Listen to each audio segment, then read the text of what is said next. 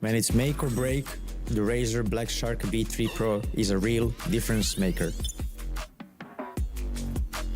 Its wireless connection is so fast, there is zero delay to how I play. With the best mic in the business, my shot calls are always on point.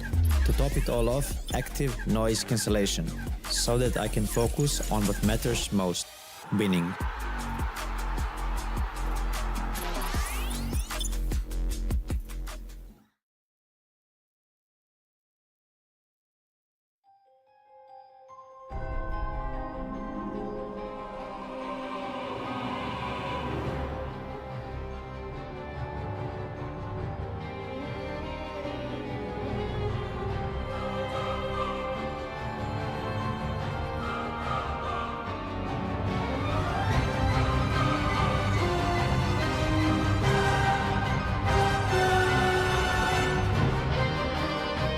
Everybody's afraid of something, but true legends rise above the nightmare.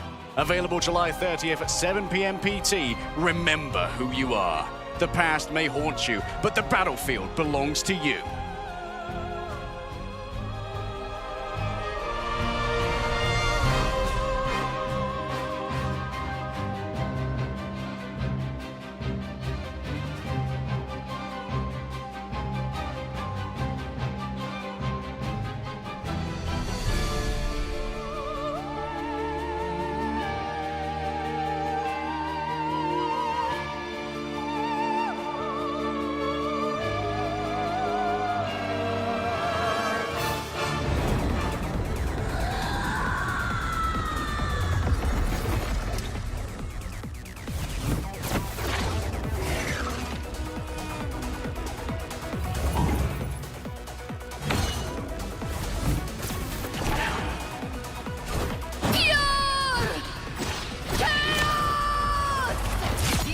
Inevitable.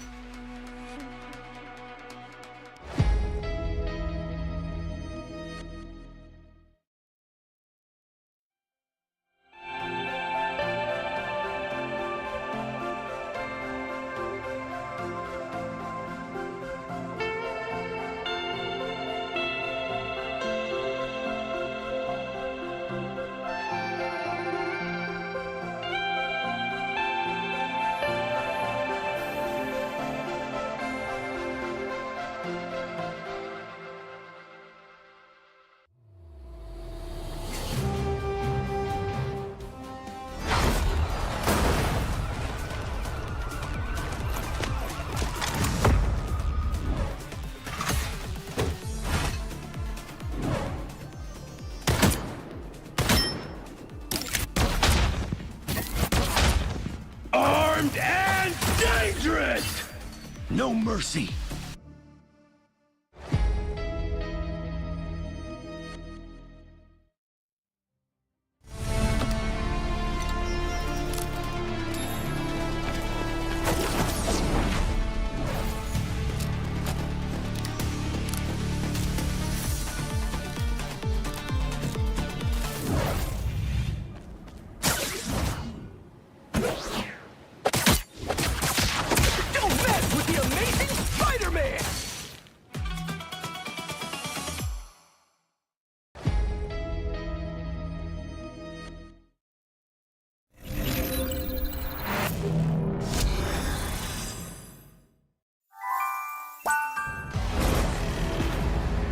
There is only one path to peace, the Avengers' extinction.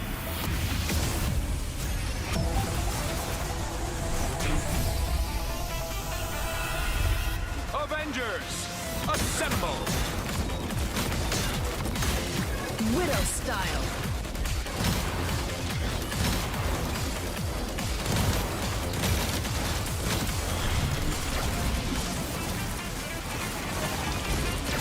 Friday, lock and load.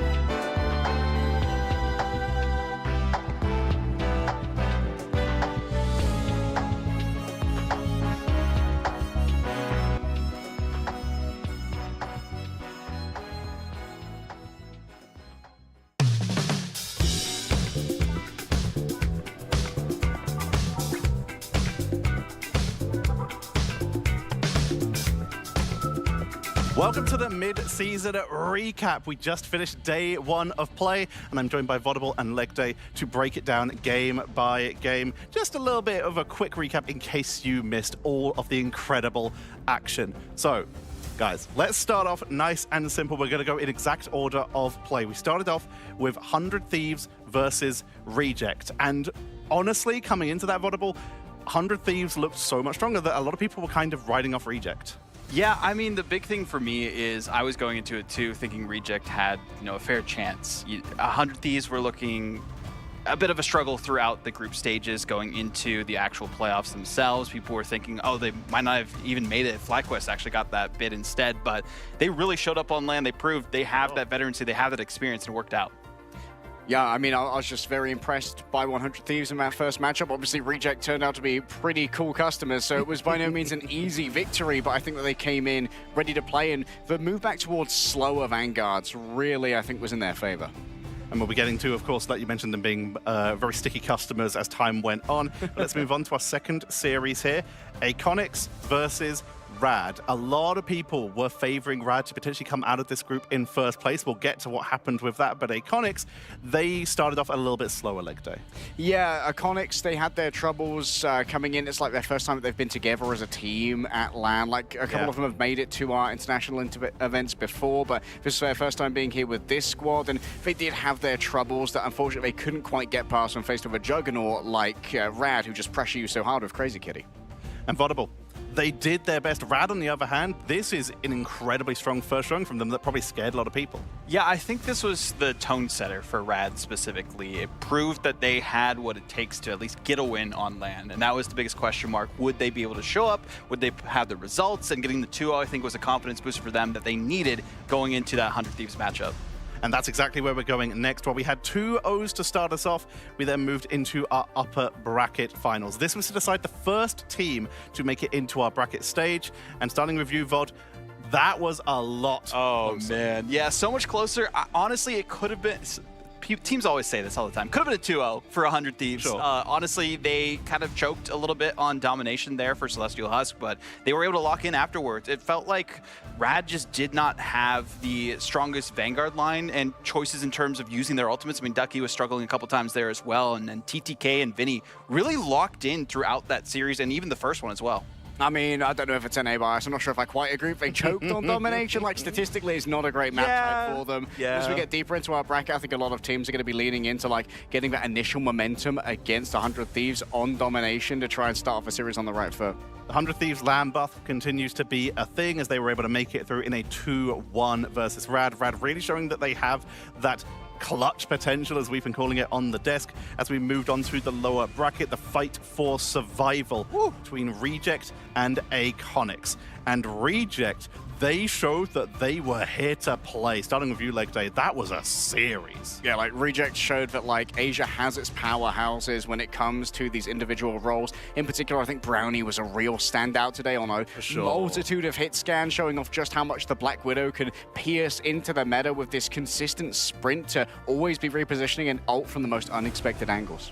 And Vodable, Aconics, a valiant effort. They did take them a little bit to the limit at the final series, but overall, this was the Reject show. It was a Reject show. I feel like Aconics, if it was lesser teams, they would have gotten, a map win. If we had the full 12 that we'll potentially have going into those grand finals, then maybe if they show up then and it's against like a 4th place team from EMEA or NA, that they have a chance. But unfortunately, it was against the best in Asia, and they showcased why they were that best team.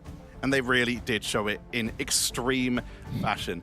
To wrap up our wrap-up of the matches before we dive just in a little bit of surface level into some of our favorite bits from the day, we had the final qualifying match. Reject made their win over Aconics in a 2-0, and then they went up against Rad. Starting with you, Vodable. This was spectacular. We're talking about chokes and clutch potential. That looked like it was over so many times, you traitor. I mean, hey, I was going with where the wins were taking the series, and it should have been a win for Reject. They choked so hard. I feel bad for the players, of course, but this is what they're used to at this point. We've seen a lot of C9s throughout, like symbiotic surfaces from them too. I'm sure Keg and Dan with his whiteboard is probably ranting about it as well. But they gave it as much as they could, right? This was a great showing from them. They got as close as possible possible. It just was not that clutch factor that we talked about from them. Leg day, as the EMEA person who believed. Yeah. Insane. Well, I didn't believe. I wasn't being biased when I was casting. I just had a small hope within my heart that my EMEA darlings would make it through. And honestly, like, there were moments where I'm like, Rad are absolutely choking this. They were. Like, They very much were. Like, the lights clutched. are too bright, like, the flashbang hit them, but the recovery was very solid. And I think that one of the Suck big the landing. standouts was that Smashnares picked up the Black Widow and was able to bring it to Brownie, which was a real issue early on in that series, was getting omega gapped on the Widow, but really leaned into it. We saw more resources being put his way so that he could win that 1v1. Yeah. The draft recovery honestly seemed to be such a big thing for Rad, where they were able to bring back, like you said, the Widow in some cases. They were still able to get Crazy Kitty onto something he enjoyed. They were starting to ban out stuff like the Invisible Woman to prevent the buffs onto someone like Brownie. They really did recover a little bit here. Before we wrap it up and get ready for day 2, let's have a talk about favorite moments from the day, and then I'll do a very quick bracket rundown, starting with you, Leg Day. Oh, I think it had to be the crazy clutch-up defense on Hall of Jalia from Rad. There could be another moment, honestly. I go first, so I guess I'll just win that, like, 4 minutes of just absolute Helm's Deep tier defense. Unbelievable stuff. And Vaudable. I think the big thing for me is like seeing the 100 Thieves back in the saddle in their home ground right here in LA. I think, you know, all the fans in the crowd were cheering them on the entire time too. There's a lot of, you know, family members for them as well that are kind of close to the area too, that were just rooting for this 100 Thieves roster. So seeing the fans come out and really showcase support for 100 Thieves, I think was a favorite moment of mine. Now I'm just going to go do a very quick rundown of the matches we have coming up. By the time you're watching this today, 100 Thieves made it through in that first seed, but of course, due to bracket setup, they cannot play against Liquid Citadel because you can't play against a team from your own region, meaning they are at the top of the bracket against Na'Vi, our main bracket stage. Then lower down, we're going to have Genji and Virtus Pro. Below that, Liquid Citadel will be playing against the team that came through second in those play-in stage. They will be going against Rad. A tough matchup, and those two teams have been boot camping together, so potentially a very personal ban phase when we come to that. And then, of course, the bottom of our bracket, we have Swamp Gaming versus Over Ultra Gaming. I'm going to start with you, Vaudable. Yes. What match are you looking forward to the most? I mean, it's the obvious one, right? The beginning of the day, personally for me, the Na'Vi versus 100 Thieves, Terra versus old team. Yeah, the custody of Terra basically is Self going to be the big difference maker that they've been hoping for to fill those shoes. And yes, not the same role, but Delena also really stepping up throughout the day today. I cannot wait for that series. And of course, the same question to you, Leg Day. I mean, for me, I think it's going to be Genji versus Virtus Pro. Like, we're all wondering like where Genji are going to land in terms of power level, right? Because they don't have Salvation here. They've brought in Alex, who we personally know is really a good. fantastic strategist coming through from Heretics, but he's not their guy. And sometimes having your guy is the most important, but also, like, there have been a more billion detractors of Virtus Pro ever since they managed to win at Worlds last year. So can Virtus Pro clap back against a team that everyone is touting as a real powerhouse here at LAN? And Genji did perform at last LAN under Chopper Mag with a sub. Can they do so again today? We'll have to find out.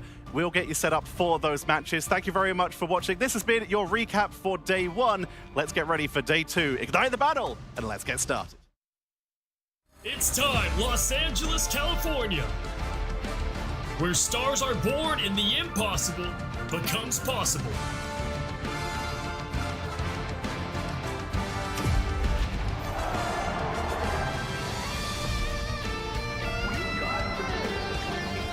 Going, but Crook is closing it on an ultimate, but still they believe it's winnable. Na'Vi say we don't need it. Because of their failure to finish the attack, it's not going to matter. We will beat you again. Gets slightly more. Trox to the room.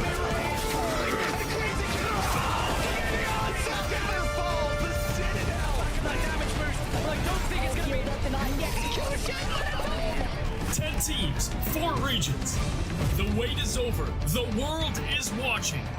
This is Ignite.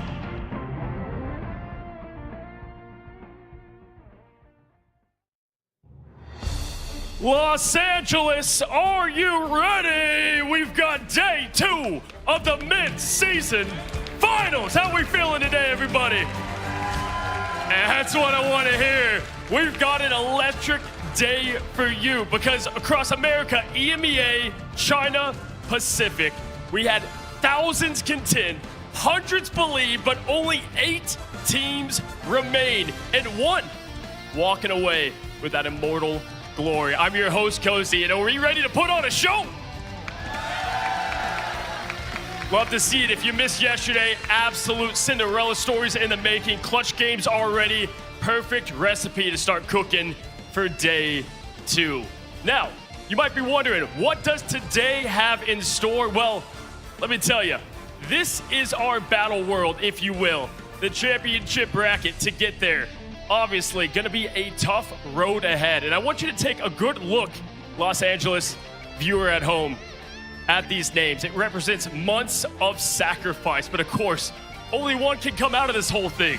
We've got a lot to cover, and I want to walk you through just how special today is going to be. First up, match number 1. Woo! We got Na'Vi versus 100 Thieves. Now, if Revenge Tales is what you're looking for, this is the perfect setup. Rivalries take years to set up, but not this one. It was built within the former face and captain of a team, now going against and trying to eliminate that exact team. Na'Vi, considered the best of the best on the EMEA side, against 100 Thieves is going to be something special. Here in the crowd, who thinks 100 Thieves is going to take it? Viewers, let me see it in the chat. What about Na'Vi? Pretty evenly split. Hey, for a hometown crowd, color me impressed. Well, let's go and take it out to match number 2 of the day, and this one's pretty spicy. We've got ourselves the defending champions of the grand finals last year, Virtus Pro. Any VP fans here? Love to see it. We have some of the best going up against Gen G, a team with a dream that quite literally, if you're a Bobo fan, it wears the heart on the sleeve. We've got great emotions. That's going to be an incredible matchup today. Cannot wait for that. And as we look at match number 3, well, we're here in America, and well, there is an Avengers squad that was assembled, if you will, in Team TLC. Some of the best players absolutely in the entire region put together in the Dream Squad. And well, they go up against, if you were here yesterday, the play-in stage. Our Cinderella story from couch to pro. That's what Rivals is all about. If you think you can do it in rank, quick play, go in that MRC and you can find yourself at the biggest stage here in LA. It'll be Rad versus TLC. And then of course, one more before we figure this whole thing out. Match number 4 is Swamp Gaming versus OUG. We have a first-time LAN participants in Swamp Gaming versus the team that represents the one region that they have in China. It's gonna be awesome. I cannot wait. But if that wasn't enough, we have eliminations going on. Anyone fans of the big stake matches of eliminations here? Yes? Thank you. That's my favorite. The stakes are the best. You have to have them, right? And with all that, if the stakes were not enough, folks, well, we got a pretty big prize pool. How does $500,000 sound? Yeah, hey, Jarvis, wire that to my bank account. Remind me to sign up next time, Jarvis. Thank you. It's a lot of money, a lot of costumes out there. These players obviously are going for that, but what money can't buy? It's the ego, the pride behind it. And what do we want to do, LA? Well, let's put on a show, and I want to welcome, and let's go to the crowd and see what y'all have to say out here, and find my way over here in front row. Yeah, front row here. Love the shirt. Got to ask you, come on up here with me for a sec, if you don't mind. Who are you going for? What's your name, sir? Larry. Larry, what team do you think has it? Who do you think is going to take it? I want VP to take it. VP, the previous champions. I love it. Do you have a favorite hero in the game? Right now, I like Magneto, Venom. I'm a Vanguard main. Magneto, Venom, Vanguard main. Then you're happy this batch, yeah? Yeah, absolutely. Awesome. And last word, where'd you travel from? Fullerton, California. Oh, okay. So not too far then. Oh, yeah, you just drove an Uber over here, if anything, huh? Hey, appreciate you, Larry. We appreciate you coming. Thank you. Last words. No. You got it, buddy. We appreciate you. How about you here, sir? You want to come up here for a second? Oh, this is a sick jacket, gotta say. Right, absolutely awesome jacket. What's your name, sir? My name's Zero. Zero to hero. We're gonna have a couple of those today, hopefully. You have a team you're going for? I got 100 Thieves on my sleeves. Not exactly, but I'm rooting for him, pretty much. Besides that, I'm pulling for Gen G. I can't wait to see what he do for the scene right here in America. Sad Salvation's not here, but yeah, looking forward to him. Hey, this is a fan right here. Can we give it up for Zero here? Listen, 100 Thieves. How'd you feel like they did yesterday? Because some, I would say they consider them an underdog, and they took care of business, no? I think the Rad series was absolute cinema. Both teams played their heart out, but 100 Thieves wanted it more, and rightfully so, because I'm here for them, baby. Hey. Who's the best player in the world here? Best player in the world? Oh, he's right there on the Navi side. Big Terror right over my side. Classic 100 Thieves fan, if anything. We appreciate you giving up for Zero one more time. Thank you so much. Yeah, he's got one. And hey, Classic Marvel, one more thing. What do you got? Shout out Marvel Rivals Esports. Let's go! Hey, do my job for me. I love it. I love it. Let's pull one more here. Let's see. You have the amazing. Actually, I know exactly who I'm talking to. I remember you. Mind coming up with me? I might get this wrong. Are you Vess's mother? I nailed it. Yes. Oh man, a lot of faces. This, everybody, please welcome one of the players' moms. My favorite part of esports in general is the great parents that come to support their players. How is it seeing now your son on the second big stage here in Marvel Rivals? It is amazing. It's so much fun. We get so excited. She loves it. We all love it. You have anything to say to Vess, your, I'm assuming, brother, going up there on the big stage? You're gonna win. You're gonna win! Rad, I hope you heard that, because that's coming up big. Do you have a favorite Marvel hero? Mag. Just Mag. That's how you know you're a watcher. Just Mag. I love it. How about you? Jeff. Jeff and Mag, give it up for our amazing audience coming. Thank you all so much, and best of luck once again. Well, folks, let me tell you, this is the best part of LAN, is getting all of Rivals players, fans alike together in this growing esport, and I cannot wait. I think it's time to get this thing started and introduce these teams, yeah? Come on. All right, well, ladies and gentlemen, from EMEA, if you're looking for the greatness, they are here. Please put your hands together for Navi. Now, champions don't chase expectations. They create them. The 1 seed, some say the tournament favorite. Roster filled with proven winners across the board, ready for the big stage in LA. Terra, Jerky, Trust Me, Raj, Level 1 Crook, and Fate. And we'll be talking to y'all in just a moment. But on the other side, the opposition. If momentum is what you're looking for, there's not a hotter team right now as yesterday. They blew through the play-in stage. Please welcome once again your hometown crowd favorite from LA, 100 Thieves. As you know, the hit scan man himself, Delena. Vinny, TTK representing that front line. Winnie, Melina in the back, and Self by himself, the daredevil Black Cat Terror. Speaking of terror, they call him Terra, the terrifying. Terra, come on over. And where is Remix? Remix the coach. Everybody give it up for the coach of 100 Thieves. Right here, looking dapper than ever. We gotta get some words here. We have to do it. It's too much at stake. Former teams that shake it out. I love it already. Shake hands. I want to first go and give it over to you, Terra. Anything to say to Remix and 100 Thieves, first words that come to you? I mean, I want to make Remix retire.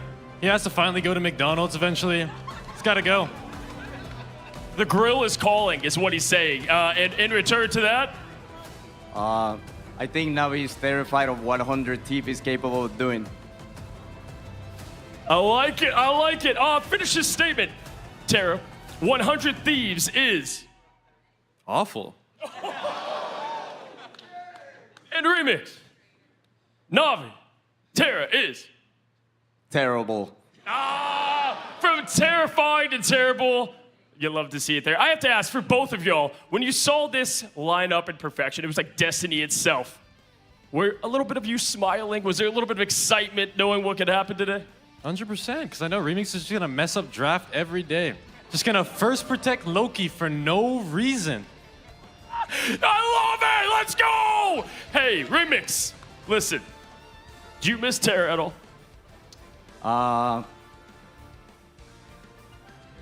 I mean, I'm more peaceful now with my team. That's why Terra is terrified of. He's terrified of the things that we're gonna accomplish here, which is why he's trying so hard to bring us down, which shows how terrified you are right now. Hey guys, give it up for them. That's enough talk because you left to go chase a crown. Shake hands now. Y'all are gonna continue the journey to get the crown without them. Ladies and gentlemen, Na'Vi, 100 Thieves. It's time to settle the score right now and bring in the absolute heat of today. And to do it, we've got the casters in the business, the American squad, I Run Shib, Dogman. Are you guys ready for this heat? Let's go! So ready. What's going on, you stud? And what's going on, my people? I am one of your casters for the day. I Run Chib here with my co-caster, Dogman. What's going on, brother? Not much. We missed our dap today. That's a That's first. gonna hurt. We just wanted, that was a very intense intro with Terra and Remix, and I feel like I'm shaking after seeing that. Yeah, it hypes me up. That's the kind of stuff we are looking for. There's so much stuff to dive into today, so much action coming your way. But before we dive into that ourselves, why don't we throw it to the desk? Take it away, Tetcher. Thank you very much, Shib and Dogman. We are getting ready for a fantastic day of games. It is time for the bracket. I am your host on the desk, Tetcher, and I am joined representing EMEA and yet from Canada and America. It is the wonderful Vodable. We had so many amazing games yesterday. I was just spoiled rotten by the games that we saw, especially the ones with Rad. 100 Thieves versus Rad going the distance, and then also Reject really showing up as best as we would have liked them to throughout the competition. Maybe not so much in the first series, of course, against 100 Thieves. It's 100 Thieves. And they really showed up big at the end. And of course, I am joined by the magnificent from the UK and now also America, representing America, Gaskin. 100 Thieves going through in first place in the play-ins, but they've got a tough matchup first. Yeah, typically I'd say, do I have to represent Americas? But after the 100 Thieves performance yesterday, I'll take it. I'm excited for these matchups today. I think that we were, we love the play-ins. The play-ins are always very exciting. Who's going to make it to the main bracket? But now this is the meat of the tournament, right? We are getting to the business end, and now we're going to see the biggest and best teams quite literally in the world compete. 100 Thieves making it through, Rad making it through. Want to give a shout out to Reject and Iconics for absolutely making them sweat for the entirety of that setup.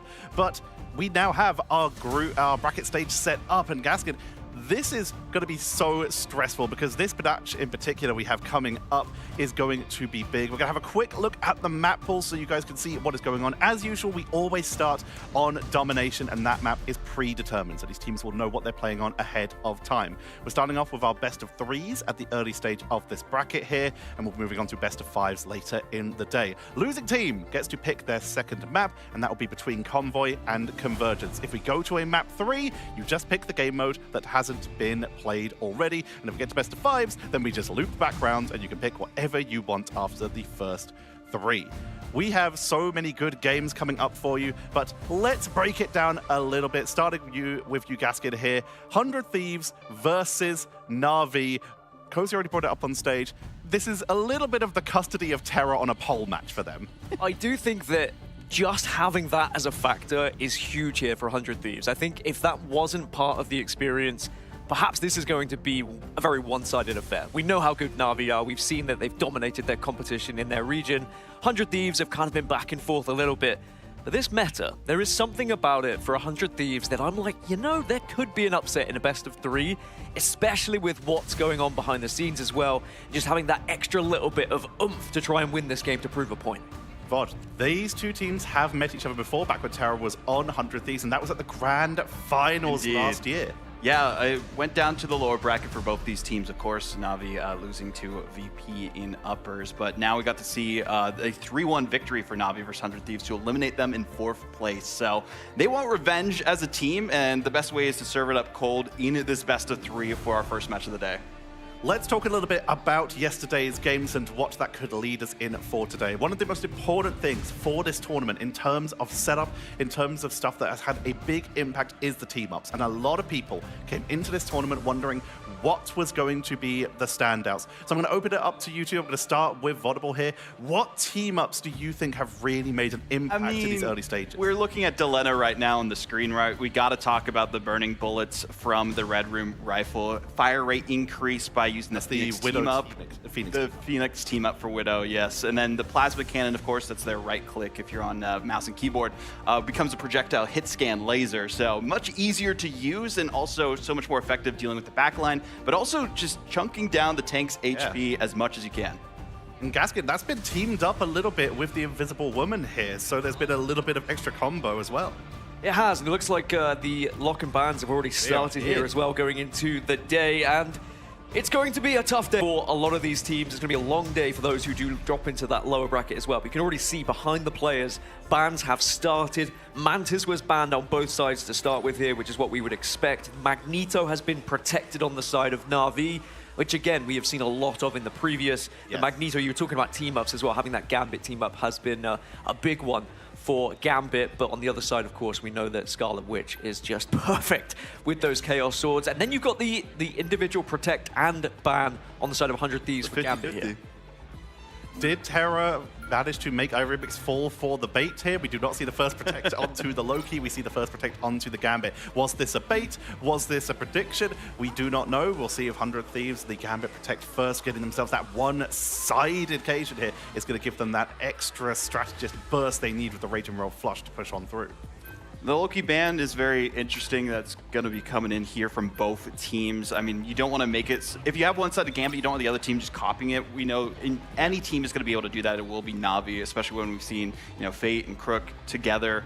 They are just a deadly duo. You can't give them both Gambit and Loki because how effective it is as a combination. So more target focuses will be coming through here, and potential for like a Luna save from 100 Thieves. We saw a lot of that being used by Millennia yesterday, and that was a big focus for them. Allowed Self to dive as much as they could on the Daredevil. The extra protection for your dive characters, and also that self-protection for Luna with either the White Fox team up for the charm, and of course having that snowflake, that snowball yourself in order to freeze anyone who tries to target you down. Luna is really starting to jump up in priority again. Ooh. And an interesting setup here. You can kind of see it in the background from Na'Vi. The Emma Frost banned away here. A little bit of anti-dive, and also we have seen some really effective usage of that Psionic Seduction. That's a direct target at TTK specifically. We've seen a lot of great work from them on the Emma, so taking that out of the equation is a great look for them. Taking out, what, Magneto and the Emma as well, just targeting Vanguards a little bit. Yeah, I think there's definitely a game plan here. And I think that Na'Vi will be pretty happy with how this pick and ban has gone, but the thing is going to be taken away from the other side, which I think is extremely important as well. A one-sided thing can sometimes be very important for how you actually get through some of these backlines. So I think this is going to be a difficult one to call between these two. Thing's been so useful, that anti-dive, and also just the pressure you can apply on the front line with the buff to his right click, really giving him that sustain. I'm going to ask you both as we head on in. Vodable, one word, which team you got? Na'Vi. And Gaskin with 100 Thieves, baby! We got the perfect split. Let's get into the game. I'm sending you over to our casters, Justin Dockman and Iron Shit. I mean, the ban-out strategy of the strategists, It's something we've seen in the past. Let's see if it's going to work out for them here as they dive into our first match of the day. Yeah, this is going to be a banger. I mean, I can't believe we have yet another grudge match basically this early on in the tournament. First map we're starting on is going to be Burn the T'Challa once we get in that map. The ban phase was very, very interesting, as the analyst has put it perfectly, but on the beautiful stage today, it is set for the match between Na'Vi and 100 Thieves, which is best out of 3 ships. So crazy. This could be a fast one or one of the tightest BO3s like we saw yesterday. And you can see what they're floating right now is obviously the Penny from Trust Me. We've heard stories of Penny coming back into the meta heavily, but we haven't had eyes on it much in this tournament yet. So looking forward to seeing what that looks like here from Na'Vi. Yeah, I think if they run this portal strat real quick, we might have a potential catch out of it. But no, they're wanting straight to the point with it. So it will be that comp around Terra on Bucky, actually. A bit of an older strategy with it. But it's like you said, Trust Me playing the Penny Parker. Triple strat lineup. And I'm curious how that does versus 100 Thieves, who are going full dive with Self on Black Cat. And notice they are using the Panther team up here for Penny on the side of Trust Me, a very cerebral player, a player that is known for really coming up with comp ideas and helping the team kind of unify around a strategy. And there's that shield that we're talking about right now, almost finding one. Delena's gonna be in a tough spot trying to break that shield. Instead, gets that right back at him, and in the sky, it's gonna be TTK dancing around, taking that space. Yeah, I mean, controlling the objective right now, but touching is one of the members of Team 100 Thieves. I believe it was TTK, but he had to fly away towards the health pack side. And right now, in terms of space created, Navi's doing a good job. Wow, well done by Rajro here to find Delena early on in the fight, put them up in numbers. The point is in their favor, 12% and climbing. Self, though, matches it right back and is able to find a strategist, make it 2 as Jerky goes down. Terra finding Millennia to find a strategist back at them. But either way, numbers are still in their favor for the side of Thieves right now. Yep, cohesive, stuck together as a unit. Self trying to do a good job living. Unfortunately, could not as Fate tracks him down actually in the Adam Warlock cross map. So Na'Vi in the lead at the current moment in terms of ultimate charge gained as well. However, you know, for 100 Thieves, they still have time to set up. It's been tough for, well, I guess, Self in particular. Now he wants to go over to the Storm. They want to play it slow as well, understanding that Na'Vi are playing around that Penny Parker. Playing this damage boost comp here, trying to pocket Delena, who makes that change to Bucky as well. And curious to see what that's going to look like into this matchup. Obviously, the team up here for Ultron allows Ultron to heal the majority of the team and provide some of those buffs with a damage boost. It actually stacks too, so oh wow, it's a tough look here as Jerky and Terra find 1 and 2 early. Navi's looking clinical right now. Yeah, that was perfect on the engage. I mean, Vinny walks up, bit slow, bit telegraphed. The unfortunate aspect, I think, with the thing is that, I mean, obviously you can kind of fall back to your team and bounce away, but once that damage comes through from Na'Vi, and if you have an aggressive strat in terms of the Ultron on Jerky, you can make plays happen incredibly fast. Now Na'Vi are sitting in a great spot. A lot of ultimates available, obviously, to disengage, but now they want to go aggressive.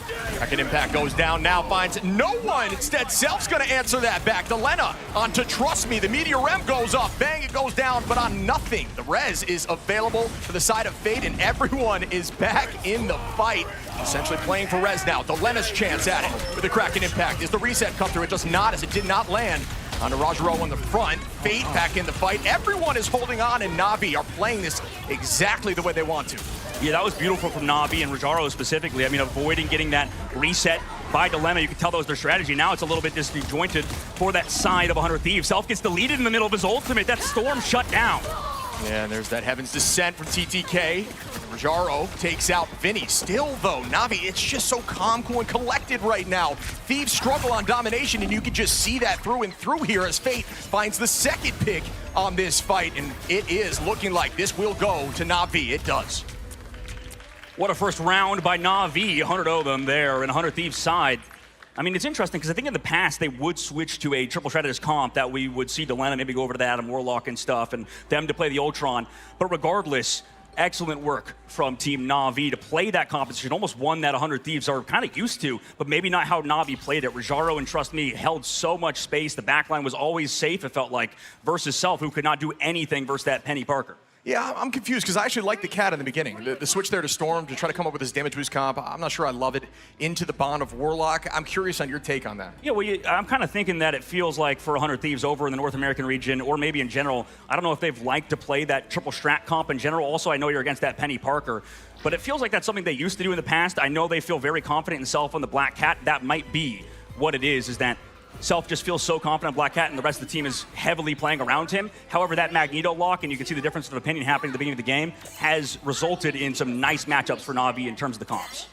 Great call there. As we are setting up the second map again, you can see the comps, a little bit of a shift here. Delena's going to be on that Star-Lord. Honestly, we haven't seen a ton of Star-Lord so far in the tournament. Granted, it was the play-in stages for day one, and I do think teams are going to get ever more locked as the days progress.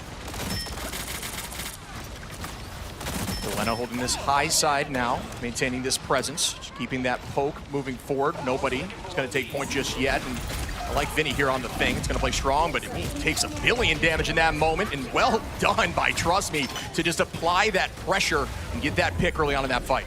Yeah, this is tough. I mean, at this rate, I don't think the Black Cat stuff is really working for 100 Thieves. Also, the Bucky has been a problem. Something that Reject, I think, didn't even try yesterday. They played a triple Vanguard comp versus 100 Thieves comp, and it was not looking good. But the triple Strat comp with the Ultron, with his Adam Warlock, and Fate just absolutely pumping in ridiculous amounts of damage, it's been so hard for TTK and anybody on 100 Thieves to do something with their very hyper-aggressive comp. It feels like Na'Vi are somehow being the aggressors with, you know, in the past, this slower composition. They're not playing it that way at all. Yeah, I think back to past mid-seasons where we've seen Fate on the Jeff playing aggro, and I really like a strategist that gets in the fight here, and you can see just the raw damage output from Fate trying to farm that all, already 82%, ready to res up. Winnie going to start up here with the Raging Royal Flush. Will we see some cleanup? Match back by the dance floor. A lot of commitment as Terra starts off with a Kraken impact. Nobody goes down just yet, staying on that dance floor, staying healthy as one does. Fate finds the first pick, though. Goodbye to Delena. This team is so coordinated, so on point at the current moment. Millennia trying to fall back the main side, does so. But we have Rez available for this fight as well as Self gets picked off. I mean, this is so one-sided. And actually, in this case, might be a bit of a draft differential, or at least team differential at the current moment, as Na'Vi are sitting with a lot of ultimates, still disengaged perfectly, and caught Delena down in the back of the fight. Yeah, the one-sided mag looks incredibly strong. The one-sided Gambit, maybe just not as much of an answer as it was in the past few seasons here. Gambit's been a mainstay in the meta. Roger Rose holding this spot here, applying some pressure. Does have that Meteor M to answer should need be. Vinny popping bubbles, a big cooldown to pull out as Fate finds another pick inside of the Galactic Legend from Delena, and that's just more and more wins here for the side of Na'Vi.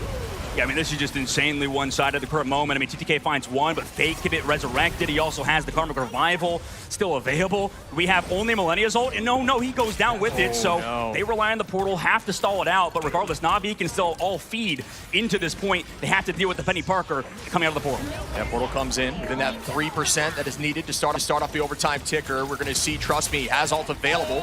They are going to use some of this to just spread and protect some of those mine spawners, make it a tough zone to go in and fight on. Bond gets committed. Fate does have that res available. Keep eyes on that as the dance floor is committed for Millennia. Pick comes out. Na'Vi up a number as Winnie falls. The strategist pick is massive. Fate finds another onto Vinny. And there's that res from Fate in prep, but it does not matter. Na'Vi take domination. Wow, what a map from Na'Vi. And I mean, this is the prevalence of hit scan meta at the current moment. You can see what a shutdown compared to yesterday when we saw Self just go insane. Yeah, it is really difficult on domination to go into a penny comp too, especially with that Ultron Protect. It is a disgusting composition, and it looked dominant across the board. And Fate is actually going to take home the MVP with deserved. With the Adam Warlock absolutely popping off, shut down Delena's ult as well. Fantastic work to Na'Vi, and they're showing that prowess. They are the reigning mid-season champs, right? Back when they were on Rad, rather. But regardless, this team has that experience, like you mentioned before. They've taken down top squads, and you can look today, they want to win it all, and that was a dominant map number one. What did he do it? I don't know if you saw those stats. I threw up my mouth a little. 9.4K damage from Adam Warlock, more than some of the duelists across the board. Guy just does not miss. Well-deserved MVP there from Fate again. Na'Vi haven't missed a beat here. Thieves are definitely on their heels. Yeah, absolutely. This team is looking like a well-oiled machine, and it's all through their incredible players that I know a lot of people talk about. Fate and their backline in general is one of the best backlines that we've seen in the game. Their strategists, just in tandem of those two, so mechanically skilled and so smart and cerebral when it comes to the gameplay as well. I know Trust Me gets a lot of the credit too with that in that department as he goes for a quick bathroom break, and we look at the rest of the squad. Rajaro, that stable force as well, playing a ton of that Magneto that has been so prevalent in the meta. To get that one-sided mag seemed to have bit 100 Thieves in the butt, right? Yeah, it's funny that you mentioned the cerebral side of Trust Me. I think of it like Team Heart versus Team Smart, right? Yeah. Thieves just seem to show up in these moments, so I always give them the Team Heart, when they're here on the big stage, but it's just hard to go against a team that just truly innovates and creates metas. Yeah, this team right now, Na'Vi, looking incredible, especially against that, or with the Penny Parker. And you can see even, trust me, I don't know if there are a lot of players like to sort of lie, behind the scenes. I don't know if you know that. They were saying that, no. No, never. I mean, everybody kind of thought that Venom was going to be crazy good, insanely OP. Yeah. Coming to the game, trust me, he's like, no, Venom's terrible. And so he's kind of right. He's going to Penny Parker. We've heard even, other players that are known for more Captain America. Maybe you heard of him. I'm not going to leak the name, but for TLC, you probably know. He's been playing a lot of Penny Parker as well. Yeah. So everybody's picked up this hero. It's because of the new team-ups, right? That Black Panther one has been huge for Penny Parker, right? Yeah, we were talking about the strategy. You can play like an aggressive Penny where essentially you drop that Mind Spawner at your feet, pop the shield up and defend it, and then you just win trades like it's your job. It is a huge problem right now, but you got to keep in mind that the metas here that you're going to see in a live action or in like a mid-season worlds like this are going to be a little different than ranked because there's just so much coordination and the mistakes are very far few and in between. Absolutely. I mean, now we're kind of come full circle. Remember when people were talking about Penny Parker and gold? You were, dude. Yeah. Well, yeah, a couple weeks ago, before the Black Panther buff came out too. I mean, there were so many changes that came out, 100+ team-ups. It's just insane how much you've had to, relearn learn and figure out, and also keeps the game fresh. So for sure, that's the big thing on stage. These guys have to figure out the meta so fast. The hardest part of the professional job in this scene is to figure out what to play. And there's so many bans as well that dictate and change things, one-sided bans. So, you know, it's very, very difficult at the current stage. Yeah, so much being thrown into the game this new season. Shout out to the dev team. Museum of Contemplation is going to be our next map. Strange. You know, we never see that, huh? Yeah, no, never see Museum of Contemplation. I'm contemplating banning that map from the grand finals because we see it so much. But I love that map, to be honest. Me too. Mainly because people really struggle at the very end with the cart. Yeah, it's tricky. It changes into a giant duck because there's a lot of C9s that can happen. Yeah, this is one of those maps that a lot of teams are screaming on. They enjoy it. And I get a lot of questions about, like, why is this a selection? And I think there's a lot of things, right? Teams are practicing on it, scrimming on it a ton, so they feel comfortable. And then, two, why not hold some of those more selective team-focused maps later on in the tournament when your back's against the wall? Pull it out when you think it's kind of a weapon for you.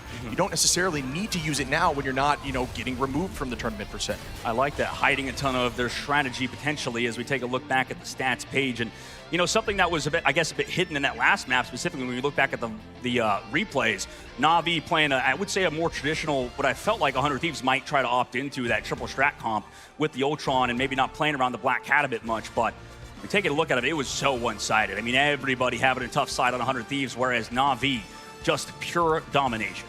Yeah, I'm looking forward to potentially seeing the Widow back and forth from Terra and Delena. I think Delena looked really good on Widow. Terra, though, in that matchup, I mean, on the Bucky, it was just uncontested. You see Delena struggling a little bit on that stat line there. Terra looked like a raid boss the entire time, but it's really about the flow of the map, and the entire pacing was in Navi's favor the entire time. The only time it wasn't was when they're playing for res. Very surprising, too. I mean, considering what we saw yesterday in the play-ins, it's kind of looking like the past where this team, you know, made it out the play-ins, and, you know, with Level 1 Crook and this squad, they actually dominated the play-ins back in China, in Guangzhou, and now coming around to this side of the pond, they haven't lost a step, where you would assume maybe these play-in teams are a lot stronger just due to how things have worked in the past. It's not always the top seed that dominates that LAN, and you would assume 100 Thieves could match up well against Na'Vi based on yesterday's matches, but after that, I mean, that domination was, like you said, just all in Na'Vi's side. Yeah, it might have lit a fire under him, right? You got to hope that's going to be the case, keeping this tight, because, you know, you and I like to see close matches for the most part. But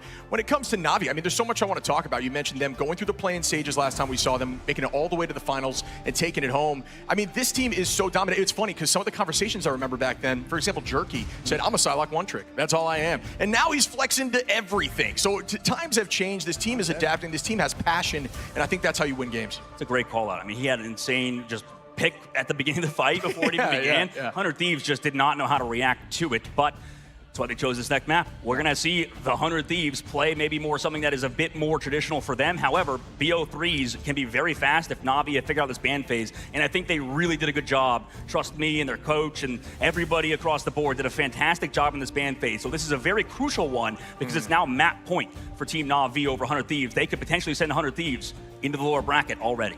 Yeah, it's funny. We heard the conversation about how they think Thieves kind of struggles in the ban phase, and I do think the ban phase was by far won by Na'Vi on that last go. We'll see if things change here. I don't expect to see the full strat line ban out here. Yeah, it looks like they are going to go ahead and make sure they lock in that Magneto. Yeah, when we take a look back at the bans, it's, as you said, Magneto protected. You guys will pull it up and you can see behind the scenes, behind their cameras, behind the faces of the players, what they're banning. This time it will be Loki for Na'Vi's side banned out due to the mag ban or protect on the other side. And this is kind of a bit prevalent in terms of, you know, I know people were rating Gambit very highly, and he is a very good character. However, Magneto is in the meta, and that's why it's protected by both teams. Yeah, and in these maps, we touched on it yesterday. Magneto's great, obviously, with that great sword. You know, the hitbox, the size of that, throwing it into the backline's a problem. But outside of that, I mean, these maps where they're more single lane focused and you're able to pop that shield up, it covers the entire of the lane. I mean, the entirety of the lane. You just do such a good job on that front while still having that KO pressure.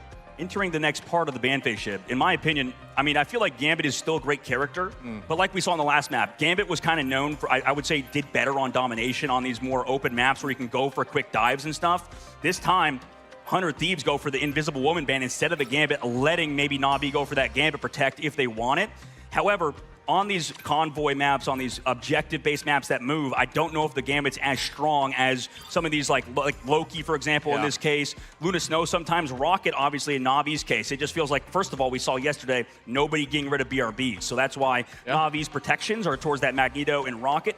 They surely are letting Gambit go through. It might be a mistake, I think, for 100 Thieves to maybe even ban out the Gambit. I know he's strong, but they still go for it. I'm surprised considering what we've seen so far in these matches. I understand the character's strong, however... They could lock in Viz here. That's what I'm thinking. I mean, I think they just... Oh, okay. The Rocket just for the defensible side with those BRBs like you're mentioning. But yeah, Invis does a great job with the damage boost from the Torch team up. You give that shield to something like a Widow on an off angle, next thing you know, they've exploded everybody, right? Like, I think she's in a really good spot on this map, especially in the lane focus with her Pierce heals. Rocket is in a similar boat, though, right? Yeah.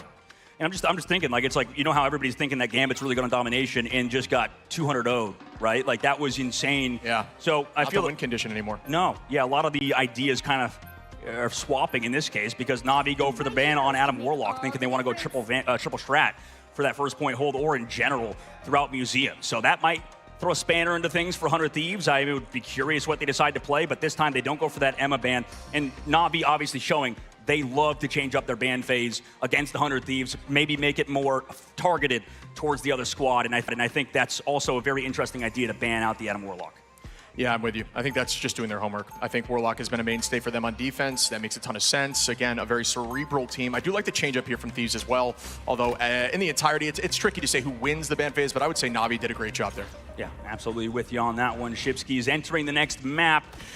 Will be map point for Na'Vi. Can 100 Thieves come back as we see the coach of 100 Thieves and Remix thinking about what to do in that draft phase? Terra gave him a bit of insight on the main stage with Cozy up there, saying that I saw that. He said he was going to mess up all of the ban phases and go to friggin' McDonald's and we'll work at fast food.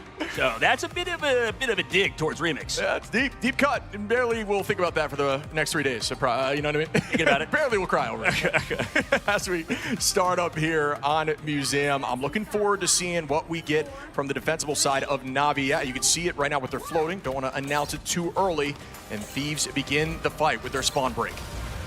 Yeah, starting off very close, and how Rajaro's been playing this Magneto is hyper-aggressive, but this time TTK will be on the mag to match him on the other side. We'll see if he can, as Rajaro last map, kind of underrated in terms of how much damage and value he got on that character. Oh, and almost gets that pick there, like Rajaro's play on this angle. Very different angle than we're used to seeing. Trying to find that first play onto the side of Delena, but instead Terra finds that first pick onto Vinny, likely off the back of a pull. The BRB is going to be popped here. Delena matches it back, and Vinny makes the second pick come through. Are Thieves going to be able to get through this door and change the tone? A little bit from what we've seen off map 1. I mean, the fact that somehow Rajar is living for so long through the healing is cracked, Self goes down. Both duelists, I think, are being removed out of this team fight even after opening picks. Na'Vi capitalize. Yeah, they're really taking advantage of these drones. I mean, Jerky on here on this Ultron, and with the team up from Trust Me, they're just able to play so aggressive. Vinny, though, finding that pick on a Fate who just came back from Rez, will be permanent for once here as Fate's back at the door, playing a mean Warlock at this current moment, and Terran's going to be on that Wolverine. Yeah, without the Invisible Woman on her Thief's side, I was curious how this Wolverine plays out. They're going to keep going for pulls. Wow. But Benny removes Trust Me. And that's an excellent job, just holding aggression, playing forward, and finding the picks. TTK with another one on the Rajaro, staggering them out too. So this portal might come late. They do find Winnie at least on an aggression play, but do they find any more after that? I like that touch of Terra just using that wall slowly. Doesn't want to burn it too quick to keep that charge at 100. Terra finds that pick onto TTK, but numbers still heavily in the favor of the Thieves, who are trying to steal this first point. Vinny again finds Terra. That's a huge start here for Thieves, who do have ult advantage in this next fight. I think unfortunately for Na'Vi, Fate was so close to building that Karmic Revival. Upcoming fight also didn't force any ultimates out of 100 Thieves, so they still kind of have the edge. However, Terra has been massive with last stands in the past, and same thing with these mags.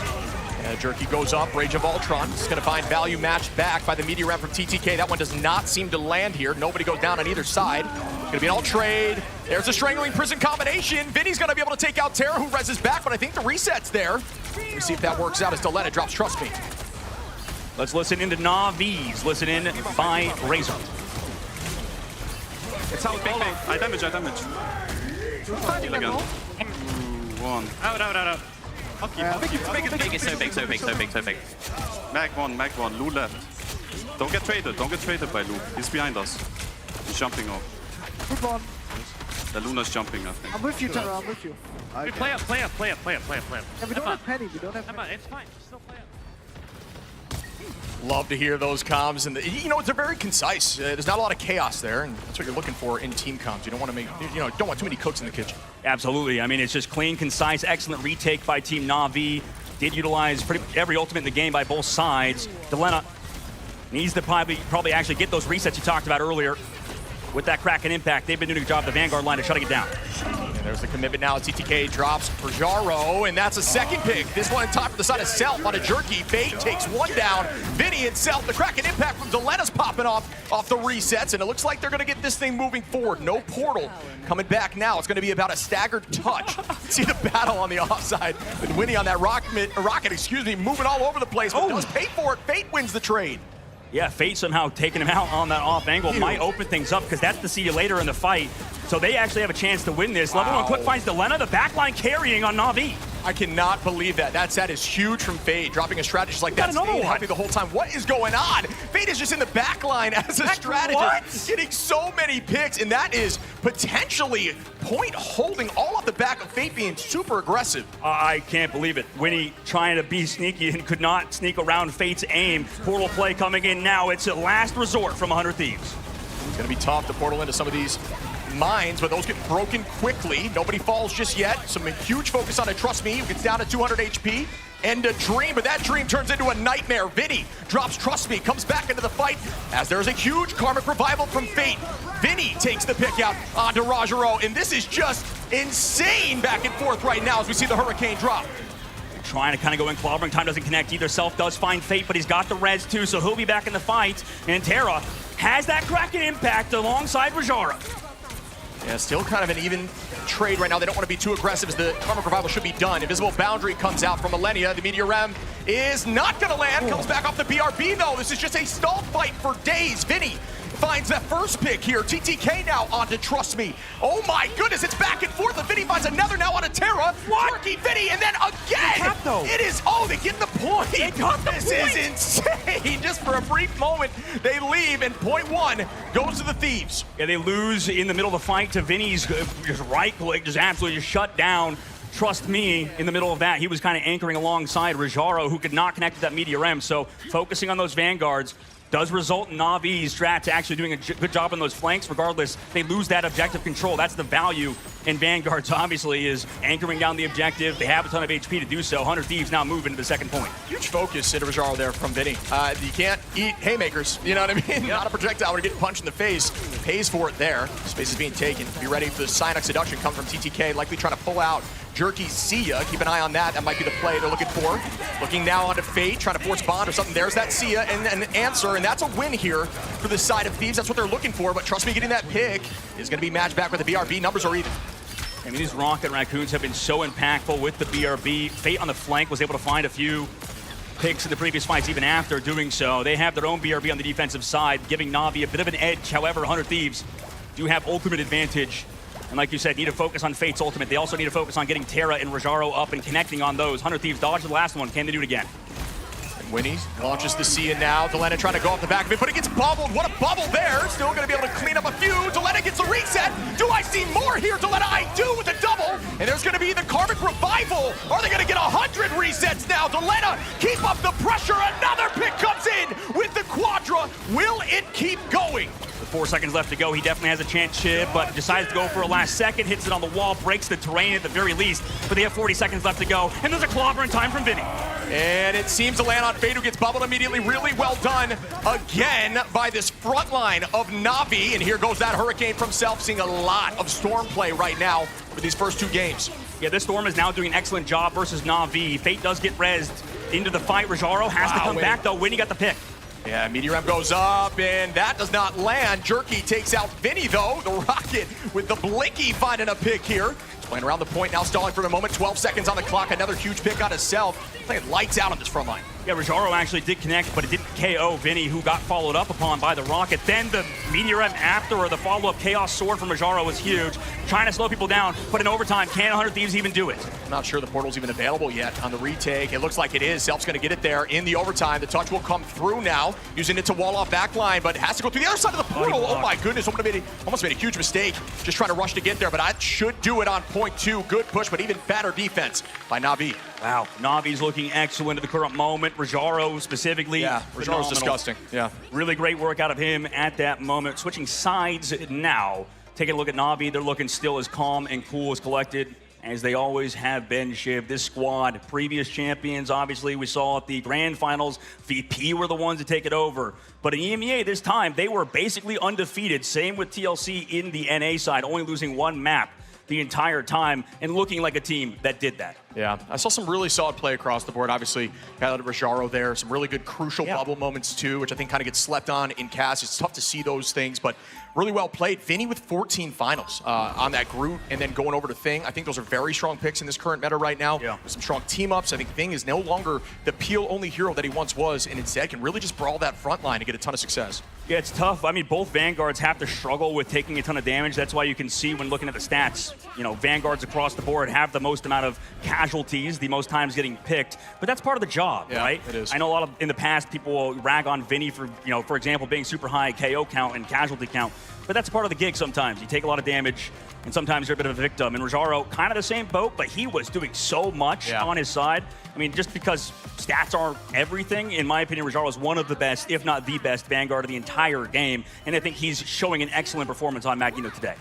You're going to see Jubilee Winnie here on defense, who's been coming out of the woodwork on these triple pulls because this blind and damage boost for your team is super effective when you know that all you're really looking for is a little extra damage that you're running that triple front line.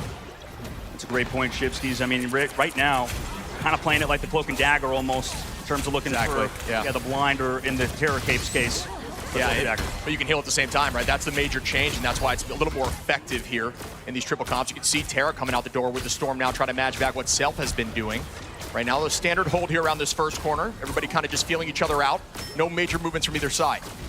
And it's a very unique setup, too. I mean, understand that they're against that Invis. Can this Wolf actually find value alongside the Storm? So kind of doing two different sort of ideas in one, but they can still go for those aggressive engages and grabs by Jerky on the Wolverine. Again, both teams here playing around this corner. Self going to find the first pick here on the Magneto onto Jerky. Removing that passive as well is a big win. The res comes through onto Jerky, though numbers still even, but the space has been reclaimed here by the Thieves. We saw Self find a quadra, I believe, yesterday, if not a triple, on the Magneto. Really shows the flexibility of this player. There's a Storm Ult coming through on the back line. Invis boundary popped out, but is he out of it? Gets pulled away! That was dirty! Oh my goodness, what a combination there from Jerky and Terra. Removing Invis from the boundary, goodbye. Crook trades it back, finds Vinny, and Winnie. TTK goes down, and this is looking clean right now from the side of Navi's attack. I gotta take a look. I forgot to mention Crook's freaking stats in terms of finding final hits. That's insane. Pole play coming through now, but Crook has been showing up in the KO feed so much. I mean, yeah, Crook on Luna, I still have just insane memories of some of those plays, kind of playing similar to what we saw Fate doing, just in the back line at all times. Jerky, though, finds the first pick on TTK. Crook now onto Self. The Vanguard line is paying for it as Terra takes down Winnie, and this is a tough look here as Navi is sweeping them. Super well done here in the EMEA team. Yeah, it's clinical. I mean, this is the tandem between Storm and the Wolverine. You know, I was wondering if we were going to see a ton of Wolverine versus this, or if they were going to switch to maybe like the Hawkeye stuff we've seen in the past. But for 100 Thieves, they've just not figured out any of Navi's compositions. It just feels like Navi are reading every single play. Terra's going back to spawn to switch to now Bucky. And I wonder after Jerky's ult if he's going to switch to something else, because Self-swapped over to the Black Cat, and Delena is over to the Black Widow. But they have 4 minutes, and they have basically only one fight to win. Yeah, this would be a really huge defensive spot, but also kind of a choke job from Navi if they struggle on this. And they're all on their comfort picks. Delena comes back into the fight as the numbers are even, but the BRB being taken down is huge. Self trying to distract here, almost escapes in that moment, looks upward. Just taking so much focus, but look at the space of the cart already. That's insane. Yeah, I mean, Crook finally, Self gets the better of him by going to the Black Cat. Needs that perma invis to have a bit of an edge. Yeah. He's got to try to stay on top of Luna there, make sure she does not dance for long. They're all looking for him. Holding on to that last stand is something to keep your eyes on now. Well, this did at least buy a little bit of presence for 100 Thieves. You can see Navi are reacting very heavily towards it. They want to play slow until they pick off Self or Delena, one of the duelist sides. Let's see if they can do so with ults. Yeah, a ton of Qs available here from Navi. Jerky with the last stand. Terra comes in at the same time. There's going to be the reset. 3 go down, 4. This might be a full sweep here to try to close this down from Navi, who commit 2. Actually make it 3 with the Sia in that fight. I mean, Navi, it's so easy for them. Delena, are you going to get picked 2 ulting? No! What a shot. Not anymore, no. Yeah, Jerky finds Zap, and the res comes back from Terra, so the trade is just too valuable. I don't even know if they can get there. They've got to get there fast. They do not, and that is going to be a win here from Na'Vi. Wow. I mean, absolutely clinical macro play, and that's the fastest I think I've seen a team adapt in that case, switching after compositions. I mean, they go for that first point, do it very flawlessly, but Na'Vi are your champions of that match in particular, not the champions of the whole tournament yet. But Fate going to take home your MVP. The backline in general was phenomenal. I'm very curious once we go to the stage in a bit who we're going to chat to in that squad, but maybe Tara was right. That was very Na'Vi coded, and like I said, they fought the off angles every time. After switching compositions, I think that's very difficult to do, to adapt that quickly in terms of composition switches. So Na'Vi are well-practiced, well-oiled machine, and I don't know what else. There's nothing bad to say about that match. They played it flawlessly. Yeah, I think they kind of played into their comp, right? They didn't have more finals necessarily than Thieves. It's just that they played this res more slow and then full commitment comp, and it just really worked out for them. They were getting value after every team fight win instead of just fighting the team again 5 seconds later. Yeah, it was beautiful stuff. As you can see, the shakes coming out. No bad blood, maybe, between Terra and Remix. Some words exchanged behind the scenes, but Na'Vi, flawless victory for them. And, I mean, they continue to probably set up their pace of play to maybe win another mid-season. Yeah, I mean, when I saw those cryo go off behind us, it gave us memories. Remember for the grand finals there, a very similar boat. But yeah, I mean, this team just looked exactly what we expected them to look like, right? Just so dominant, a composition that's different than we've seen so far, and it did what it needed to do. They did what they needed to do, and they got the job done today. Over 100 Thieves. Pretty dominant performance. I mean, like I said, on that second point on Museum, that was just clean, and that's been the tournament so far. It feels like every game, except maybe a few in those play-ins towards the very end, were incredibly tight, or not. Well, the matches, like, for example, we watched, it was just one-sided. Super one-sided. That's what that felt like, too. It's like 100 Thieves were kind of gapping, Reject in that side, and then Rad later on. In this case, it was Na'Vi doing the same thing to them. They got to taste their own medicine. Yeah, you really got to see the seeding differential there, which is, you know, that's tough. You don't necessarily want that. If you're Thieves, you want to come in with confidence, and just was not able to make that work there. I saw at the end them going back towards their comfort picks as we're looking here at some of the big plays of the match. There was so many by Rajaro and Crew. Realistically, I mean, I don't know, Crook was crazy, right? Like, Crook was popping off in just getting those first picks a lot of the time. Yeah. Do you think something maybe with the nerves came through for the duelist side? Because it was hard to deal with a team that's playing just to KO you. Yeah, it's really the tournament begins today, folks. Speaking of talking to some of these players, getting their takes on what they're thinking about today, let's throw it over to Cozy.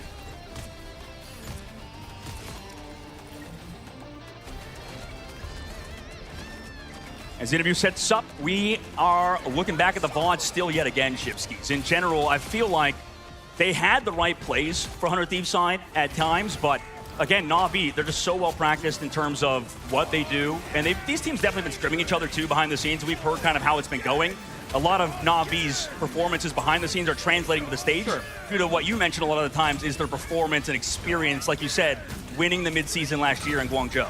Yeah, and you hear a lot of the stuff behind the scenes about scrim bugs, right? And teams that look good in scrims. I think scrims, you get your full advantage when you're testing. I don't think you need to be winning all the time. I think you need to be thinking what is going to beat certain teams. And sometimes you're going to be testing what's going to beat a team that you're not currently playing in scrims. So that is going to result in you losing maybe some of these scrims. And you hear in the backside, maybe Na'Vi's not winning every scrim, but that's not their goal. Their goal is to find a solution, and they found Thieves' solution. Yeah, and they might find every team's solution as the tournament goes on. Obviously, BO3s are hard to adapt to. But I just, in the ban phase too, just not having to worry about Gambit earlier on, that's maybe something that Na'Vi want to opt into, is to even not ban Gambit, as crazy as that sounds, just on Convoy and Convergence. As I know, Loki, Invis Woman, like you talked about earlier, these new team-ups that have come through results in these characters being so strong on Convoy. But who is still remaining strong is Terra and Na'Vi, who 2-0 100 Thieves. Taking a look back at the stats, Shib, is it as one-sided as we thought? I mean, yeah, the tricky thing is when you look at the stats, it's like, it seems so even, but it's really just a compositional dip. That's why stats don't always tell the story. You have to watch the game and see how it flows. Absolutely. I mean, we have to watch the game, and I'm sure a lot of you tuning in are fans of both 100 Thieves and Na'Vi. But Na'Vi have won, and Cozy's on the main stage with the winners for an interview. What's going on, guys? LA, let me hear you. All of that for a drop of blood. I think Thanos would say best. What a matchup. I've got Trust Me and Terra. Fun fact, if you don't know, going back to grand finals last year, y'all knocked out 100 Thieves in that lower bracket. Trust Me, at the hands of you, to Terra. Terra, you went on over to some would consider the dark side from America to the EMEA. I have to ask, first of all, I mean, next team you beat, are you taking another player, trust me, or what's going to go on there? Not that we plan for it. I think we have the best possible team we can get right now, and I think we have the best chances to win LAN this year. Let me ask this. I mean, this is an awesome two personalities in this scene. How was it combining Terra to Na'Vi, and between y'all two, hey, all love stories, all teams, all, you know, hero origin stories have up and down. I want to go to you first, Terra. Going from America to EMEA to Trust Me and the leadership there, how was it in your shoes? I mean, there's always going to be issues whenever you first come over to the team, but it's about how you get past the issues. There's always been a team to be rough at the very beginning, but we always bounce back, especially when Na'Vi said last LAN when I wasn't there. They had a 33% win rate in the scrims last year.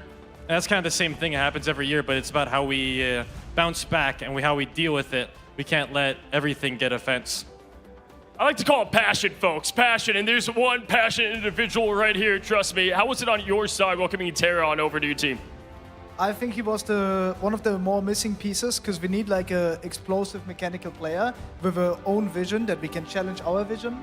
So I think that we have the best possible team right now. So, Terra, do you feel like you made the right decision after what we just saw out there against 100 Thieves?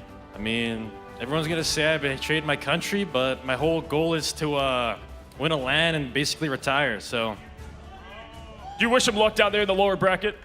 I wish them best luck. They always do a good lower bracket run. We've always done that. Last year, in Guangzhou, we did a lower bracket run, and then in Atlanta, we did a beautiful lower bracket run, but we didn't get the results we want. And I know 100 Thieves, they have the passion, they have the grind that they want. So I'll hopefully see them later.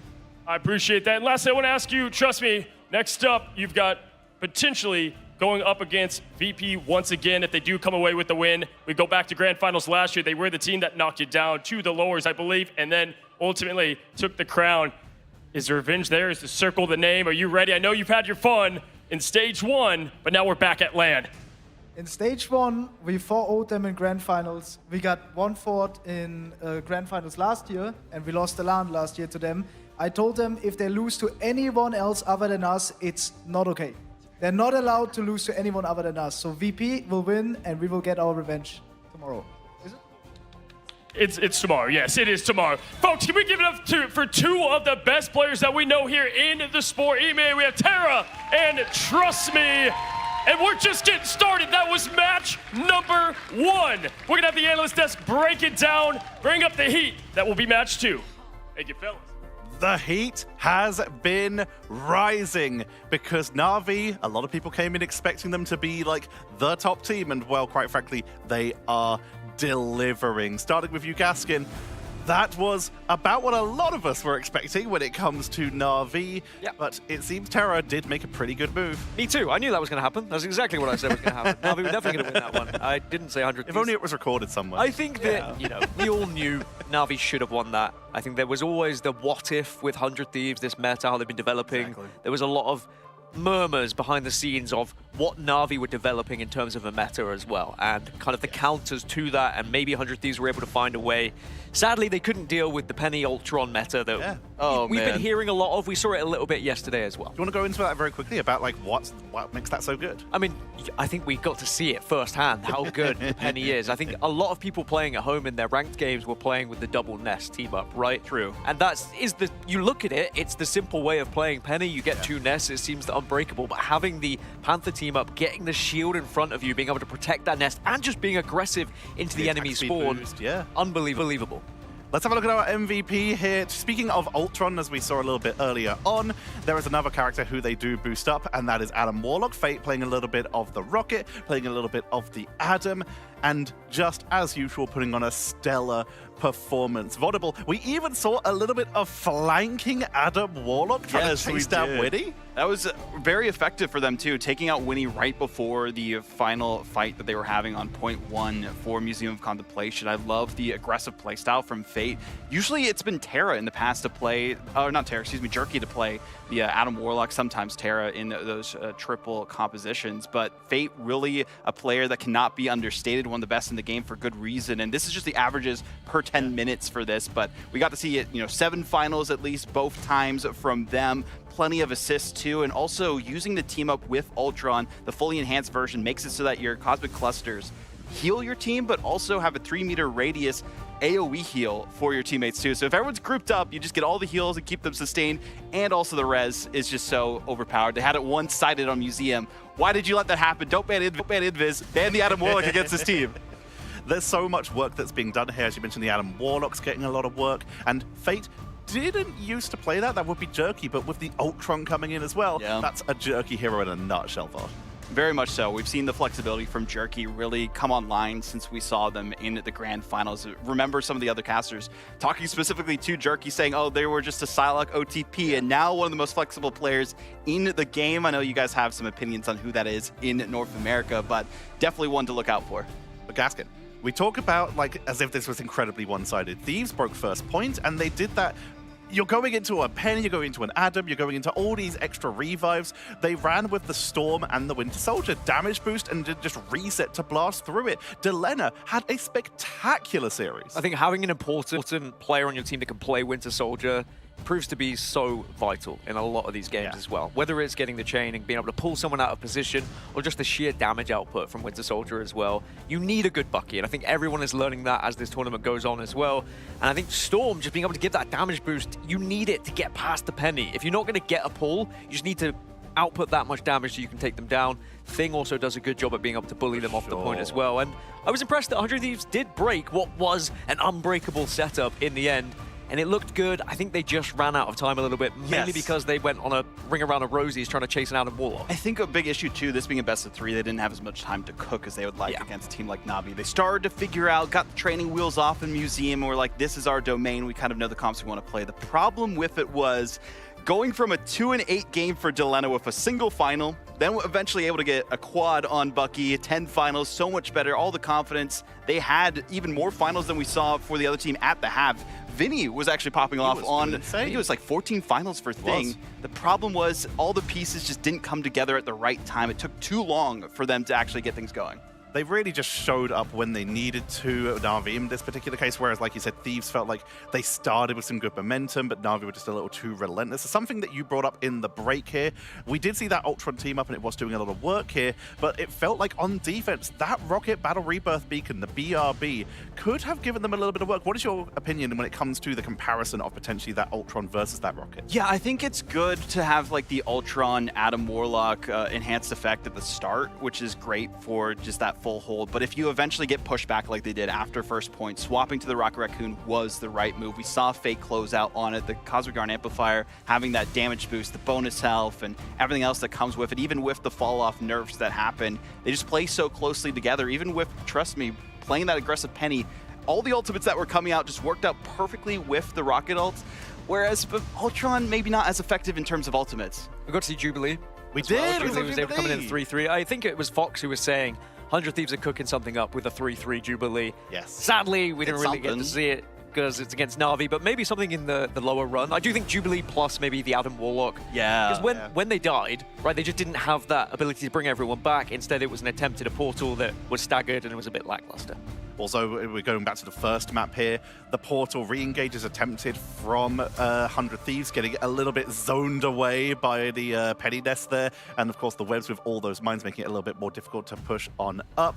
But for now, Na'Vi will be moving on to the next round. Thieves are not out yet. They are down to that lower bracket that will be played later on today. But we still have plenty of round 1 matches coming on up. So do not go anywhere. We will have Virtus Pro versus the Pride of the Pacific, Gen G, coming up next. So don't go anywhere. We'll be back after this. When it's make or break, the Razer Black Shark B3 Pro is a real difference maker. Its wireless connection is so fast, there is zero delay to how I play. With the best mic in the business, my shot calls are always on point. To top it all off, active noise cancellation, so that I can focus on what matters most, winning.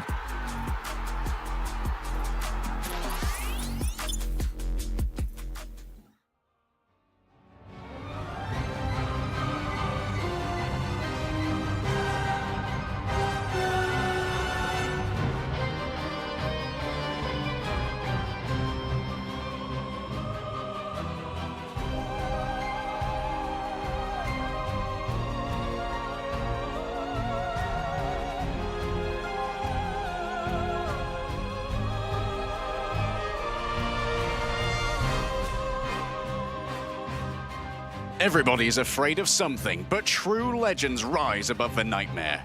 Available July 30th at 7 p.m. PT, remember who you are. The past may haunt you, but the battlefield belongs to you.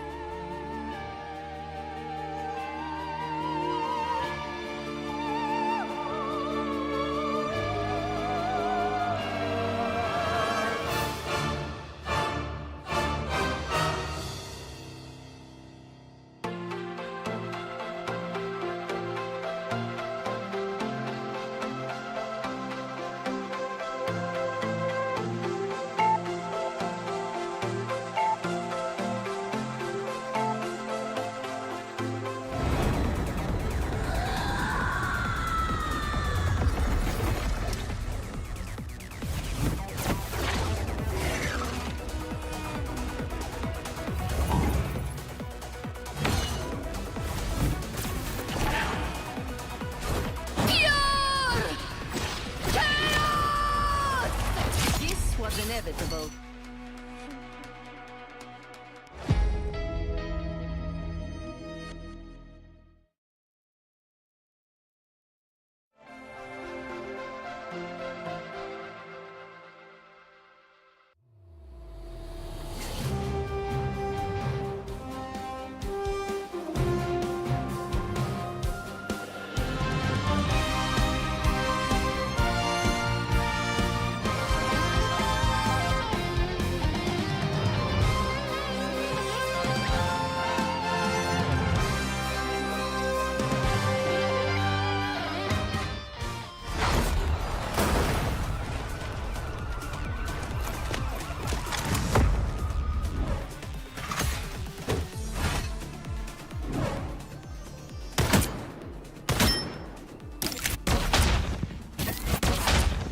Armed and dangerous! No mercy.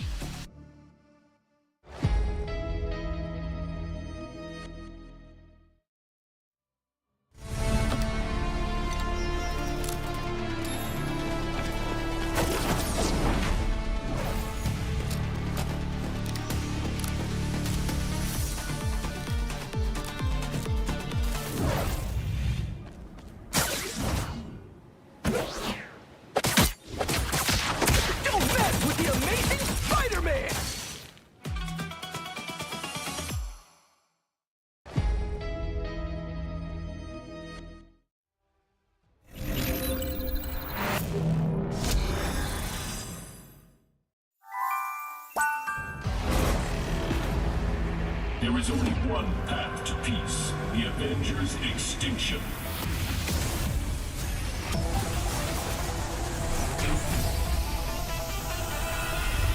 Avengers, assemble! Widow style.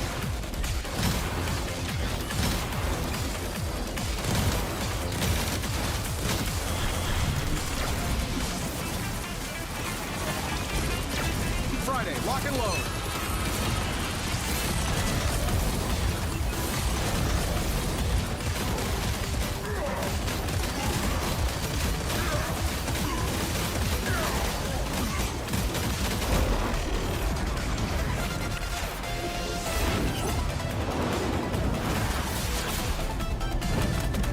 This is for Pietro!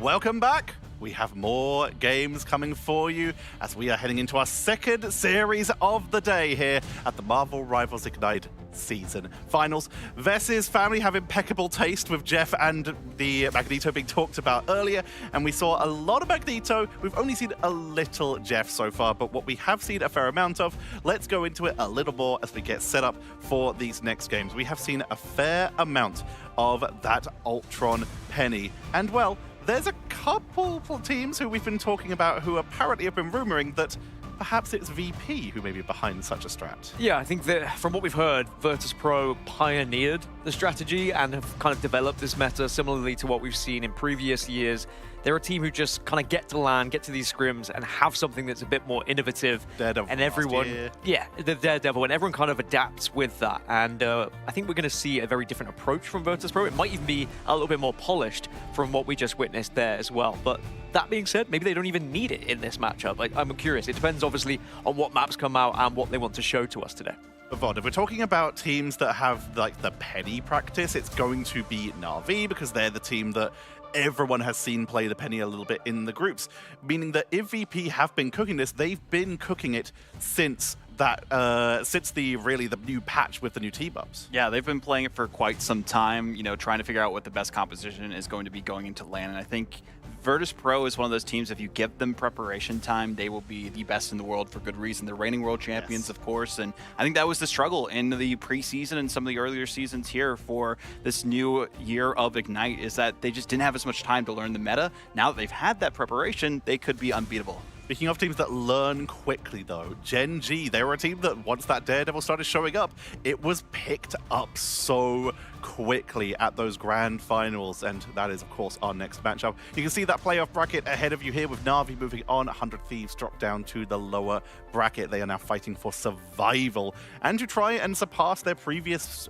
finishings of 3rd place at last year's mid-season finals and 4th place at the grand finals. Later on today, we're going to have Team Liquid Citadel versus, coming in from the play-ins, we have Rad, followed up by Swamp Gaming versus the sole remaining China representative, OUG. Gaskin, you've been covering a little bit of Swamp Gaming. There's a lot of talk about them here. This is their first to land, but there's so much hype behind them. I have high hopes for Swamp Gaming. I think I fell in love with Swamp, like, commentating them throughout the season. I think the way that they approach the game is fantastic. I think they have a great team behind them, and as well as the players. The fact that this is their first land does worry me a little bit. There's always going to be those jitters, but I think that their first matchup is probably the best one they could have got. If you look at some of these teams, It's no disrespect to their opponents, but I do think if they had come up against a TLC or a Na'Vi, then perhaps those early jitters might have shown a little bit more.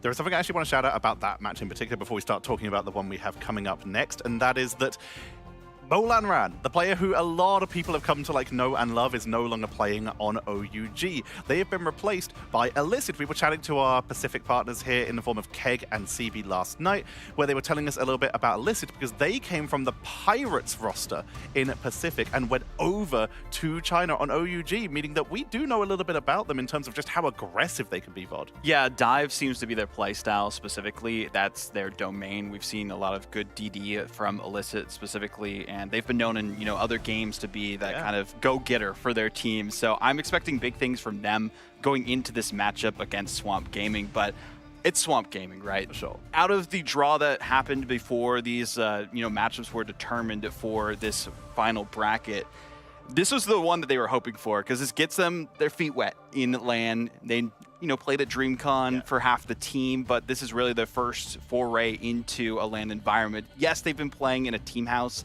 longer than anyone, so technically boot camping since the start of Ignite, and have a core roster that they've been together through thick and thin longer than almost anyone else other than VP, of course. Yeah, VP, of course, have basically been the exact same team since Season 0, not of Ignite, the game. Yeah. They have been around since they were Team Cats in MRC Season 0, so they have always been around. And let's start talking about that series. We have already talked about VP potentially being the innovating team. When it comes to LAN, they always seem to activate like sleeper agents. If we talk about teams with a LAN buff, it is going to be 100 Thieves and Virtus Pro. And Virtus Pro are our reigning and defending champions, Gaskin. They are, but that doesn't mean that they are guaranteed a path to victory, right? There is always the chance that because of team changes that have happened and whatnot, you've got to look at Gen G as a real threat now in this bracket. I do think that Previously, maybe there was underestimation on Gen G. People didn't really know what was going to happen on that side, but Gen G now, everyone's going to take them seriously here. Exactly. Gen G, they used to be back when they were Ground Zero and then into Chopper Mag. There was a little bit of, is the first run a little bit of a fluke when it was Ground Zero? And then Grand Finals proved absolutely not vaudable, but something that is consistent for them. Unfortunately, Salvation has not made it again. But in terms of substitutes, vaudable, yes, you can't get much better. They've brought in Alex. Tell me about him. Yeah, so Alex, from Team Heretics was one game, like 30 HP or something away from qualifying for LAN against Virtus Pro specifically. So getting a revenge potentially if they do get this win against them. But again, there's so much to talk about with Alex and Gen G, but we got to get these teams going. We do. So we'll be back with a little bit more of a breakdown and the draft very shortly. But first, it's time to hear from the teams. Let's send it over to the stage and Cozy. Los Angeles viewers at home, lock in, watch party, Space J3, all of y'all watching. We've got an absolute heater of a matchup today, possibly the closest one that we'll have. Two incredible teams. The Des brought it in, told us what the story was. We have defending champs, the dream and mascot of a lot of lands. Get ready, y'all, to introduce these teams. Let's make some awesome noise, starting out with Gen G. We've got ourselves the sole hope of a region, coming together strong as one. Don't call them an underdog. They're anything but. Team has stuck together, looked for more, and is ready for the upset. Coming at you, we have Bobo and FMCL. The wonderful Duet and Zen Starry as your vanguards. And Skittles and Alex joining the roster as your backline. And of course, those that went to the grand finals that know, pretty much a mascot, one of the favorites here. We have Bobo. Give it up for Bobo, everybody. Bobo, it feels like yesterday we were in Atlanta and you said a lot, hard on the sleeve. We loved it. One of those things you said was, pay me my money and I will show. And hey, you got paid the money. Are you ready to show? Yeah, shout out to Gen G. Give us a home and we can come American earlier for boot camp, for grouping. We from PEC, we don't have good ping and we need a wake up in the morning. I live in China, so I need a wake up at 6 a.m. for the screen every day. So it feels good. So we're gonna win. We're gonna win! That's what you want to hear. Anything you want to say to the other side of VP? Anything you would like to say to your opponent? Good luck. Hey, give it up for the Humble King here, y'all. Love Bobo, full team. Good luck, but let's meet the other side. Now, if you're new to Marvel Rivals, well, let me tell you, these are your reigning and defending champs of the grand finals. Coming from the EMEA, they have set the standard, the quality of Rivals play. Put your hands together, get hyped, get loud for VP. Virtus Pro coming at you. We have Saipei and Tritro, your back line. Holding up strong, Nevix and Vinci. And Vi and your man Sparker. Some consider the GOAT of duelists, ready to defend their crown. And listen, it's a man of few words at times. Confidence builds. Reigning MVP from the grand final, Sparker. First of all, how does it feel to be at another LAN? Well, that feels good. As good as normal. Hey, awesome. And I want to ask you in general, after y'all won that last one and gone through the journey of what has been today, what team are you most looking forward to go up against at LAN here at LA? Well, TLC has been looking really strong, so I hope we can try and beat them here. Do you think there's any extra pressure and motivation for you and this team after being the reigning champs and everybody circling your name? Well, people probably have some high expectations of us, and I hope we can try to achieve everything they want us to. Hey, listen, lastly, Sparker, they say VP has a LAN buff. Y'all coming together, calm, cool, collected, if you can't tell. Is it true? Is there a LAN buff here for Virtus Pro? Yeah, there is definitely a LAN buff for us. Hey, give it up here for your reigning champs of Virtus Pro. We got a good one today. It is Gen G.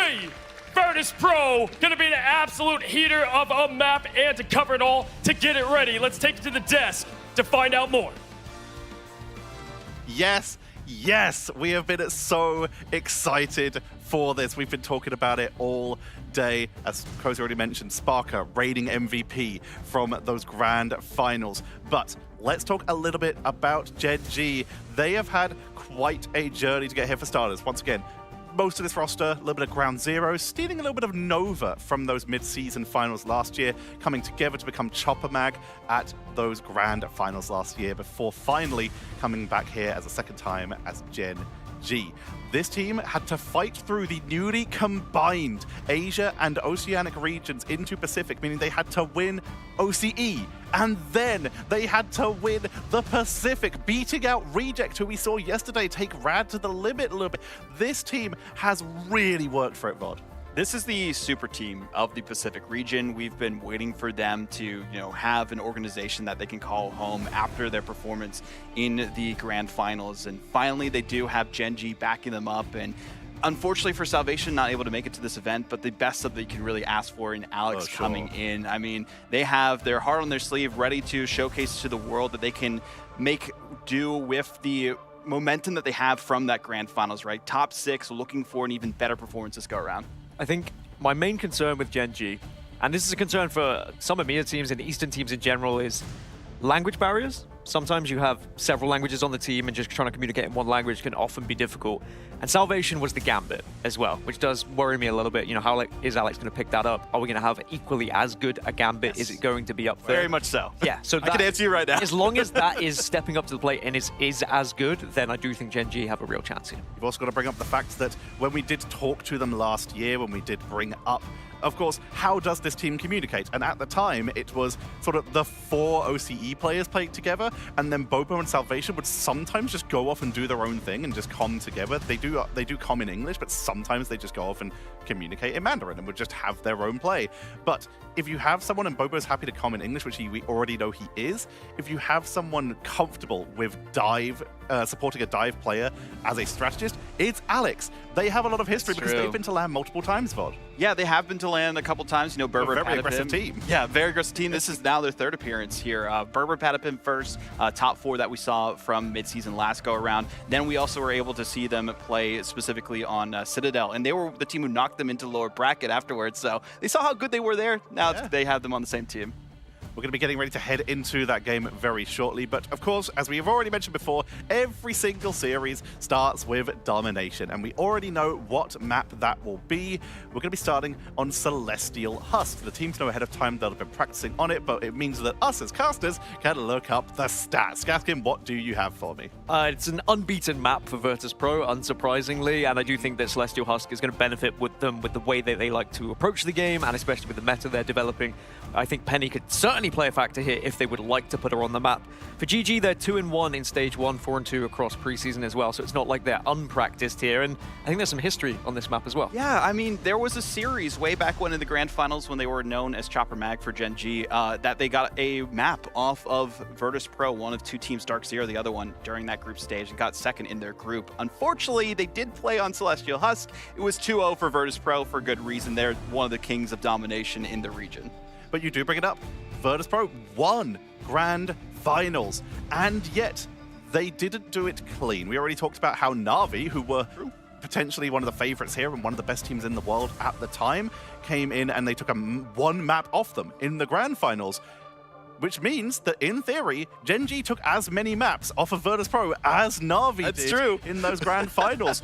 And Gen G have just been getting stronger and stronger. Now, especially with the fact that those regions do mix in the playoffs, they've had a little bit of a tougher run. They've had a bit more of a wider practice pool, and they scrim some of the Western teams as well because they are all respected, Gaskin. Yeah, and I think that that's going to have helped them a lot. I think one of the main reasons we saw the elimination yesterday of the likes of Reject, I just think they haven't had enough practice against some of these Western teams and some of the kind of meta shifts we've seen develop as well over the time. You need it because you saw them slowly adjust yesterday, right? But then it was just best of threes. So they were adjusting by the end of map 2, sometimes the start of map 3, yeah. and it's just too late to adjust to some of these things. You've given far too much room and time to your opposition. So I do think that Gen G have been able to benefit from that. I think they are a real threat in this tournament. I hope Virtus.pro take them seriously here. They have to, otherwise Gen G could cause an upset here. At this point, if you're not taking Gen G seriously as a team, either you at home or any of the players, then you are actually just preparing for the game wrong. They have literally got better and better every single time. They've had great runs in mid-season finals and grand finals and have consistently made it to LAN. The core of this group, Zenstari, Duep, all of these players have basically made it to LAN every single time, Vodable. What's also cool, like speaking of LAN experience for this team, they were even able to fly out to China for the Pacific playoffs. So, you know, got a little bit of a teaser of what they can expect playing in the same environment together before they even came to this event. So they have the camaraderie, they have every coordination that we could expect. And I feel like Alex is going to fit in perfectly. You were saying, you know, the Gambit potentially might not be as good as Salvation. I'm going to tell you right now that he is might be actually better than we saw from Salvation. I mean, that's what you want, right? If you're going to be replacing someone, you don't want to be worrying about anyone's performance on any hero. You hope that that hero pool is just as good as the substitute that you have. So yeah, I'm intrigued to see how it goes for Gen G, and I do think that they are going to surprise a lot of people watching. Like you said, even though we know, and I'm sure the players know, there's always going to be doubters. There's always going to be those who look at this Virtus.pro roster and say, oh, well, this should be just an easy 2-0. It's not going to be that simple. Let's actually build a little bit of the story behind Alex. Na'Vi, a lot of people's favorites going into this. They played during the preseason and they had an almost perfect run, but the one of two teams that they did actually lose a few maps to were the surprise flashbang of Team Heretics, where Alex is currently playing on, where they would bring out stuff like Strategist Deadpool very early before it was really popularized, VOD. Yeah, I mean, that's something we could expect to see from them. We saw like inklings of it in the last series from 100 Thieves, winning one of the best Strategist Deadpools in the game, but Alex also known for that as well. We could even see some White Fox at one point if some dive comes through too, and I've seen some middling results in the play-in so far with White Fox, Luna Snow trying to team that together, but even then, I feel like just the flexibility of Alex, as you're mentioning, able to just go with the flow of whatever jank comp that Gen G want to run. We've also got to talk about, once again, just the fact that while Gen G have gone through some roster changes, they've had the subs as well. Skittles is also a newer player to the team after mid-season finals last year. Really has made a name for himself on that side, but it is the anchor, those front lines, that is so respectable. But when you look at Virtus.pro and you talk about respectable front lines, Nevix and Fincy Gaskin just really show what you can do. They really do, and I think that you can look at the entire VP roster, really, and you can trust in their performance and their execution, which has been such an integral part to success so far in this tournament. When you look at a lot of the fights that we've been having and where these games have been won and lost, even yesterday during the play-ins, like, we got down to mere meters for the difference of being able to qualify through or not, and that was just down to ult execution. At times, not ulting at the right time or using too many, not enough ults, not committing at certain scenarios. So I do think that VP are a roster who have this chemistry now that they've been able to build up, and their execution should be on point. So I'm not worried about that aspect. And good news for you all. It looks like we're going to be heading into that draft, meaning that we can get started with the Grand Finals rematch. Virtus.pro looking to recapture their crowd. Last mid-season finals, they didn't make it. They were knocked out, not making it into the not into those mid-season finals. They had to watch from home. But for Grand Finals, they took it all. Now they need to prove that it's not a mid-season finals curse. As usual, we start with Mantis. Give someone a Mantis. Let me see Mantis. I want to see these pros. Like, why? Why is she being banned so much? Well, I think I know why, but I'd like to show everyone at home why as well. Just give some of these best teams in the world and best players the chance to show, even in a 2-2-2, she's still disgusting. But yeah, as usual, you get the Magneto follow-up on the Protect as well, which actually seems to be becoming more of a tradition here. I think we called it on day one, VOD. We knew it was going to happen, but everyone realizing now just how integral Magneto is to that composition. Yeah, and that'll be for Duop just to focus on the main mag player for this team. Thing Band, though, makes me think that they're going to be trying to play some dive, but also very good on this map in Celestial Husk. We've seen it with the Penny composition. A lot of people were telling us behind the scenes that you might expect to see Penny Thing as a frontline, but Groot also is a great enabler with it as well. Root taken out. They could have secured a one-sided Magneto, but Genji instead choose to remove the Flora Colossus, taking him out of play. And Venom is protected from Virtus Pro. We've seen a little bit of Venom, not a lot compared to a lot of these other Vanguards. So interesting to see Virtus Pro going for a protect on that as Ultron is taken away. This is what we're waiting for. Someone to try and target ban this Penny Ultron Atom composition. That's the way to do it. The Groot secured one-sided for Genji. We know just how scary Zenstari is on that Groot. It is devastating and has been the sort of saving grace, the really big boost for his team multiple times as Ultron is banned on the other side as well. Gaskin, who you got? I've got Virtus Pro here for me. And Vodable, who you going for? VP on both sides. Let's see if our casters agree. Let's send it over to map number 1 of our second series. The pride of PAC versus VP. This should be a fun one, my friend. What do you think? Who takes this? I think at the current moment, I mean, obviously Virtus Pro are the former champions. Yes. You kind of have to go with the experience. So might go VP for this one, even though Gen G are looking like a great team behind the scenes. I love when teams shake things up, and I think Gen G is one of those teams that's not afraid to run some weird stuff. Even the ban phase was different, as we saw the more Vanguard focus across the board. Yeah, I mean, that's why I would go for them, I think, in his prediction, and I imagine you're going more towards VP. Yeah, I think I've got to go VP on this one. But again, I love the team of Gen G. Always very outgoing, you know, which is I think is a little more something you don't expect as much. I'll love to see that. But yeah, I just know VP as a team, super solid, looked super good in scrims so far. But scrims do not mean everything. You're right, 100%. And they're trying to continue the reign of Virtus Pro back from last year. But it's a brand new year, brand new meta. And you can see focusing on the Venom in the ban phase that our analyst talked about is quite interesting. And for Gen G, they're playing around, again, like they mentioned on the desk, a lot of their Vanguard line into weapons and Starry. Well, this top-down look giving us a chess kind of vibe, which is very much the way that these games play. So you got to love a look at this right now. The setup on the high side for Gen G. A little more aggro from Virtus Pro, ready to dive onto that back line is Nevix. Nevix and Squad just hovering around like you mentioned. But again, Gen G trying to set the pace, set everybody towards the main side, look towards the back line. There they go. Surprised to see Skittles on the Loki instead of Alex, who's disgusting on that hero. Very interesting to see that. Bobo gonna press forward here. You do think that Alex is in a strong spot in this meta right now. It's a good rotation from Virtus Pro's back line. They knew they were being dove upon on the back. Just rotate across map, looking for the DD, though, who's used that deflect. If he goes down, that's huge. Bobo finds the first pick out of Fi. That's a good start here. Finzi dropping backwards now, trying to reset for the team to put it right back at him. Trying to find their first pick to even the odds a bit. For the moment, a little bit on their heels. Yeah, letting Loki go through as well in the ban phase was quite a big difference maker for this specific round. This is a great map for Loki to bunker up. However, they walled them off and take out 2. Yeah, great wall there, and great focus by Duet to find Finzi. Numbers heavily in their favor now, as the point will be going in their favor. But notice, folks, Virtus Pro, 33% already. Not a bad early take. So that whole time, they were just stalling. Yeah, off that DD on their side. Sparker does find FMCL immediately. We go with the Gambit ult as well. Very aggressive portal. Crystals get popped here. Vibrant Vitality, extra damage. Are we going to see a pick coming through from a hoop first? I guess just going to even out for the moment. Invisible boundary match back by Skittles. Up goes the Meteor M from Finzi. Will this land on the back line? Playing around that shield. And hit the top side. What a throw there from Finzi. Yeah, Finzi popping up like he did in the past in Mag Metas. Takes out 3 himself. Finds the final blow with that Meteor Ram, cross the back, like you said, on the Skittles, who probably, I don't know if he didn't have the greens just yet or what. Regardless, excellent pick, or was coming out of Invis, rather, out of the copy. So excellent job from Finzi. Yeah, Skittles pop Crystals, I believe, off the back of that portal play coming from Saipei's Raging Royal Flush. Kind of in a panic, not necessarily not needed, but seeing that and reading that, a huge ult from Finzi there. And well, shout out from Skittles, who last time I saw Skittles said, this is the last time you'll see me on controller. It is on in mouse and keyboard, so wasn't lying.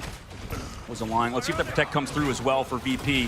Nevix has that Feast of the Abyss ready to go on the back line. Forcing out Grains first is what he wants to do. Meteor M comes out from Dwep. And Dwep goes up. Dwep just really strong Magneto, but unable to find a pick there. Bobo again with an early pick onto 5. Bobo doing that consistently right now. Been a star in these LAN events so far, dropping backwards, looking for a pick onto Nevix, who goes on with a Feast of the Abyss, but not able to make anything work. Trying to stall it out. I mean, VP still have control of that point, current moment. Gen G trying to find that opening through FMCL on that Wolf. Sparker also sitting above as that Glortrox. Yeah, Glortrox could be huge, waiting potentially for this boundary, looking to drop on somebody, or at least expecting it. Bobo catches that, likely makes that calm apparent. Again, though, look at that percentage on point. Virtus Pro doing a great job, not panicking. Nevix finds one. Glortrox is huge here, as Sparker's able to find Alex. Duet, though, trades that back into Sparker. The numbers are still heavily in the favor of Virtus Pro, who are trying to shut this down as the portal play will likely come through. Unfortunately, Skittles Green's a bit too late there. The lamp's not there in time to save the squad. Bobo with the portal. Can it be there in time? Doesn't like the answer is yes. Yeah, it doesn't get there in time at all. VP win round number 1. Very well played there by Virtus Pro. Again, just the knowledge, the pacing, they're not afraid. They look comfortable up there, taking that point early and then knowing that even if they go down, just stall for as long as possible. We all get KO'd on point. Next thing you know, 40% up as before the first fight really even begins. Yeah, you called it perfectly. The patience, the overall decision-making is looking world-class yet again from VP. Showing that dive is still very good in certain situations. If you get the Elsa through and stuff, I know that MRC and rather the relegation tournament with teams coming through for stage 2, which we'll see coming up in a bit, a lot of new faces. But we saw a lot more hit scan prevalence. We saw even Elsa bans, Black Widow bans. This time around towards the pro scene that are here at Ignite, they've talked about strategists being so strong, and that's why in the draft phase we've seen mainly strats, and now in this case Vanguards. No focus towards those duelist lines. It's really hard to dive into Gambit. I think Gambit really kind of negates some of that dive tech. You know, Luna's going to be your focus, but there is a lot that she can do now, obviously with Freeze, and then also our ability to trance and cleanse if there's anything dicey in front of you. We're going to see Zentstari begin this fight. It's going to be a little Venom v Venom battle. We haven't seen a lot of Venom in the tournament so far. Yeah, I mean, that was one, funnily enough, Trust Me was talking about. A lot of Penny Parker stuff, which we've not seen pulled out. Curious that we don't have it. Sparker with the pick on the Skittles, though. These guys have sprinted a full marathon on that point so far. Up on that spike there. Nevix taking the space, collapsing early. FMCL in a tough spot, but does get away. You know, it looks a little dicey for the moment. You can see them playing on height. VP getting the point early here would be exactly what I'd expect. They just do a great job of playing and taking and claiming the space, and it's so hard for Gen G to move forward. Yeah, I mean, this kind of, again, goes back to the draft phase. If we're trying to mirror in the dive sort of composition, would favor the side of Vision, would favor the side of VP who have the Gambit. You see now, they'll let the devil out goes from Phi. He's going to have to slow up a bit. Trying to force out some cooldowns. It does just that. The dance floor goes out. Bobo with the Glortrox doesn't land here. Phi dives backline onto Bobo, who has that all out. Instead, nobody gets a pick. Finzi in the sky. Will this land once more? Waiting for something in the off angle on Skittles. What a throw from downtown as Sparker gets another pick onto Alex. Full strats go down. Finzi just had absolute pop-off performances in the last round, and then this one. Excellent shot by the Meteor M to get it done for VP. Now on the upcoming fight, Feast of the Abyss available for Nevix. He's been using to kind of live. And Saipe and crew, again, playing around Sparker, who has been finding picks on the Black Widow. Bobo sees the threat in that is cross-map sort of angles. Elsa maybe not doing as much as the Black Widow could in the neutral. We'll see if Bobo can match Sparker, who's been on fire. Yeah, I like this change here. I think Widow's in an incredibly strong space right now, but Bobo trying to take this height here. Ult advantage going to be roughly even across the board. Start up our next fight. And there's that Meteor M, the Raging Royal Flush. Is any of these gonna find value? Instead, it's just bowling out cooldowns. Nobody goes down yet. VP with 32% and climbing his FMCL lets the devil out, but does the devil find a pick? It does. Bobo gets one. FMCL and Duep clean up 3 more, and that should be a fight win here for Gen G as they get their map, the point. Yeah, I think for Gen G, this composition favors them a little bit more in terms of playing it slow if Bobo is going to play like that. Like you mentioned, pick by him early on in the fight. VP still sitting with their ultimate on their own side with the Black Widow alongside Nevix as well. So they slowly collapse. We'll see if Bobo could do it yet again. Play around their Loki once more. No Shrouded Assaults on VP's side, so it's going to really matter if we get picked in this neutral. Yeah, a lot of commitment in that fight, though. We could see a huge ult from Sparker or Bobo on the off angle. Typically with Widow, if you can find that off angle, get a pick on the back line, it's fight winning. It's going to force them to reset. We'll see if that happens on either side. Keep eyes open for that. Nevix with the feast as well. And there's Sparker. Instead, takes out Zentstari just in the neutral. Doesn't even need to commit here. But the point is 37% in climbing. See Bobo can equalize it, looking for Sparker. Cannot find him. Forces out the Luna Snow.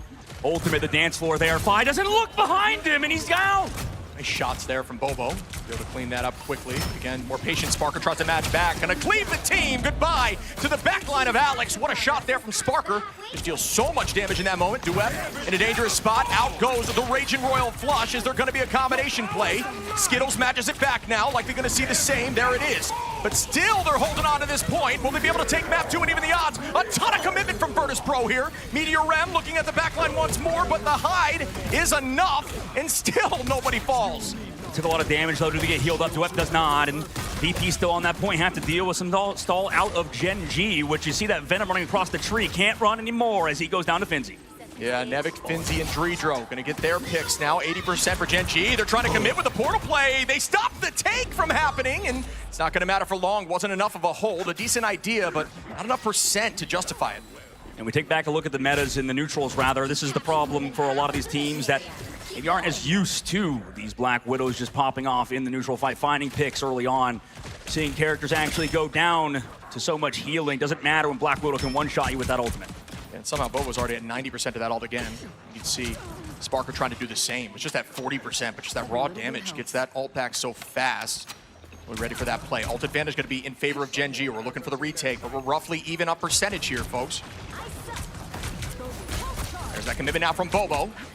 Not able to get that pick. Pulls back, though. Is that going to be enough to get the first pick? It is. Goodbye to Nevix now. The retake is very real. The commitment now. Dreedro goes down. Alex finding Finzi, and that's a double. Do we see more here? Sparker drops back. And we'll see likely a potential portal play or stagger here.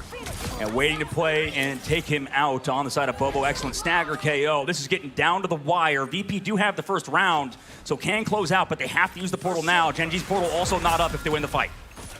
Playing around the portal very safe. Great portal placement as there's not a lot of chaos in front of them at that moment. It was slow up here. Commitment of the let the devil out. The Meteor M goes up. Duep looking for something, but he's blinded. Bang, it goes down. It does not land, though. Looking at Sparker, who does fall. Skittles able to find that cleanup. FMC Yell on a side pay, and they're trying to make this a 1-1 series. Up numbers. Can they do it? It's looking like they can so far, Shiv, as overtime slowly dwindles. No portal available for VP. They committed to that last fight. Nevix gets stunned out. Can't use the Abyss, or the Feast of the Abyss in that fight, and VP are going to lose this round unless something crazy were to happen. It's all tied up, 1-1. Gen G learning from map 1 and finding a way through. The early portal commitment, didn't mind the idea. Typically you want to have your Loki up for those crystals to stall, but got another couple percent, and even so, able to bounce back in the next fight, take it over, and actually end this with ult advantage. I think it was a lot better round of Gen G. This is the thing with Dive right now, is that in the neutral, like we talked about, as maybe if you're new to the scene and new to esports in general, the neutral is the fight kind of before the fight, or like I guess it happens before a lot of the ultimates. Yeah. And you could see Sparker and Bobo having massive impact. Fi, I think, went down a lot more than he did on the first round because of the space created. It's so much more open, I think, on that round. When we go to this next one, I think it might still favor Gen G in that department. We'll see if VP play a little bit differently. They rely heavily on Sparker like we saw. But for Fi and the backline, they do have ultimates to match regardless. Skittles doesn't even matter they don't have Gambit Band, right? Because they can still copy their guy like we saw. Very smart play. Yeah, that's the idea. You're going to stay invis if you need to, find that Raging Royal Flush and use it as your own. Smart idea here from Gen G. And you may be saying these DDs aren't getting a ton of value, but that's their goal isn't to find finals because it's very tough to dive into a Loki or a Gambit. Instead, it's for distraction and allow your hit scan of Bobo and Sparker to just rain on that backline and find those picks. Right now, Bobo playing back to the main. Skittles goes for the copy. With the commitment now. There it is. It's going to be matched right back. It is. FMCL with the let the devil out. Who's going to be the first to fall? It's going to be Dreedro. Fi goes down as well. And Gen G now we're going to start off with the point, which gives a huge advantage in domination. Yes, as you said, Skittles found Saipe on the side, gets the copy off. They play first onto Virtus Pro, who get walked upon. And now, with the Gru, with all the frontline damage that they have, and not being able to find picks onto either Alex or Skittles, VP are on the back foot. It's going to be tough to land a big ult here for Zenstari, though. Two backlines that can cleanse. Bobo building that ultimate, 80% now. This is a nice location to begin your ult if you're able to get there. Beast of the Abyss could be huge. It lands on 3. There is the commitment from Zenstari. Gonna bubble up for the moment to get healed up. Match back by the dance floor. Alex does the same. Just a little bit later, excuse me, we call that a quote-unquote better ult. A few seconds where you will be untouchable, and it looks like both teams are just gonna drop back. I maybe thought that Finzi could even go for an ult for there because there were so many cooldowns used just to save that Gru who is getting taken low, but so is Finzi. Bobo finds Sparker, and once again, Gen G are up. The commitment from Bobo with ultimate. And there's a downtown throw. Thought that had a chance. Nevix finds Alex, though, to try to even the odds. 50% here now for Gen G. He do gets Bobo's ult out as well as Fi not going down. However, he's tracked down to the right side. Does he get picked? Does get kicked away, but has a snowflake. Bang! What a throw there from Duep. Zenstari finding Finzi in the front line, and VP now getting a little nervous. 60% and moving forward. Once you get to that 70% number, it becomes a one-fight game. Ever since they swapped to the Black Widow and have played on these open rounds, it's been one-sided. It's Virtus Pro and Sparker has to pop off. Has the ultimate in this fight, but they're against the Loki ultimate as well. Saipe and their own Raging Royal Flush need to make a play, need to play aggressive and take out Bobo, who has been a menace as well. Eyes on, once again, the Raging Royal Flush match. Skittles trying to find Saipe in this moment. It's going to be tricky. Instead, going to use Crystals. Finds that combination instead. Going to bring out the dance floor in a panic. Both teams are going to slow up once more. Sparker being driven away. 80 HP is crazy. Still doesn't go down. Bobo finds one. Sparker matches it back. Nevix finds the second onto Alex, and that's a huge pick here in this fight.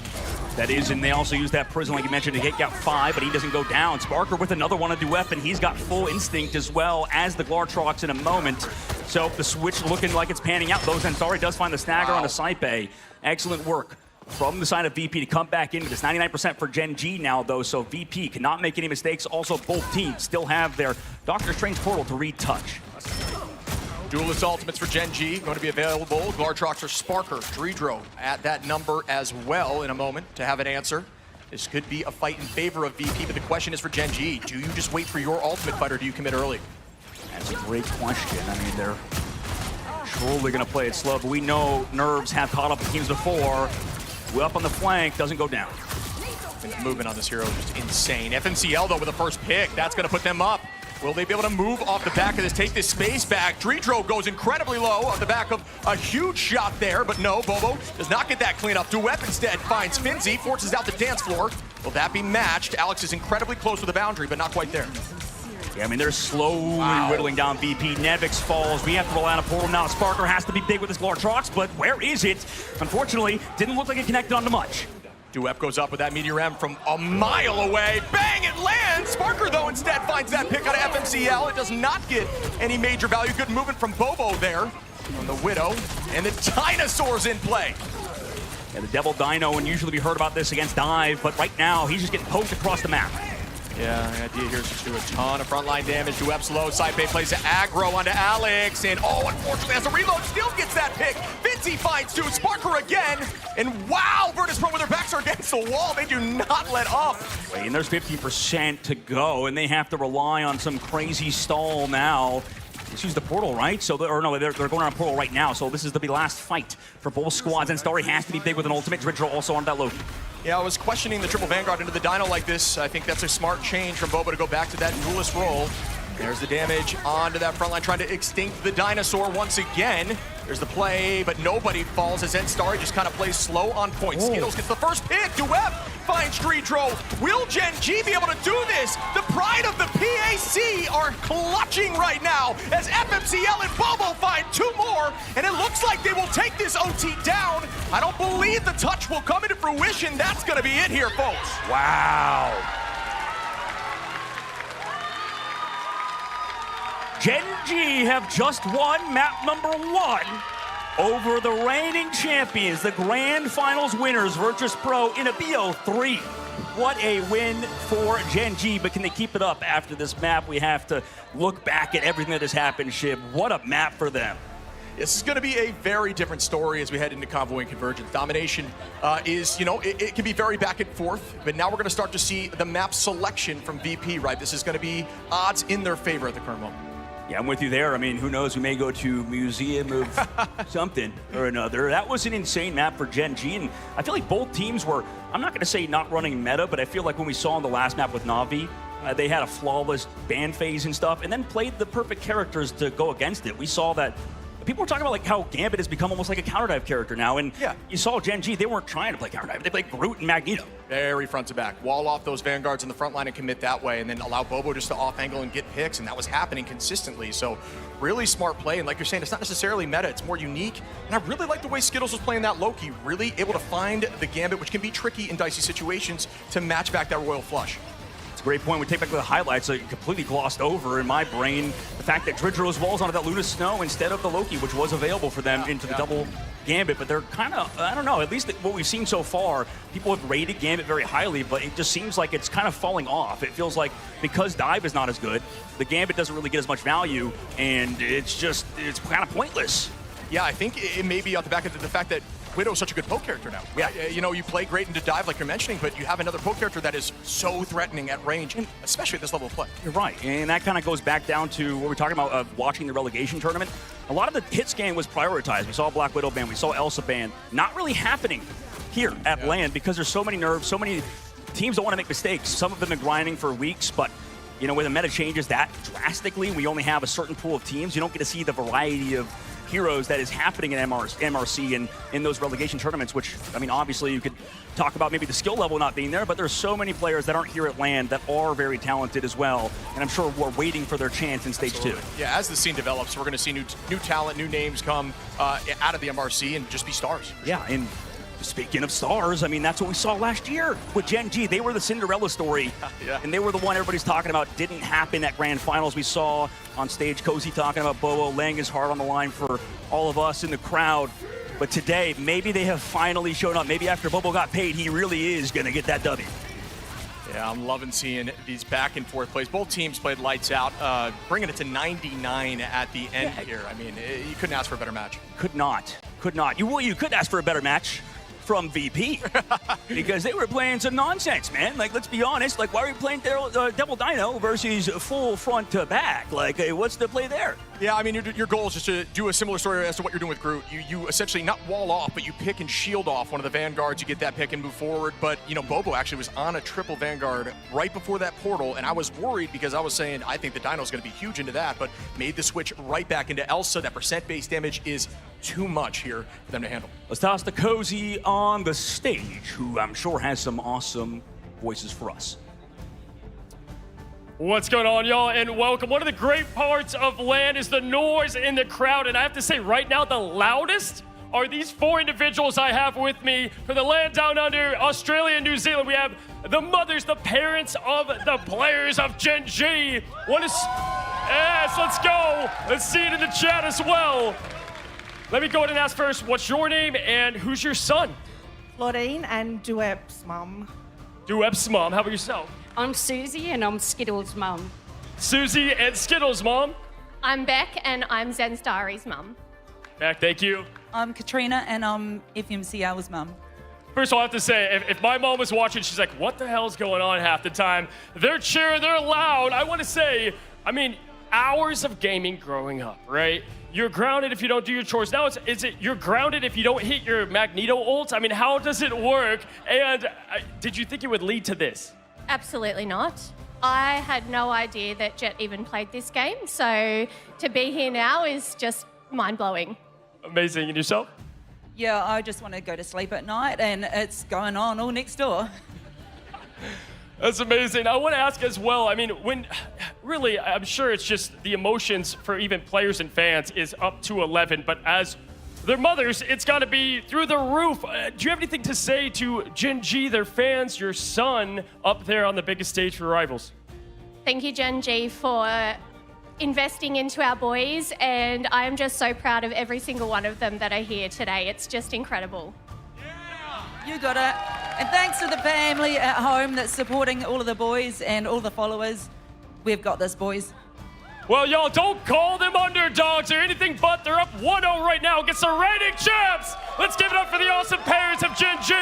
Shim, Dogman, take it away again for the Cassius booth. Moms on LAN? That's dangerous because we've already heard about FOMO. But, I mean, people will be talking about this LAN for quite some time due to the fact that those guys have been around forever. It's not like this is the first time they get to show up on stage with Cozy, but the moms of Gen G when they were, you know, previously, the freaking other team doesn't land. My brain is not working right now because of what we just saw with Cozy on stage. The point is, when you gotta get those moms some Gen G shirts, you know, like it's a merch out for them, okay? This has been a banger series out of Gen G, and they might close out on VP. I'm very surprised to see it. I love the matchback of talent. We knew this team had the ability to run some unique stuff and make things work, but even in this more meta compositions where they're running this group, running this off-angle Widow, it is clearly working here. But where are we going, buddy, but Museum of Contemplation? You said it before. We do not have to contemplate the next map. We know where it's going. Yeah, we know. We know it's going to be Museum of Contemplation. And I'm sure the viewers are contemplating why the pros like that map so much, Shib. I mean, you've played a ton of that map in ranked and in general.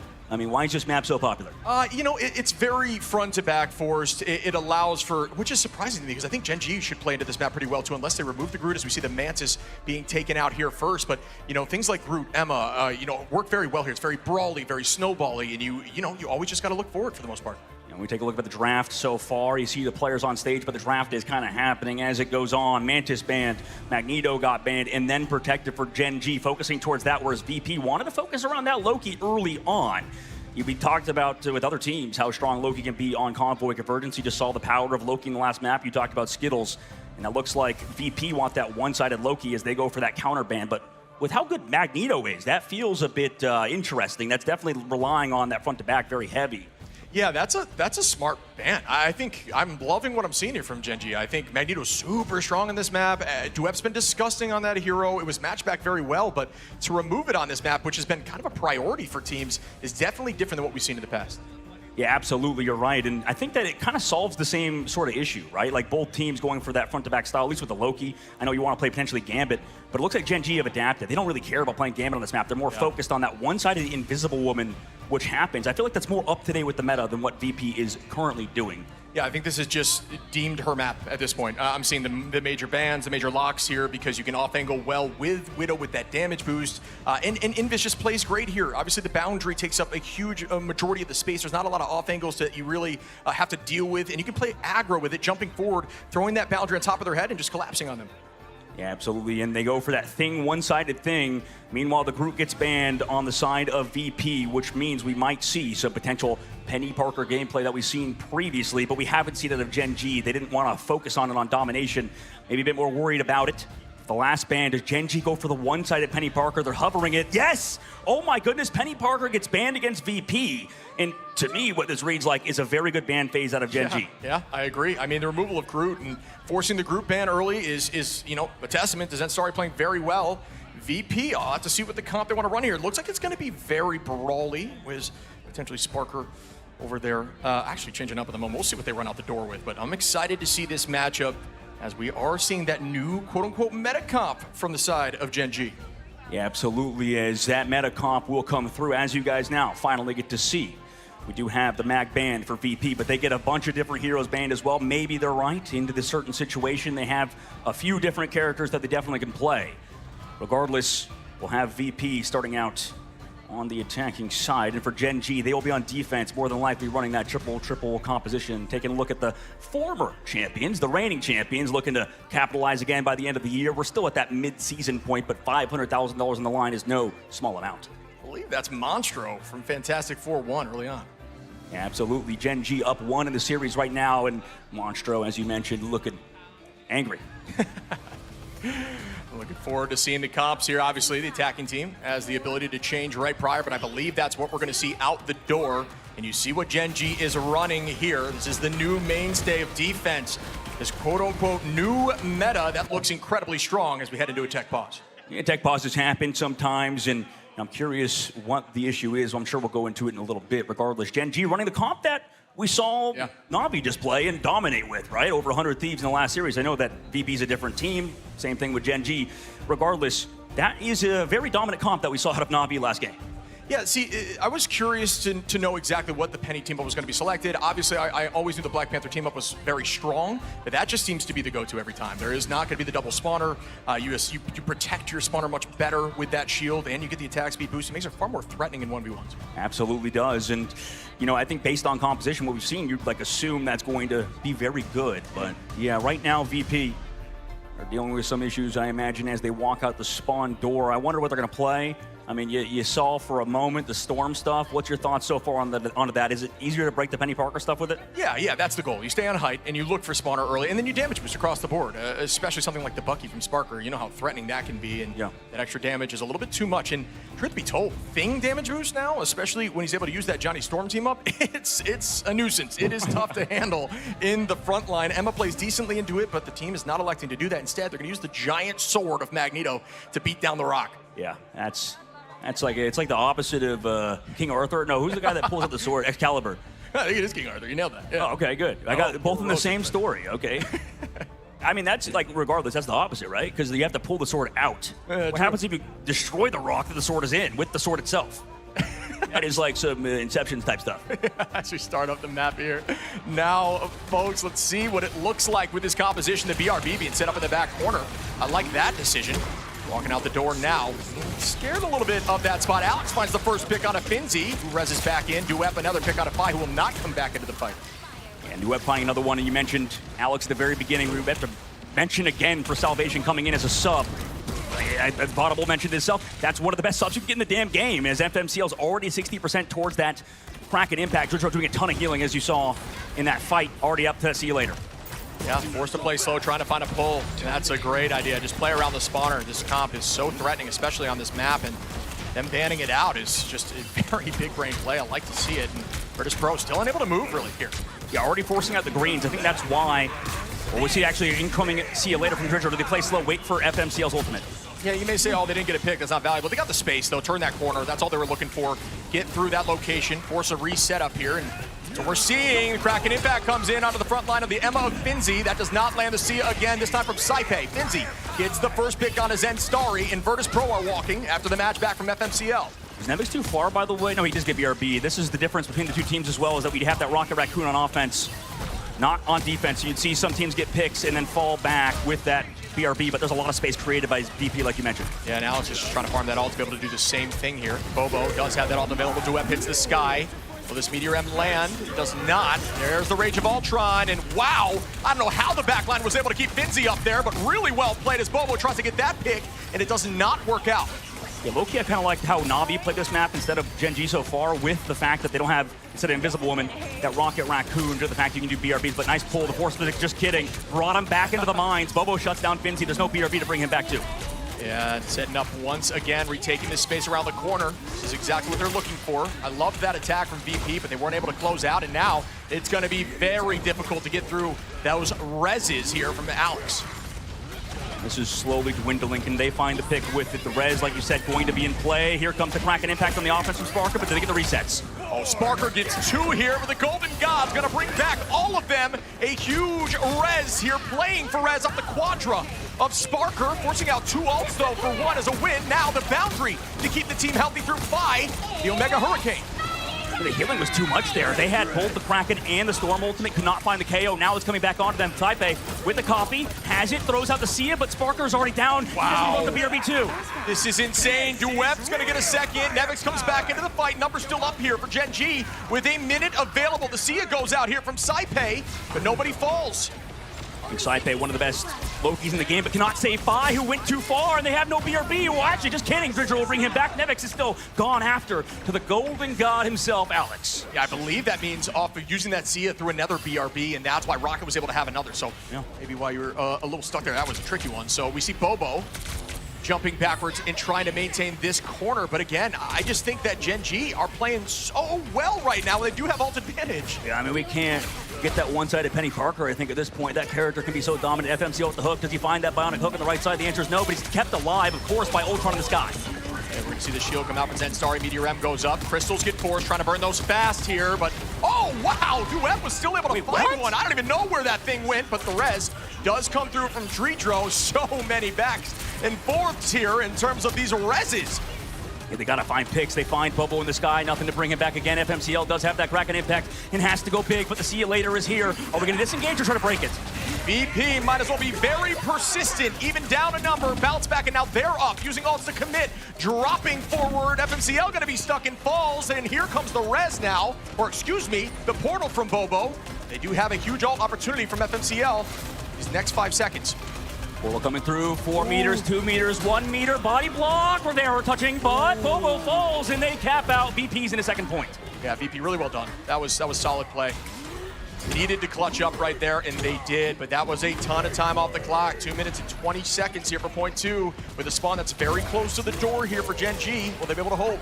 That's still kind of like what VP are doing now. They've moved by off of Storm over to Psylocke, which is interesting. So losing a little bit of that damage boost for Sparker, only relying on that see you later from Saipe and others. FMCL looking to switch over to the Ultron, so it's Bobo going off of it over to the Black Widow. Yeah. Gonna be able to try to farm some of that front line with no shield. That's the idea here. Bond gets committed. Now Bobo using some of that invisible shield. Try to deal a little extra damage at the moment with the Johnny team up, but still both teams kind of stalling. Well, there's gonna be less cover too in this sort of main side, so I kind of like the idea of going to Black Widow instead. Invis boundary forced early by Skittles. They waited out in terms of VP side, but is anybody get picked? Zen Starry on the flank on Penny Parker. We never would have heard that until this season. Oh, the Psionic, and that is a huge ult from Sparker with the Glartrox, and Mine's almost get a pick there, but well played here by Virtus Pro, who are just using this momentum. They still have a minute 20. This is getting messy. You have Duet towards the car. Alex goes for the Karmic Revival. Will bring back actually the Penny Parker. Oh, they're playing for res. Yep, that makes a lot more sense here. No, but the Penny didn't get rezzed, I believe. She was too far away, so Zen Starry's not brought back, has to walk back from spawn. Does have ult available. Not the strongest of ults, but you can set up early, gives you that overhealth. Now you're just gonna play around and bang! Duet's gonna find Nevix with a huge Meteor Rem. It's a massive Meteor M like he did hit before. You called it out before. See you later, Hughes in the main side. FMCL trying to disengage it. They never want to try to break it. They just want a full high. FMCL hits the height here. Rage of Ultron, and that's still going to find Sparker with some help from Duet, and the retake is very real with 40 seconds on. Yeah, at this rate, I mean, we talked about how good Duet can be on Magneto. He's living it up on the hero at the moment. Nice job to bring him back with the BRB, though, from Didra. Just see some commitment. There goes that dance. Been a minute since we've seen the dance of the butterfly. Fi making that shift now, trying to find and track likely Alex. Make sure those reses don't get as valuable. You have driven backwards, but they need to force this touch in a moment to get there and hold. Virtus Pro trying to sneak this thing in. Can they? No. Duep gets there with 3 meters on. Bobo in the off angle trying to find Fi. Will that work out? The spawner's there, but not for long. Very visible, and it falls. It's Finzi. Sparker finds it start. Yeah, they're just getting picked apart. No Stratos Ultra moving to the third phase, and at this point, the difference in terms of, I think, composition is obviously apparent, but it doesn't end up mattering because Gen G are AFK. Dude, they're literally not doing anything right now compared to what we saw in the last series. Again, not to bring it up once more, but Gen G are not playing aggressive like we saw at Na'Vi. They're making plays. Gen G are trying to full disengage, and it's not working out. Yeah, I mean, this is what we've seen in the past here. Teams that look so strong on point 1 with this composition try to run it on point 2 and 3 and just kind of fall over. And yeah. I think Virtus Pro are just taking advantage of that. They've got heavy momentum, and they have ult advantage. Playing so well together, looking like the team that we know and love. Your powers are mine. Bobo now trying to farm up that ultimate at 50%. On the off angle, the Sia and the Boundary are out, as well as the Bond. Might be a little bit too much there from the side here of Gen G. Starting to maybe panic him. So get a 1-for-1, but now Dritcher with the See You Later going to go aggressive again for Alex. If he still has the Karmic Revival in a moment, or the passive to come back and use it, needs to be big.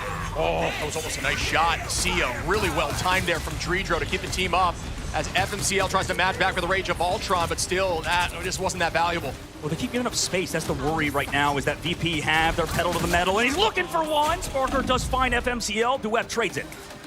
We're going to bring Nevix back in, so even more numbers up as Alex now commits with the Karmic Revival. Everybody's back in. Skittles and Duet fall instantly, though. Back in with the res here from that Golden God who's likely going to bond them up and move them forward. Again, we had to play aggressive with the Penny Parker, though these mines aren't doing anything on the inside. Bobo on the left flank. Can he find a KO? The answer is no.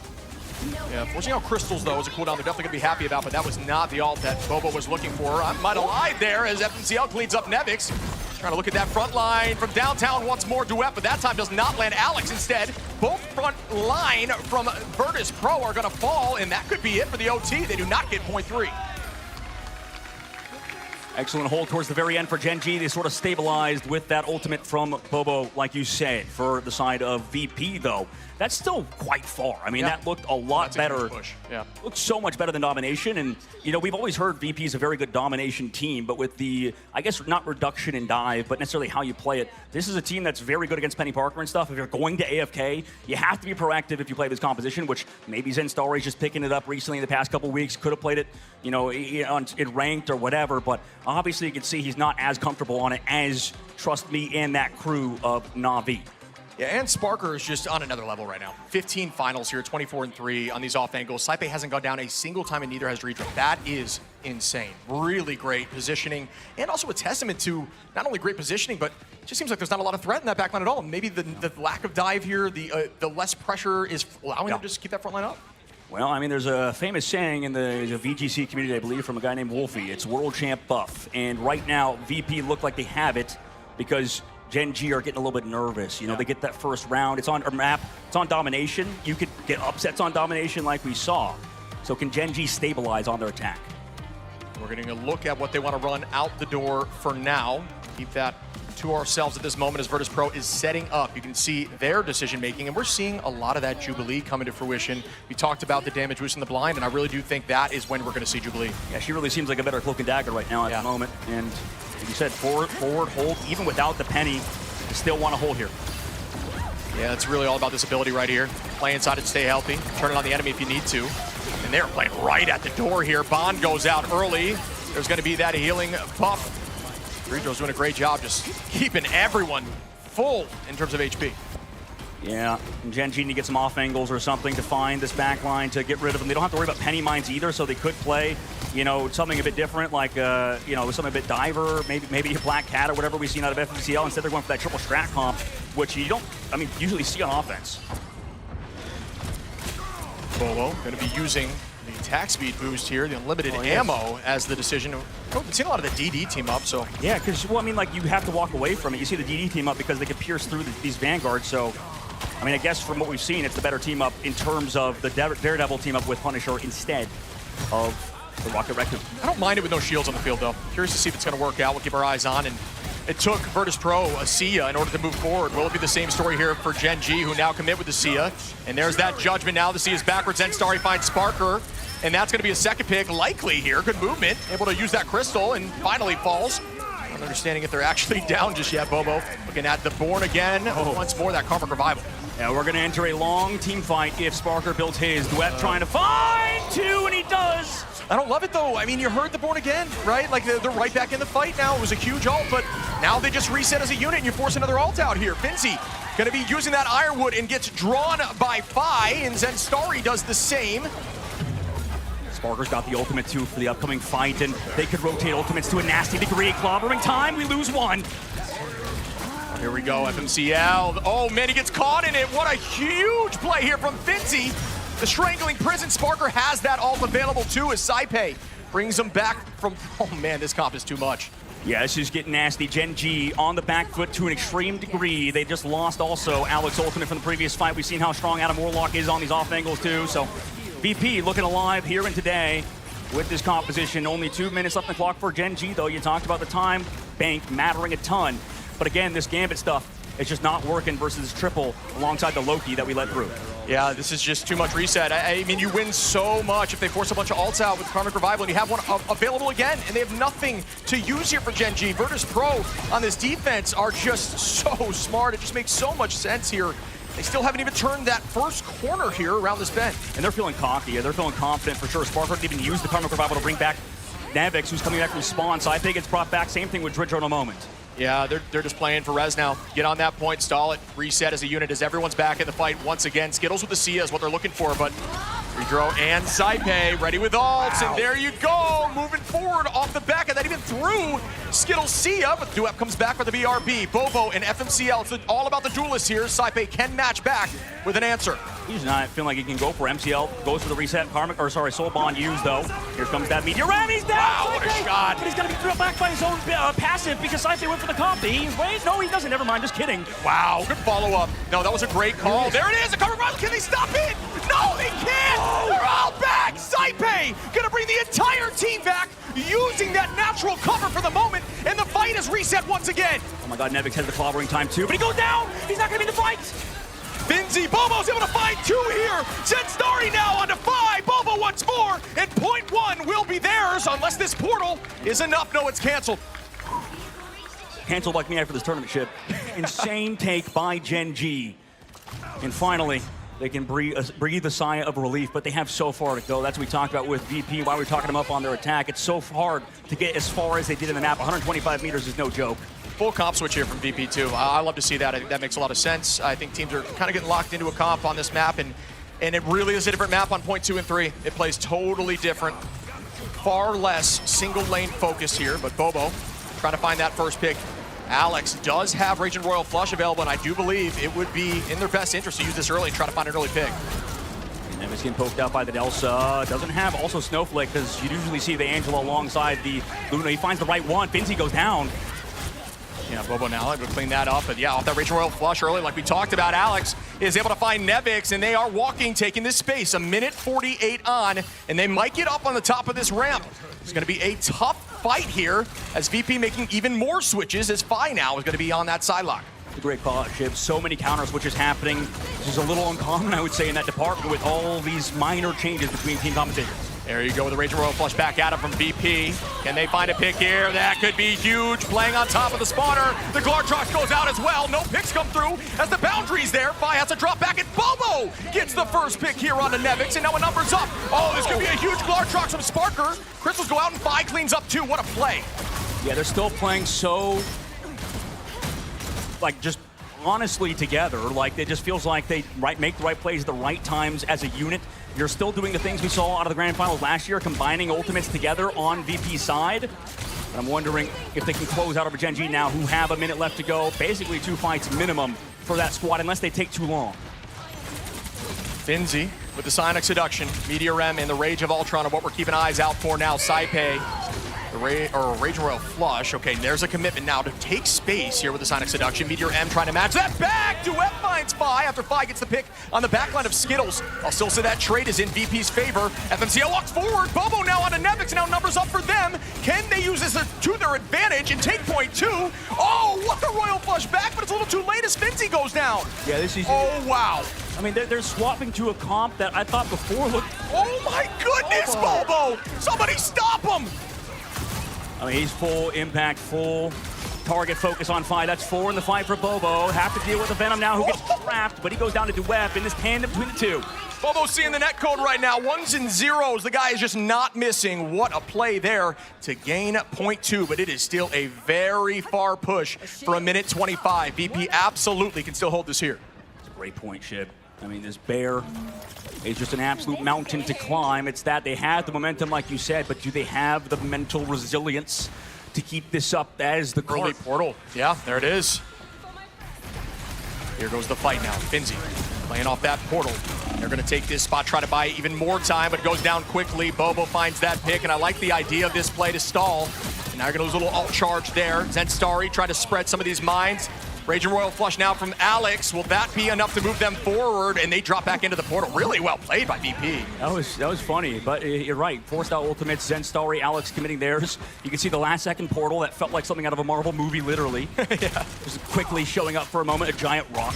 It's back into the portal as it disappears. 30 seconds left to go, Shiv. Last fight territory now, basically, as both teams have their Glartrox and Vanguard ults. Look at the Glartrox. Who is hungrier here? Who is ready to feast? Sparker or Bobo? This could be game-winning, but now by Nevix, Dreedro. There are so many ults to be committed here from VP, the copy from Dreedro now, walking them forward with a Royal Flush. Will there be an answer back? Glartrox gets launched, but I don't believe it gets much. Bobo gets one. Fi trades it with FMCL. It's gonna be a Vanguard for a strategist, though, and holy moly. How did he live? I don't know. Oh my goodness.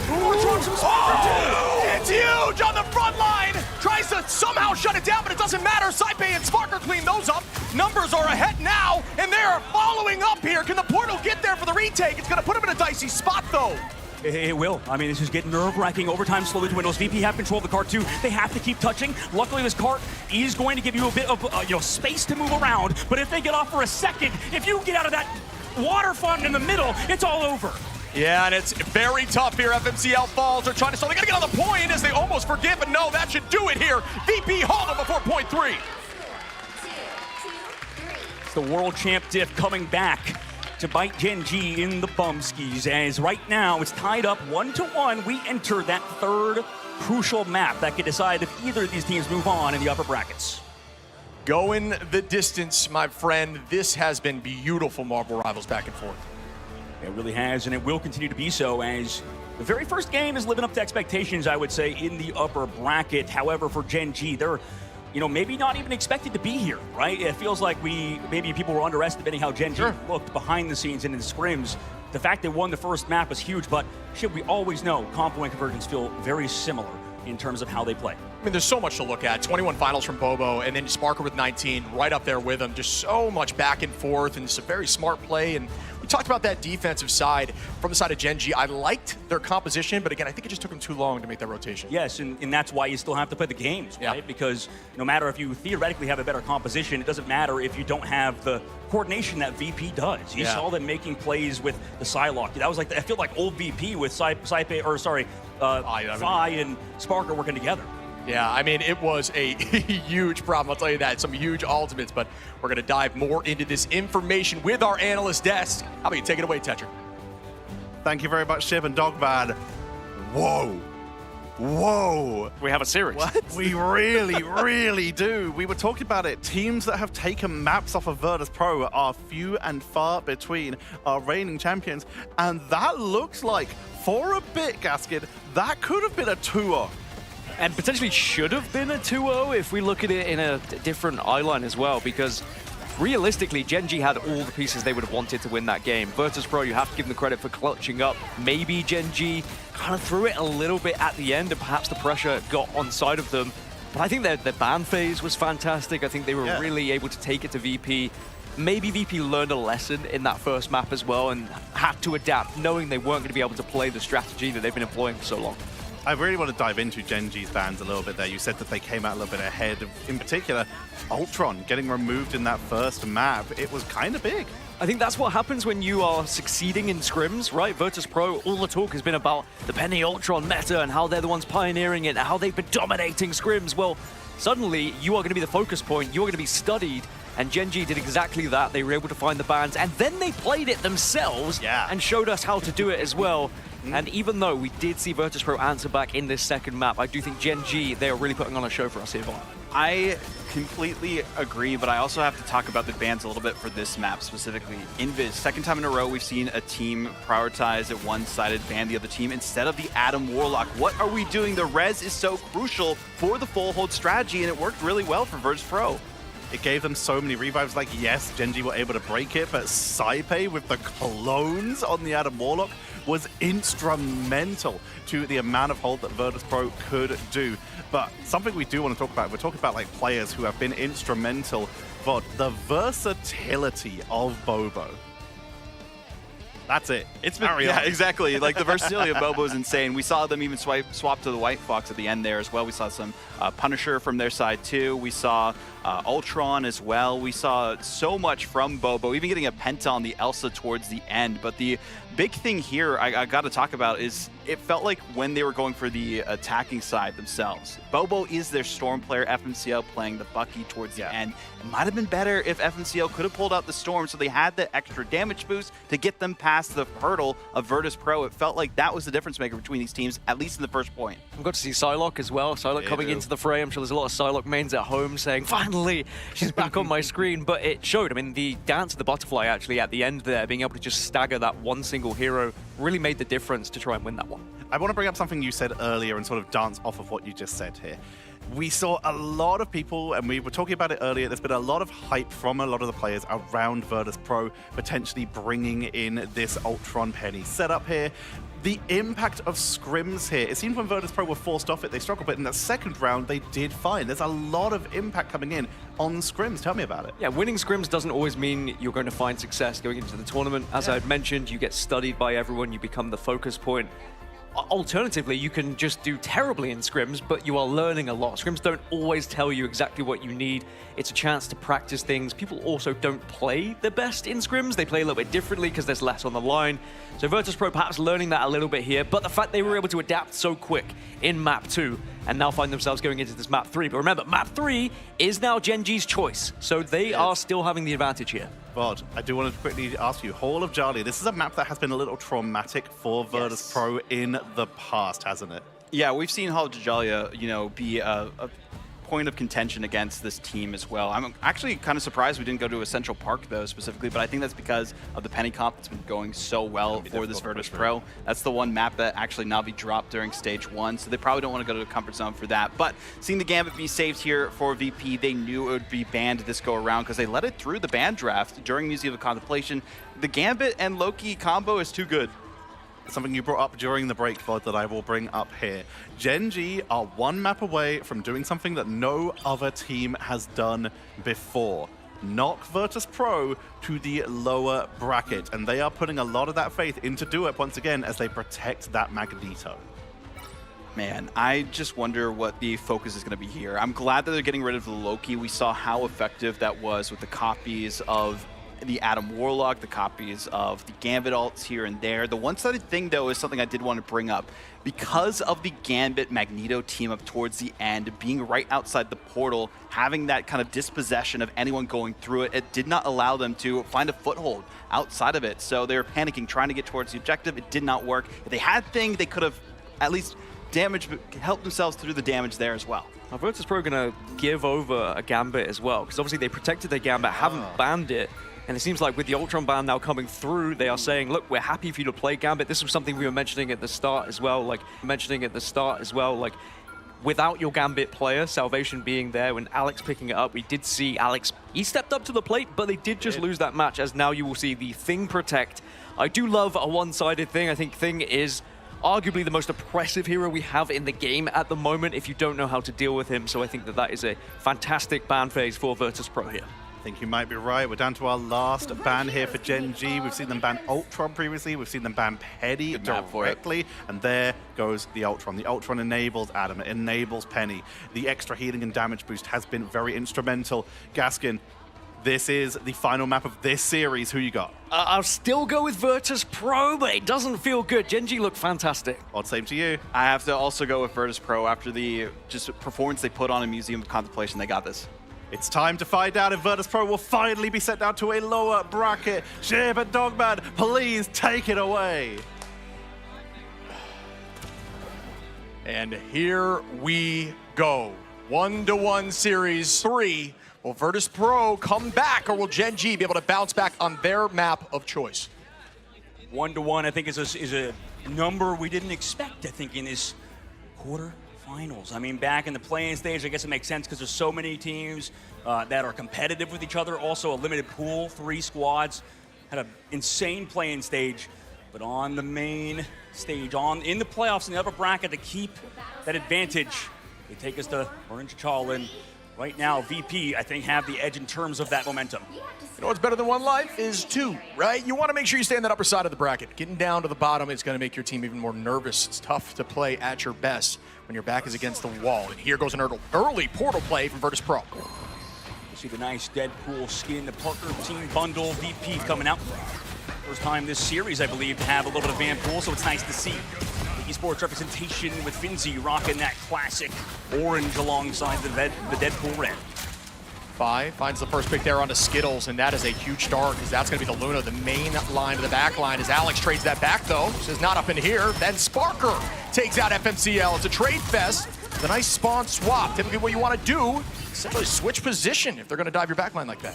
Yeah, usually we see a lot of these Deadpools kind of play a little bit slower. He swaps over to Luna because his portal play is coming through. Zenstar goes down. He's got the ultimate too on the side of Finzi, first one in the game. Bobo goes incredibly low. Just escapes for the moment, tries to get away, but oh, what? Immediately with the ban hammers, he's still holding on. Yeah. Sparker takes out Skittles, though. I don't know how Bobo is still healthy after that, but great play. An absolute magician. I mean, if he were to find a pick here, that'd be huge. Nevix does go low, but too much healing output. He can't double kick him. Unfortunately, that means we're headed to the second phase as Virtus Pro cap out 5 minutes. Excellent time bank for VP to work with. Incredibly fast. That early pick was pretty much everything there on to Skittles in the back line. So Virtus Pro on that portal play, bringing us back to Season 1, did exactly what they needed to. See if they can keep it up, too. I mean, they've got ultimates in a moment, and Gen G maybe feeling a bit of the pressure on the last series. Alex does have the Raging Royal Flush first, but it might be answered unless they go fast. Sparker stays full HP here. They're both just trying to build ultimates, trying to find a solution, but Gen G, you know, right now they're going to have that Royal Flush first. Are they able to get some momentum back in their favor? Yes, they are. Duet drops by. That's going to be 1 here. And yeah, they're just going to walk back and reset as a unit. But slowly finding picks. I mean, if they stagger Nevix too, they wanted to disengage. You saw Sparker, so that's a little bit brutal to find even more staggers. But regardless, VP still have the time bank to work with, and we know that they're former champions and they're the reigning champions. So I imagine maybe they get past this choke point, but we've seen teams get held here for 4 minutes. Reject rad, yeah. Literally in the playing stage, yeah. We've seen it before. Will it happen again? I like this position here. I like this position here from Bobo. I don't even know how you get up here with Widow, likely jumping from that completely destroyed building to the left, but there goes that commitment now. Saipe starting off, has to hide into Bobo, tries to get that pick. Up goes the Meteor Ram, but Dredro finds that one with the clap through Duet, and that cannot be eaten by the Meteor. Yeah, that's brutal. I mean, missing or getting taken out by the Luna Snow, and now you're up one in the fight for VP. Sparker with 2, Finzi with 3, Sparker with 1. Come on now, Finzi. Just destroying and dismantling this team right now. Yeah, 3 minutes and 30 seconds left to go. Destroyed. Wow, look at the ults. Yeah. Upcoming fight, VP, like you said, have all of the ults in the bank. Now, what does Genji do, right? They do have Skittles in terms of his ultimate in the moment. No mag to counter it, maybe, but you can still stun and KO people with the vulnerability. The combination between Hitscan and Duelist players from VP has been beautiful. Eyes on the Glartrox. Could be big here. Sparker peeling back line onto Zen Star. He's trying to stall for the moment. There goes some commitment to let the devil out. No answer yet besides the dance floor from Dredro. There is that Glartrox, and it finds value as FMCL goes down, and Virtus Pro are on a rampage at this moment. Sparker with another fine. This could be point 2 here after this dance floor ends. Clobbering time, Duet hit as well, can't be saved. Sparker with another, and it is just clinical, as you mentioned, Shiv. They move on a third phase with 4 minutes and 16 seconds on the clock. Yeah, it's like asking someone to play lefty and you find out they've been a lefty all along here. This map seems like Virtus Pro is just excelling. This is something they're not scared of. They are comfortable and they are walking through with 4 minutes on point 3. They gotta stop. Maybe FMCL is going to bring it to them. This is the problem when you lose on a convoy. It can be very, very hard to come back on Convergence. Let's see if they can for Gen G. That pick from FMCL maybe spark some life for them. It's like Virtus Pro's dropped the ankle weights here. See if there's going to be a big play. Fi dives in, let the devil out, gets matched. As Alex starts up the Raging Royal flush. Nevix now gets the punch on Skittles, goodbyes. Zenstari finds Dredro. Both of the Lunas are gone, but Alex falls and Nevix now. FMCL takes out Saipe. Both of the backlines have been deleted. Be more of a who can find the next pick type game here. Yeah, I mean, this is kind of nice. They're playing fast because VP is also playing fast. Understanding the backline might be a bit vulnerable. But right now, Gen G with his ultimate from Bobo hasn't been able to find anything. Gets shut down by that Deadpool ult.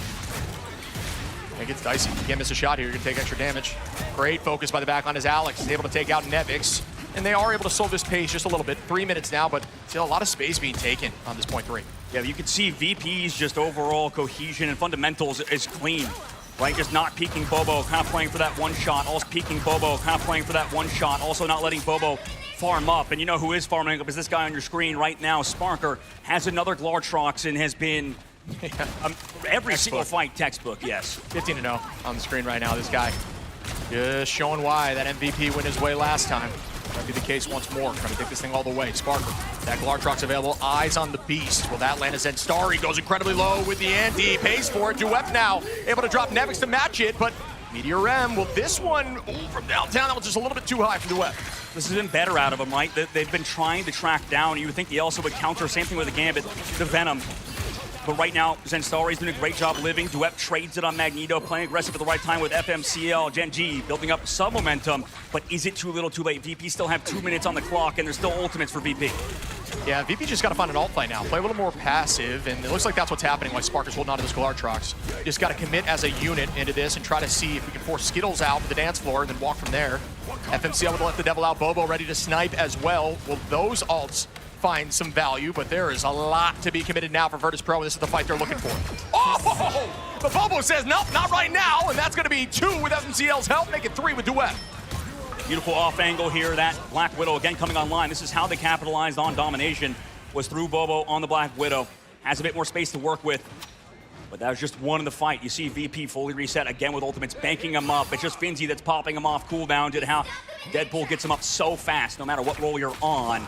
And Gen G, they can make something happen again if they bait out these ultimates and maybe potentially even get a KO or force out double. Oh, this is going to be the fight now. Saipe, there's full commitment now. Gen G did a good job not overcommitting in the last fight, but now VP is likely going to go hard in this fight and try to find something. Glartrox is there, but it gets burned instantly. The dance floor to match and walks forward to stay with him. Finzi, though, finds Alex. That's a big pick onto the back line. Can they keep this momentum? Bobo gets one, but it's not enough. 3 in the favor of Virtus Pro as again make it Bobo 2, and Virtus Pro are heading towards this final point. They are, but I don't even know if Finzi needed to use that ultimate. It might not be up in the last fight coming up, maybe on the Portal retake. I mean, you still got to use it, I guess, for Deadpool, but regardless, you have Fi again with that Psylocke ultimate. The dance of the Cutterflies is disgusting as per usual. Maybe with that damage boost from Dridro in a moment as Alex and Gen G look to change the tempo, maybe throw out Meteor M.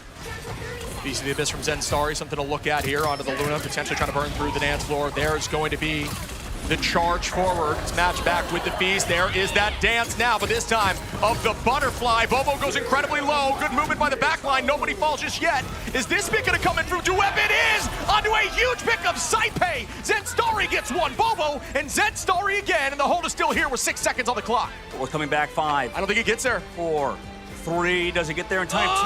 2. It does! Oh! That was a split second. I think they got through it. I just don't think it touched. Yeah. The carts in this game, man, rectangles. Rectangles, I'm telling you. Oh, man. We love circles here. Big circle guy. I imagine VP is too, even though they have the shape of a V. Regardless, that was an insane last fight from Bobo to switch over to the Adam Warlock. That was big brain, understanding the Psylocke ultimate's coming. They just go for that soul bond onto everybody. That saved them against that ult. Yeah, it's showing the value of ult tracking, right? Making that decision. Some of these cooldowns, like Loki Crystals, like Adam Bond, are so valuable, but have massive cooldowns. So in a final fight situation, if you're able to make that switch, get huge advantage out of those cooldowns, and you win the fight. And that was some really good defense by Gen G, but a big push. Absolutely, and VP. That was the same thing we just said last map, by the way, right? Yeah, it was, dude. Yeah, literally same situation. You know, it's a matter of offense being a bit more hard to fully cap out unless you're against a team that doesn't stand up to your level. Like we saw in the 100 Thieves series, capping out with, what was it, 4 minutes or something, 2 minutes? It was insane. Doesn't happen unless you're against a very bad team. Now, for VP, on their defense, looking to maybe roll it with that Penny Parker. That's maybe why that ban phase went the way of Penny Parker bans in the last map. I think this is a tricky spot for Penny. I'm curious. I want to see the lineup and the setup here from Finzi.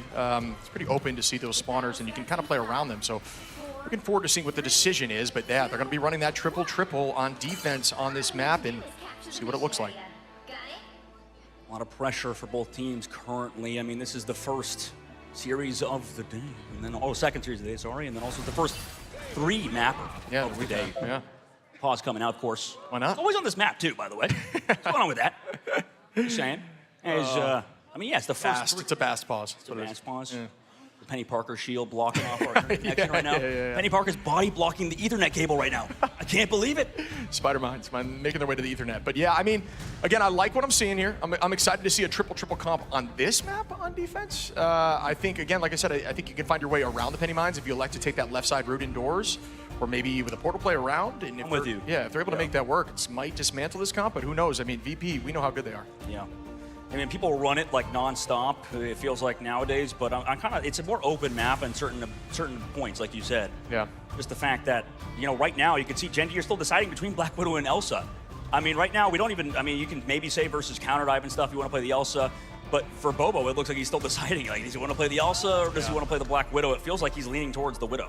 Yeah, I think Widow's been getting more value for the team, but the percent-based damage is always really good. You're going to end up finding out what the comp is in just a moment, and when there's 3 Vanguards, that might be the decision that you elect to switch to, but we'll see now as we begin this fight. Then Starry on the high side, ready to set up. Teams just kind of feeling each other out now, trying to understand what the plan is. And Starry just pulling eyes away as the team walks forward. FNCL ready to dive at the same time, like with a 3-2-1 comp here. Force out that Atom Bond. Trying to get rid of the Penny Mines. That's the objective. Their mines are gone. Here comes the dive. There it is. Full commitment. And Starry able to find Dridro immediately with FMCL's help. And that's what I was talking about with a 3-2-1. But Finzi takes out Alex. And that's a backline pick. FMCL falls from 5. Well done by Virtus Pro to not panic. And they still hold on. They're going to force the entirety of Gen G to reset this fight. Yeah, nice trades from VP's side on the front line. You can see not everybody able to make it. Alex goes down. The substitute, sadly, for Gen G falls on the engage. Right now, that's the tough part with the Gambit comp versus this counter dive, is that Even though the character is crazy at peeling and stuff, sometimes you can get one-shot by basically anybody on VP side. Really good example of setup there from Zen Starry and FMCL, though. You notice how fast Invis fell there from Dreedro. Not a lot they could do in that. Oh my goodness, 23 HP and a dream from Sparker, still able to make that work back to the front line. Still has the res, though. Something you don't have to worry about too much. Nevic's anchoring the point right now perfectly, not even taking too much damage, though we use the Soul Bond in the fight. Sparker close to that resurrection. Bobo with the ultimate in a moment. And out goes the sword now. Oh, Bobo just raining. The snipe goes out, one goes down. Bobo pays for it from Nevix, though. Off the back of the Raging Royal flush. Numbers are even for the moment. Down goes a duelist. And once again, the space is just being commanded here by VP. Nevix, though, finding Zen Starry. FMCL trades it back onto Saipei. A big pick there as Bobo tries to head back to the fight. FMCL all over this back line. Will they fall? No, they're patty caking for days. The board again comes through. There's no way to stop it right now for FMCL. Oh, he's got to live off map. No, he's gone to Sparker. Excellent shot from him. And right now, Shiv, 2 minutes left to go. Virtus Pro not even giving up a single tick is incredibly impressive against Gen G, who just committed 2 massive ultimates from Dwep and Bobo once again. Yeah, Raging Royal Flush is available here, the dance floor, to answer anything that comes back, which might have to be for the Yancy. We'll see here if the clobbering time from Nevix can be enough to get some value through. Invisible Boundary likely going to be an answer for something like potentially, I don't love the Invisible Boundary to the Raging Royal Flush. Let's see what they do. They use it anyway. Might as well just play it slow, and we can't go into it. Yeah. With the ante. Good positioning. Yeah. They did use Soul Bond in that as well, though, so we have to keep in mind of that cooldown. That's good comps. Down goes Piece of the Abyss, lands on a few of the back on the clobbering chime goes out. Oh, the spawner stays up with like 1 HP and deals so much damage into Zen Starry. Saipei finding Skittles, and once again, VP, this is looking like exactly what they wanted. Wow. I mean, this is easy for VP right now. Too easy for VP at the moment. I was talking to Trust Me on the way to the outside of the room, and he was saying that Gen G's kind of collapsing. It feels like a mental lapse, maybe due to inexperience, or rather, you know, first time able to compete against a team like VP could be a bit much for this new squad. And we call this a lights too bright moment. I mean, this team is looking so good early on. This is just a very tough situation for him right now as Finzi sets up on the height here. The spawner does have ult available.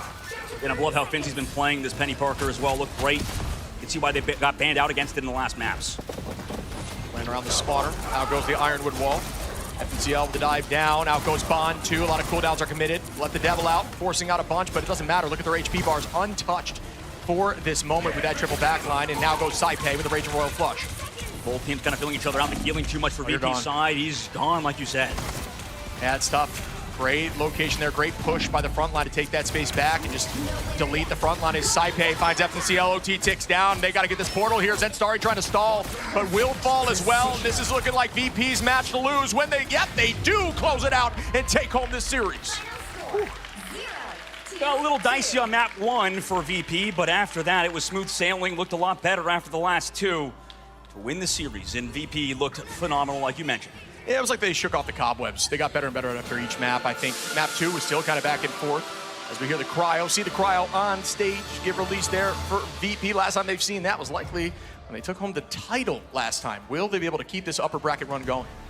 They still look clean, still look cohesive, and that's the problem when you go against a team like VP. No matter what they play, you know they're going to do it together and well. And that was just an excellent showing last map. I don't think they had any faults on defense. It was the Penny Parker stuff, obviously. They shut down Bobo. It was also Sparker on the Adam Warlock, taking home another MVP. We've seen the Adam Warlocks kind of consistently take home that MVP due to the healing output provided from the freaking new team up. It's insane, and damage. Sparker was just having a map. Yeah, I mean, 10 finals too. Finzi doing a good job there on the Parker. Penny Parker makes it so difficult to take that space and really command it, and constantly moving the spawner to see what they're playing with, and you know, shutting off angles on the height if they're going that way, and then playing back on main, just very consistent. And that's the tough part with dive too. I mean, you saw FMCL was just shut down the whole series. So I mean, that was an excellent job from VP to shut down FMCL whenever he did well. The team did, obviously, but you could see it was so hard versus the amount of healing provided from VP's backline. Nobody was ever dying. Yeah, I mean, there's an argument to be made that maybe Elsa would have been worth to try to Glartrox off map in that corridor, but either way, it's so tough. I mean, it's a tough comp to find a solution for. Maybe Black Cat or something like that too to up the tempo if you're trying to go for that. It's just FMCL was alive in the back line. He's drawing aggro, but it almost doesn't matter versus the comp that VP's running. Yeah, I like the Groot to do it too. So again, there's a lot of correct decision making.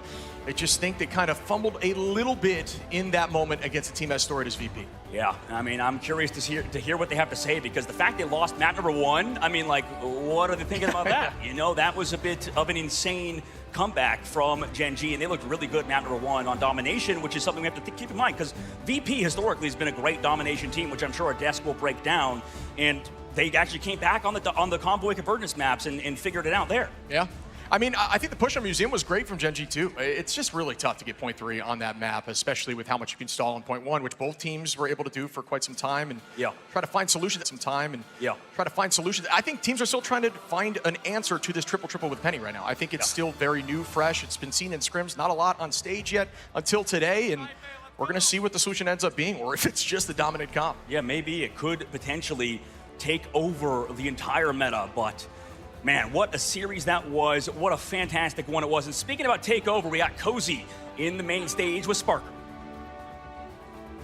Thank you, my friend. Well, of course, guys, give it up for VP getting your win here in an electric match 3. Again, I'm joined by Sparker, former MVP from that grand finals, and y'all showed championship DNA. You know, being calm, cool, collected. As a team, how do you do that? How do you walk through the steps after losing something like map 1?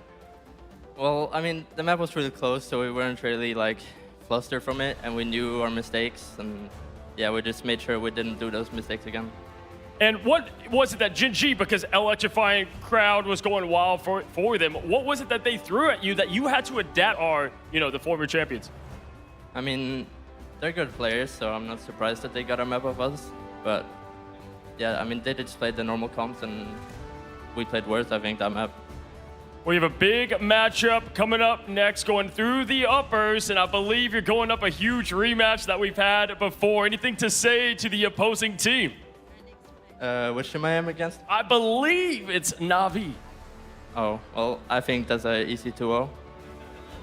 An easy 2-0. You know what? I love Spark. It's quiet confidence, but then when it's Na'Vi, it's a little bit louder. Love to hear it. Anything else you want to say to the fans of VP? Thank you for supporting us. Awesome. Give it up again for Sparker. And again, to break down all the action of what you just saw, Tetra and crew, take it away over there on the desk to break it down. Sparker is a man of few but very impactful words. After starting a little bit shakily, Gen G so nearly took it from them, but quite frankly, that recovery from Virtus Pro was huge, Gaskin. Yeah, I think again, their experience kind of shone through, right? That's what you'd expect from your VPs, from your Na'Vis, from your TLCs, that even if they go down, they're still going to have a way to get back into the game. I think what was more impressive was that even though they were targeted a little bit with their strategy and their bans, they still were able to find a way to get through that as well. And even though it was very close, and our reputation was on the line a little bit, Vod, with us saying that it was going to be a VP win, Gen G, I think they'll be disappointed, especially with that map 2 not able to close it out. Yeah, so close to the final finish line, but I do have to talk a little bit about the flexibility for FMCL. I felt like if they could have gone with the Storm the one time, it would have been a lot better for spawn break. Also seeing here on this map, sticking to DD for so long, it didn't quite work out as well as they would have liked to, so maybe a bit more ingenuity in terms of duelist lineup would have worked better for them, but Virtus Pro really stepped up, especially with Nevix on this thing just popping off every single map they had it available, but it was banned, the one that they lost. And just quickly to do a little bit of housekeeping while we're here, a quick reminder that the players are playing on the Razer Iska V2 New Gen. And that was a tough game for these players where they might have been getting a little bit hot during that match. These long matches and longer days, the dual intensity cold cured foam seat cushion is built with perforations, I cannot say that word, for airflow. So there's no heat trap even in a deep best of 5, but a best of 3 is what it came down to, and VP brought it back. You've been watching the online stages. I've been sitting on one all season. I can tell you, they are very comfortable. But as we look at the stats, I mean, clearly there were some standouts here. Everyone played their part throughout the entire series. I don't think there was necessarily weak links anywhere. Of course, stats say a very different thing for what you see actually in the gameplay as well. But for Virtus Pro, that was a potential banana skin in this bracket, realistically. I think that they will actually look more comfortable against Na'Vi than they did here against Gen G, because I think they'll be a little bit more prepared. I'm not saying they're going to win. Yeah, I was like, I'll let you finish, but, you know, it's Na'Vi, and we heard from Trustby saying, we only want you to lose against us, no one else. So they are able to fulfill that prophecy for now. We'll have to see. But Sparker definitely stepped up big. Even in the map that they lost, had the most finals out of anyone in that map. I believe it's 16 there as well. And as you can see, the averages here, 13 KOs typically, and doing pretty well for themselves on the damage capacity as well. They were the MVP in the Grand Finals. They had like the second highest damage out of anyone behind Terror in the Grand Finals, and they continue to dominate here. Sparker also being put onto some more different heroes. They basically got a gift hand-wrapped with the release of Elsa, who has stayed strong all the way into these Grand Finals, allowing Sparker to just do so much for the team, and has been the Adam Warlock for this team for the longest time, Gaskin. And I think Adam Warlock is showing to be a very important part of every team as well. You need someone who is not only good at providing that little bit of extra damage, get those final hits in as well. The healing now is very important on Adam Warlock, having that team up, but also the survivability and the position of the Karmic Revival. Like, you've probably seen your teammates in ranked, right, try and hit a Karmic Revival in the middle of nowhere, and it does absolutely nothing. You need to make sure you're strategic about it, and I do think it is such a vital part of any roster. So that does mean that we already know that upper bracket match that will be happening tomorrow is going to be the legendary rematch. This is the rematch of the Grand Finals from last year. Virtus Pro versus Na'Vi happening tomorrow. That's going to be huge. We still have some earlier round games to play. We have the lower part of the bracket to deal with, to find out who'll be going up into that upper bracket and who will be being sent down to the losers bracket, along with 100 Thieves and Gen.G, both of which still here have to fight their way through. Yeah, that's the one I'm excited for. 100 Thieves and Gen.G will play today against one another, and that is a huge, that's an elimination match. We've just seen what Gen.G can do. We know what 100 Thieves are capable of as well. I think that may be the match of the day for me.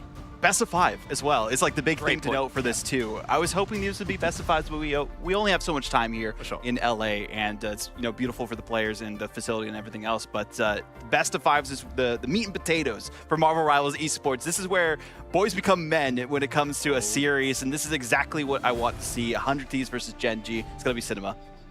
We have so many good series coming up for you, but we're going to be heading into our next first round game coming up after this. It is going to be from the Americas, Team Liquid Citadel versus the third team from EMEA, fighting their way through MRC Stage 1, the play-in stage, only to face the top team from the Americas. Rad will be the second team there, and they'll be playing after this.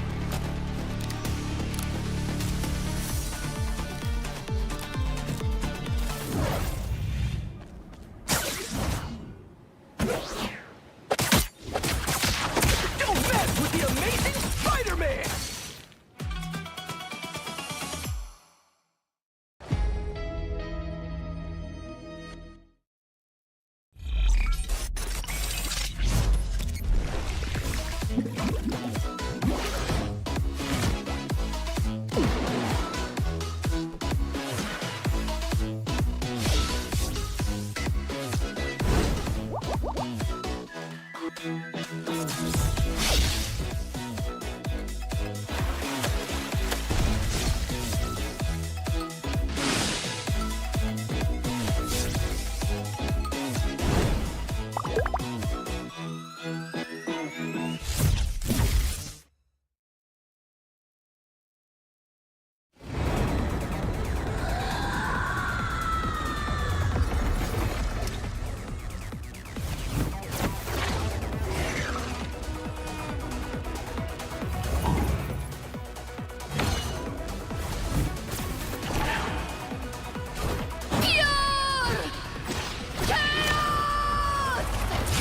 was inevitable.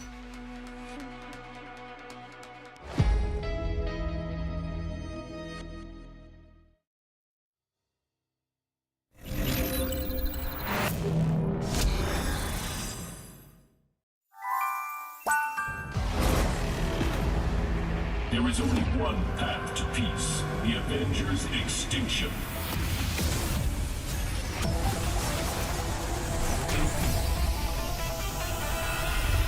Avengers, assemble! Widow style.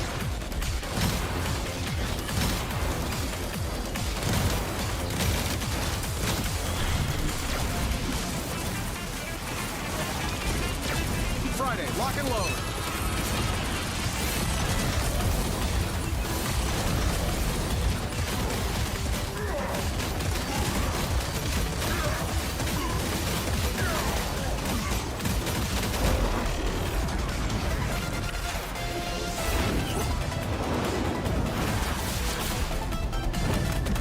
This is for Pietro!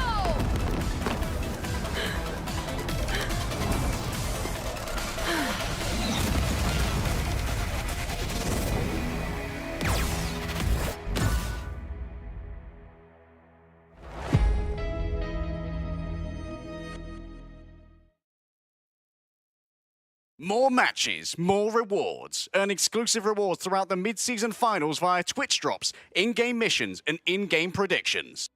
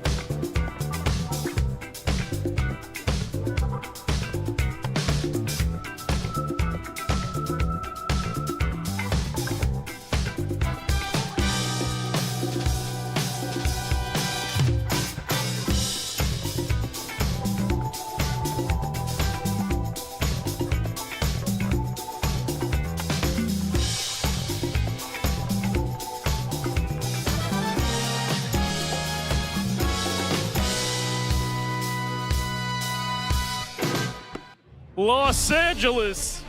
Los Angeles. Hello, hello, and welcome everybody to yet another amazing game. We're on match number 3, and although this is the halfway mark of today, we don't have a halftime show for you. Luna Snow's not performing. We got something even better, and that is an electrifying matchup between two great teams that I'm so excited to announce. An incredible story coming from that top seed in America. Please put your hands together. Los Angeles, emotes in the chat for Team Liquid Citadel. When Worlds is on the line, you don't just call anyone. You assemble the best. Your America top seed, the super team. Your Avengers coming to the stage to show what they've got. Energy, Speedery on the duelist. We've got Bess and Paulie as your vanguards, and of course, the backline, Cooper and Nero. I'm here joined by Bess. Bess, we talked to your family earlier. Your sister said everyone's done. They have no chance. First of all, just words to that. Well, I hope that's true. I have to ask you, a lot of expectations on this. Do you guys just live up and let that speak with your gameplay? Do you embrace all the love and confidence from the fans? Yeah, definitely embrace it, and we just want to let our gameplay speak for itself, so we're ready. What would you say is the strength or the best thing about this team of TLC? I mean, we're all just so great, like, individually that when we're thrown into, like, unexpected situations, we're able to, like, really blow and come out on top. So I think we're all really flexible, and that helps a lot. And many would consider y'all, I would say, the greatest team here, but other than yourself, for y'all, who do you have your eyes on? We're looking at Na'Vi. Na'Vi getting called out right here, right now. Again, though, we've got to meet the other side. The big-time play-in stage winners getting all the way through. You know their story already. Ladies and gentlemen, put your hands together for Team Rad.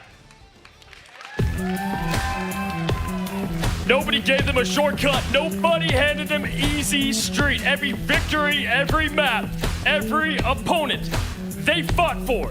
Their dreams coming reality as they go from couch to pro and find themselves in the biggest stage, the main stage, after making it through. And of course, the sensation we've been talking about. If you listen to the cast, audience, your ears have been bleeding the name. Crazy Kitty. Let me ask you, after what was today or yesterday, complete chaos, how are you feeling going into a new day and now the biggest day for this entire team? Well, tomorrow was the warm-up. It was a stressful day, obviously, our first time. So now we're ready to go in and do our best and win. Many call you the best Black Cat, the best Daredevil. Got to hear from yourself. You the best of the best? Well, I mean, if you want to be the best, you have to believe that you are the best, you know, so I would say so.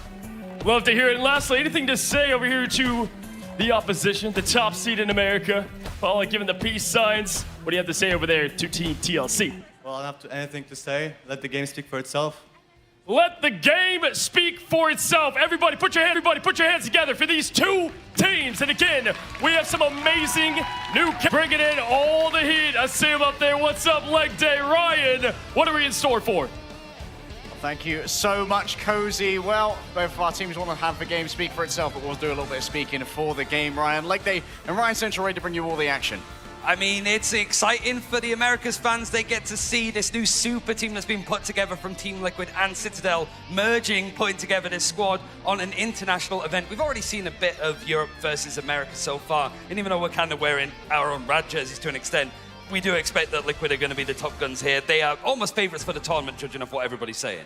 Yeah, it feels like Team Liquid Citadel, everyone is rating this team incredibly highly. You know what, between me and you, I think they might be pound for pound one of the most talented rosters we've got here. And certainly in contention for the World Championship. But they've got to get through so many hurdles to get there. And this is a team that we haven't seen play together on LAN before. Just like Rad, they've got a little bit more experience with the LAN, but they haven't won it yet. Yeah, I mean, Ducky was saying at the end of yesterday, going through play-ins, that it was a little bit one of those cases of like, we eventually worked out what we needed to and got there in the end. The problem is, you're going up against one of the stronger teams and you're going up onto Domination, where Team Liquid Citadel haven't lost on Domination once this year. 24-0, it's basically their best type of map. And so it is a bit of a baptism of fire for them to be playing on LAN in a playoffs for the first time. Yeah, I mean, 24-0 on domination is fantastic when you're going into a best of 3, and one of the maps is guaranteed to be domination, even if it is a random map. And maybe that's going to come back around. We start moving into our best of 5s later in the bracket. But when we zoom in and try and think about what players we have on the stage at the moment, I'm really thinking about Veswa, the newest addition to this roster. Given that Mag has now moved into the spotlight as this tank with so much agency, this Vanguard with the sword, being able to pick off a backliner so easily. Veswa, pound for pound, might be the most talented Magneto in the world. And especially when we've seen Team Liquid Citadel win pre-season with Spark Chief and then making the upgrade, I think the general consensus was, that's not fair, that's not allowed. Who You allowed can't be this? making upgrades when you're basically dumpstering everybody else in the region. It's one of those cases that, like, really Team Liquid Citadel want to put a lot of focus on this. They picked up a great player and benched another one with Spark Chief, who was also incredible LAN experience. But it is still one of these cases where you actually need to see how it works going up against a European team and not just in the Americas. Yeah, a lot of talent to be talked about, and we've got some good talent to talk about as well. We're going to throw you over to the desk to get you ready for this matchup. Hello and welcome, my friends. The Variant Cozy here on the desk is back as your host, and I'm joined by some elite talents, but a special guest for y'all today. We have Iron Ship and Mr. Danny Koo, who is the senior executive producer of Marvel Games, creative of Luna Snow, and more. I can list the accolades. We'd be here all day. Danny, it's great to have you. How you feeling? Oh, thank you. I mean, we have an exciting matches. We have seen it. So far, it's been great. It's only gonna get crazier from here. Oh yeah, better and better. I mean, this game, TLC Rad, there's a chance, and Danny and I were just talking, that Rad could potentially have the exact same story they had last time, from the bottom of the play-ins all the way through potentially to the end. But it's all about this matchup with TLC. This team is just so strong. We're not really sure what they're running yet, as we haven't had eyes on them. But if they were able to beat TLC, I could see them going all the way. Listen, Danny, I think one of the cool things about esports, right, is in all Marvel games, Marvel movies, storylines, right? And great one we've got cooking up right now is what's amazing about Rivals is you have the path to pro. And we're seeing that through Marvel Rival Championships all the way up to now, making that seat in Rad. Can you walk me through a bit of how interesting and cool and the idea of creating those storylines through something like the MRC and making it readily available for all players? I mean, from the get-go, you're playing as Marvel heroes, and that's a battlefield right there, and then instant drama when two teams go at it as either rivals or friends, right?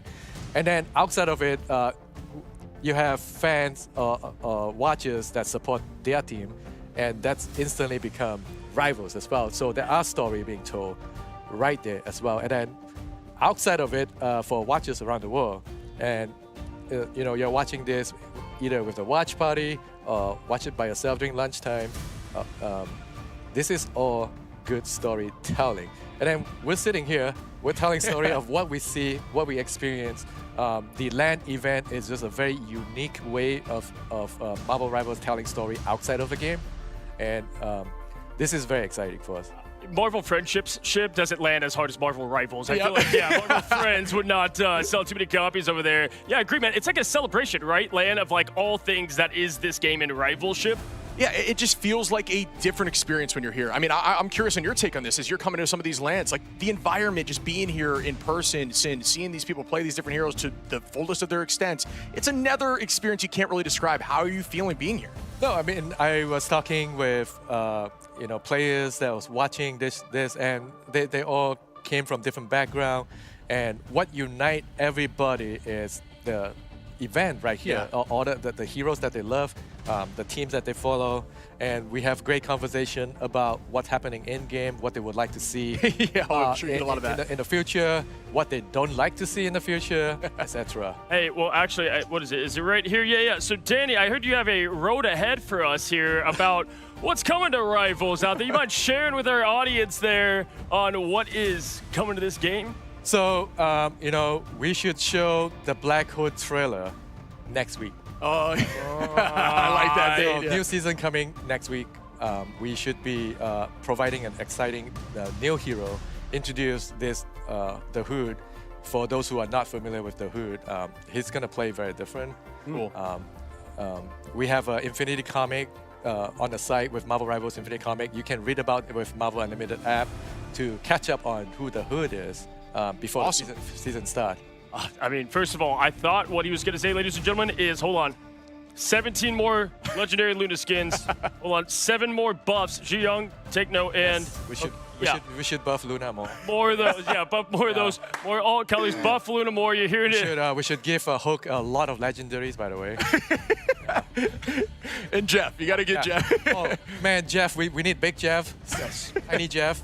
Yes, Vanguard Jeff. He needs to eat more people, Chip. I feel like. That should be in everything. I mean, he's right next to you. Oh, yes. Look at how cute he is. Yeah, I mean, shout out, by the way, to all this awesome product that we're starting to find. I've been waiting. Shao, you've been waiting for like merch and toys and kickoff? Yes. 100%. Yeah, we will have many more exciting news on the merch front. You can find them from either Hot Topic, Box Lunch, on Amazon. I mean, the Mattel 12-inch plush Jack the Land Shark, you can pre-order it from GameStop. More retailers going to go online for pre-ordering on this. And watch out more for Funkos, Blockies, McFarlane. There's so many that's incoming. Of course, the Hot Toys series is getting, we're getting more news on that soon. Well, I see we are heading to Krakoa in domination. Again, this is such an electrifying matchup between TLC and for Rad. You know what, Danny, why we have you before we, bid you adieu. I got to ask, what's your prediction? Give me a team. I know you can't have any favorites, you're like your kids. What team do you think is going to win here? My hunch right here, I think because Rad has played so many matches before, so Rad should have a pretty good sense right now. They warm up yesterday, so the other team coming in cold, so Red has an advantage. Awesome. Well, thank you so much, Danny. Once again, throw it in the chat. Give your applause for Danny Koo coming on in here as well. Welcome back, Vaudable, to help us break down the bands. And listen, Chip, nothing too crazy, too different. Of course, we've got the Mantis out of here, but big statement. We thought potentially Crazy Kitty was going to get shut down with the Daredevil Black Hat. No, it's the respect to Speedery. Yeah, right back at him. Return to sender. Uno reverse, if you will. But yeah, there's going to be the lock-in of the Gambit on both sides. Not going to have that mismatch. I mean, we've kind of been seeing Gambit fall down in the meta in terms of these bands and drafts, but no, it's not. Yeah, and Vaudable, I mean, listen, right after that, it's the Black Cat, right? So, I mean, I'm telling you, people might think it's the other side, but truly, no. Speedery, we often say, doesn't get enough respect for being that flex duelist role, and I think that is every bit of the tip of the cap. I think they know what the potential weakness, if there was one, would be for Team Liquid Citadel here, Cozy, and that would be it. They felt it themselves. They got targeted for Crazy Kitty last time. Now it's just taste of their own medicine. Yeah, I like this Luna lock. I think Luna is slept on in this meta completely, enables so much of the dive, so shout out Rad on that, seriously. Yeah, it looks like TLC did a little homework too. Get rid of that Venom is kind of maybe showing a bit of their game plan, because that's what we saw yesterday from Thieves. And why was that? Because they want to open up Delina in the Widow game a bit, also on the Cat, which now is going to be a little bit different because they won't have it. But I think that's going to be a strategic play there because Lugia Goat was doing a great job there. I'm not judging. The Penny. Oh, man. I mean, we have to talk about that. That's just doing their homework. There's rumors that TLC is not afraid of that Penny composition with Ultron. The Ultron lock means you've got to get rid of that Penny, and that's the new wave. It's the team up. It's also just complete chaos to go against. And of course, if you don't know, Paulie, just one of the most dangerous pennies out there. Hey, there's always a first time for everything here, gentlemen. And any last notes? I want to give it to each of you. One word. Who's going to win TLC? Rad. Chip. Liquid. I gotta go Liquid on this one too. And listen, y'all, 3 makes a pair, or whatever I'm gonna say. I'm going TLC. Caster's take it away as we find ourselves in this electric matchup number 3. Thanks, guys. Looking to go into some pretty exciting stuff for Rad, seeing how they're going to go up against some of the best players in the world, some of the more experienced ones, and maybe scrim partners minus 100 ping as we're not going over the Atlantic. We're playing right here in Los Angeles. Yeah, being right here face to face. Like, we know that Rad also boot camped with TLC at the Liquid facility before this matchup as well, which is they've had a lot of time to get to know each other, and of course both these coaches know each other really well. We saw Legit RC and Dennis behind their respective teams during our ban phase as we head into our first map of Krakoa. So far, it's Liquid Citadel expected to make this 25-0 on domination, but Rad, we saw them play up against Reject yesterday. Backs to the wall, managed to find scrappy wins, and already a pause so we can ruminate over what is... I just get into the game, please! Yeah. I'm scared. I'm really scared for Rad. Yeah, I mean, we had Danny on the desk, so we could all ask for our favorite costumes. I'm personally hoping that Danny's going to bring out green energy. I think that's going to be a big pickup potentially for Team Liquid Citadel as we get straight back into our matchup here after green energy has been subbed in. Triple strategist ran in for Liquid Citadel, similar to what we saw from Navi a little bit earlier on today with the Ultron and the Adam together, but it's Energy that finds that first pick onto Smash. There's trying to go for these sort of like flanks off angles, immediately finds more than he bargained for. Mean Green Machine, this one now going to be able to really bully Ducky off of this angle. The Chaos Blade unsheathed from the scabbard, and it does dig deeply into the flesh of Rad. The Wolfpack is scattered to the four winds, and Team Liquid Citadel will once again start to build a defensive bastion. And you know what? They're going to be reinforced with some extra Chronovium as time starts to dilate here. Looking at Rad's, the one-sided things are the main things to really highlight in the bans. You can sort of see them top screen when you get actually back into game, because the Mantis has been banned out first every single time by every single team so far. Yep. And it's nice to see the sort of like potential like Gambit lean, potential Mag lean. Somebody on Reddit pointed out that it's the first time that we went for a draft earlier with Virtus Pro without seeing Gambit at all. Oh, wow. And it took a while to see one team not take Gambit at all, like months, I think. So like, we're moving into an age where we're sort of used to it from, I think, from playoffs for stage one, that there was a lot more reserved drafts. People were like, we're going to go for just the general stuff, Mantis ban, Gambit protect. But it was when we got onto those qualifying games or elimination games that's when the personality of teams started to like rise up. And Rad are here because of that. These kind of like drafts where we want the one-sided Daredevil, we want the one-sided Black Cat. Not only because we want to make sure that Crazy Kitty can do what he needs to, but also that it's not going to be met on the other side from Speedery mostly, but he's going to be going over to that sort of more flexible role, which is typically what we expect from him on TLC. Yeah, Speederly's just such a flexible player, obviously very good on the Ultron. Like, if there was anyone you want to play a flying character, someone who's vertically inclined, Speederly is definitely someone who's going to be at the top of your list. On the other side, Crazy Kitty is also a bit of a flyer enjoyer, does like going on something like the Human Torch, but one of the things that I'm going to be focusing on here as we look over at Rad is that Smashnez is not having to be prompted into a mirror match here for the Widow this time. Instead, is rolling out on it after it became such a crucial part of their toolkit yesterday in their matchup against Reject. It makes a lot more sense when you have Daredevil alongside because of the team up, just not only just an extra ability to use to CC and slow people, but also to get around the map with Daredevil. You'll take any form of movement that you can get, especially in these pinch moments, I suppose. But so far it looks like Ducky is the one that's struggling to get things going on the PC, but he is basically sort of been thrown into this year, right? Like, we didn't see much of him towards the end of Stage 2 2025, was on this team. And one of the main things that Rad wanted to work on was just the flexibility, the reps, just making sure that this mix of the chopped Final Dance team from MRC could actually just find their footing. So they've always been a pretty flexible team in a meta that I think demands that. You can't just rely on one Vanguard because the bans are a lot more competitive, but also the team-ups open up the game so much more than they used to. Yeah, and the meta's still in flux. Like, it seems like Penny Ultron, definitely a newer addition to the metas that we have seen start to come out. We saw Team Liquid Citadel having to have the Penny banned away from him the second they protected the Ultron. Admittedly, like, you do protect the Ultron because you're trying to make sure that some of Speederly's hero pool is going to be rescued after both the DD and the Black Cat are taken away. So like, okay, we've got to give Speederly something to work with. We'll grab the Ultron, but also it has like the double entendre, the implication that, oh, maybe there's going to be a Penny Ultron coming out, so we need to spend our last ban on that instead. Was it Cooper that had the Jeff keycaps on his setup? I believe it was. And Jarvis, show me Cooper's keyboard. I don't know if Jarvis is listening. I think he's locked my voice. He's like, yeah, we can, but far away. Test your eyesight. Are you a Hawkeye? What do you think? Like, have you seen these like frames? They're thick. I could see 3 seconds into the future. That's how thick these lenses are. You essentially are wearing like some mech goggles right now. Okay, apparently it is Cooper who has the Jeff keycaps. Thank you so much to the social media manager of TLC who's right by our side here. Like, yeah. I mean, they've brought out a lot of stuff with that. I've seen the Venom flask. I think it's Cozy's floating around the studio in various places. But yeah, I mean, this is a good chance for us because it's like, we know Rad pretty well. We've got to cast them and watch them quite a lot. Like, this was a team that, even though they, this is like the highest sort of finish that they've had, third place finish to be able to qualify. The main thing that I guess caught people's attention about this roster was eliminating Virtus Pro from pre-season, knocking them out completely in a full like best of 5. And we got to see amazing moments from the likes of Crazy Kitty, but Mash as well on the Gambit. in those moments. I know that Verse Pro coming in. We should be getting back into game very soon, but as a reminder, Rad losing that first fight, Team Liquid taking the point first. I was hoping to not have one of the best games of the day and instead just do a random podcast, Ryan. So I guess we're just going to have to watch Vesua dominate on the Magneto yet again, as Rad have to get it in gear. Yes, honey. I feel like that's the theme.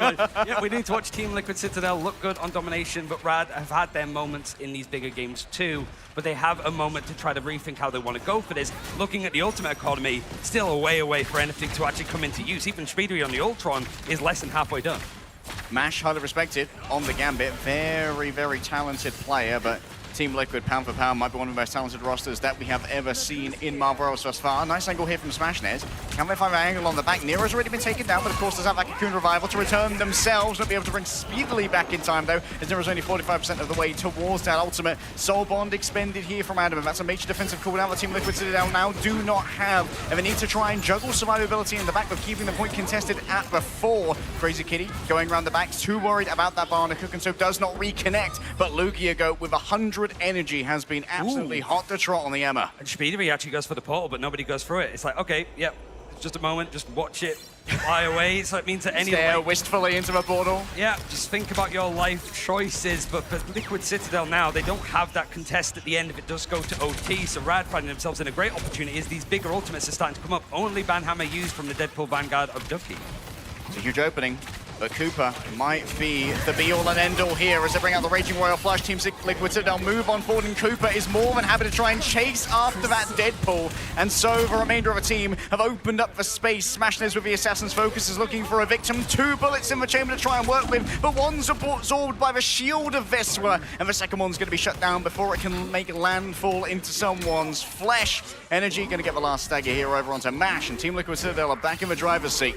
It was just the Black Widow ultimate that got used from Rad in the end as I'm still building up stuff, but Cooper is the Mbappe meme of like he brings out the Royal Flush, instantly turns to actually take out Crazy Kitty and just scares him away, just locking eyes.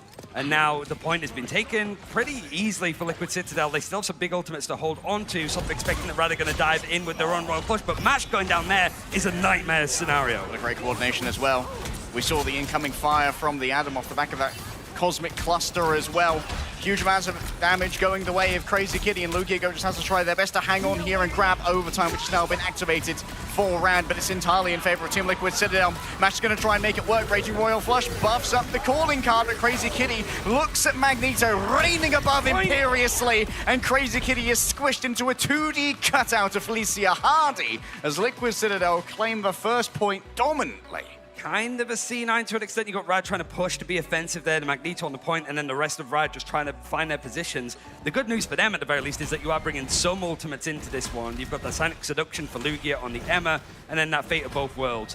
But just Mash going down at that time meant that like it felt that Rad weren't quite ready to go in off the back of the ultimate, and Liquid had so many things built up as a sustenance. There's no surprise that the likes of Energy and Cooper haven't been eliminated once. Looking pretty strong, and the picks as well. Liquid, when they did eventually lose the point, they managed to stagger out those like 5 eliminations that went against them to get another 10%, 50% on the board. Vertigo and Mash are just being absolutely bullied out of the back of these fights, by the way. Like, very intelligent teleporter play from Liquid, so they allowed them to continually make sure Vertigo and Mash couldn't even take part in any of those fights. And despite running 3 strategists, all 3 of Liquid Citadel strategists have more healing than Vertigo, who is in a 2-2-2 comp. Makes sense with the penny ban right at the end there with the Ultron being used. It seems that like them and Na'Vi having similar ideas on how they want to sort of play out the meta, at least on these potential domination maps. But Crazy Kitty's going to be the one touching the point first, and look at this bus route that the rest of Rad are taking to get around the objective. Just trying to... Was that a Soul Bond already used? Oh, they found Vertigo again. Just could not skid away on the ice skates. Crazy Kitty just gambling underneath. As we are going to see the engagement come through from Lugia go first. Immune to CC is the thing, and so does not care about the feminine wiles of Emma Frost for now. Mash that taken down on the other side. There's no healing that remains here for Rad. They're waiting for Vertigo to come and rejoin. They're moving in towards the back. Nero's just going to be able to do a quick click to try and turn it, but Cooper's already fallen down. The resurrection's good, and Energy and Cooper return to the fray, but Vertigo has finally been able to get involved in one of these fights, and Crazy Kitty is online. Somehow Vertigo has had their ultimate force. The fate of both worlds to be decided. decided here and now. Crazy Kid using the Helm of Hades to try and disengage as Smashnes looks desperately for the Ultron. The Rage is well known and coming from all angles. Energy has just managed to absolutely dominate in the Widow versus Widow matchup. Free Strategist ultimates used in very close proximity. Rage of Ultron and the Royal Flush at the same time, but to get that first point, to get in control of the point first, at least on second, you'll take that every day. You've got a chance to build things up, and Rad, they went for these kind of like split dives, and immediately Liquid Citadel are like, okay, we're just going to dive the backline that is separated. With front to back, even though we've got flying targets, we can still keep relatively close together, and Rad now needs to try and penetrate that. Oh, they want Ducky so bad. He's trying his best to run away, puts down the Unicorn Shield in the way. A quick scope in with the Assassin's Focus is all the energy needs to try and find themselves a victim before hiding away elsewhere and waiting for one of their healing-enabled strategists to find them in this dark corner. Vertigo yet again found on the outside. Vesper just runs them down here on the Magneto. It's the perfect meta for the boy from Atlanta and Rad. They've just been scattered once again. They're in such disparate positions that no one can help each other. There's just struggles for Peel. Mash almost goes down too, and it going down there for Smashnes just delays this like retake, this refight for Rad a little bit later on. Ducky's going to switch over to the Groot and then the Lugia onto Angela, which is usually this kind of like break glass in case of emergency moments. They feel that the composition is struggling against what Citadel has set up, and it's already at 60% on this second point. Vesper not quite bounced in there by the Gambit team up. Unlikely to be what Mash was hoping for, but energy going down to Crazy Kitty is a fantastic opening here for Rad, and maybe they can find themselves something to work with. Odin's unacknowledged is going to bring Speedly potentially into a more dangerous position. Crazy Kitty towards the back, eyes on to Adam. There are 3 strategists, there's so many to pick from, but the healing is so all over the place right now. Crazy Kitty needs to commit, it needs to be a big play, but unfortunately it's not going to be the case as Liquid Citadel, they hold the fortress, they batten down the hatches, and they weather the storm. They can't hold on at all with it being at 90% now. You have to imagine that the portal's going to come in for Vertigo, so it means that those backline strategists, there's only going to be one available, which is Match. He has the Royal Flush, but you have to imagine he's target number 1 for Citadel when this attempt comes in. All right, Tom falling directly here onto the Adam, even with the flight, still not fast enough to get away from Felicia. Hardy still moving forward. Polly just blasting on through this zone. Vesper wants to take down Mash, who says, oh, go on, end it then. We'll meet you on map 2. Cooper dominant here when it comes to the Raging Royal Flush as Polly just abuses time and space both to clobber through the 3rd seed of EMEA. Team Liquid Citadel hold the door and look dominant on domination.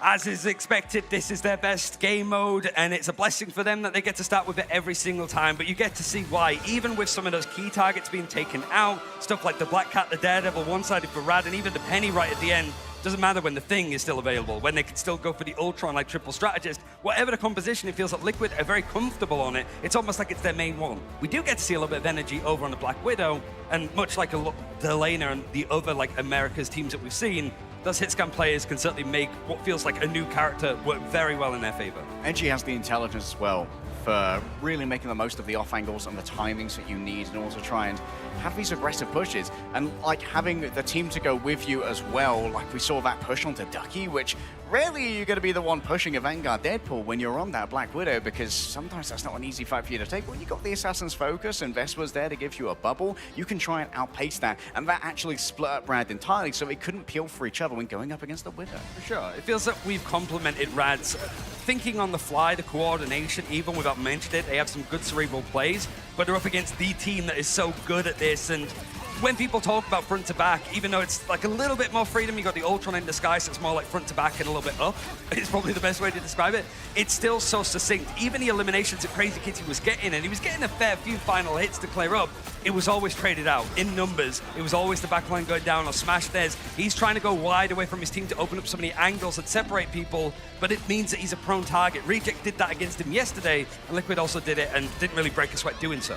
And critically here, I don't think Team Liquid Citadel have given away too much in terms of their overall plans for this meta. Like we knew that Vesper was going to be playing on the Magneto with how powerful he is at the moment. We know that Speedly is a fantastic player on the Ultron.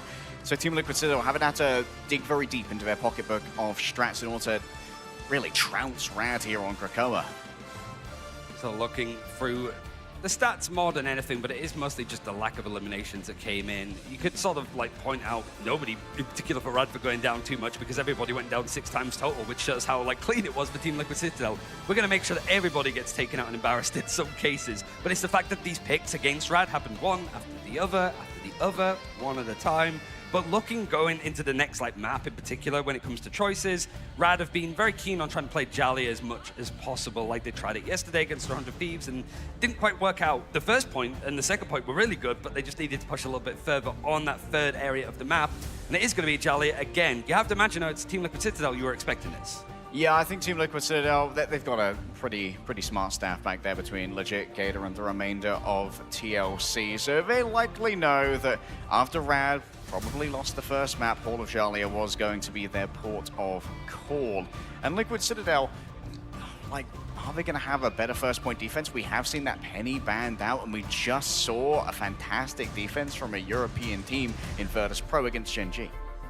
And rather just jumping straight into this, usually there's a bit of rumination, what can we do? They're just no, we know what we're playing up against. We know that we're not expected to do amazingly here, but we want to just be able to bounce back. We sort of know how this draft is going to go. We know what we need to maybe fix, but we also know that this opponent is going to have some gaps to potentially exploit. The thing about Jalia as a map, though, is it's one of the few that Team Liquid Citadel actually have a lower win rate on. Yeah. They've won it once, lost it twice, all against Swamp Gaming.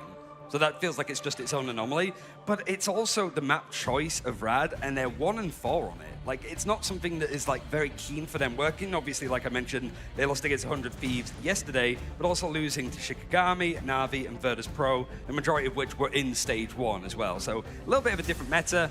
Bans are starting to come in.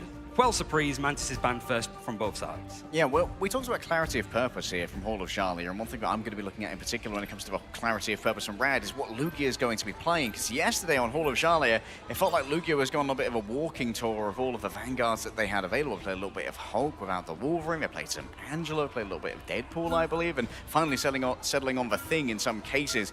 But with the Magneto protected here for the side of Rad, they are going to have that stopgap, pretty low mobility Vanguard to be that very persistent frontline, attritional force. It's probably the main, difference that we've seen in that first phase of the draft is Magneto or Gambit, making sure the Best doesn't have access to the Magneto is handy. And yeah, Cooper will have access to the Gambit, but I think you also need to put some onus on actually protecting the likes of Luna Snow, just so Mash has something to actually have agency on, because he is that kind of strategist that can make it work. Yeah, Ultron's banned out, so we're not going to see the same kind of composition for Liquid this time, but it's also a one-sided Loki in favor of them too. Well, here's one of the most dangerous things about Team Liquid Citadel. Not only do they have fantastic Gambit players, but they also have the rare shiny pick of the very solid Loki player. Cooper, I imagine, is going to be the one picking that up, allowing Nero to take up the duties of the Gambit. And Gambit Loki, double Raging Royal Flush. When you're putting those two decks together, it often comes up aces. Seeing if you can find those moments. And there has been that last ban of Venom. Looking at Lugia, and like you mentioned, it just feels like it throws off the hero pool a little bit more because he tries to go in for dives alongside Crazy Kitty. Hulk is a decent option for that, and I mean, certainly for going up against America's team, you don't need to argue with them too much that, yeah, Hulk is very good, as we've sort of seen from teams like Swamp Gaming, for example. It's most certainly an option. All right, ready to get stuck in here on Hall of Jalia. This is only a best of 3. And so Team Liquid Citadel, they are already looking to try and stamp their ticket into our winners' semis here at the mid-season finals. For Rad, you're sort of showing your hand very cleanly. If you have a map choice, you go map down, you're going for Jalia. And if this map doesn't go their way, they will be playing again later up against, well, the loser of OUG or Swamp Gaming. And both of them are going to see exactly, yeah. In that case, Rad will probably get pushed. If they drop a map, it'd be Jalia again. So it's certainly these teams keeping a keen eye on what could be their potential opponent a little bit later on today, as it's been a long day of action and we still have more to come. Certainly when the best of 5s come in, the bigger, more impactful games, we get to see a bit more of a spread of the meta. Barely even halfway through, Ryan. Let's not flag now. Team Liquid Citadel going to be set up on the defense first, with Energy commanding the angle with the Black Widow. Mash is over on that Luna. It was protected at the end. Vertigo on the Rocket, and Lugia flying by to see if he can go in for that dive on Crazy Kitty all the way around. The Liquid Citadel, last time that they were put under this pressure, they just pushed forward, making sure that the other strategists aren't going to find too much help. Okay, control of the high ground seems to be the imperative here. For Rad already pushing through that with the Magneto, ready to unleash the Chaos Blade from its scabbard and start doing some serious poking damage to Team Liquid Citadel. The pincers begin to move on in. Energy is grabbed and bought deep. Mash 9 is there with the finish. Great ice art. Speedly's continually contesting in the back as well. Lugia a little bit wide there on the Assassin's charge, but the damage has already been done. Crazy Kitty counteracted on the other side. Veswa being able to extend their Flora Colossus arms. Won't be there for long as the axes of Icors cut them down, and Team Liquid Citadel are already ready for a recontest off the back of the portal. Even then, you've got Poly and Veswa that have stalled so much time that this portal, like, recontest is not going to be too far in the end when it comes to this, like, actual push. This was a fast take for Rad, and immediately Liquid Citadel bought enough time to actually recontest this. Now, how do you do a smash this on the other angle? Wait, energy just flew up slowly and menacingly. The Wizard has arrived, and they've managed to make Smashness disappear from that angle. Poly's so deep, utilizing that Phoenix team up for the cleave through multiple players, but now it has to be, oh my goodness, Ducky there with a beautiful detonation off the back of the Iron Volley, cleaving through Team Liquid Citadel, and Rad finally seem to have found their footing. It's the thing that went well for them yesterday on this map, but they also pushed second at a pretty vapid rate as well. 5 minutes on the clock here. And Citadel Gaming not changed up too much with the composition. Energy moving away from that Black Widow over towards Bucky. You've got some more verticality to play with. And Getsu Speedery over on the Black Cat. Couldn't find much there, but the dive was exceptional for Rad. Certainly off the back of Lugia's Angela that was amazing against Reject yesterday. Lugia using that team up. Odin's unacknowledged and also drops some aggro as well. Tries to grab someone in, but Smash has already been taken out on the off angle there by Speedily. Trades it out on the other side. Veswa just continually taxes the health here of Lugia, who makes it inhospitable to stay up on this high ground. Assassin's focus moving through. Smash this. Does he have the aim? Veswa weak to fire. Damages a Flora Colossus. Can't do anything but go back to spawn. And Smashness has come alive here on the hit scan. He had to. It was a bit late in the day yesterday for play-ins, but here he's starting off on the right foot. Crazy Kitty finding that space, opening things up, and Smash there's just trying to get in these off angles. It was a great ultimate, just seeking out the likes of Cooper on that Loki that's trying to be a little bit more mischievous, trying to get out.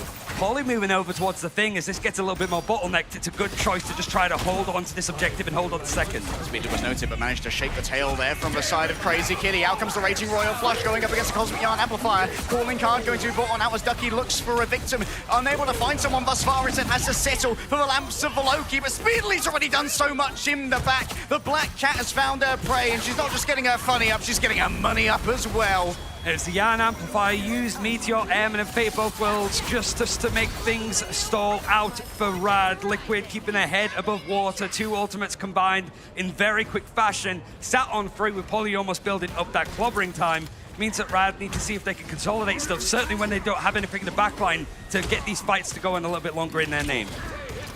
Kraken Impact going to be one of the main things to look at here, but also Cooper has that second Raging Royal Flush to reinforce it. Quick draw on the bubble to parry the incoming Bionic Hook, but Cooper has both of his doppelgangers taken off of the high ground. Everyone's doppelganging right now, though. The calling cards are sent on forth. You find them in your wallet. But at the moment, can you really get that much value off the back of it? Crazy Kitty's forced out the lamps, but it's fine for Cooper. Just goes over to the Gambit instead, unleashes the Raging Royal Flush, and Energy's more than happy to follow up upon it, saying, I don't even need the follow-up ultimate for this one, boys.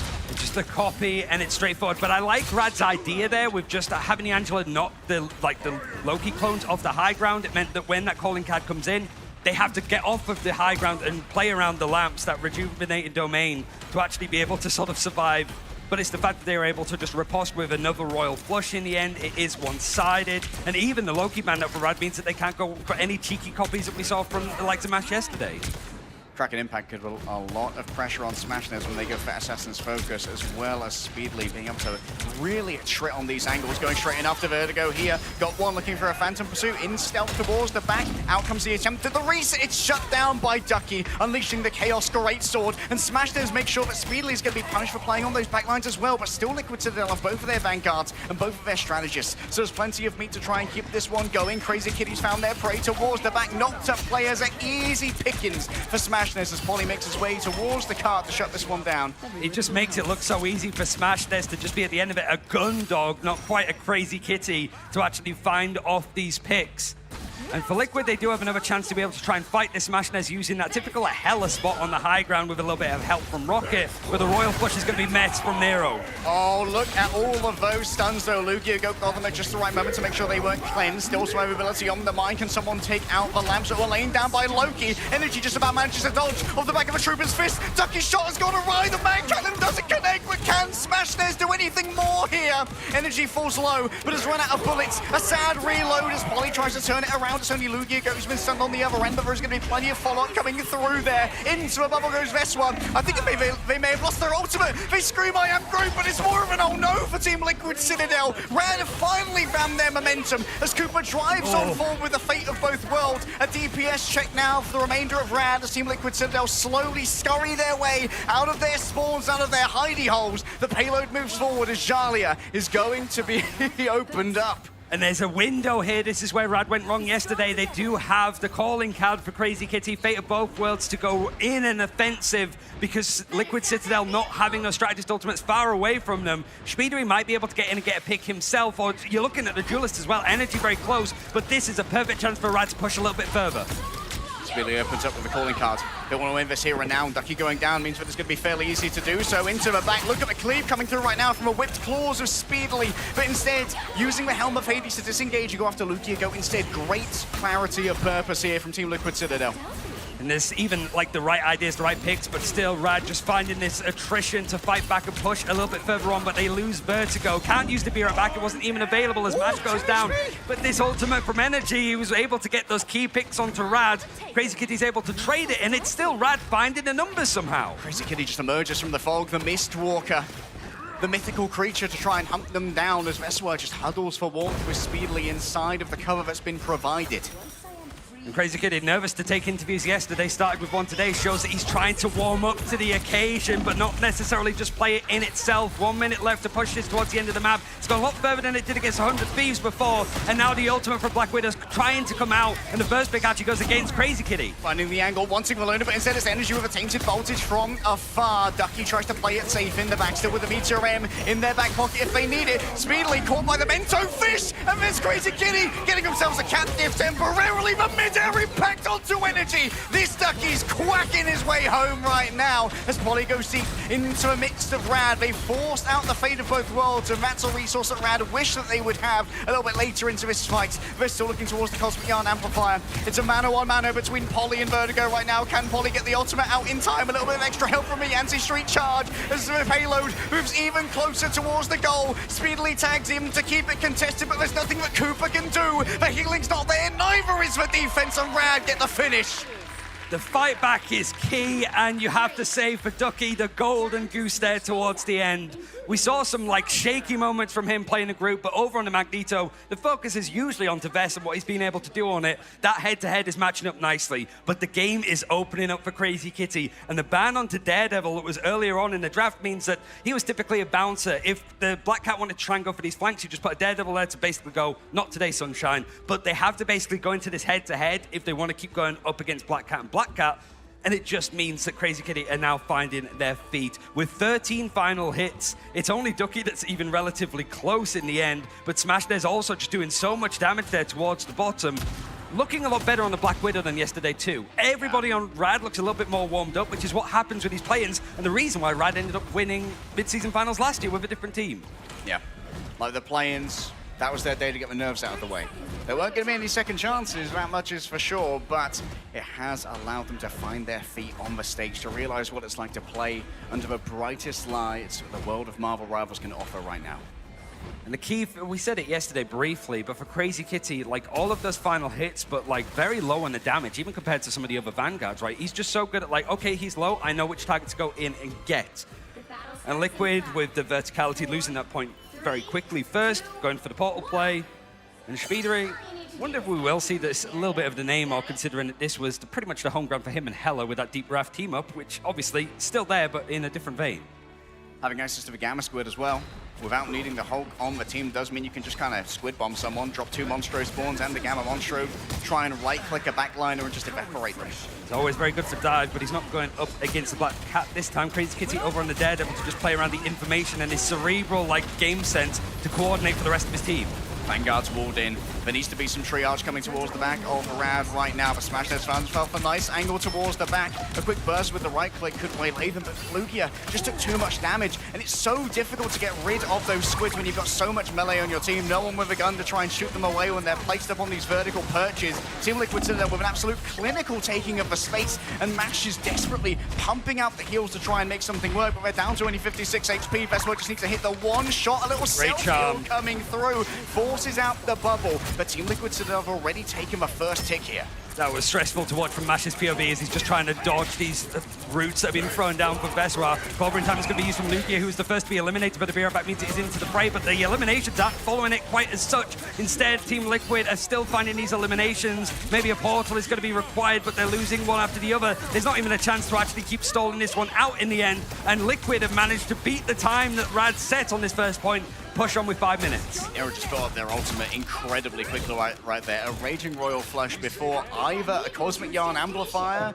or Mash's ultimate, and we have ourselves yet another pause. They're subbing out Green Energy. Gives us a moment, bit of respite, because it has been high-octane stuff, as is expected, you know. Like, it's weird for us, like, you don't want to just come in across the Atlantic as the EMEA team and be like, oh yeah, I'm sure that these American teams are certainly not as good as the EMEA ones. How many, like, international events have these American teams won so far in Marvel Rivals' history? Ooh, that's a big zero. But it's still exciting to see, first of all, the likes of Poly move across. He stayed with Citadel, built around him to an extent, and built some of the best players that we saw from FlyQuest last year, and certainly the likes of Envy as well. It really does feel like, especially with a big organization like Liquid finally getting involved too, that it's like, okay, what can you guys actually do and put together? And if Liquid Citadel look that good, where does it leave Swamp, who are just shy, just behind them, building up from the success that they had last year? Getting back into the game very soon gives us a bit more time and insight, as Rad still have a chance to sort of set up. Meanwhile, Liquid Citadel already built up that God of Mischief, so you'd have to imagine another Royal Flush coming up very soon. Another Raging Royal Flush could be an easily claimed fight. There's a reason that Gambit was always in our ban draft phases for like the last 8 months, Ryan. An unbelievably powerful ultimate. Smashness has a great angle over here, though, and it might be very difficult to try and deal with this one. Cooper moving forward, and you can see the energy is directly on top of them with the extra damage that comes on through. Oh, that was a bit ambitious from Ducky. Doesn't quite connect it. A disengage might be on the cards, but Smashness wants to fight it out. Says, nah, I just win in the neutral aim, my boy. Still has 3 bullets to work with here, as the Assassin's Focus can't quite find the value. And Vertigo has to use the Cosmic Yarn Amplifier just for a little bit of stability. And they can't find Poly. What a sad reload. I mean, the small little thing there from Poly that's now going to bring up their sign of seduction was the wall of block the damage boosted Black Widow ultimate, so Smashday's got very little with it. So Crazy Kitty now being picked off now that the offensive capabilities are coming out, and potentially if there's more of these Rad players trying to jump onto the objective and Apex Predator would just clean them all out, strike them down. Well, can we get on the objective at this point? It seems that Ducky's going to be the last one there, but won't be staying for long, and Smashness gets unfortunately resurrected in the midst of a hostage negotiation. And Rad, if they want to go to map number 3, are going to have to hold this for 5 minutes. Hoping for the best. May be able to do it with a strong defense on the second point yesterday, but this feels like a whole different kettle of fish.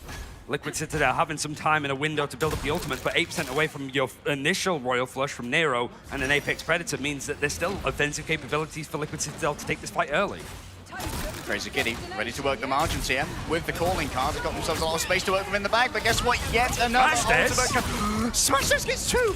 And Nero still has sent out the Raging Royal Flush. If Liquid Citadel can lose a fight with the Gambit ultimate here, this will be unbelievably strong for the Rad economy. They're putting everything they've got into this. Both the ultimates they had saved up, they've had to invest to get themselves some stability, but stability has been earned. And that's just off the neutral. Smashness find it too. One was onto Cooper, and it was just as a Royal Flush came in. Speedery also going down and eliminated. Meant that it was a great chance for Rad to push on in these kind of chaotic fights. We have the advantage. Now's a great chance to use these ultimates. Strangling Prison in hand for Ducky, but they feel well in control of this so far. You've burnt 1 of the minutes, 4 more to go. You can pierce with the Assassin's Focus bullets, and Smashness bloody knows it. Ducky tries their best to escape this one. Cooper doesn't have the cleanse anymore, unless we do it for neutral cards. V2M towards the back, and energy energy is gone. Ducky's down as well, so that means there's no chance to turn this one around. Ducky didn't get too much off the back of their ultimate smash. There's going to be walled on out here, but it's walled into the LOS of Polly, who momentarily charms the Black Widow and then backs off to the remainder of their team, trying to play it safe and then maneuver onto this Groot. Speedery just finding these picks now. Horn approaches is going to come through, but Smashdez has been a hero. Found himself another pick, and the Iron Amplifier might match up with Smashdez's ultimate. He does go down low, so needs a little bit more sustaining to keep this fight going. But Liquid Citadel using this as a chance to disengage. They feel that ultimate in itself is wasted. They just don't want to take this fight. Heroes building these ults so fast, incredibly stressful for Rad. Yet another Raging Royal Flush is going to be available, but at the moment, every one of these stacks is so valuable when you look at that time bank. The thing that worries me about Rad is every time that they try to push a bit beyond, somebody gets taken out, whether it's the Vanguards, whether it's Crazy Kitty, and suddenly Liquid have a way in. So a little bit more reserved than what we saw from Rad, which is typically very aggressive, and Smashdez taking that Delana angle from yesterday. It's such a great way to set up and make it so difficult for Team Liquid to reach you, but a Royal Flush will help. Disengaging with the Diving Strike, has the Assassin's Focus if they need it. For now, just going to try and play it slow and stop the advance off the back of Nash with this Fate of Both Worlds. Smashdez wants to go back onto the angle here after having had an energy forced off of it. One player caught within Vertigo, can't be saved. Speedling's there with a Psylocke of all things as the Winged Shuriken sink into the heart of the Rocket Raccoon, and Crazy Kitty needs to try and find some manner of rescue in the back, but the Monster pierces to the heart of the Wolf Pack as they whine and lie on their side. Team Liquid Citadel almost to the goal. It was such a good play. The ultimate from Veswa knows that, like, where Smashdez is playing from to go and flank out wide and catches two with a preemptive ultimate. But now Liquid have them backs to the ropes, and 2 minutes still left for Rad to hold. Crazy Kitty gets the re-engage there to try and keep this contest off the back of the calling card. Dashing on in, Cooper has the Raging Royal Flush yet again, having given over a little bit of additional space to the team off the back of those regenerating lamps. Speedley's getting so much done, doesn't even need to pop the dance of the butterflies, as Team Liquid Citadel have quite the time bank in their favor now. Because it went to overtime on the side of Rad, they're given a minute to make an attempt for a second go-around on their attack. They'll be attacking first too, so Liquid have a little bit more time allocated and added on, which means that Liquid basically sitting back and seeing how much damage Rad can do. There have been some like crazy overtime pushes that we've seen on Jalia. We have seen some fast takes, but Rad, the thing is that we've seen that a couple of times now. You'd imagine that Liquid Citadel have an idea on how to go for this. Also, the Nemo was nutty from Speedery. Dude, look at Nero's healing. This guy's bloody bonkers. 40,000. No wonder they're getting so many Gambit ults. And usually you sort of see like Triple Vanguard to just feed like the Loki Gambit, you know, previous seasons, preseason in particular, to build up. But the amount of damage that's been thrown out for Rad, certainly when you're looking at like hit scan characters, whether it's the Elsa or the Black Widow, 28k damage done on Smashnez, it is just unrelenting. Having the Gambit and Loki available to just keep Royal Flushing your way through these fights, and you don't have it on the other side, is egregious. It feels like that should not be allowed from other teams this event.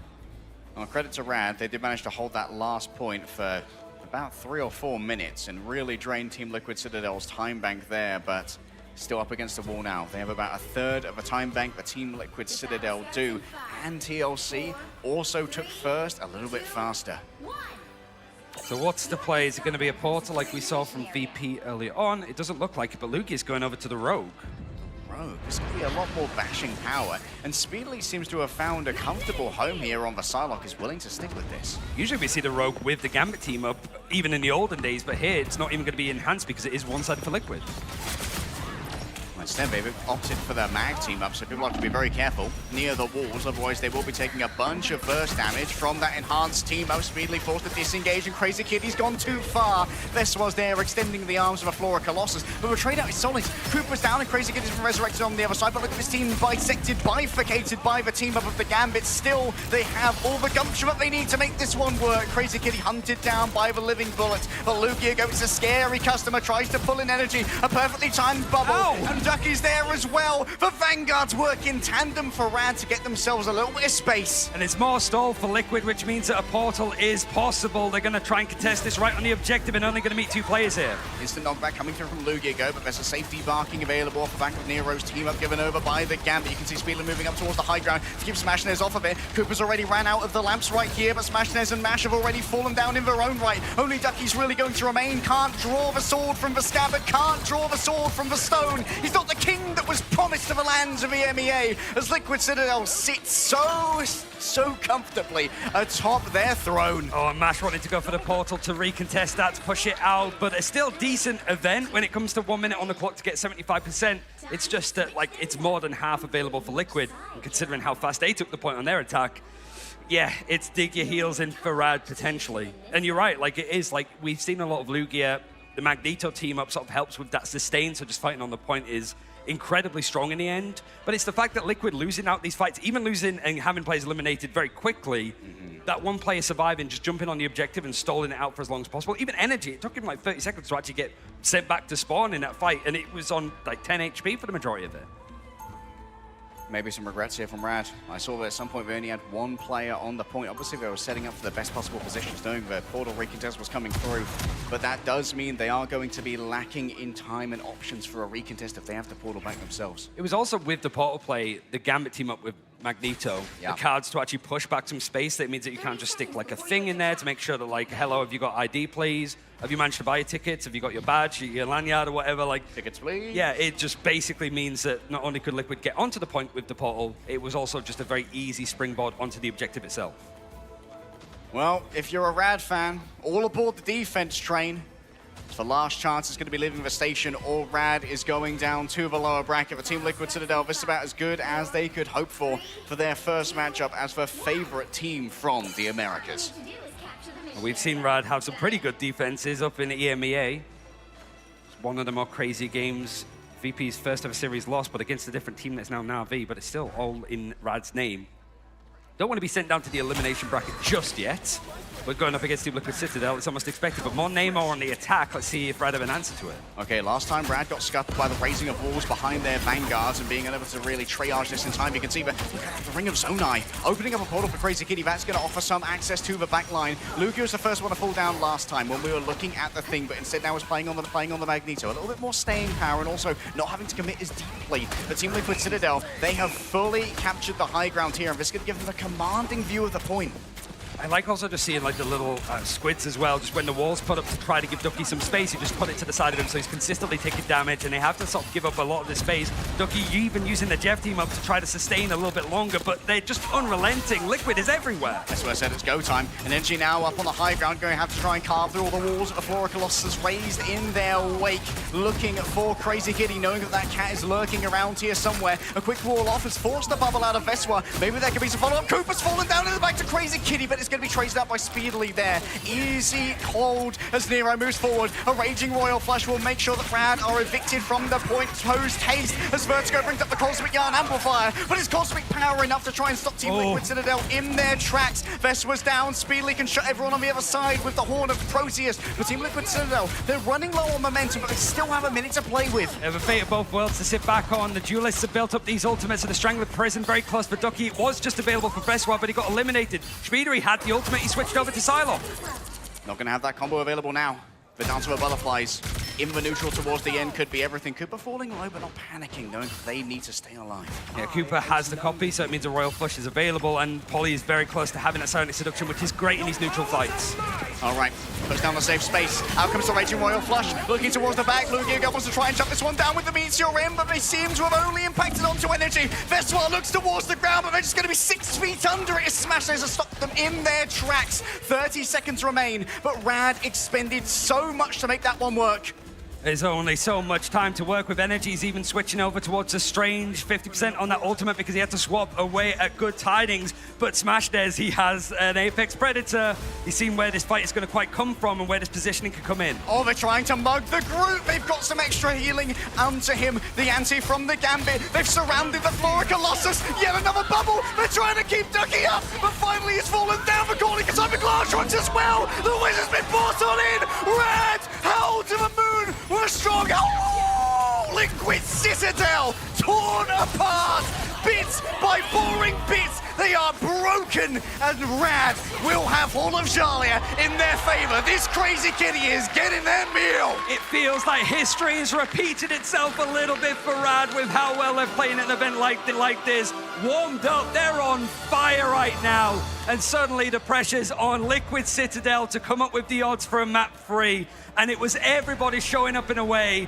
Rad said hold, and they did that with 2 feet firmly on the ground, and an MVP for Smash Days that has been superb today. What a comeback from Rad. This team was so nervous. We were talking to Crazy Kitty last night in the hotel lobby after those games. So like, sometimes I just can't play the characters where I need to aim because my hands are just shaking so much. It was like my hands are just like this all the time. So I just got to go over to like the Daredevil or the Wolverine, so I don't have to aim. But his hands are shaking like that, but he just closed them, and now he's just doing that to Team Liquid. He's clawing at them. Unbelievable stuff. That was an absolute slobber knocker, and there's only one desk I trust to break it down. So let's go over to them. Are you not entertained, ladies and gentlemen? We saw it yesterday in the play-in stage with Rad versus Reject coming down to the wire. Clutch ices in the veins, gentlemen. What a show. They did it once again against TLC. Shib, instant reaction. I'm shocked. I mean, I would have put $100 that there was no chance that they were able to hold that first point with that much time on the clock against TLC, but this team is locked in, dude. Vaughn, speechless. Yeah, I mean, so it's crazy. Talking about Crazy Kitty here specifically, non-existent after the first attack. We saw them do the most work. I think they had 13 finals, only got a single one on defense. It seemed like a Citadel. And on their own attack, only a single final as well. Was able to get 4 more towards the end there, clutch things up as well. But I think the ability for Ducky to stay alive with that bubble from the Jeff team up is what kept them in the fight. That's why I think the team-up system, fellas, is just beautiful, right? Because what you have essentially is these clutch small moments where one would come in more handy in certain situations. We just saw, Shib, the situation. And there's so much to break down on what went wrong. I want to have you highlight that because a minute and 40 seconds extra, right? I mean, what happened? Panic, mistakes. I mean, I'm surprised when I saw that Gambit out copy come in. That was a little sloppy. I do think the one-sided mag is something we need to talk about at some point. It so good. Looked good again, and those bubbles were endless. The amount of ult shut down by that, but I mean, we could dive into a lot more. Vod, what is? Yeah, I mean, going right off of that point too, the mag bubble that we saw on to Ducky to stay alive towards the end there, waste so much of the energy from Liquid Citadel, no pun intended there, that they were just focusing them with the portal. I feel like it would have been a better option to get on the objective first, use it as some cover, but they were worried about that Gambit team up, zoning them away from the objective. So I think there were 2 in their head on this attacking side in overtime, and it just fell away from them. Well, and speaking of the Gambit ults, really just never connected. There's the one where Paulie found him in the corner. I thought it was done, but the CEO came in for the absolute clutch. There's so many micro plays that we could highlight of how it got there. Was not a fan of energy on Bucky. Right, fellas? I mean, it felt like you're just giving up the long-range poke and pressure battle, Chip. We said the exact same thing on point 2. Obviously, you were heading towards the desk, and it's so you're reading our minds, right? So you're right there with us. The switch looked a lot better on Elsa. Saw a lot of strong plays back and forth, even on OT. But yeah, I mean, that just needs to happen much quicker. Speaking of the Elsa, though, we have to give the credit where it is due to Smashness. Yes. To the plate, went against one of the best duelists in North America, Energy. You guys have been telling me this whole time that Energy is the best in the world. Well, we got to look at Smashness a little bit here. Fellas, I'm downstairs. I've got the mic ready. I'm going out for the winners interview. I mean, I felt like it's okay, Energy. You have 19 finals at that time. Yes, the shining star there was Smash, who did what we needed to see from yesterday. Yesterday was the damage fest. Today was securing those final hits, Chip, and it's all about it. Obviously, you need bodies down to get the objective, and 74% off the time they had was insane. Yeah, I mean, the priority was just strong. That's what we're talking about, those finals. I don't think Smash looked as good yesterday, nearly as good in this matchup today, but this shows the confidence for sure. You know why he looked so good, though? Focusing on Cooper, especially on the Black Widow, taking him down the back line. They had no support, no strategists alive in a lot of these team fights, and Cooper is kind of the glue that keeps this team Liquid Citadel team together. Excellent point, right? Even gods can bleed, and that's how you're going to beat a team like this. It's hard to find flaws. Heck, we talk about it all as casters. It's like, where is that weak link in TLC? They don't really have much, but if there is one, the team in the backline that's so good at survivability, yeah. Take a look at the stats. If I say 13, that's all of what Cooper had in stage 1. I think when it comes to deaths on his side, absolutely insane. I mean, Shib, jaw to the floor. I literally jaw to the floor. If you look over at MASH, the Luna there, I mean, it's 6, right? Like half. I mean, that's just great priority, great focus. KOs against MASH and Vertigo than the entire KOs that we saw for Cooper. That's nutty. Insane. I mean, you know, you do have a cat on your face, which is a little scary. But that was matched back too, so like I guess that's not even an excuse. Now that I think about it. The damage numbers are insane as well on the other side. But you know, as hyped as we are here, Convoy, we got Yggdrasil. Yes. Hey, listen, the amount of times Shiv and I have been on desk and we're like, what happened to our baby Yggdrasil? This used to be the Museum of Contemplation. This was the map everyone wanted to take it to. I love this choice. Back when some of these members on FlyQuest or on TLC were on FlyQuest, they would take it here often. Hey, call it back to the roots a little bit, huh? 100%, and this is no doubt going to be another one of those triple holds. They are known for holding here with triple right at the gate. So maybe going to be playing right on the cart.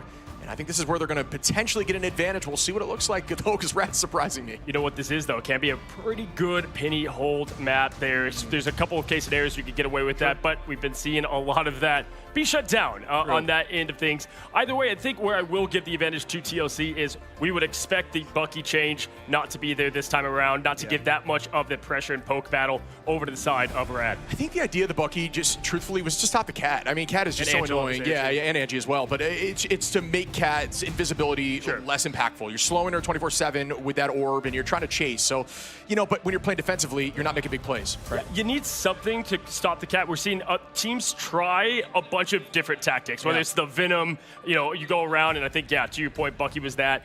I mean, but we saw the damage difference. The final hits were there for energy, but it was like 36K on this side of this map. So one reason why we might see these teams going to this map specifically for Team Liquid Citadel, they have never lost on Yggdrasil path. Wow. 2-1 for Rad, so this could be their kind of secret weapon for their counter pick. I mean, hey, we take a look at the pick and bans heading into it. They're not even going to allow the penny. You know what? I'm telling you, the ranked games out there, this could be a penny map that's tough, and you just brought up the 3-3. I think that's going to lean to it. Either way, they're not going to have that option anymore. We've talked about one-sided mag, but you see there now, TLC trying to make that happen, Chip? Yeah, you got to get rid of that. I think one-sided mag, when you're at this level of play, I mean, we're seeing teams get better and better because as the tournament goes on, right, you're seeing more talent as the tournament goes on, and you can't allow that, I think. I think right now, especially with somebody on either side, honestly, but I was going to say, if they're able to get Vester on mag, that's going to be a problem.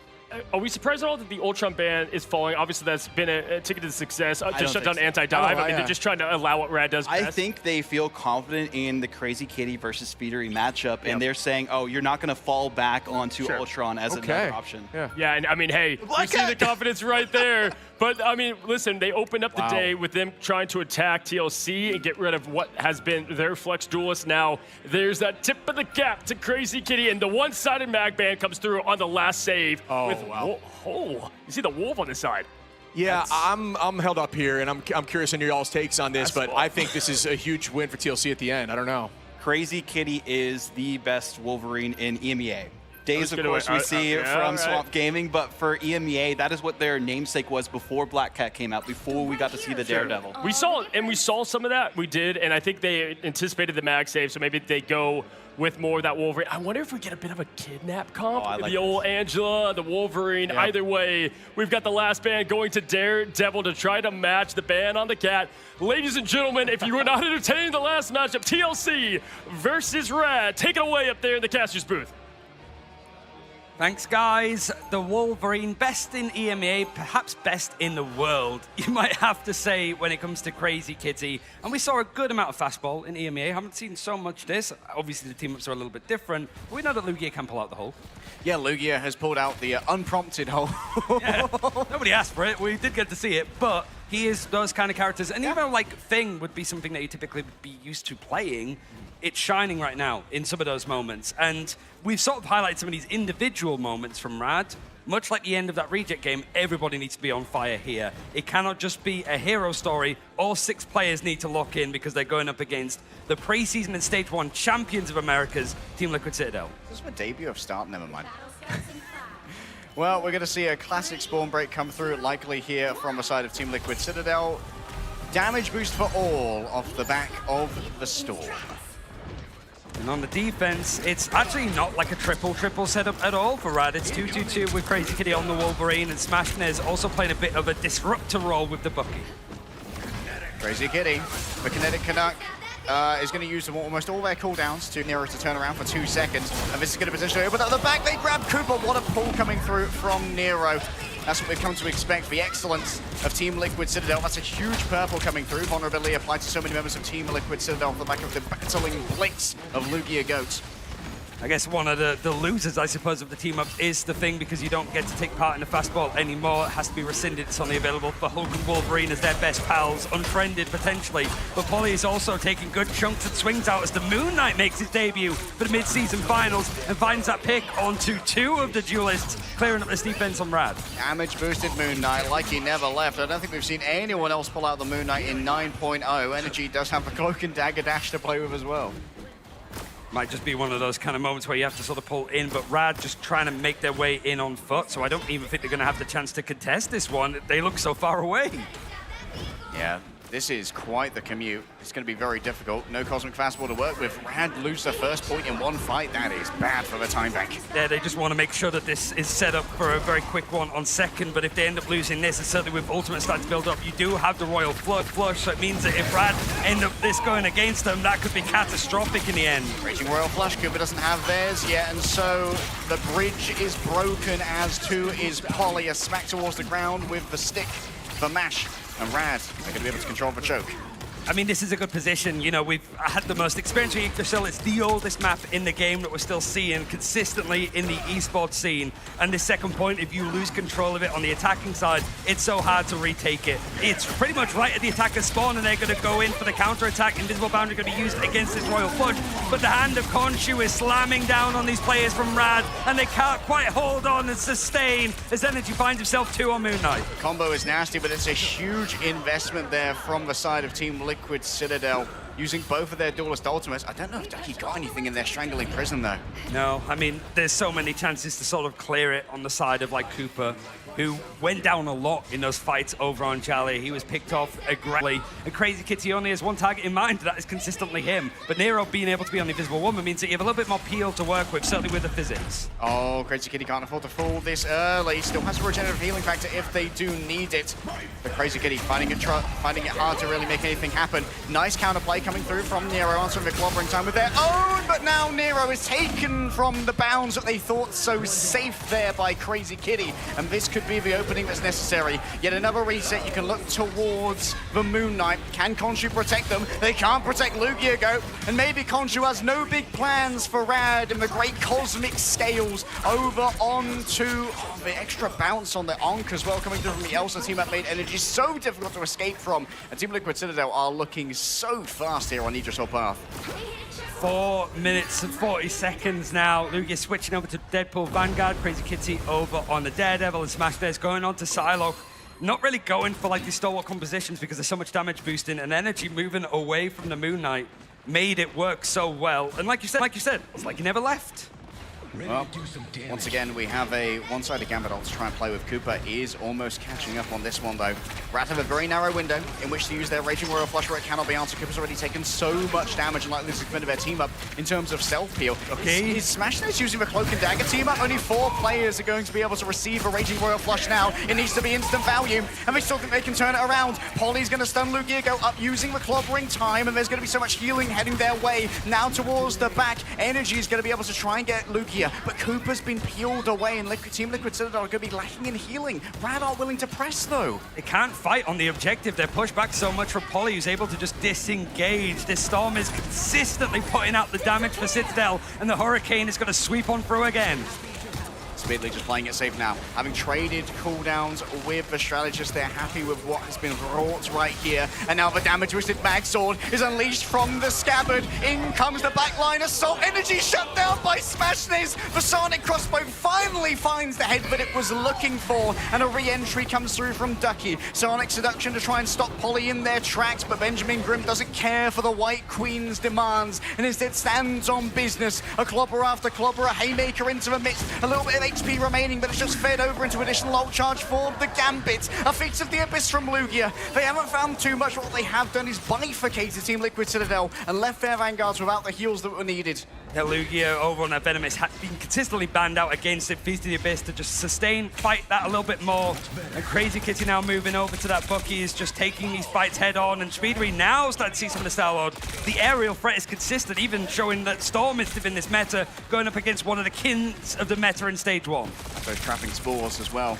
to put behind these Vanguards if they try and disengage. You've got to worry about Smashness on the lurk here, though. Has the Dance of the Butterflies moving towards the back with Lugia. They've already forced out Nero's ultimate. It's not close to the objective, but it did slow down Smashness enough. And Crazy Kitty doesn't really have anywhere to go. It's going to be forced to try and fight in here. Oh, it's a big smash coming through from the Kraken impact. But the follow through from Veswa is so strong. He heard what his sister said. You're going to win. And he does believe in it. He said, all right, bet. And with that Meteor M, it's a very close proximity area, so the Kraken's impact not finding too much. It's a murmur, and nobody from Rad is able to really get on and touch this. The Rolling Flush is actually trying to go in and touch with this front line. Ducky's in position, and now you've got the Dance of the Butterflies trying to carve their way through Speedery. He goes down first, but everybody else from Liquid is there and waiting. Polly grabbed by the Carbon Crush, but the rocks don't respect all of that carbon instead. Energy trying to isolate the Emma, and isolated indeed they are. Lugia has to flee away back to the coziness of their team as Vertigo waits in the wings. The invisible boundary good to go. It's on top of the objective so they can keep contesting. Lugia goes deep, but has to swing out directly straight away, and being inside of that invisible boundary means you can't feed over any ultimate charge to Mash. They've stemmed the bleeding, and that's all you can hope for. Feast the Abyss for Lugia. It's more just going to be a case of keeping him alive if he can do. But a sign of seduction wrapped up from Ducky straight away. Nero gets picked up from Smashness with the elephant rifle. And now Smashness really has found their own in these tight spaces. This is where Elsa Bloodstone is queen. A minute remains for Team Liquid Citadel. It's how are Rad consistently able to do this. Backs to the wall in all of the chaos. They manage to keep themselves contained as much as possible. But now you have got the Galactic Legend for Speedery. Mostly going to be waiting, I think, for the Royal Flush in tandem. But Energy has been so good at finding picks in the neutral. Rad can't afford to have anybody overstep. Overwhelming firepower, but Rad wants to go first. Speedily stops Crazy Kitty in their tracks, but Cooper's not going to be here for the midst of this. Mash tries to disengage, but he can't get away from the sight of Speedily. And now Energy goes even deeper, reset after reset, ready to once again ring out the call of again across the halls of Odin and the halls of Easgard. A miss onto Smashness, which means there's no reset here. Vertigo sacrifices their body on top of the objective, but it would seem that Yggdrasil has been untapped here by Team Liquid Citadel as they unleash all of their rage from map 2. 4 minutes down to 15 seconds certainly is a feat in itself, but finishing the map means that Rad need to try to match it themselves. And whilst they did well to hold on that defense, one fight and it was over on first. And second, you really much gambled on taking a good early aggression. You do get the one-sided Gambit ultimate, but immediately Liquid were able to just bounce back and make it a fairly quick second point take as well on this attack. Understandable why they picked it, despite the fact that we've only seen it like 3 times this year so far. 17 final hits from Energy. And most of those are just like, yeah, he had some big ultimates certainly coming in with the Bucky, but it was also just in those kind of moments. Right there, I said nobody needs to overstep. They leaped in with Crazy Kitty with a Kraken's impact. Everybody dove in alongside, and it just meant that Speedery took to the skies. Nobody was ever really able to cover him, and it's just easy pickings with a Galactic Legend at the end. So Energy's popping up, but Speedery's finding those gaps, and that Storm, certainly on the attacking side, was inspired. He's going to be over on the Adam Warlock, because it looks like we're going to see a lot more of this triple strategy setup, something that Rad opted to not do themselves. This is going to be where Crazy Kitty can get a lot of value from the Wolverine, though. But Nero's been so on it when it comes to shutting down these feral leaps. The second that the Wolverine grabs onto someone, Nero's there with the force physics. They aren't using the cooldown flippantly. Nero's such an intelligent player that Crazy Kitty is going to have to work some wonders if they want to get any value out of a Wolverine. One thing I'll say for Liquid, though, on their defense is the majority of wins are full holds. Pretty much. Not many teams swamp in all 3 of those games, all 3 of the wins for Team Liquid Citadel, 2 of those, they didn't even get past first, so Rad have a lot to do here. Crazy Kitty, note on the approach, and Veswa's just happy to farm up these walls to get some additional energy and then move forward in tandem with Polly. The Vanguards move together, a Phalanx Testudo formation, raising up the shields and pushing Rad back to the cliffs. With all of these Vanguards just churning up the damage, in the back. It's pretty sustainable. Lugia, though, might get a little bit more than he bargained for. Crazy Kitty has to use all of the resources and all of his strategies to keep him alive. Polly's used a lot as well, but it seems like they're going to be able to get out pretty much scot-free thus far. Team Liquid Citadel won't have access to a Gambit at least, so that's going to be a big win condition for the side of Rad. Up comes the invisible boundary. Crazy Kitty getting involved now. Full rage to try and work with. Veswa's down, but too far afield went the leap from the Wolverine. Veswa resurrected by the battle recall beacon, and Lugia making sure that everyone's grounded. Stay a while and listen, for I've got a long tale to tell you. It's 3 words long. It's clobbering time. Very straightforward story, to the point with an exclamation mark at the end, but Vertigo did so well there. He managed to farm up that ultimate faster than anybody. An invisible boundary in like 35 seconds is ridiculous. Top decked it instantly to make that fight a lot easier. And now Liquid Citadel going for the re-engage with the portal with ultimates about to come online. Soulbond on the re-engage, sharing up the damage, democratizing it for now. As soon as someone falls low, Nero's going to be able to answer with the invisible boundary, but stunned in place. What a bubble coming through from Veswa, getting exactly where it was needed. A perfect press. Oh, it's actually energy on the mag. I forgot about that. Is there anything that he can't do? He can't lose for the majority of it.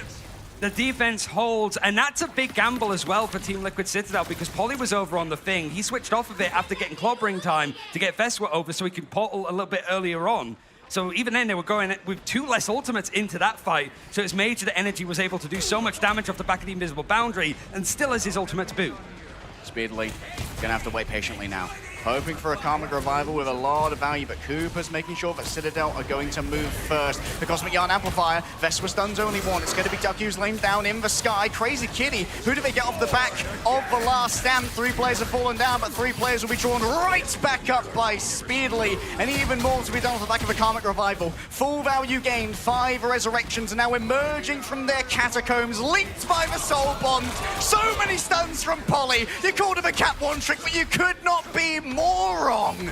The captain of Europe switching sides here, and for Rad, they just had nothing to try to contest it in the end. The last stand mostly used, I think, to just knock clay pigeons up into the sky for Smash Dares to shoot on down. But the Karmic Revival means that it's a very easy turnaround for Liquid to dig their heels in more so. You were looking at the Royal Flush for Mash to be the main thing to engage on this, but also Ducky, if there's a chance to get a Strangling Prison to make it work, it's now. Energy prepared to move here with the Meteor M. The last ult to play with as Ducky's worried about it being absorbed when it comes to the Strangling Prison towards the back. Behold, the master of magnetism! Cares little for your ultimates, cares little for your plan. You step to the plinth that he has erected and the fortress will be defended. The invisible boundary towards the back. Nero dives on in for their own protection as Polly holds the line at the 4, but Speedily's found on the backhand line, and Smash Test is instantly shut down. The second that they begin to shout again and again, but it's cries of pain. Veswa swings forward. Stone Haymaker's going to be blocked out by the wooden walls, but in the end, Team Liquid Citadel are still holding at the corner. It's this triple that is consistently holding for Liquid, and Polly is 80% of having his way to another big ultimate. Energy saying enough, goes in for the pick and finds Crazy Kitty that switched over to the Storm. When you looked at that map too, you wondered if Team Liquid Citadel were staring down defeat, but they didn't exit from that map defeated. They exited angry. Lugia Goat taken to the skies. The clobbering time is known. Yeah, there's a resurrection of the Battle Recall Beacon. But Rad are all out of mulligans. They're out of second chances. Only the group remains as a Karmic Revival in the back. Polly is ready to open the eye of Agamotto. The Sorceress of Green looks towards the back line. The eye is opened. The stun's delivered onto Crazy Kitty, but the healing's good as well. A nice knockback. Ducky gets himself even more. Multiple players grabbed on him by the Strangling Prison, and the Panopticon has been opened in favor of Rad. A momentary stay of execution, but Energy is still here with the iron volleys, and he volleys again and again to try and stop them in their tracks. But Brad have managed to just get through 3 teams worth of Team Liquid Citadel. Be right back to Karmic Revivals aplenty, and Smash Dares on the Punisher is able to come back, but because it was so long, the portal's available for Veswa this time. Speedery's coming back on Wolverine. Yes, another portal. More tricks from the Wizard, but so many ultimates here for Rad to play with. You can't save them for next series. You can't save them for next time. It's now or never. The Mega Hurricane is ready to make landfall as Energy's ready to try and shut it down. Smash this, he's gone, but he's going to be resurrected. The Battle Recall Beacon will bring him back, and now how can you deal with the Punisher ultimate? Ducky's fallen. In comes the Sonic Seduction, and all of the focus fire looks towards the Storm, but Smash this might be the last note in the symphony. A magnificent crescendo, a howl of a wolf pack towards a beckoning moon as Liquid Citadel hide away in their cubbies, knowing that they can play this over the course of long. There's no wick left to work with. Vertigo has to use the Yam Amplifier, and any picks have gone. Liquid Citadel bounce back. Unbelievable stuff there from Team Liquid Citadel. What absolute fortitude and gumption they summon from the depths of their souls. We were looking at the Team Liquid Citadel Magneto, but I didn't expect it would be energy using that magnetic pull to bring Rad down to that losers bracket to play later today. He's the one that's able to get that MVP, and we get to see a little bit more of what one of the newest super teams could do on one of the oldest maps in Rivals. Perhaps not an ultra banger that we expected, but I'm glad that we witnessed it nonetheless. What a performance from Team Liquid Citadel, but kudos to Rad as well, bringing it to a team that many had as the favorite to win not just this match, but the entirety of our mid-season finals. I think everybody's predictions are mostly going to be looking like how this result is, but maybe not going to a free mapper and not Rad looking like they're warming up to the occasion. Now it's going to be in the losers bracket later today. Like, it's not even much of a break for them. They have a best of 5 and a best of 3 in between, where they'll play up against Swamp Gaming or OUG. Both teams, well, Swamp not having the same level of experience, very similar to Rad, but just a little bit more success, whereas OUG, a little bit more tenured, even though we've seen very little of the China teams at international levels. Yeah, missing their previous ace of Milan run as well, instead having Illicit in that slot. But seeing what just happened to Team Liquid Citadel, there's going to be pressure on Swamp Gaming to prove that Americas are this dominant region, that the content wheels are grinding and saying that they are.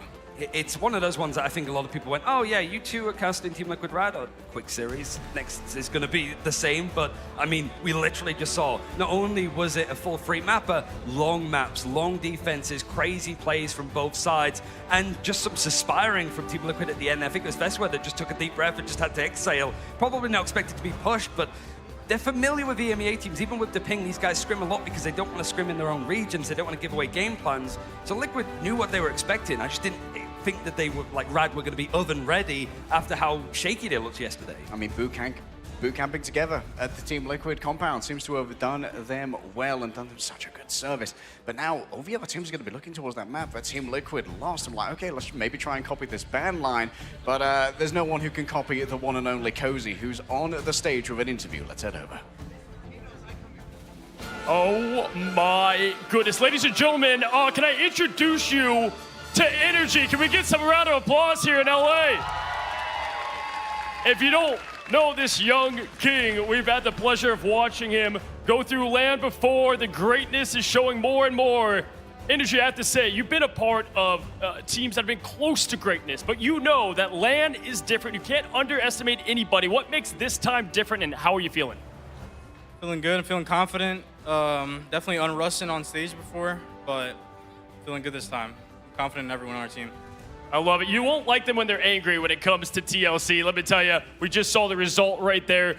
Listen, we saw Na'Vi take care of business. Y'all have gone back and forth as the team that they would like to face, you would like to face. What makes y'all better than them? To be honest, I think we just got more climate changers, honestly. Like, everyone on our team I'm confident in. I think they might have a weak link or two, so I think that'll be the difference. Love to hear it, love to hear it. And lastly, I mean, we look ahead, we potentially will have the matchup against what is the team in Swamp, our second seed in America versus y'all. You all been against each other a ton. Any words there against Swamp and just first thoughts of that potential matchup? I mean, we beat them in preseason, we beat them in stage 1, so it's going to be a repeat. Love to hear it. And oh, yeah, that's what I want to hear. And hey, listen, I know your parents were there in the crowd in Atlanta, not here now. Anything you want to say to your parents and all your fans? Grateful for everyone, especially my parents. That's why we're here. Love to hear, guys. Give it up once again for Energy and TLC. Taking the W. Ship. Vaughn, take it away there on the desk.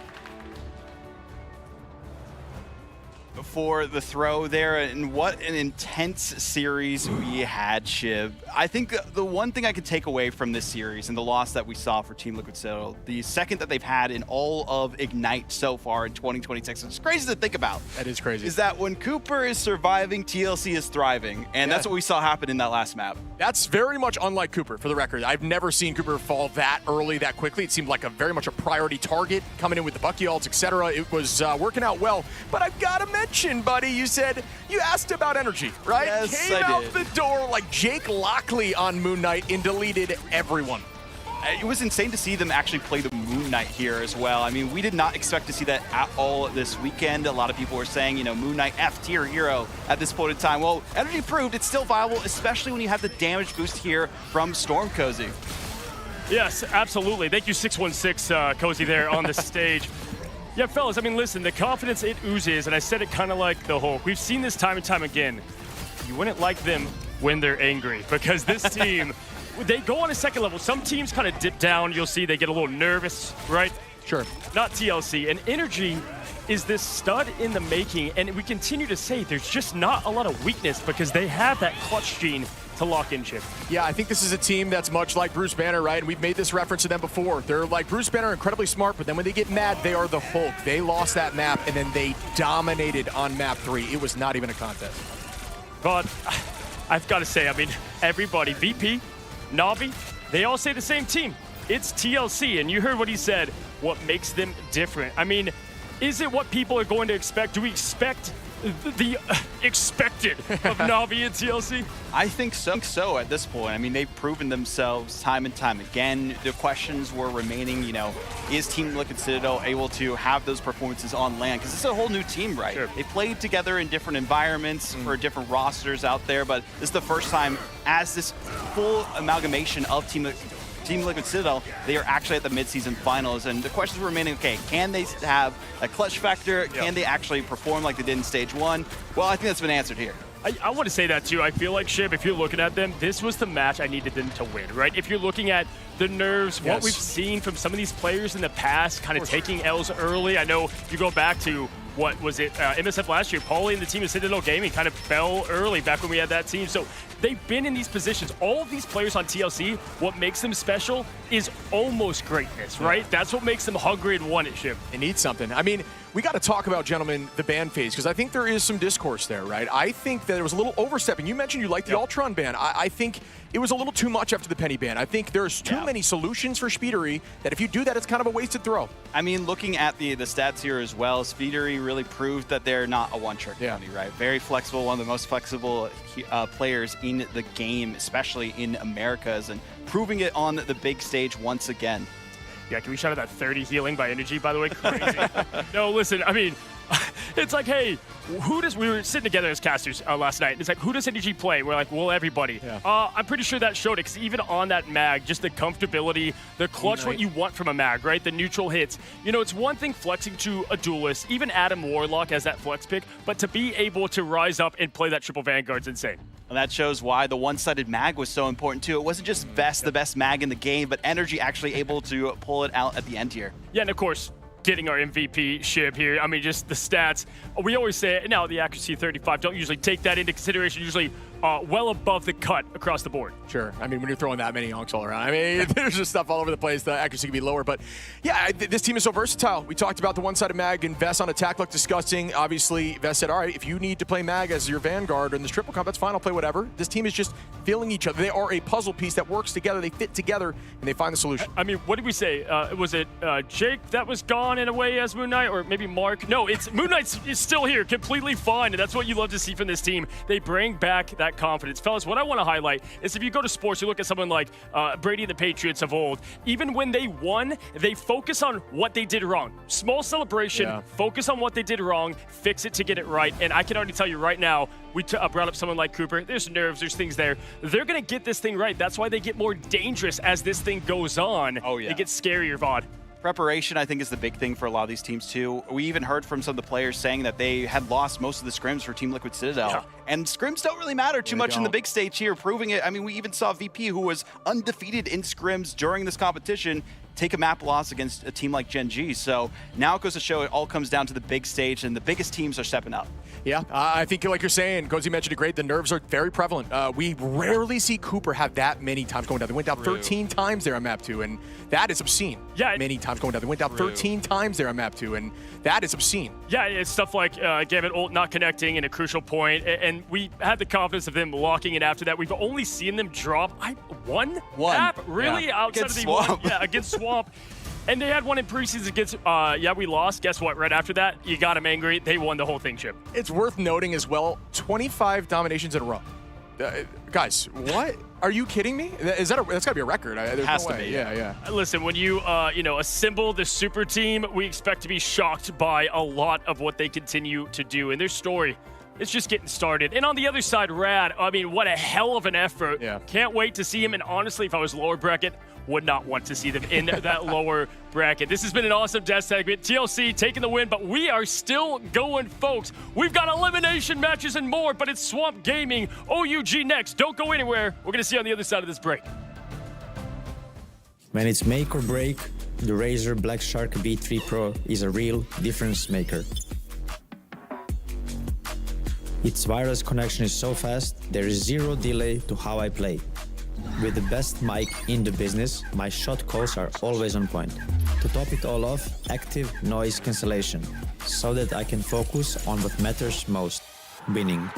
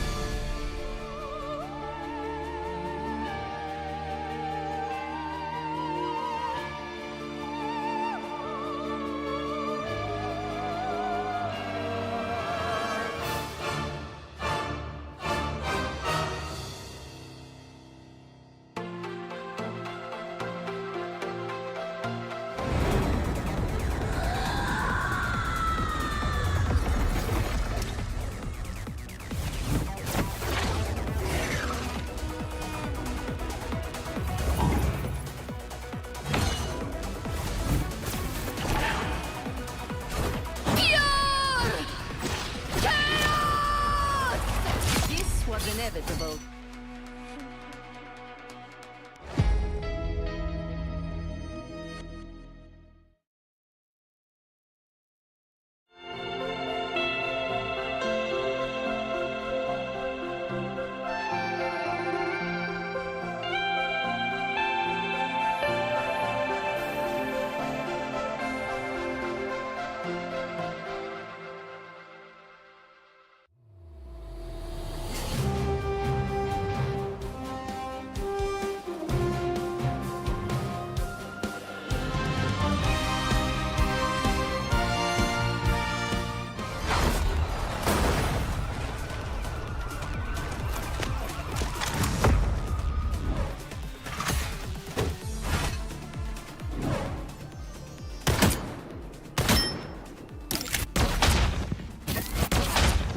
Armed and dangerous! No mercy.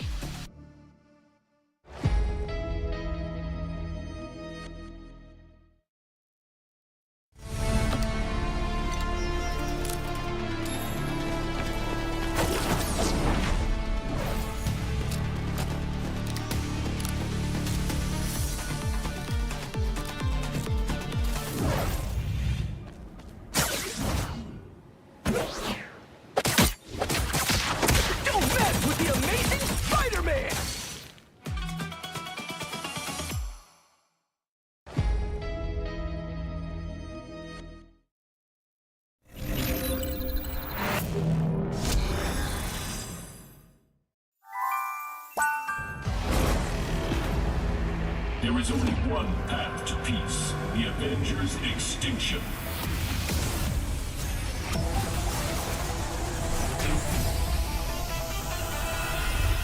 Avengers, assemble! Widow style.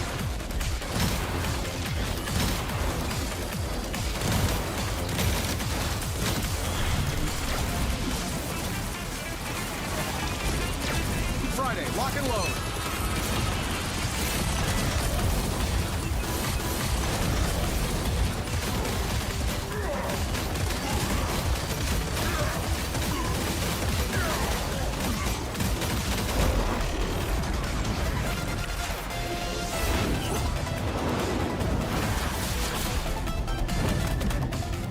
is for Pietro!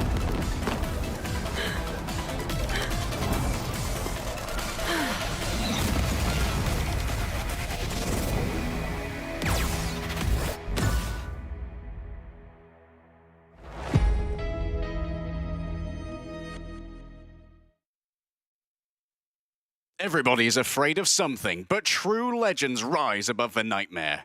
Available July 30th at 7 p.m. PT. Remember who you are. Past may haunt you, but the battlefield belongs to you.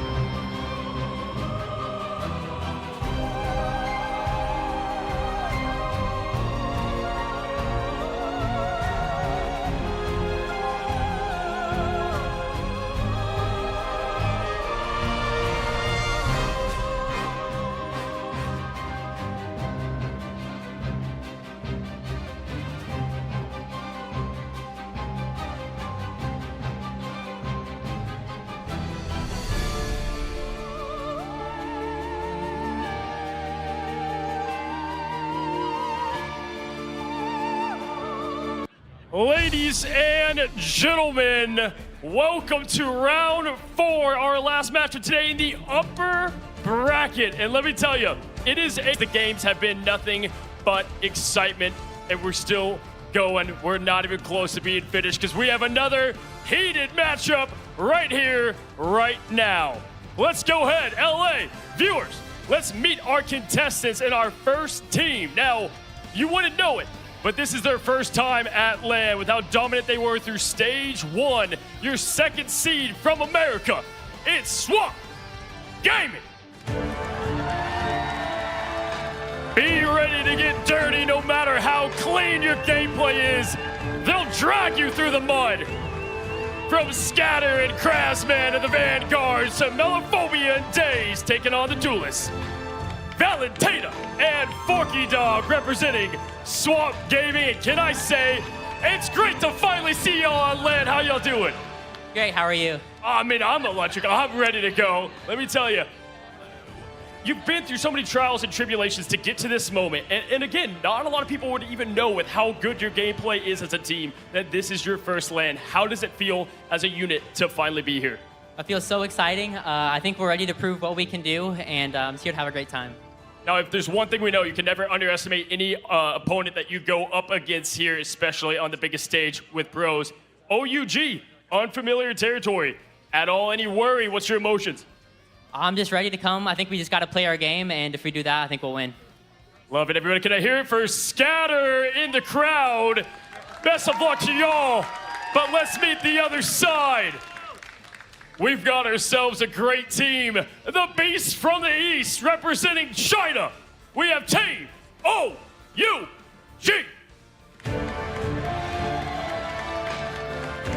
From Shaoxuan to Winshu Yin, Yashin Illicit Taro Cookie is fouled.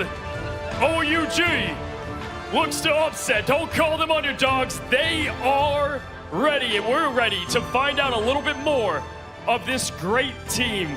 All right, how are you doing? I want to ask you first, for those that don't know OUG, who is your team? What is the identity of this team?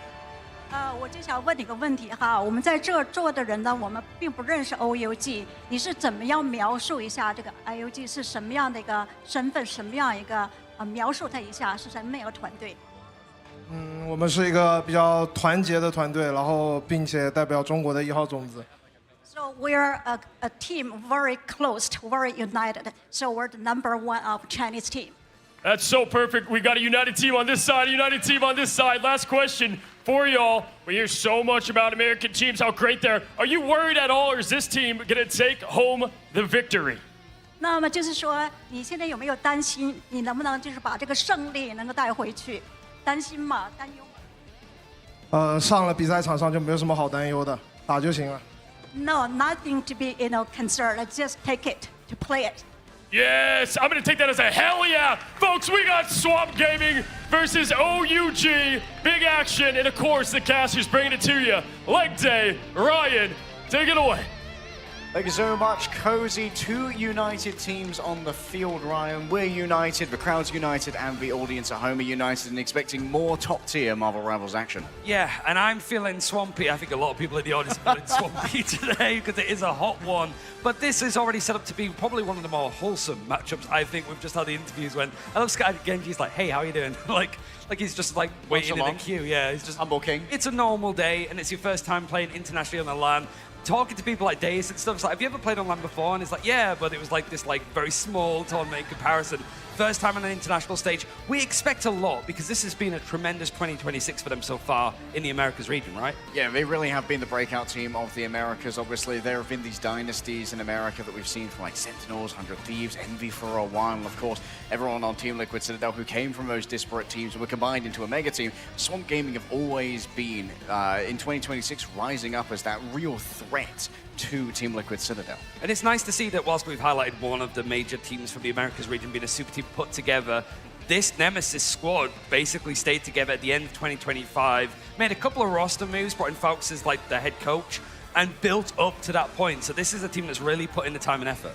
Yeah, well, if we want to dig deeper into the history and all of the stats, we have a couple of experts who can get you there. We're going to pop over to the desk. We'll see you in a little bit. And the desk it shall be, with a slight implosion of the multiverse as Cozy's managed to teleport up here, and now we have dueling hosts on the desk. 616 Cozy's going through it down there, but I'm doing great up here, folks. I mean, what an absolute awesome matchup. There's nothing more I love, Tetcher, than a team that we don't know an absolute ton about, right? I mean, seeing what we know from Swamp, I think this is going to be insane. We know so much about Swamp. OUG, we have managed to see them at these international events. You guys are, of course, covering the Americas. I've been covering EMEA. Dogman, OUG, they haven't had the best record at these international events. Yeah, I mean, you talked about it before in the green room a little bit. Like, they actually were competing against a lot of the top teams. You said at the grand finals, yeah. At the grand finals, taking a nap off of Na'Vi, but you know, a map of Nav, everyone in their group except for 100 Thieves. Wow. I mean, yeah, they were competitive, I think, at the last grand finals. When we go back to now, as we enter into Celestial Husk eventually, I think this team has a chance. They are known as an aggressive region, right? And we know we saw Aconics. I know that this is not, 2 + 2 does not always equal 4 in this case, but like Aconics lost, obviously, in the play-ins, and didn't look very good. So I feel like always one team from these regions is very competitive, and I think it's going to be OUG. And that's what's fun about having region v region, because when you look at just one side of the coin, it's like, wow, it's amazing. But then when you start kind of mixing those ingredients together, that's when you get these crazy, cooks, as they would say. I want to say what I love is I said, describe your team. They said united. If I was going to pick one team in America that I would say is the most united and plays as one, is Swamp Gaming, Tetcher. There's a lot of pressure on Swamp Gaming here. 100 Thieves, unfortunately, did get a little swept by Na'Vi earlier on. Team Liquid Citadel, the team that everyone was expecting to be dominant through this, were taken to the limit by Rad from EMEA as well. This means that Swamp are the team that have now all the pressure on them in order to perform, Cozy. Yeah, and for your first LAN, I mean, that's a lot to kind of cook in. And with Rad, kind of settling, now not as gentle as you might have wanted, but, going through their first LAN nerves, this team, they never really seem shaken, and they don't have a ton of weak points. They're great on the back line, plenty of confidence on the duelist front, some of the most flexibility. The pick and bans will tell a bit of the story, but expect Coach Fox to have this team prepared. This man knows his knowledge. We're heading on in. We're heading on in very quickly. You can immediately see the players focusing on the Mantis, one of our favorite green characters. And speaking of green, the headsets for these players, they are all playing on the Black Shark V3 Pro from Razer. Cozy, you've been talking about this all day, but this is a hybrid ANC using 4 microphone system to block out ambient noise, which is exactly what the players need in this loud arena so they can lock into the game and their comms, Cozy. All the green characters get banned here, dog. I mean, Loki's out of here too. Razer, Loki would go pretty hard for his skin. No one-sided mag, dog, as we open things up. Both tanks believe in there. Slide that in there, Cozy. Yeah, for sure, man. But hey, listen, that Gambit, what do you think on the Swamp Gaming side banning? I mean, listen, I have a bit of a hot take. I think Gambit's not that good. I think people be overrating him a little bit, actually. I think this mag, that's why, the both double protect mag has been a little crazy. And I think it's totally worth giving up Gambit for that, for sure. I have a hot take. I think you're insane. I mean, Tetcher, I think Gambit, honestly, has been proven. I would say this, not as big of a factor as we've seen in the past, especially here on LAN. But no, that's a great point. The Thing ban, though, here, Tetch. The Thing has been so instrumental. That extra sustain, the extra knockback, the extra the extra bonus health with his right click, which is getting boosted with his team up because he gets extra attack speed as well. The Thing has been instrumental so far, as has Luna Snow. We were talking about it, whether she would really be high priority, and she's really snuck into these drafts. Right now, we're entering, I think, into the phase which you guys saw in the last series with the Ultron out of Warlock comps, and any triple Strategist comp has been crazy good. So far, that's kind of being ignored, but Luna Snow going through is interesting. Yeah, for me, the backline of OUG is a bit of a mystery. Swamp Gaming, we know Valentina, one of the best in the game, by the way, locking in Luna. Coach Fox, I told you, gotta get that Luna lock. He said no, I don't know. Either way, I think we got to see where Valentina's going to shift to, because we have pretty much everything off the table that's comfortable, right? Mantis, Loki, Gambit. Expect more of the traditional Luna and more to go, Tetch.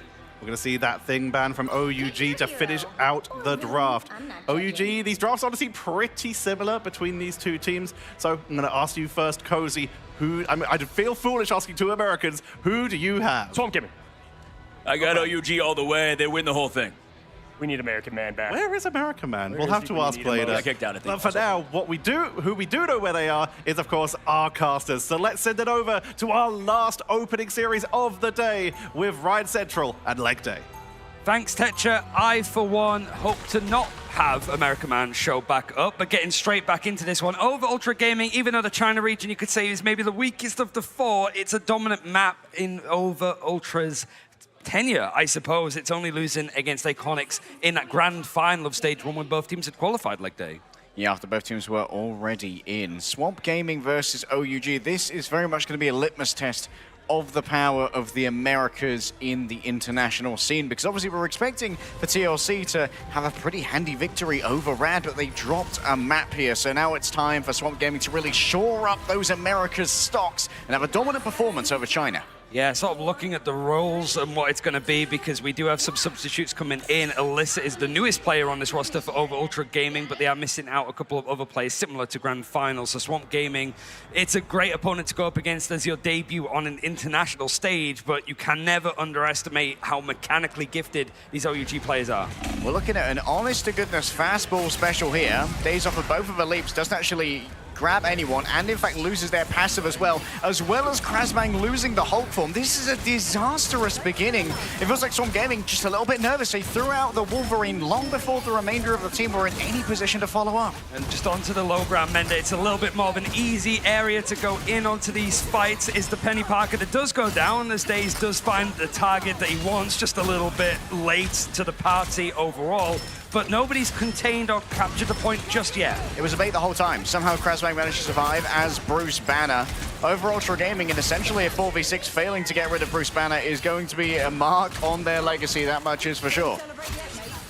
Now all of the players going down, Swamp Gaming taking control, so a little bit of a rusty start, and that's kind of a natural response, right? We even saw Virtus Pro earlier looking a little bit shaky on that domination game to begin with, so even the teams that are the most experienced, not only just playing in like Marvel Rivals, but into like hero shooters full stop, can have shaky starts. So Swamp Gaming adjusting nicely after that first play didn't quite go their way. They're going to go for a take 2 with a fastball. Now losing an early player in Valentina Eve as well to right click from Disaster could be somewhat ruinous for the side of Swamp Gaming, but it seems like Over Ultra Gaming are not really using the time that they've been given to buy too much space here.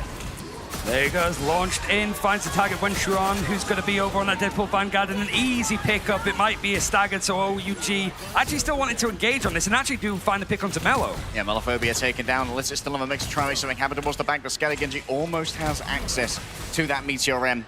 Days forced to disengage as Krasmang starts to work the back. We'll be able to get a little bit of space taken away from Taro Cookie, who via the Symbiotic Bridge gives a little bit of additional room over. Still, Meteor M now floats imperiously above them, and Scatter Genji not going to be missing out on that one. Goodbye to Svald, and goodbye to Over Ultra Gaming, because they do not have the personnel to push this one.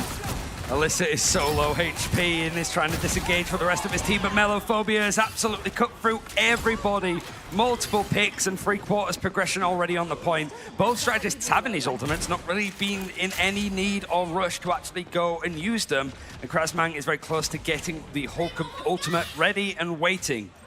Question is now, Swamp Gaming just so good at playing from behind, or Over Ultra Gaming like generationally choking here? Because it feels like they've got opening picks 2 fights in a row and proceeded to lose them in the second phase of the fight. Well, you do have some, like, I think role swaps as well, just because of like it coming in. But for like a general lore lesson for OUG, they played at the Grand Finals. We saw them a little bit there, but they had 2 players unavailable to come. So Mash and DRP came in. And like the desk was saying, it was a good run. It seemed that the vibes are really good for this team. A couple of substitutes having to jump in and save the day, similar to what we saw with Salvation not being here and having Alex on the side of Gen G. Yeah. Those kind of cases, but OUG looking strong there, having a lot stronger team together. But I think the player to highlight is Alyssa, who I think is the center right on like your screen when it comes to, he played in the Pacific region, he played on the Pirate squad. That team imploded, which was really sad because those guys were like obscenely aggressive. Yeah. So Alyssa goes across to the China region, fills in for OUG after a pretty rough preseason. They're typically the team that is the best in the region, but preseason, Iconics were able to actually take that title, upset a lot of pick'ems, as I'm sure a lot of you guys realized as well.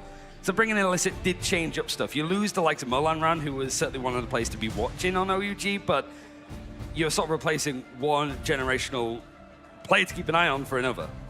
Yeah, Molanran certainly was a hero in the eyes of many when it came to the Chinese region, especially with the, let's say, specialist pick of the Iron Fist over on Midtown, which it elicited a lot of fandom for the Molanran.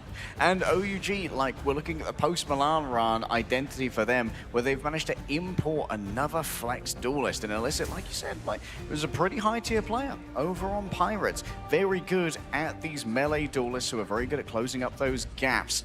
However, can they fill like the same hole that Milan filled in comms? Because Illicit, I don't know how his Mandarin is.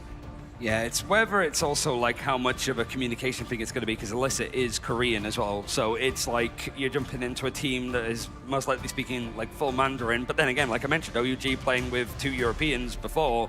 Yeah. And from like experience with the Chinese players, as we saw with the interview yesterday, I think it was Kenvi. Like, yeah. Very good English. So like is a they fantastic can English communicate speaker. like a lot of like Eastern teams do across like my experience. But for here, for Swamp Gaming, these are the kind of moments that's going to benefit them, like even though it's a tech issue on the side of OUG, it's getting used to being on stage and just those kind of like, how does it feel? Because depending on the venue, here, much like all of us, it's very warm on stage. Yeah. But there are some arenas where, for example, the AC is blasting on stage and your hands are cold, you're much colder, your players going on into like Los Angeles arenas wear jumpers because they've just got AC blasting on them. You get used to the audience, you just get like looking down at your monitor and seeing somebody else stare back at you. You're not used to that if you're Swamp Gaming that you've mostly been playing online so far. It's such a surreal environment to be playing in, and you just end up talking super fast. You know, when you're doing like a presentation for like school or whatever, you tend to just talk really fast, you panic a little bit. It's the same for these players on stage, so actually having this bit of respite helps them acclimatize. Fellow cameras roaming. It feels like spirits are currently high for Swamp Gaming. They were laughing, joking around in the ban phase. We talked to Fox a couple of times prior to the event, trying to get some insight. You know, do a little bit of espionage when it comes to figuring out what's happening. And Fox said that like this team can like really run off the energy of Forky Dog. This guy is a huge spiritual component of how well the team does. Yeah, he also said a lot of like EMEA is dog water. K. But it seems that Swamp Gaming warming up to the occasion very nicely here, even after the 3-minute break, they're able to get the picks. And whilst OUG are building up these ultimates, overtime is hit, and there's so much for Swamp Gaming to sit back on. Wenjuan having a terrible time so far on that Vanguard Deadpool, being bullied out by the Wolverine. As for Vanguards are want to do, Scatter Gengi gonna hold the door with the sword, and Swamp Gaming dominating in their first matchup here when it came to fights for the objective, despite occasionally being caught in an early pick. Pretty straightforward, you'd have to say, but we didn't really see a chance for, I mean, certainly that first point that we saw in Celestial Husk. Much like a lot of domination points, losing that first fight is detrimental. You'll see a lot of over-dedications to just make sure, because it's so much easier to hold a point than take it after it's already gone to the other side. But certainly on this point where it's very much bottlenecked, now the map opens up a little bit more on the second and third objectives. So OUG might be able to have a little bit more space and a window of opportunity for Illicit to go in on the Daredevil. And it feels like overall Ultra Gaming have not been able to find an opportunity to use any of their ultimates yet. Like Wenjuan managed to get an early Banhammer. I don't know if it managed to be upgraded. Everyone else is kind of, they've been scrambling to find initiative, but just nat 20 after nat 20 for Swamp Gaming when it came to claiming the initiative and just being able to fight on their terms. And it's also for mid-season finals, first time that we've had like a completely mirrored draft as well. It was in a different order, just clocked it now, but I'm sure that's going to suit Swamp Gaming, that are one of the more flexible teams that we have internationally. The Hulk, definitely a difference maker as well when it comes to just taking away some of his space from Taro, Cookie, and Illicit, just constantly being able to mark these zones. It would appear that Daze did not manage to grab the Wenjuan they were looking for. Again, it's just that first fight, just not quite missing, but they're disciplined enough to actually give it a little bit of respite, but you've got to let the devil out used on the other side. Illicit moving in, trying to get those debuffs in, and Scalagenji can't receive any healing despite Valentina Eve erecting the invisible boundary. Forky Dog around the outside still has the backup button in the form of the Fate of Both Worlds, and seeing Svald engage their own, is going to move forward with the remainder of Swamp Gaming. Crashback, oh, instantly grabbed by the Glass Rocks, but the burst damage is not there, and knocking people outside of the radius of the invisible boundary means that it's easy pickups for Melophobia in the aftermath. Opened up is the portal coming through from Scatter Gengi, and that's going to mean reinforcements for Swamp Gaming are going to be coming through rapidly. A quick assault onto the Magneto and into the Elsa as well. Still, the fear is placed into the hearts of overall Ultra Gaming, and it's a dominant performance for the Swamp. Like I said, Swamp Gaming even dedicating the portal to just make sure that that fight that was going away from them actually goes into their favor. Melophobia just getting a lot of picks just off of the left and right clicks alone means that the Apex Predator is the only ultimate in hand, but maybe the only ultimate they need, because OUG have struggled to actually set up for these engagements onto the point after they've lost it. Elicit having moved away now from the Daredevil onto the Sarlacc for that mid-range supremacy when it comes to potentially quick assassinations, but Daze still has their passive and so still has a license to be a touch more aggressive. Might want to grab the Magni too early. You see Ninja got temporarily stunned. I think they may have been pulled free via Disaster, but they have lost so much in the way of space. Melophobia grabs two. Both the Vanguards have fallen at the hands of developing a new phobia here, not of Melo, but of a Swamp. And Krasman just leaping in over on this Hulk of Ultra Gaming. It just feels like we haven't quite seen like the things that got them here, that have been a consistent top team in this region. They've been very dominant on this map over in that China like section of Ignite. Swamp Gaming are just not giving them any space, and right now it's just disengaging as much as possible, having ultimates, but this right now needs to be OUG making the first move. Kinetic Conduct towards the back, a huge strike onto Svalbard via the last stand. If you're going to get one, you want it to be the Lunar Snow. She's so valuable in the midst of these fights. Scatter Genji just continuing to force out these resources just to try and remove him from the high ground, and holding all this space just means Swamp going to get more and more percentage. Really, it's just a case of timing. Genji saying in the interview is just playing our game, but when Shuan actually coming out with the Van Hammer to try and go for the pick, but Elicit goes down, so it's already a 5 versus 6. Don't even know who was debuffed there. But it seems like everyone's been able to survive the onslaught, but overall Ultra Gaming were willing to dispense in. The bullying of the Venom right now is over the top. Tries to swing away, dragged back in by the Psionic Vortex. Cast fall from the hands of the Wizard. Wen Zhuan's going to be equally unlucky as the Eye of Agamotto is opened. Taro Cookie stunned, soul separated from body, and the dark energies wreck the nerves of Natasha Romanoff. She wasn't trained for this in the Red Room, and you weren't trained to deal with the Swamp, as Swamp Gaming dominate on our first map. The first time that we've seen him on the international stage, and the perfect way to start. Some moments it looked a little bit rocky, but it really is just nitpicking. They were very much in full control there. And finally seeing Fox be able to just sort of put it on the stage and show that, like, this squad, he rates his players highly in every little tier list that he puts out. Now's a good chance to show it against a region that is often underestimated, but in this map in particular, like, they just could not get going. Forky Dog managed to walk away with our MVP there on the Lunar Snow. Certainly was being very strategic when it came to the use of those ultimates, being able to outpace Svalbard significantly, as well as call for Swamp Gaming to continually make good disengages happen from these strategist ultimate fights, and then be able to re-aggress with their own when there was no choice but for over Ultra Gaming to fight in the capacity, like in the zone that they had, because they need to keep the point contested. And I think from, like, speaking to people, either the other talent that does the Americas region, or even the players themselves, when it comes to a player that's like whether they're feeling good or not and how that impacts the team, Forky Dog is that player. It seems like if he's feeling it and getting an MVP like this, it shows that things are going to be good for them. But looking onto this, like, second map, choice of OUG, it has been Midtown over in China. I think they're 6-0 on it so far. But Swamp are 4-0. And I think if there's a chance, you need to sort of throw a couple of curveballs, hope for the best, which makes me think it's just going to be Museum of Contemplation, because why not? It's always Museum of Contemplation. We'll dive into our replays here, and I imagine there's going to be a lot of melophobia within these hallowed halls. Wen Zhuan just had such a bad time. Your means of mitigating the Wolverine off the back of that double leap gifted over by the fastball special are so few and far between. You only get a singular leap of your own to try and disengage, and, well, the distance you get is nerfed if you go off someone's head, and Wolverine's often going to be close enough to grab that bounce. It was just a good test of the fundamentals, I think, for Swamp Gaming here. Like, just making sure that things were, like, comfortable. Not quite a warm-up, not really a rehearsal, but it's just playing these kind of games, focusing on it, and just the way that this team have actually been able to just, like, focus on what we need to do. It's a different environment, sure, but it's a game that we've played thousands of times. This map we've played hundreds of times. These characters we've played dozens of times, potentially. Even though it's a new meta and a new look for Swamp Gaming, so little eliminations going against them show that, like, they're very much set to this climate. They know how they can play. Forky Dog is 21-0. My goodness, this Luna is contributing to a lot of frags. And honestly, a lot of it is in the damage blocks.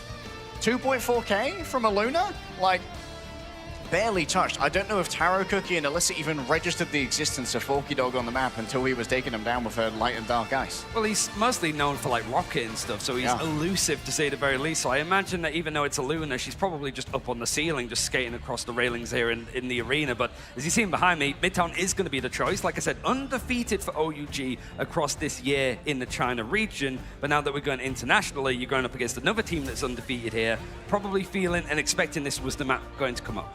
This was the map where OUG captured many hearts back in their previous run with MASH and DRP off the back of Milan Rand's Iron Fist. We'll see if Illicit can capture the same magic. The super button's undone now for Forks. He's feeling casual, comfortable. They are right back where they want to be. Speaking of grand finals, there was a bit of Blade that was on this map, and it was actually Daze that was using a little bit of Blade in the qualifiers to get here in the playoffs. So it's almost like history repeating itself a little bit. Maybe another technical issue on the side of OUG as the coach overlooks a potential technical issue. We'll make sure that everyone's squared away. We want even Stevens games here, but I think as far as Swamp are concerned, they do not want any fairness in Love and War. They just want to keep their boot on the neck of OUG. I don't know how Fox is not just melting right now in full suit. I mean, we are. Yeah, I mean, I remixed. They're going for the full, like, top to bottom, like, dress up. And it shows, you know, it's the professional line that they lead. Like, yeah, esports players, they can have personalities and stuff, but, like, you've got people that are, like, leading this squad. And even though he has his theatrics a lot of the times tuning into the stream, even, like, pro players from the EMEA region just arguing with him full stop, but, like, when he needs to show up as that coach, as sort of the leader of the team, he does that, and everybody just falls in line with him very easily. This whole team is so well connected. Just the whole squad of Swamp. It is, like I said, surprising to see a team that is sort of like middle of the pack in Americas last year stick together for one and actually grind their way to being behind some of just the best teams and players put together from this Team Liquid Citadel. It's pretty much accreditation itself for Swamp that they got this far. You know, that they grew this much when they were given the space, and I hope more orgs learn that lesson. You don't need to make crazy roster changes when things don't go your way. Just put in the time and effort, and you can actually have a team grow into this kind of performance. Yeah, Swamp's roster wasn't the most successful last year. I believe played under both Nemesis and Shikigami for a while. The main core, yeah. Yeah, and that main core got a couple of new additions like Forky Dog, like Valentina. I think changing up that backline really changed up the tempo and the spirit of this team. And sometimes just one or two changes, not kicking the entire team to the curb, could be everything you need to unlock the true potential of the talent that you've already scouted. Yeah, it's just a head-down approach, which is not usually the Americas approach, I think, when roster moves. Hell, even in EMEA, like, you almost feel that there is just going to be this, like, crazy movement happening here. But OUG is another team that has stayed together consistently for the most part. Really is just Molan Run being benched and dropped and Illicit coming in that's been the main roster move. Most of these guys have not only stayed on from 2025, but like the earlier invitationals that we saw in Rivals, it was still OUG. Yeah, Taro Cookie in particular, very tenured player when it comes to competitive gaming over the course of multiple years. Has been able to be a multidisciplined warrior across a bunch of Chinese scenes. And we are going to be looking at Taro Cookie to really be one of our standout players here on OUG. He can continually, potentially find an advantage over Swamp Gaming, who are coming into this, as far as the audience are concerned, as heavy favorites. And I think we've heard a lot of teams in interviews sort of say that, like, scrimming, you have seen the likes of like Gingy scrim up against like across the globe in Europe or Americas on 200 ping, just to get that experience and not show stuff in your own region. But it's a bit of a harder story for the likes of like China's region, because you tend to be on a completely like separate client, right? So it can be a little bit more difficult to have these like international scrims, and even then you're playing on ping. And if you're like an EMEA or America's region and you're seeing how well China performs at these international events, you're going, we'd rather not. You know, it's one of those ones that it's like you almost get isolated in there. But like I was saying before, when we saw with like Aconics, mechanically, some of these players are god tier, and a lot of the higher ups in these, they're like, it's all mechanics. Hero shooters is all just mechanics. So get into the aim trainers, make sure that you're like firing. And we have seen some of those players from yesterday, for example, with Karisu, show up in that fashion, but it's just the meta, the whole like game sense, what you want to do in draft, those kind of areas that they can be left behind from a team like Swamp that have been very good at trying to lead with stuff like Triple Vanguard. Yeah, like as you said, it can be quite an isolated region. It means you don't have quite as much cross-pollination of things like meta picks, ban lines, or even just like generalized game fundamental theories like space control, the exchange of resources for others. Like, a lot of this comes naturally when you're playing a hero shooter, but there are certain like nuances and like little small details which maybe aren't as internalized when you don't get to interact as much with the teams that are outside of your localized region, which can create these kind of feedback loops when, hey, we're winning while doing this team's also winning while doing this, we'll just continue working on that. I think whilst we have some time to fill, I do want to do a bit of a thought experiment, get everybody's opinion on this, to be fair. Boy. We just had the 2 Brits as well. Yeah. 2 English, 3rd place, World Cup, football. Everybody likes football. America's, just as Canada, US, and Mexico did a great job hosting it. Who's your, 11 from Marvel Rivals characters? Who's going in goal? By 11? Yeah. Who's going in goal? Oh, man. I want to see who, just people, could just at Marvel Rivals on, social media and just put together your best Okay, 11. hear me out here, Reed Richards. If Yeah. Bro just stretches into a rectangle in front of the goal and, gets some thickness on him so that it can't pass the line, I feel like Reed Richards has everything he needs to be a top-tier goalkeeper. And by everything he needs, I mean incredible superpowers. Because you're a 4 player, you'd no doubt put him in the team. Would you put him as, centre-back, or would you put him as, a Harry Kane forward? I mean, his ability to go high with Mjolnir and catch a very deep pass and then put some real force on it. I think I put him in the striker role. You could get into the whole tiki-taka false 9, just all sorts of stuff. I don't know where I'd put, I think Black Panther would be a good left wing. Really? I feel yeah, he's just I'm feeling midfielder. He's got some pace on him. And obviously, Black Panther, very good at moving silently. Is able to sneak up on those marks pretty easily, maybe find a 2v1. Hopefully we should be back into game soon. Yeah, no, I think all of the audience want us to continue this conversation. That other game, well, it's just the sport that isn't really our sport. The masses have been yearning for this, Ryan. But let's have more Brits talking about things that don't matter, please. Yep. And we've had to acclimatize to that. The only way that this could be more difficult is just if America's man shows up. You know what I mean? Just be you can't escape. I mean, I feel like America man is he's gestating, you know?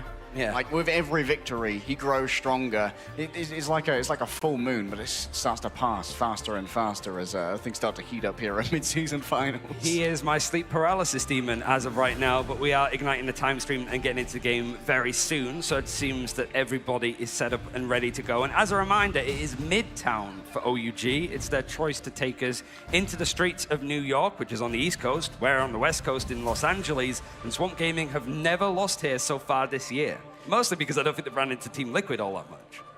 You no longer have to listen to Ryan and I talk about football, which is proof definitive that there is a god. Yes. Look at our cosplayer here. That's a fantastic Loki cosplay. We're going to get stuck into our bands real soon, and I'll give you 2 guesses what the first band was from both of our teams, Ryan. It's Mantis, who has not had an opportunity to be played at all so far. But OUG picking the map starting on attack, which is typically the go-to, going to protect the Magneto, which both teams did. Usually it's one or the other, but the Gambit was a little bit later in the day. And a mirrored ban, so we'll see if there's any divergences so far. Well, Mag is incredibly powerful in his ground and pound compositions, you know, where you're just trying to kind of sit in the way of the mission with 3 Vanguards, 3 strategists, and just say, hey, if you want to get past this, you've got to come up with some real innovative maneuvers to break the amount of biomass and healing that we've got standing in the road. Rocket has sort of climbed up the ranks. Loki being banned out this early, it was the same over on Domination, but certainly more when you get to these convoy maps that it's a little bit more in place. But this is a ban that happens at the same time, and both teams decided that the thing doesn't deserve to be in the server, potentially for the whole of this series, if we see Swamp Gaming win here. I mean, the thing with the Johnny Storm team up, the additional area of effect on those Stone Haymakers is absolutely ruinous towards these triple compositions, because you can hit multiple players at once, which really strains the overall, accounting of healing that you want. Our fans here are so enthusiastic. We're so glad that you've come to join us, Los Angeles. Thank you for sticking around for Swamp Gaming versus OUG. Coming up after this, we're going to have elimination games, Ryan. So if one of these teams loses, they are immediately in the danger zone with very little chance of respite. We see the home team of 100 Thieves playing up against Gen G after this as well. Boy. One of them's going home. It feels like we've only just got here. But obviously OUG fighting for their lives here to stay in the upper bracket. Otherwise, it's going to be Rad, who I can see in the corner of my eye, just sitting and just enjoying a little bit of peace. Not the warm-up scrims, just making sure that they have a little bit of time to regroup, feeling like they want to just get an eye on what their opponent's running. Yeah, having a chat with Finns and maybe getting a little bit of additional meta insight as to what to do with some of their vanguards after a successful series from them.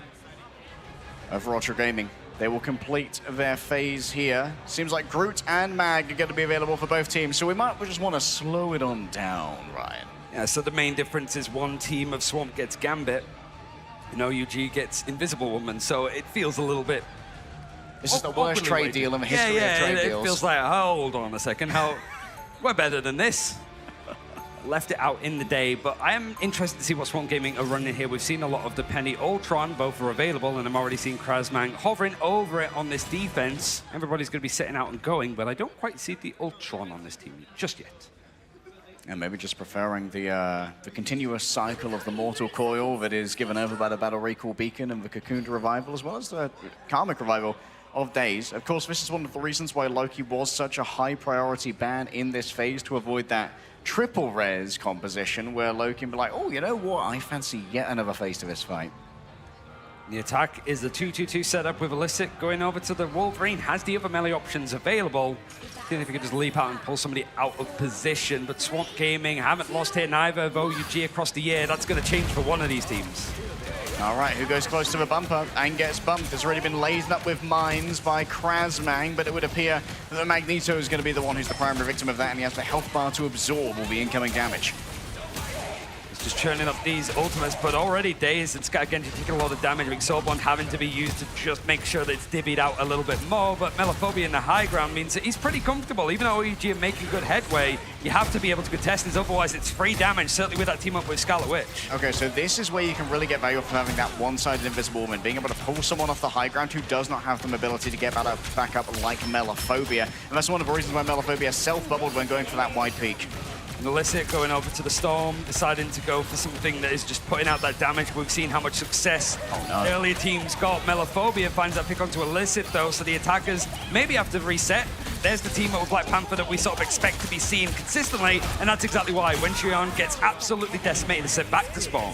Large pull in and then the body block on the other side. It was curtains before it even began. Now a chance to maybe rethink some of these options. You haven't really had a good chance to sort of build up the ultimates or really do much of anything for OUG. This high ground has been in pretty good company with Melophobia up there. Now it's going to be Daze that has the mobility to actually get out of dodge if he does get pushed a little bit longer. But Kraken's Impact, a lot more ultimates for OUG ready to go. Sorry, Cookie with a dream. Sees Folky Dog towards the back, knows that one charge of that Bayou Bash has already been expended, but a CC immune group can't be grabbed by the Barnet Cook. Actually body blocks it for the remainder of the team, but Swamp Gaming coming up on their own ultimates here. They're going to have plenty of options. Out comes the Raging Warrior Flush from the side of Folky Dog. Swamp Gaming just willing to hold their line right here. Up comes the Invisible Boundary and the Cosmic Yarn Amplifier in tandem here as all of the Qs begin to be pressed. Swamp Gaming are yet to come up on even more as the Omega Hurricane begins to make landfall, chasing after Daze, who's going to try their best to fly away. There needs to be some additional focus fire onto this, but the Cocoon Revival is still available. Taro Cookie just taken down by Krasmang elsewhere. One player grabbed on in by the Strangling Prison. Melophobia is temporarily shielded away from the heals, but can take down the back that came through from the wall. And Scalar Genji is willing to try and stop this one here and now off the back of their ultimate. It's just that OUG lost their duelists in the middle of that fight, so they didn't quite have the damage off the back of that Strangled Prison. Means that even though Daze was sent back to spawn, he didn't have the life cocoon to bring him back. He's able to just walk into the fight with the Camera Revival left alive for Swamp Gaming. Daze still hanging above it all, ready for the Karmic Revival. Might leave over Ultra a little bit dazed in their own right here, as Swamp Gaming are yet to be evicted from their bunker. Seeing if they can build up anything else to work with, but Swamp Gaming are going to feel pretty comfortable. Invisible Boundary is going to be the way to engage on this, trying to catch people out of position, but Swamp just disengaged. Tarakuki can't really find a victim here. Really wants the Emma. Frost and the Scalagengi will go down, but now Daze has to make a decision. Is he going to tell everyone else to feed on in so they can get revived instantly? Scattergengi's been brought back by the Battle Recall Beacon on the other side. Time to see if you're dazed and confused or if you're lucid and competent. And over Ultra Gaming has in spades here, trying to rebuff the resurrection fight for Swamp Gaming want to play with. Out comes the extra damage from the Gambit, movement speed too. They need to break down the Cosmic Yarn Amplifier in short order as Krasmax found himself a play around the back. Almost has their team up available again to have maximum fragging power from those spider cannons. Taro Cookie wondering, do I want to try and invest into this? It's too dangerous a prospect to dive in on the Cosmic Yarn Amplifier, so you wait for the other side instead. But the stuns and the suppression of the ultimates could spell doom. It's looking really dicey for OUG now. This has basically been a 4-minute fight, trading ultimates, but all of the eliminations going towards Swamp Gaming. Now you've got the ultimate Kraken's Impact gone. Yep, no chance for a reset. Spider time has begun, and Melophobia still has the Meteor M to play with. Jumping around, the invisible boundary's nowhere near the cart right now. Overtime still will continue to tick on down as Daze has been found by Svold. A quick melee from Susan Storm. A couple of acorns put on the ground, but you're going to need more than nice nuts to get past this one. As Melophobia says to nut up or shut up, dragged on in. They're slapped by the winds of the storm. The Omega Hurricane has got something done. Taro Cookie's returned as well on the Psylocke. You can't get inside of a Cyber Web Sphere, but have been lamed down by Krasmang. But finally, over Ultra Gaming seem to have found their opening. Is there going to be a chance for like a portal? You've also got the Wolverine being able to come out, but there's only a slight wick left of overtime, so any push off from OUG is going to end this map unless they get to this first checkpoint. That's why Daze has moved over now onto the Wolverine, just trying to make sure some manner of emergency overcomes over Ultra Gaming. Get rid of Ninja, get rid of Win Chuan, who has the only ultimate to play with here. Can't afford to go down early. Rebuffing the aggression of the Wolverine, has access to the Sonic Seduction. Gets on top of the bus, but will it be a bus ride to victory here for over Ultra Gaming, or is this the end of the line, the last stop with no more tickets available? 22 centimeters are in it. Valentina Eve is down. Daze is still slashing away, but Taro Cookie's done so much. A pull-off of the group, but Illicit hangs above it all. The Omega level mutant finds an Omega level clutch. Finally able to get things moving, and that's a good testamental for OUG, right? It's 4 minutes basically fighting outside of your spawn. You start hearing the Araya of the Opera singing for overtime, but you're able to sort of dig deep, find a little bit more, and find the picks when Swamp Gaming seem to have all of the cards needed to make that a full hold. Taro Cookie going to be dangerous in the neutral here, having moved back over after that momentary foray onto the Psylocke.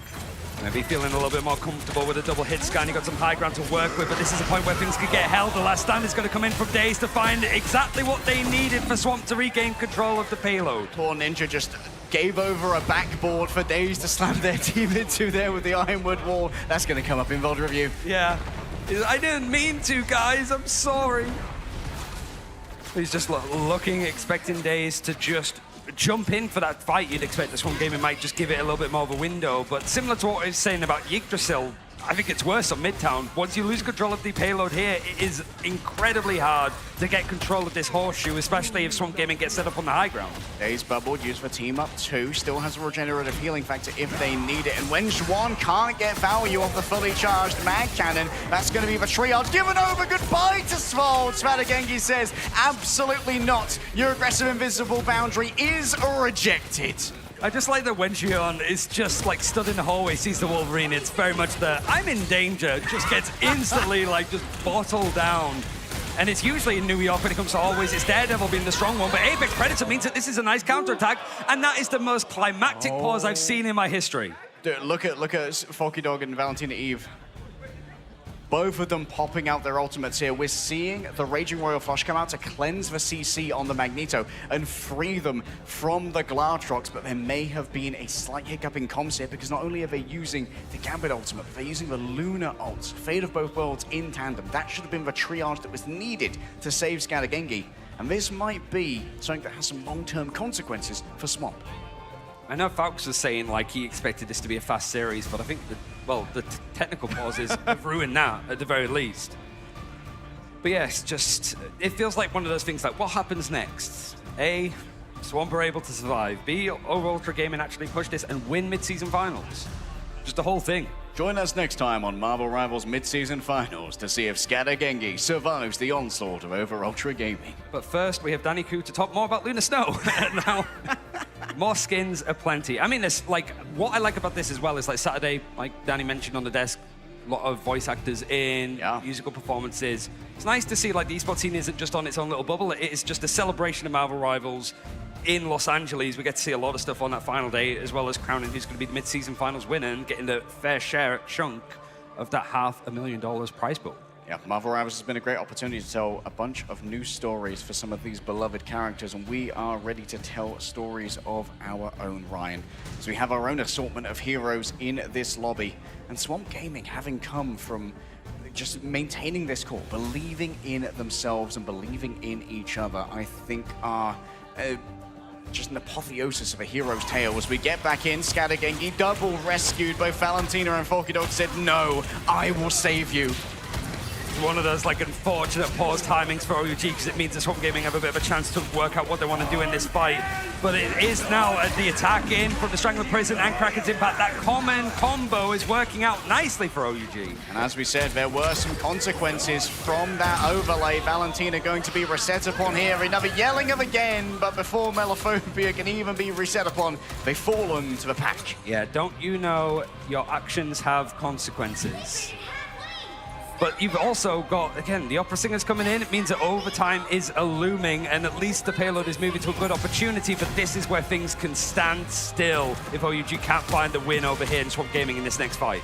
Wenjuan could potentially deny Melophobia a reset off the back of the Kraken's Impact by eating up those Grotterstern shots. Days towards the back, wants to build up towards that final stand as they're 92% of the way there. Krasmank's falling low. Many of the heals have been eaten on up. There's no second chances for the Groot. And Melophobia has been found on the other side. Where's Days? They could potentially try and pull everyone off the cart by using their ultimate, but they're just being caught on every single angle that they try and take. A 2v1, a big bully to be found, and that's going to be a second checkpoint grab for Over Ultra Gaming. Really good fight, really good ultimates, and OUG starting to get into a position now where they're feeling themselves. In Swamp Gaming, it was like they wanted to go for the pole play. That's why Days was still there, but just Swamp like, we're just opting against it. We don't really have the opportunity. We're not going to be able to contest in that fight. But it's the fact that OUG don't have too much to work with in Swamp Gaming. We already saw a fast retake of the objective after they lost on first. So we're going to have so many resources to try and work with here. Over Ultra Gaming want their best to try and capitalize on this momentum, but Days towards the back is really going to start cooking. Can they find an impact, though? Instead, they're just going to have to settle for the Groot. And the invisible boundary on the other side will rescue the Flora Colossus. Still holding on to that passive means that Days can continue to play aggressive. A second that they're healed up once again. Out comes the extra damage. The Raging Royal Flush. Melophobia looks towards the back. Saw Wenjuan isolated by a grab from the Wolverine. And looks for their own grab in turn, but doesn't want to send in even more resources given the Swamp Gaming. What in the world did Taro Cookie just ult? They are going to be shut down here, and that's going to be so many players afflicted by the culling aura. Valentina Eve says that this must be fixed here, and now Melophobia's already fallen down, though, as Days continues to slash away with adamantine claws and raw rage in their heart, popping the Gambit team up too, gets their counterpart in Illicid. As Scalagengi looks for a victim, the Meteor M could make downfall here, and they can't find Illicid, but on the other side, it's easy pickings. This is descended into madness now as OUG are using this chaos nicely, but overtime is hit for the third time on this attack. But it seems that there's more numbers on the point for Swamp Gaming, just no ultimates. Wenjuan goes down actually for Forky Dog, but the veer back means that he's back into the fray. Magneto has returned. The Scion of Krakoa will live for another day. Krasmank falling low in his own right. Illicit's gone down. Ninja too. Someone needs to stay on the cart at all times, and Wenjuan's just going to have to stand there like Braveheart himself. He's above it all, but he's taking this consistent damage. And Valentina Eve uses the clap of the Ice Arts to pierce through the veil that was erected by Magneto. She sees clearly and brightly with stars in her eyes, but Swamp Gaming have a victory condition. They're going to at least look at each other and go like, okay, we almost got full health. We brought it to a respectable area of the map. I'm just surprised that we didn't see any like portal plays from anybody from OUG right at the end there. Even just a rocket just running onto point, hoping for the best. But it's just a Meteor M that meets him on the other side. But just looking at this, like Taro Cookie, 13 final hits, 24k damage. I thought he was going to be caught with his hand in the Taro Cookie jar when he went for that Kraken's Impact in such a like deep area of the map, but he ends up finding a lot. Where we see Swamp Gaming and Deus go for these like aggressive last stand ultimates to try to catch him by surprise, OUG go, hey, we were going to do that, and then also bring out a super aggressive ultimate. It's weird how these teams stylistically are kind of matching in a really ragtag way. getting pretty scrappy. We saw on that first point, after multiple first picks onto Swamp Gaming, this is a team that is very good at evaluating when something is winnable and throwing in the resources that are necessary to win a resource accounting that maybe isn't in your favor in terms of players that are currently active. Lowest casualties is also going to be Disaster. That is actually going to switch over towards the Adam Warlock. So if he can just make it one elimination against him for this defense, then we could find ourselves to a surprise third map. I don't think it's too out there. It's easy to overlook a region that, you know, we don't even have an English broadcast for, right? It's just sort of like left to its own devices. But these players are experienced enough. We have ourselves a Penny Ultron team up, and that means team-wide damage boost every 20 seconds, Ryan, and that's very dangerous. I imagine a Swamp have been scrimming against this and have certainly seen it earlier on today with the likes of Team Liquid Citadel and Na'Vi. I want to see what their answer to it might be against the team that you expected to come out with the same meta ideas. Question is for Melophobia here. Are they running the rocket team up for unlimited ammo? Seems like that's going to be the case. Here comes the big turn. The shotgun is absolutely pouring out the damage. They switch over to Deliverance. Svold needs to be careful not to overpeak into this, as the damage coming from Melophobia is going to be supreme. But you can see that Melophobia continually has to be very cowed into submission on this angle as to not be taken in by the spider nest, and the AoEs of Daze will eventually overwhelm Ninja. It's just seeing the Punisher also play, just stood on top of the trash bag. Just like the floor is lava, which is fine for the likes of Storm that's just got to hover over it. And it's also always been a good map for Storm to play on. Swamp Gaming didn't really have to invest anything in terms of ultimates there. They're going to have the Cosmic Yarn Amplifier combined with Valentina Eve playing on the Cloak and Dagger and having constant access to these Terror Capes for extra vulnerability. And again, it's no portal. They're just going to go on, use their legs and try to contest this. They might be able to, but it's going to be a little bit more uncomfortable as Ninja has to jump over to try and make this a crossfire. Well, I, for one, am a fan of using the legs. Farewell to Ninja. This is such a good position for the Cosmic Yarn Amplifier, by the way. You've got to make such a wide swing if you're over Ultra Gaming to try and get any purchase onto that, and Melophobia smells blood in the water and circles like a shark. It's a very quick first point, and I'm a little bit scared that we're just not going to see OUG go for these portal plays. You know, like at the end of Endgame, with all of those portals showing up, it's not like Dr. Strange said, get the bus for this final fight. That's how OUG seem to be playing. Like, they have access to it. It's just, you know, some of these teams are very used to doing it in chaotic moments on who's going to switch and in what situation. But Swamp Gaming, they're just running riot. They don't got that DLC yet. They'll get him eventually. Scattergengi slowly building up towards maximum energy here. The Venom is an interesting pickup here. It feels like Ninja and Alyssa are going to have a lot of trouble getting in towards this backline. They still have to deal with the infinite ammo of the Punisher, and easy tracking onto Taro Cookie is very nicely punished. Melophobia, oh my goodness! Wenjuan, what in the world was that? I didn't know he had such ball knowledge. I mean, Melophobia just trying to make himself hard to hit. He's done so much for Taro, who's found himself fall. Oh my goodness, unbelievable coup coming through from the side of Over Ultra Gaming. What a flick of the wrist from Wenjuan. He's finding himself hero plays right now. The Magneto does well, and Taro Cookie is just the one that's like, I'm going to take this outplay and turn it into a flip of the objective. Great point to hold, but it's less than 4 minutes to hold it in this position. And you've got so many areas of the map to play with, you just can't overextend. And I'm worried about Illicit's position. Alyssa wants to play the margins. Valentina Eve already down. Melophobia falling low in their own right. And Daze just giving over this speed boost to make sure that, hey, if we're under-resourced, we're just not going to commit. We now get to see a little bit more like openness for the game for Illicit. We want to see exactly what he's done for this OUG team. A second place finish in preseason before he joined the squad, and then champions over in China in Stage 1 itself. Has a lot to do, and Omega Hurricane might just blow him away. Oh, has actually found themselves down on the low ground. Is going to try and find the entry. That's going to be the invisible boundary right in the nick of time to make sure that Daze is not going to be able to grab too much. But Scalagenji and Krasbang are there. The Phalanx has surrounded Over Ultra Gaming, and Illicit's been noted in the back as well. Just moves onto the cart to keep it from moving too far forward. You've at least forced like an early fight, so you're able to sort of contest this one again. Just force as many fights as possible, but you've only bought yourself an extra minute of time. Now you've got a damage boost ultimate coming in for Melophobia, and in a very close proximity of the map. He's not going for the Daredevil like team up to go for the penetrating fire when everybody lines up, but it's a very early ult. All right, already been given so many resources here to try and work with Over Ultra Gaming. They've got themselves one on the point. Daze has fallen down to the Dance of the Butterflies. A 1-for-1 trade and a quick dodge away from the Rocket Raccoon should be good enough to keep things resurrected. Scalagengi looking for a victim, goes after the Venom. A perfectly timed symbolic resilience to manage to deal with the aggression of the Magneto. You've got a touch though, it's so close to the end, and then just having to do it again. The Feast of the Abyss was available for Ninja, but he gets eliminated beforehand. That second point.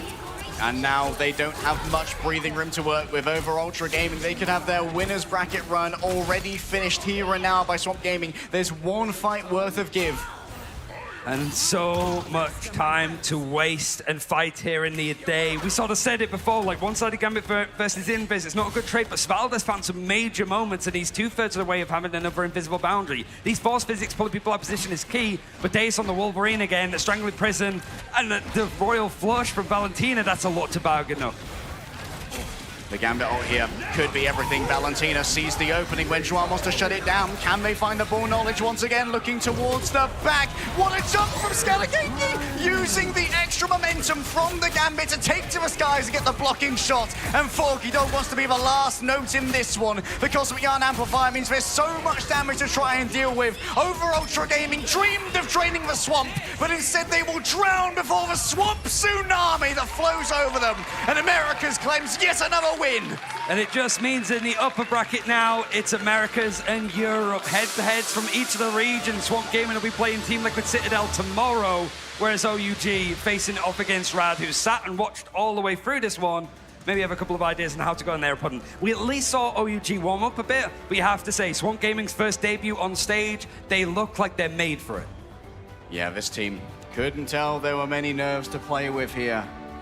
Seemed very solid to the core. They knew the plan, and they were happy to execute upon it. And even when the plan went wrong, when they lost their first pick, they still had their backups. They had their composure and their competence unchallenged.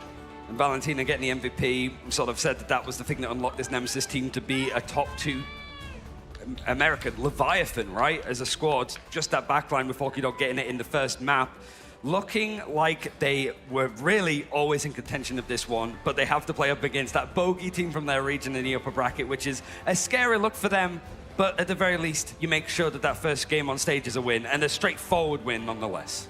That consistent paralysis demon that was Team Liquid Citadel is consistently looming over them. But given the Team Liquid Citadel had their problems today against Rad, there's definitely something that can be downloaded from that series and potentially used for the plans of Swamp. I think it's just all about getting comfort here, but it means that Swamp don't need to play anymore today as we go into like the elimination games now. So that security net, that safety net for these teams is going to rescind for the next 2 best of 5s. At the very least, there's more maps to play. It's not just in and out potentially like some of these fastball series. You have a little bit more room to breathe, but outside of losing those 3 maps, you're done and dusted at mid-season finals. Yeah, with our best of 5s on the horizon, some teams are all out of mulligans and all out of second chances. But you can see behind me that there is an interview being prepared on the stage, and there is plenty to be said for this team after what's been a pretty impressive run against OUG. Yeah, pretty much. I mean, it looks like it's going to be the main man himself, and all I got to say is, like, Swamp Gaming are back, okay? Incredible. We're just saying, look where you're at right now. It's a Valentina. I'm here joined by Coach Fox as well. Let's get a round of applause. The lights are green for Swamp Gaming. And Valentina, I'll start with you. I mean, how many times did we talk virtually? LAN, and now we're here. And how does it feel being in America, making it here to the biggest stage? It feels not real. It's just crazy. Like, even being on this stage and being here in front of all these people, it's still insane to me. Played it. Listen, it's my favorite part, having everybody join together as one. And speaking of it, you joined a core 4 back as your backline, the new backline to what was Swamp Gaming now. Coach Fox, you're a big personality for sure, but also reason for this team coming together. Will you walk me through the journey for those that don't know on how this team came here to now get a first win in LAN live in LA? Yeah, I mean, I kind of merged 2 teams together in April of 2025. Scatter and Days were on a different team. Kraz, Mello, Amadian were on a team. I kind of merged those teams together. We went through the year, got signed by Shikigami, then went to Nemesis. I took a stint at FlyQuest, came back for Nemesis in Stage 2. And, you know, the guys, they played really well last year. We got super close. Year ends, you know, I've been eyeing Forky Dog where he was for a while, as with Valentina. Once the offseason ended, signed Forky Dog, won MRC, got Valentina right after, and now we're... A man of few words, you can tell. A man of few words. There will be a test after, ladies and gentlemen, and at home. Valentina, listen, I want to hear a couple words. What describes you and your team all together, and how far can this team go? I think there's only one word to describe us, and it's just family. I've never felt safer. I've never felt more at home, and I hope to win. Like, I can't wait to show everyone what we can do as a family. Beautifully said. I'll close it here with Fox. Coach Fox, I've got to ask, listen, for those that underrate Swamp, a lot of talk about TLC, the big dream team, the super team. What do you have to say to the opponent? Because you will be going into America versus America tomorrow. How do you feel? Any words to Team Liquid Citadel? Nah, I mean, easy 2-0. Easy 2-0. Easy 2-0. You love to see it. Again, give it up for Coach Fox, Valentina, and all of Swamp Gaming. First land victory. Thank y'all so much. Caster's Desk, breaking down. We'll see you on that side. It's about family, Dom. What a series coming in there. Swamp Gaming, OG did make them sweat just a little bit, Dogman. Yeah, they did. I mean, towards the second half, that's what I was talking to you. I mean, like at this rate, we were looking at like maybe OUG has to come back next tournament. They did have a very, very solid Midtown. I mean, yeah, there was a lot of pauses and stuff that kind of happened, a lot of things that went down. But for OUG, they did have some bright spots. And for Swamp Gaming, I mean, there was a lot I think they're going to take a look at in that VOD review tonight, which I'm sure Fox is going to be incredibly aggressive with them in that VOD review session. Cozy, another amazing teleport to come back up here, but we're seeing a little bit of new comp and some flexibility coming in from Swamp. Yeah, I felt like, listen, they can play really just about any comp. And Fox is a personality, and so he will talk a lot, but they do keep some cards close to their chest. I think we saw that today. With what they showed, overall, what impresses me about this team is that they don't care that they're underrated. I mean, you look at the players to the team as a whole, dog, this team can beat just about anyone. Yeah, except TLC. I mean, you and I will have that talk all the time, right? I mean, for sure, they've just struggled in the current region with themselves, right? Yeah, listen, I mean, we, going back all the way to the preseason, got as close as they possibly have. It was a 4-3 final grand finals there. That has been their big brother, so I think a lot of people use that as a way to kind of push this team down in what would be like total region rankings. But Tetcher, this team has got elite talent. It's all the things you're looking for from a great team. For sure, and we got to talk about the fact of experience. It's not showing that they are not a team that's been to LAN before. They're not showing nerves, they're not showing worries. They are only showing up with everything they need to do. And especially with TLC struggling a little bit earlier, Swamp Gaming coming through, even though they had a slight worry, they came through in a much more convincing fashion, which is going to give them huge momentum going on. I mean, we say in a much more convincing fashion, which is going to give them huge momentum going on. I mean, we say a slight word, we say VOD review. They play pretty damn clean. I mean, I will say this. Some of the best, especially from OUG, can we give some love to, I believe it was the mid-air Melio grapple up, shoot back from the grenade, Magneto hit mid-air meter him to a 5-piece from Taro Cookie. What the hell was that, gentlemen? That was insane. That was crazy, and then you just go right to that Storm POV of AFKing in the sky. Excellent performance. I think the only problem I had with Swamp, and like you said, there were some moments, I think, for all of OUG, especially Illicit and some of their Vanguard line. Taro was going crazy at points, but I don't know. There were some things I want to see a little bit more out of Scatter and Kraz. And it was a tough game to really do a lot, but I did feel like we've seen other... I mean, it's tough because Magneto's so broken and strong and one of the best characters in the game. I felt like we could have maybe seen more out of Scatter. Quick update on something I said earlier. A quick correction that the players are not using the Black Shark V3 Pro. They are using a special Razer headset that is tuned for the tournament in this case. Tuned for performance so the players can lock in. But if you were to bring that level of sophistication and innovation to your home setup, you can jump on in with the Black Shark V3 Pro. This headset is the consumer version and is available on their website or Amazon Cozy.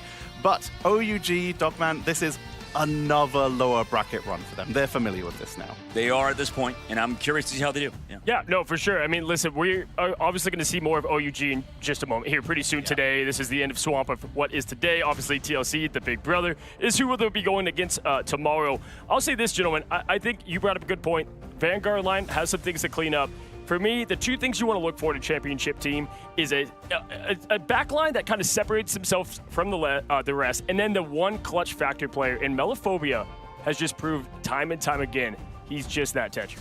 They are doing so much work. Speaking of clutch players, though, Dogman, MVP, we're looking at Days here coming in as the MVP. This is a player that coming out of the previous stage, coming out of playoffs after that match versus TLC, people were wondering, what about the hero pool? But it doesn't seem to matter. I mean, it does it. You're right. Days is looking phenomenal at the moment. Both duelists were. I mean, both Days and Mello are S tier, top of the line in terms of that department for sure. And I think that Days is proving it on LAN, and that's exciting for him. Yeah, for me, what's cool is that he was always one hero away. He's been bannable in some instances. I'm starting now to see like Storm, new to that, right? Getting that into the rotation. And the other thing is the swagger, the confidence from this team. First LAN, a little shy. Do you remember going back to preseason, the interviews? Quiet. Now, loud confidence, and we're seeing it on the stage. Days especially shine today. I agree, Dog. Oh yeah, that's what it's about. I mean, like most of these guys, I mean, when I was there, like I feel like I look back at when I was a pro and I'm like, man, I look like I'm cringe. Like I just like watch back. I mean, I'm still cringe, but back then I was gonna say nothing's changed. Nothing's changed. I just am louder cringe. That's the thing. And well, looking back at them and like with Fox too, like he's used to the limelight. He's used to talking to people, and a lot of these guys aren't, right? A lot of them are playing a lot of the games and are talking to each other. And like Valentina lovingly put it, they're a family. They're tight knit and they're talking to each other a lot. But it's to go to these events, go to talk to people in person. That's the most fun thing you could do in esports, in my opinion. That's where the most entertainment comes for all these guys, too. All of our players are loving it. You can see Swamp Gaming are really embracing the crowd today. But here is the big bugbear in the room, guys. You are both America casters. You are both set up to be the best people to answer this. We are comfortable that Swamp Gaming are comfortable on LAN. We are comfortable that Swamp Gaming are playing well. But there's one team that Swamp Gaming have not beaten this year, and it's their next opponent. You've now seen Team Liquid Citadel play. You've now seen Swamp Gaming play. I'm going to throw it over to Cozy first. Can they do it? Yeah, no, for sure. I mean, listen, the big difference maker is first, TLC is the domination kings. I don't even think just in America, I think across all regions. So you've got to start there because how it works especially, we're still in best of 3, but even best of 5 more so. You drop the first dom and all of a sudden, like, you have to play perfect from there on out, and it's almost impossible. That's what gives TLC kind of a special edge. Even if they lose like we saw against Rad, they just bounce back that third map because they have map choice as well, Dog. So I think for me, I feel like they could definitely get it done. It might have to be in a BO5 later on. BO3 is pretty tough. For now, I have to be proved otherwise, though. I have TLC as of now. I'll agree with you. I think it's the first time that I agree with you. TLC, for sure, is the better team, I think.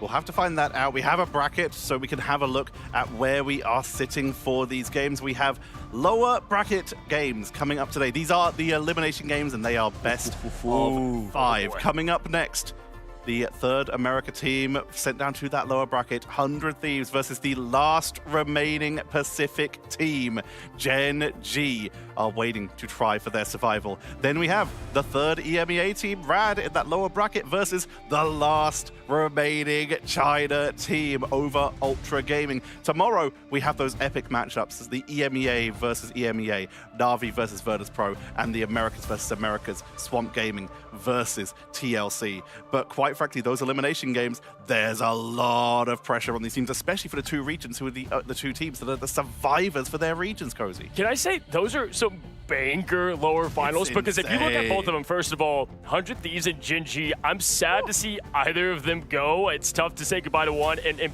best of 5, we've seen in the past, Dogman, 100 Thieves plays different. They have a much better record in best of 5 than in the best of 3. And then on top of that, don't sleep on OUG on Rad. I think they actually match up pretty well to what we might see there, Tetch. I mean, like, listen, man, I gotta be honest about 100 Thieves, too. Like, every time I talk to Delena, he's like, we're losing this. That's literally what he says. And then he just won the other match in the play-ins. And then they did well in the play-ins. They just have a certain thing about them about not caring. There's something about just going in with the flow and being, you know, in a position where you can win just by having your cool kind of sort of vibes, I guess. That level of relaxation, that level of confidence, it really makes you wonder, man. Bring that back, by the way. But we have those games to get set up for, so we're going to be heading to a break, but do not go anywhere. When we come back, it's elimination time. Survival is on the line between 100 Thieves and Gen G. See you in a moment.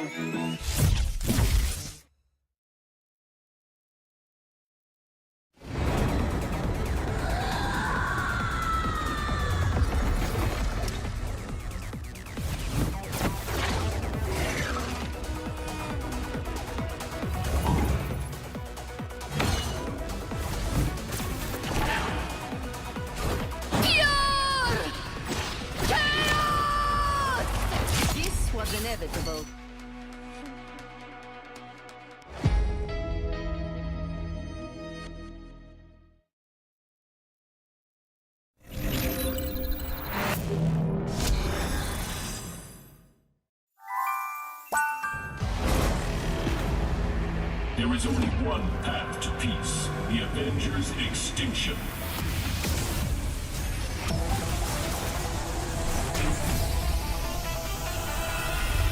Avengers, assemble! Widow style.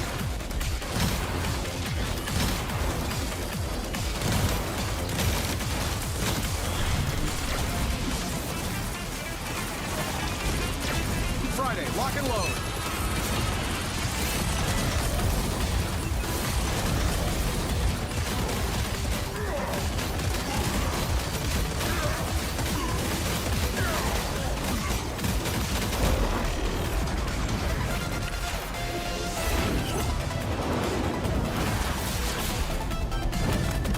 This is for Pietro!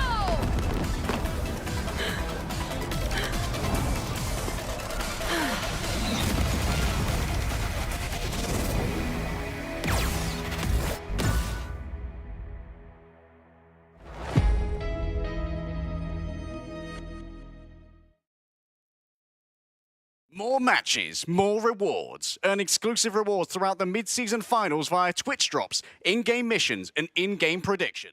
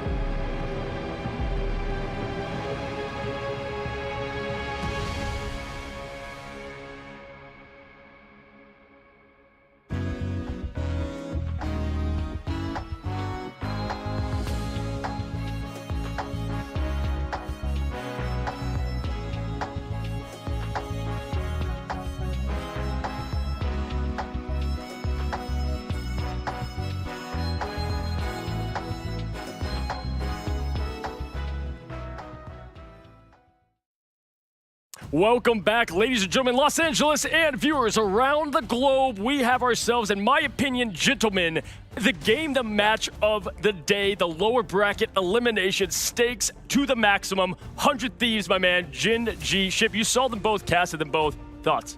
First off, fan favorite teams. A lot of folks are here to watch them today, so this is going to be an upset, something sad either way. I will say Thieves today, not the best performance. Not worth really diving into that specific game. It just did not look like themselves there at all. Gen G, though, actually surprised me today. I was excited to see their composition. I think this is going to be, and maybe I call it or ruin it, the best game of the day. Yeah, Vaughn, I mean, listen, it's tough to look at 100 Thieves and how that win against Navi. We know Navi being great. There's plenty of things that factor there. But what I want to look at is I feel like Rad measures up well to Gen G. And so I feel like that is a matchup we can look at in the play-in stage, how they played them, and somewhat of a similar matchup. But the one big difference is, I mean, I feel like Gen G, there's so much about this like it factor that they have. They were this close. If you missed it today, they were right there to keep VP on the ropes.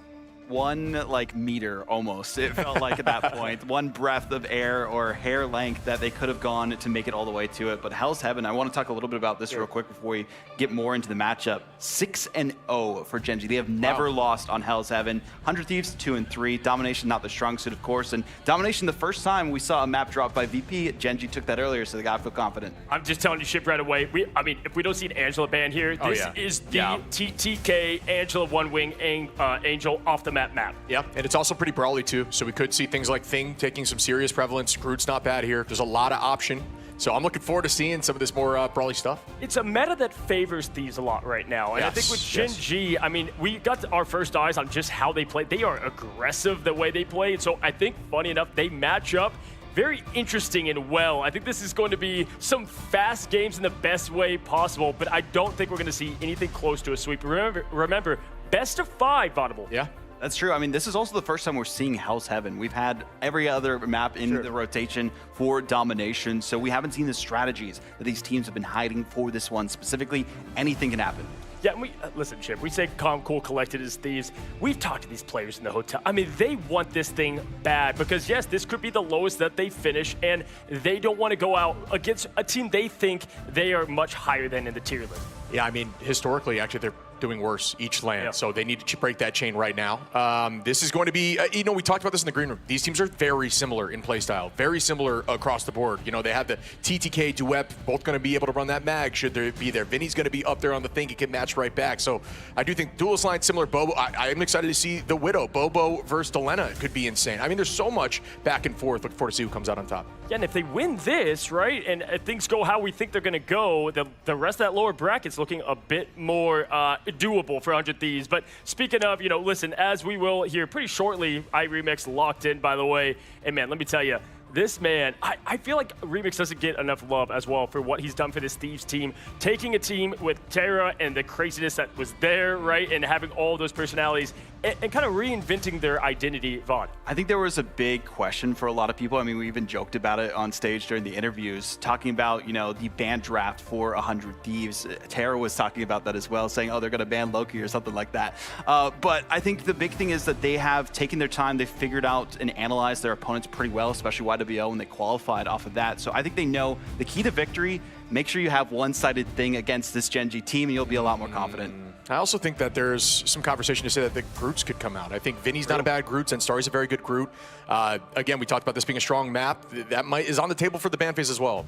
Listen, I have to say this, all right? I remember talking to Thieves in Atlanta behind the stage whenever they lost, right? It's like, there's always next year. It's right there. It's ready. This is the time. I mean, time is running out sometimes. When you look at a roster that's stuck together, there was roster mania. Thieves stayed together for the most part. But the more losses and the more you come up empty, the more pressure there is on the org and more. So these players know that, and we've seen improvement. I mean, I honestly, I'm in love with this roster. I do have a lot of respect for them, but they know the stakes and how high they are, Ship. Yeah, I think right now it's going to be a testament. Can Thieves show up right now? You can tell it's been a bit since they played. You mentioned being iced out a little bit. I'm sure they're screaming in the background, but it's been a long time coming out here in a best-of-5 situation. Maybe the first game is more of a warm-up, but again, Domination's just never really been Thieves' strong suit. I think with this being a best-of-5 Domination specifically, even if 100 Thieves drop this, it's a best-of-5. They have plenty of time to recover, so take this to learn the compositions that your team are playing against. Delena's cool, calm, and collected, not worried. No, for sure. And can we talk about Gen G? Because first of all, the crowd, you would think this was being played in the land down under. I'm telling you, the moms, the environment, everybody was going crazy for Gen G. This is a team that's so likable across all fronts. I mean, they have so much swagger to them, the way they play. We're on the picket bands now, folks. Strap up, get ready. Best of 5. And we start with double Mantis bands. Color me shocked Shib, as it's looking like maybe the one-sided Magneto for Gen G. Yeah, Gen G loves that. Duep has looked great on, but that's been like almost super readable. It's something that they've done every time. Vod, you've mentioned this to me, and I do agree. It's like, I'm not sure if I love it or don't love it, because domination, it's not as much of a must as other maps. I gotta say real quick, shout out to the fans out there too, right? The Spider-Man, that was pretty awesome. The symbiote in between, that's pretty cool. I know, listen, we had a break between the games. It looked like a couple empty seats. Hey guys, that place is packed down there. It is wild. This is what I love about LAN. Spider-Man showing up big, maybe not in our games, but at least in the crowd, my friend. But anyway, we've got ourselves a Loki. There's the Gambit ban as well. So we see kind of the strat that 100 Thieves wants to roll with on the other side. And with Gen G taking down Loki, do you like this shit? I mean, oftentimes we talk about the strat backline. We're not typically too worried about the way they play with Loki, especially. Yeah, and I don't think they run that comp unbelievably well. I think that's more of a meta decision, so I'm not sure that I completely agree with that either. That being said, it's going back to that same conversation we keep having, the one-sided Gambit versus the one-sided Magneto.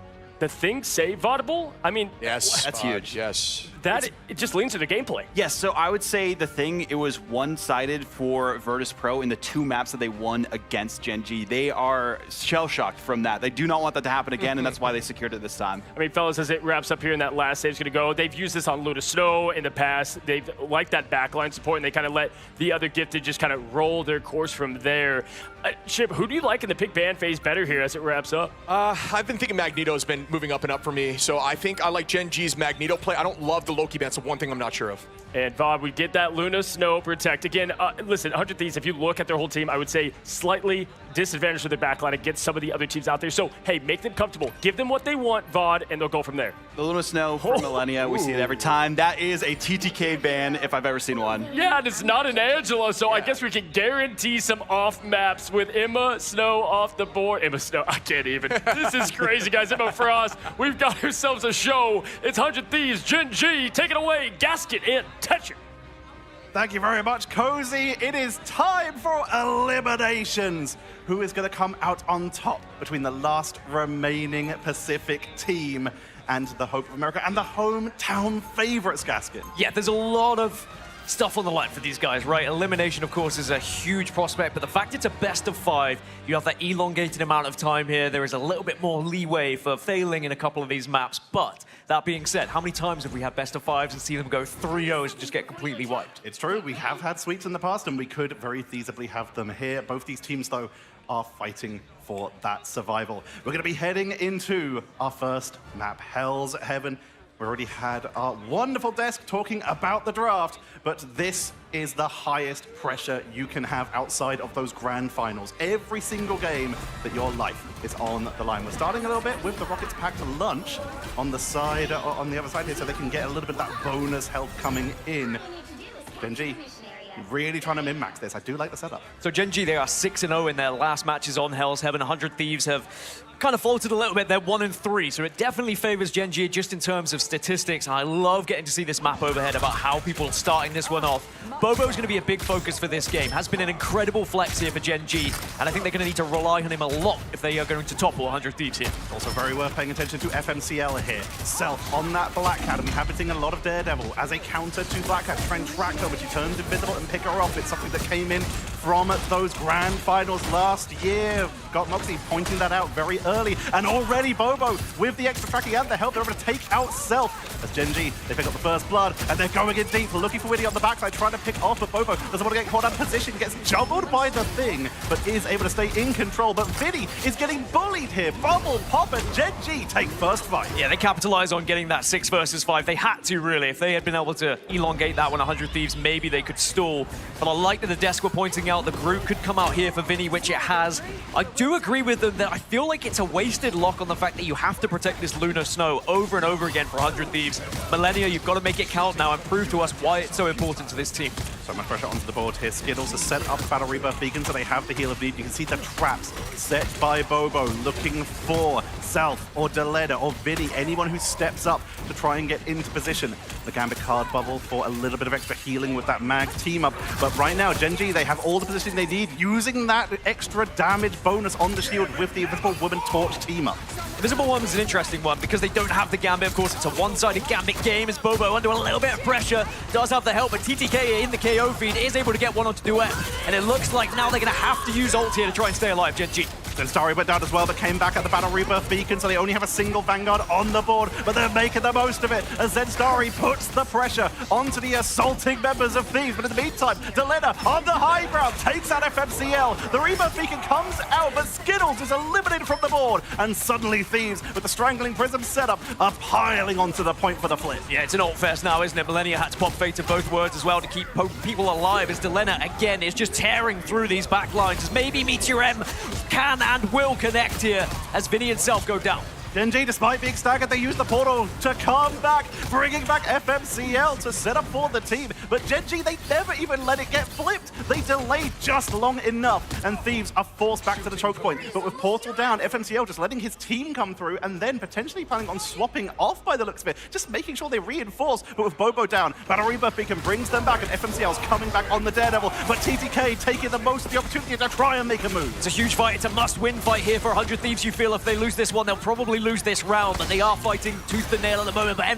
FMCL on the Daredevil can absolutely bully the Black Cat, and at the moment is a chase, and he's been able to force him away. The portal to escape, that's one way that the Daredevil cannot follow you. Winnie coming on in with the Rage of Royal Flush for the extra damage output to try and push onto the point, but the Invisible Boundary from Alex is delaying. He's here as the substitute, but is really trying to make his name as he's been to every single land before, as Gen G are wiping Thieves off the board, and round one goes to Gen G. Well, that's one way to settle the nerves from Gen G after dropping down into this lower bracket, taking this first round. Of course, it's not job done yet, but they looked excellent. I did like their lock and ban phase. I agree with Shib. I prefer the one-sided Magneto over the one-sided Gambit. I do think Gambit is losing a little bit of his stock value at this LAN at the moment as well. That ult is so much easier to counter than I think people realized when he first came out. The fact you've got the Invisible Boundary as a counter here for them. And then with the, like I was talking about, the lock being used on that Luna, and now even the switch off of the Luna, you have to ask the question, why are we using the lock on a hero that you're not even going to be used going into it if they do see the swap? It's a good question. They're going to get set up here. Self is going to stick with this Black Cat, despite the fact that FMCL will be marking him here. Does have the ultimate charged up already, so they do have their own setup at the go. Zenstarry also almost there to a clobbering time. Could get ready for a dive early. Delena very nearly with that new Black Widow ult, which could be huge, especially on this point where there's some great opportunities for some nice flanking pickups here, as Winnie is going to stick with the Gambit. Delena has been the saving grace for 100 Thieves often. When they are struggling, just manages to find a pick and completely turn the tide in their favor, and they will be relying a lot on him to be able to do so in this one. But early pressure has been applied already by Gen G here to try and take this point, and keep an eye on FMCL. If you can flank around, get an early pick on that Daredevil, it could be huge to get this first point. Point being moved on here. FMCL looking for the flank link to try and get onto the backline. Has great tracking going into the backline. Immediately comes out with the Black Cat ult from himself. Delena committing as well. They want to try and pick this off before Gen G can get any momentum. Glassrocks comes out from Bobo though, and Vinny is taken down, but it's a trade. Vanguard for Vanguard. Zenstarry taken off the board as the Devil has been unleashed, but great clobbering time to lock him down to try and prevent the pickup as the Battle Rebirth Beacon brings back Zenstarry, but Self and Delena will fall. Gen G once again with the momentum heading into the second point. Meteor M making a difference. How many Meteor M's have we seen just go wayward so far this tournament? But making it count, finding Self, and just making sure you find an elimination with it. If you don't, it feels a little bit lackluster, but Gen G, they get first point again, and we already saw 100 Thieves struggle to regain point once. If they struggle again here, they might just lose this map 2-up. Barrier coming on out from the Invisible Woman with that torch buff for a little bit of damage boost. And for Bobo, that is huge. Clobbering time is going to be coming out from Zenstarry. Don't let Thieves get momentum, but they're able to tank on through it, survive, and start to push on through. Viddy has that Strangling Prism. He's trying to wait out Duet to see if they can go in for the full engage. Boundary comes on out from Millennia as they commit to the fight. Zenstarry pushing on in, but is taken down quickly. Battle Rebirth Beacon brings them back, but that means there's no more Duet. Gen G, their front line widely considered to be one of the best, is just getting taken down fight after fight. But Skittles is doing huge work on the Rocket to keep them in this fight. Bobo trying to trade up and gets taken down by Self on the high ground. Yeah, I think this fight was given away by Gen G. They didn't really need to invisible boundary. Alex dropped it a little bit too early. They could have just taken the loss, come back, and then pop the invisible boundary a little bit later. Similarly to what Gen G, it happened earlier. Alex was popping a few Gambit ults at questionable times. I know he's coming in as a substitute, so there is that extra pressure. But at the same time, this execution on ults has to be better here for Gen G.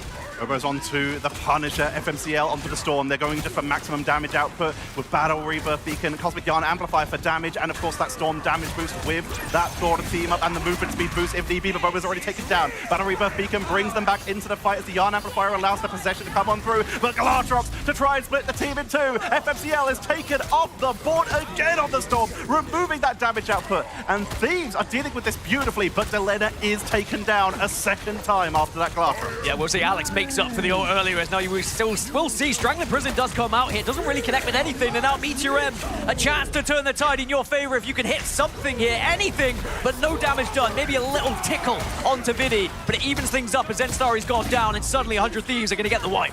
PTK with the clobbering time is able to set on up, and they've taken them down. This means that Thieves will take the lead.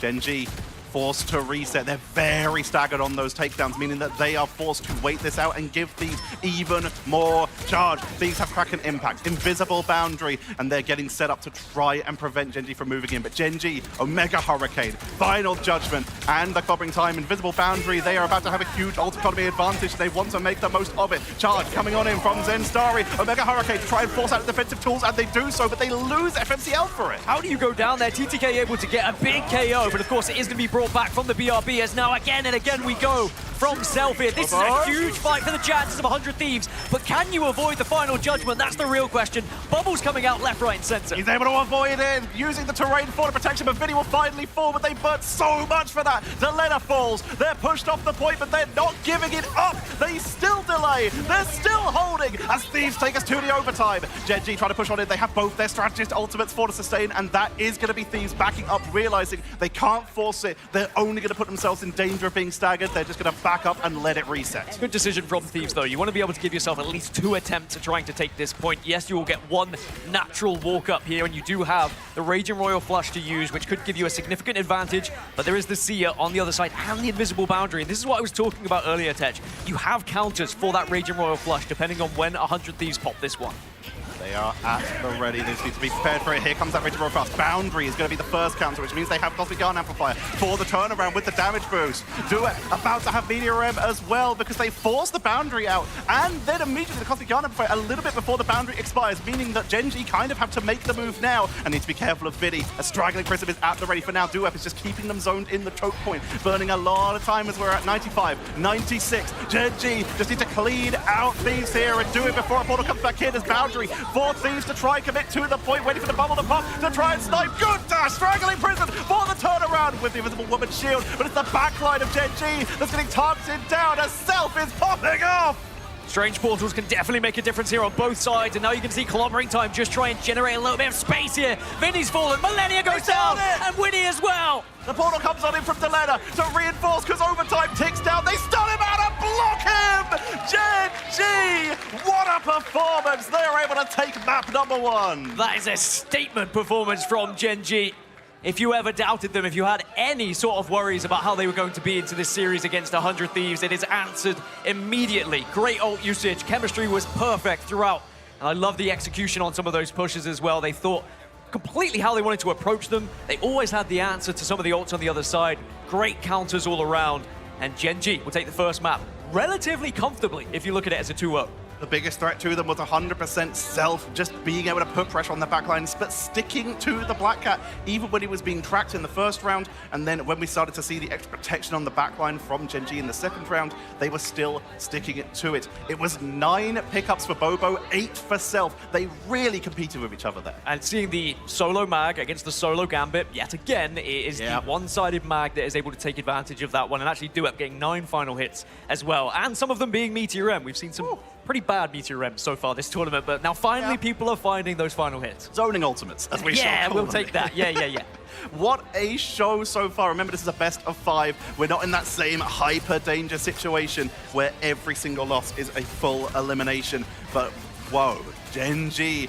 100 Thieves, they were bringing it back for a little bit there, but Gen G just seemed to have control every single time. And a lot of that, I feel, comes down to Zen Starry. His clobbering times were extremely impactful. Just really well timed, right? There was a couple of times they were down a player or two, and that clobbering time just elongated the fight quick enough to allow the rest of the team to catch up, knock those players up in the air, and also, I mean, the fact that Bobo was able to do what Bobo was doing. Some of the damage he was outputting, some of the KOs he was able to find really did change things in their favor.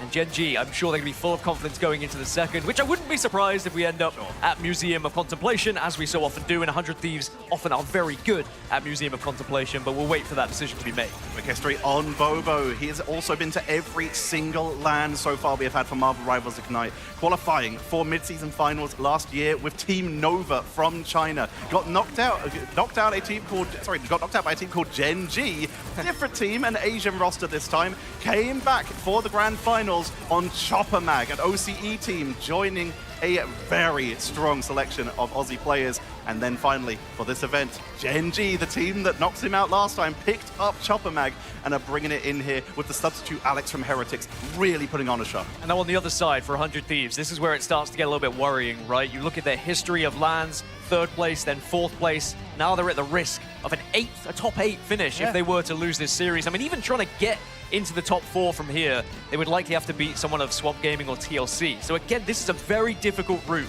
in this lower bracket, especially if you look at the other side and what other teams may have to face. But they might fall at the first hurdle if Gen G are playing this way.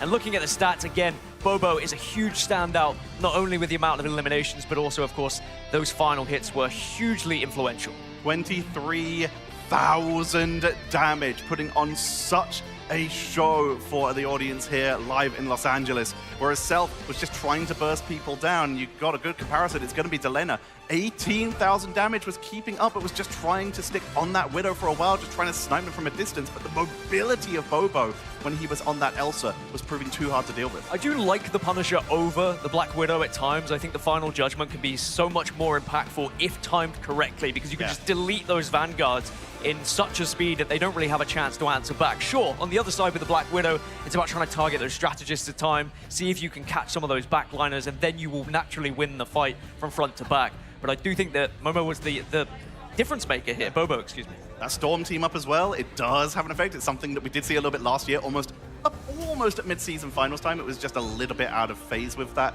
But we did see Storm and Punisher rolling together, usually with Mag, to make sure that when Punisher ults, you just shield them. And we're not going to Museum, Central Park. When in Los Angeles, not New York, but an American-themed map for an American-themed team. Yeah, perhaps learning the lesson of how so many have fallen on Museum when you take them there, and it doesn't seem to be the best practice, especially against Gen G when we know what they can do at Museum as well. So I like this. It's something that's a little bit different at Central Park, and of course it opens up the floodgates for the potential trip as well that we've seen so much of from 100 Thieves. But on the other side, we saw earlier, Gen G was successful at breaking out of the trip defense they went up against. So I do think they still have a fantastic opportunity here, depending on how these lock-in bans go.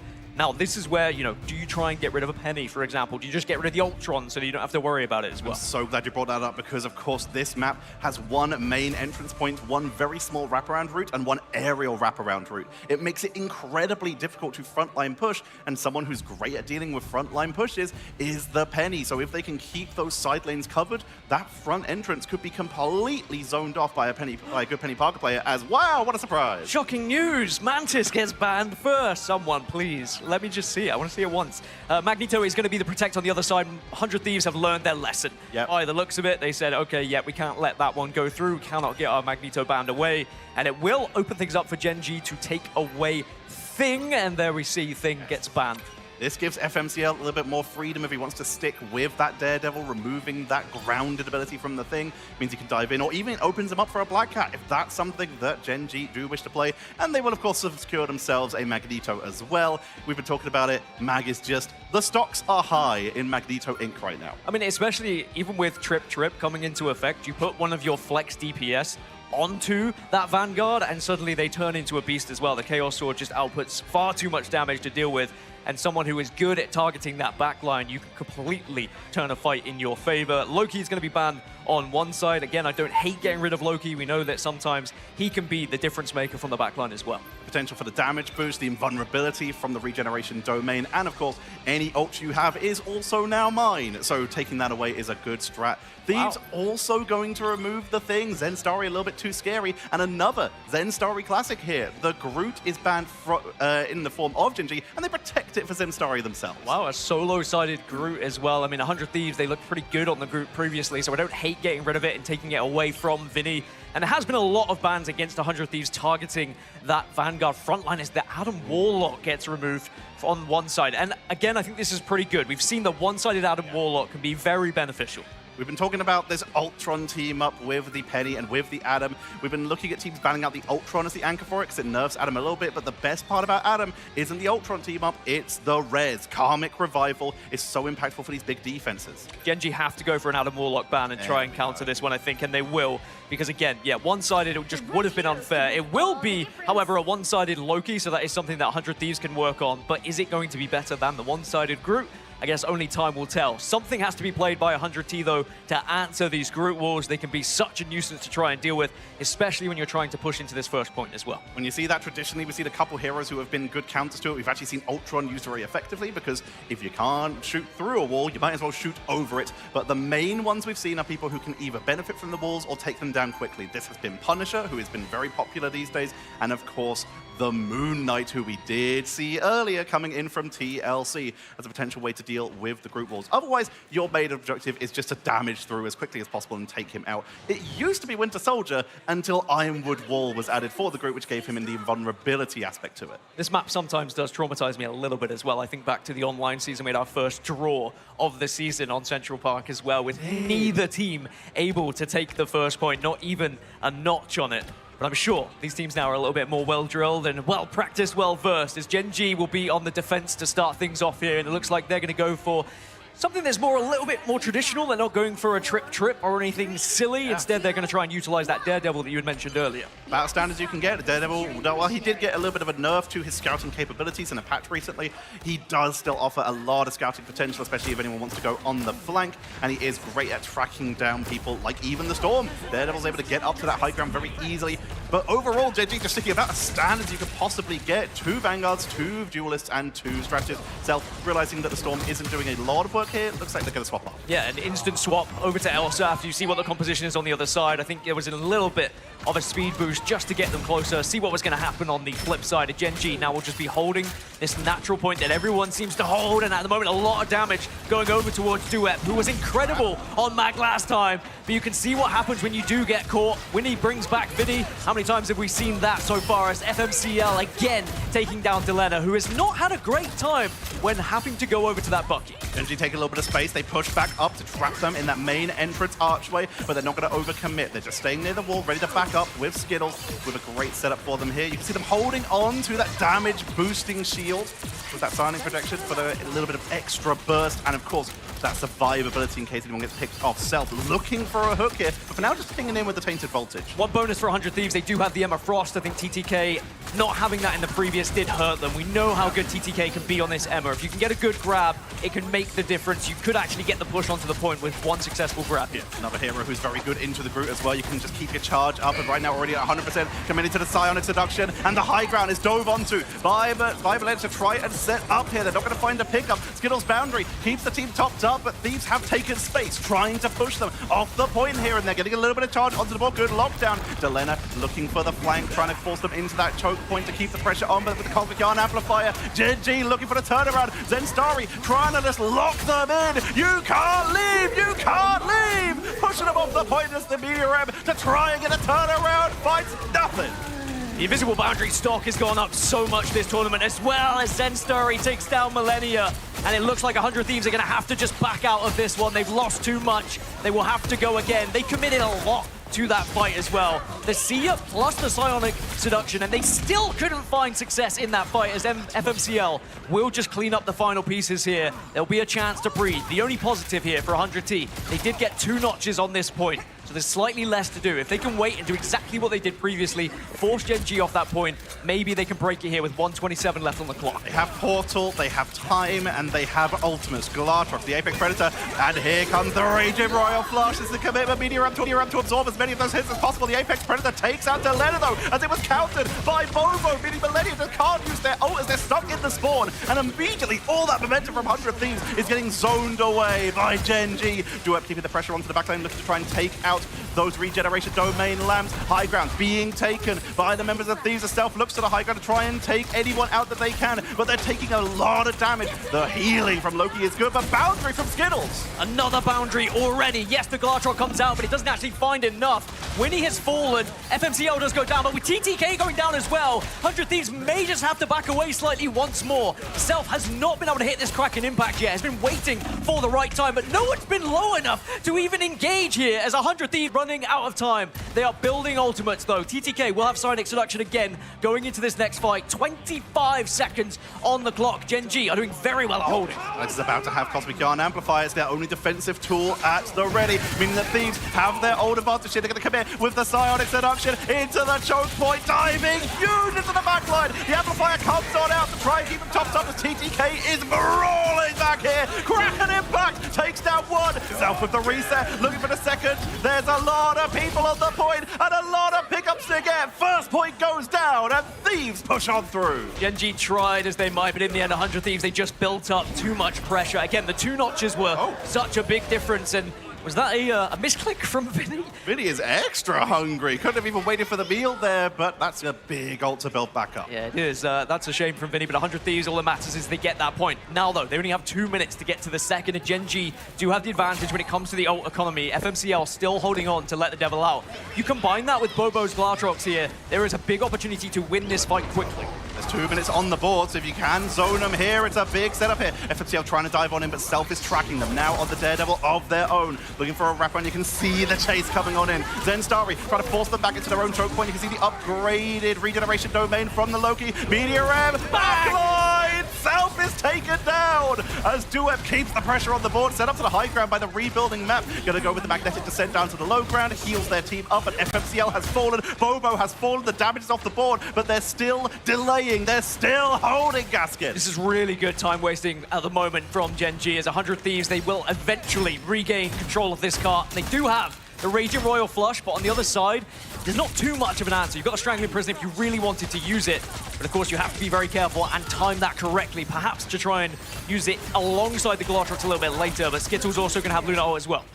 Millennium keeping a little bit of pressure. Silent Seduction going to be coming out from TTK, trying to prevent that dive from Gen G and get that wrap around. The backline is eviscerated, Gaskin. The defense of Gen G is non-existent. And now it's a question of if you try and burn the portal, but I don't even think there's time for that as 100 Thieves push on in and Dracula's castle lies ahead. This is where TTK and the Sonic Seductions are so important for 100 Thieves, by the way, because they've just been able to wipe Gen G so successfully in one fell swoop. So there's been no option of a stagger into a portal from the Gen G side, which has allowed 100 Thieves now to get into that second point. 2 minutes left to try and get up these stairs. We know this is the most difficult part of this map after you get past the initial.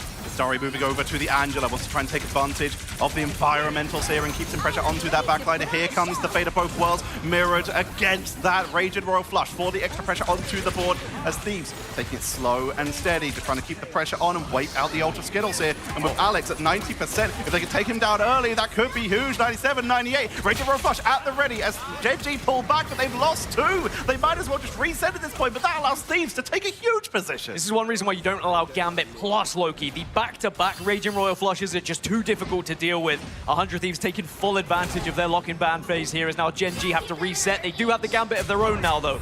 Alex can pop that on their side with 1 minute 10 left on the clock. A good chance for Gen G to win this fight, but there's still going to be time for 100 Thieves to re-engage. Room lies ahead. Raging Royal Flush. The flush comes on out. Gen G pushing off the point to try and zone them away. They have this protected for the moment, and once again, Regeneration Domain says absolutely not. A Raging Royal Flush finds only positioning. That being said, Meteor M is still there as Kraken Impact as well for Gen G, so they still have an advantage when it does come to these ults, and there is the Kraken Impact. Doesn't connect as much. You do a little bit of damage with the Meteor M, but Gen G, they've forced 100 Thieves away, but at what cost? They've lost 2, make it 3 now. Duet's going to be taken down. FMCL is on the point, delaying as much time with that bonus health on the Winter Soldier as they can, but there's only so much they can do when so outnumbered. Zenstarry comes on in. Angela, Heaven's Descent, but they are hell-bent as they are taken off the board. And 100 Thieves push on in and get the triple. 100 Thieves set the pace here at Central Park, hitting the 3 with 19 seconds remaining. It looked a little bit dicey at point 1, Tetra. I have to be honest, Gen G were doing so well at being able to retaliate correctly. Getting the invisible boundary down was huge. But ever since 100 Thieves got it moving, Gen G, they just looked a little bit out of sorts, a little bit sporadic with their movements and their placements. And now 100 Thieves, they capitalize, they take a 3-0 lead here, and they set the pace for Gen G.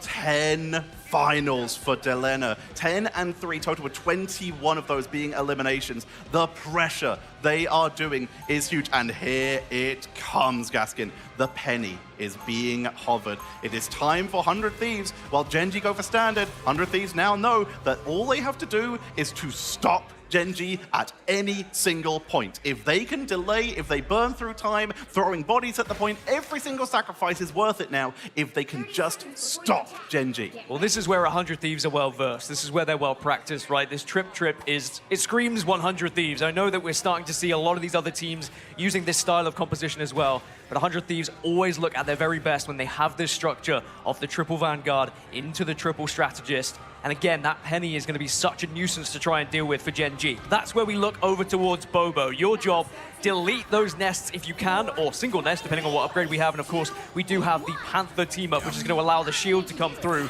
So Vinny's job, protect the nest and make sure you don't go down.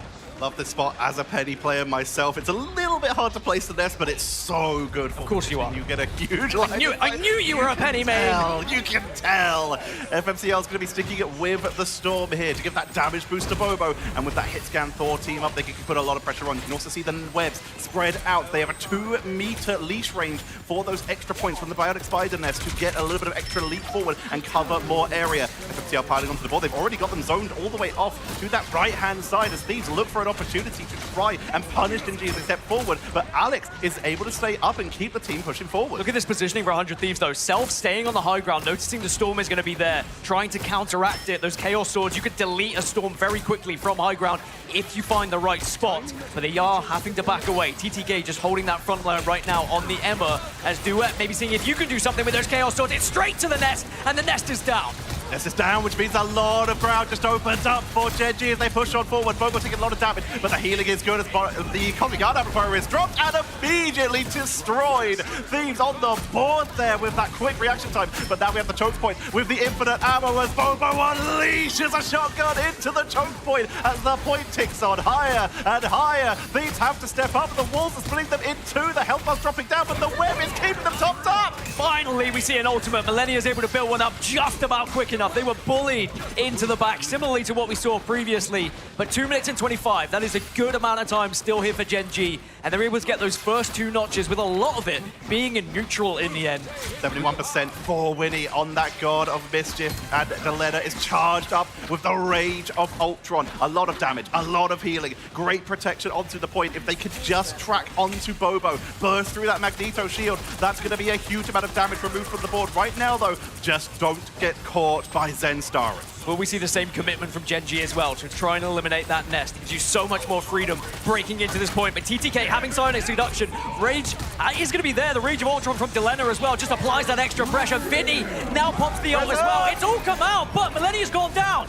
The struggling Prison catches them off on the side. Meteor takes them out. Vinny is in the spider time to try and delay. They've just got as many webs on the point as possible. It's going to be TTK, Winnie, everyone is falling. They try and delay exactly as we said. Every second counts. They swap to Strange. They don't get the portal, but the question is, did they burn the cooldown? Yeah, if they burn the cooldown, this will be very difficult for them now in this second point. But Gen G, they have arguably more time here than 100 Thieves did previously. They break it a little bit faster than 100 Thieves did, but 100 Thieves have a lot of resources to work with going into this next engagement. That can be said, though, for Gen G as well.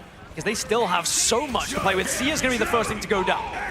Final judgment for the extra setup, but there's just a big old choke point. They can't find the angle onto the members of Thieves, so that's just going to be 2 ults, and they're going to find very little of it. That's the best possible case scenario for Thieves. Now they just need to get themselves set up. They still have that Omega Hurricane, so they can try and force out a defensive tool, or just try and go for the burst. TTK with that side introduction as the backline are about to meet the goddess of the storm, but immediately Regen Domain shuts it down, and FMCL flees to the backline. Genji continue to march forward here. 100 Thieves have lost 2. Genji keep going, and it doesn't matter. By the way, they popped the Sia and the Final Judgment before to counter the ults that had come out on the other side from 100 Thieves. This second point looks like it's surely going to be grabbed unless you have enough delay here from Vinny. But Vinny gets wiped off the face of the earth. Second point gathered. 4 minutes 20 still left for Genji. The pace was set by 100 Thieves, and Genji are answering. Self is back on the Black Cat. They know that they just need to do it as Delena is on the Widow. They're just going to try and use this long sight range from the throne room down the stairs to just try and put the pressure onto Genji. Ultimate-wise, 64%, 65% for Alex on that Raging Royal Flush. 62% for Millennia. They're almost exactly in sync for those ultimates, but Alex has an ever so slight lead. FMCL was taken down and forced onto the Daredevil, so he's going to make himself useful to track Self, removing himself from the fight and coming back with that vision advantage. Delenia has a great angle. What have you got for us, Delena? Almost gets plucked out. But it's just going to be able to survive. Has ult available. Could be the big influence moment they need 100 Thieves just to try and shut down this aggression from Genji right now. But similarly, on the other side, Rage and Royal Flush, they can get aggressive whenever they want to at the moment, but the neutral is going in their favor. Finally, we get our Q-Fest. Zenstari gets the opener onto Vinny, though. They're going to try and duel it out as best as they can, but with 2 down, FMCL on the flank once again is a menace. Self cannot find the finishing blows, tries to escape with the invisibility with the helmet of Hades, but cannot get the finish. Is able to escape and will not get taken down. As Thieves, they respawn and will be able to run to the point, but Genji have all the space right now, trying to keep them zoned off. The bubble coming out from Zenstari with the Jeff team up to keep them off the board, but Thieves are basically down to a single fight. TTK needs to hit something with his Meteor M, or Self needs to go off on the Black Cat. Vinny starts to get involved as well, but it's Duet who hits TTK out of the sky. The regeneration domains are going to be taken off the board. Winnie is zoned down, teleporting off, trying to evade. Good protection coming on in to try and keep them alive onto this point as Venom is the body to delay. Veranatoska creeps forward. Thieves touch the point. Genji are 2-0 up versus 100 Thieves. Not quite yet. Yeah, I apologize. Not it's overtime. Quite yet. Whoopsies. It does go to OT, but boy, do they have a time lead here. 3:15 in favor of the 1 minute that is going to be on the side of 100 Thieves. Genji have done everything to give themselves the best chance to go 2-0 up here on this map. But we have seen crazy things happen on this map before. We really have. Can 100 Thieves hold a little bit more successfully going into this one? Did they learn the lessons from the previous? The way that they weren't necessarily responding to some of the ults from Genji. I think the Nest was taken down a little bit too easily as well, so they need to be better at protecting that. I do want to go back to a key moment though. Remember when we saw the Sia into the Final Judgment, into that second point? It looked pretty stupid from what we saw because it looked like a waste. Yeah. And actually we saw a strat ult was used on the other side from 100 Thieves. I think they had copied the Gambit. So the Rage and Royal Flush was popped and it was an instant reply to drop the Sia and the Final Judgment to try and counter it. And in the end, it allowed them to push so aggressively through that second point. And in the end, was one of the main reasons why they find themselves with so much time here going into overtime. Pressure is on the board, and look at that amount of time left. 3 minutes and 15 seconds versus a minute. No pressure at all. As Thieves set themselves up for the attack, they're running with that Storm for that damage boost. Delena is sticking with the Elsa Bloodstone to try and just get that damage output. Actually, they're going for a little bit of rotation. I think that might just be in spawn hovering. No, they're rolling out with 3 Vanguards. Self is committing to the Magneto. I mean, the Vanguards are just so good to have on the map at the moment. The health pool is insane. Vinny, can you distract enough with the initial push from the Venom and allow the rest of the team to push up? But have they been able to find a way to break through quicker than they did previously? Because last time it just took them way too long. Genji could definitely hold here. Seen triple Vanguard in the past, sometimes with pennies, sometimes with a Vanguard Deadpool, but they're committing to it with the Emma Frost and the Venom here. Pressure onto the board as Emma is already charged up. TTK keeping the pressure on with that Mantis team up as well. They're going to get a lot of extra bonus health as Delena has the high ground, trying to keep track of that Daredevil, but not going to be found yet. Skittles is building up his ult the fastest out of anyone in the game at the moment, by the way, so the Sia is going to be available for Genji first here in this fight, but the neutral is going well for 100 Thieves, but they are forcing them back bullying them back into this corner at the moment. If they could just get a notch, it would be very good for them. FMCL is taken down. Battle Rebirth Beacon is available, so we'll return to the fight as it comes. The Cosmic Yarn Amplifier is going to be focused down with that Chaotic Sword, but it's taken down before they can reach it. Self and Delena off the board. Self will return, but that means Delena will not. Vinny's just going to try and delay a little bit before swinging out, but gets caught by Bobo on the retreat. Winnie keeps the pressure on. Overtime ticks down. No one's touching, and that is huge for Gen.G. Gen.G will hold successfully, not even a notch for 100 Thieves, so they need to now reply with exactly the same thing to give us a potential draw, of course. You mentioned that this was the map where we saw may a draw. have jinxed Why it. are you cursing it? Well, that being said, they have 3 bloody minutes here, Tetra, all right? This is a long time. So Gen.G can play this in a way where they build up their ultimates in the neutral. They can maybe even sacrifice one fight to the ultimates on the other side from 100 Thieves, build up even more ultimate and say, look, we could just spend all 6 here to win this game. They only need a single notch. And with how Gen.G have been playing so far, it is hard to go against them here. You may have accidentally said 2-0, but I think quite rightly so at this point from what we're seeing. As a pause does come through, a chance for these players to have a little chat. As 100 Thieves, they are under pressure, they are under fire, and there is a big opportunity for Gen.G to go 2-0 up. The pause will be removed. We head on in. No pressure for Thieves. They have to get a full hold for 3 minutes. This is a tough match to set up here. Gen.G, all they have to do is delay and look at these defensive tools. They are still sticking with a 2-2-2, but they are going to be bringing in the Wolverine. If you're not touching the point, you're not capping it. Take them off. You can buy as much time as you need. Yeah, Gen.G just looking to try and pinch one of these Vanguards on the side of 100 Thieves, be able to break onto the point, get that first notch, and win this map. Now, 100 Thieves, they did do relatively well on their defense side. They were able to stop Gen.G on a couple of pushes, but we saw Gen.G already break through after 2 or 3, and they are going to get given several free pushes here now, Gen.G. If at first it doesn't succeed, try again, and boy, do you have the time to do so. All they have to do is to get a single point. If FMCL removes anyone from the board, they get the control.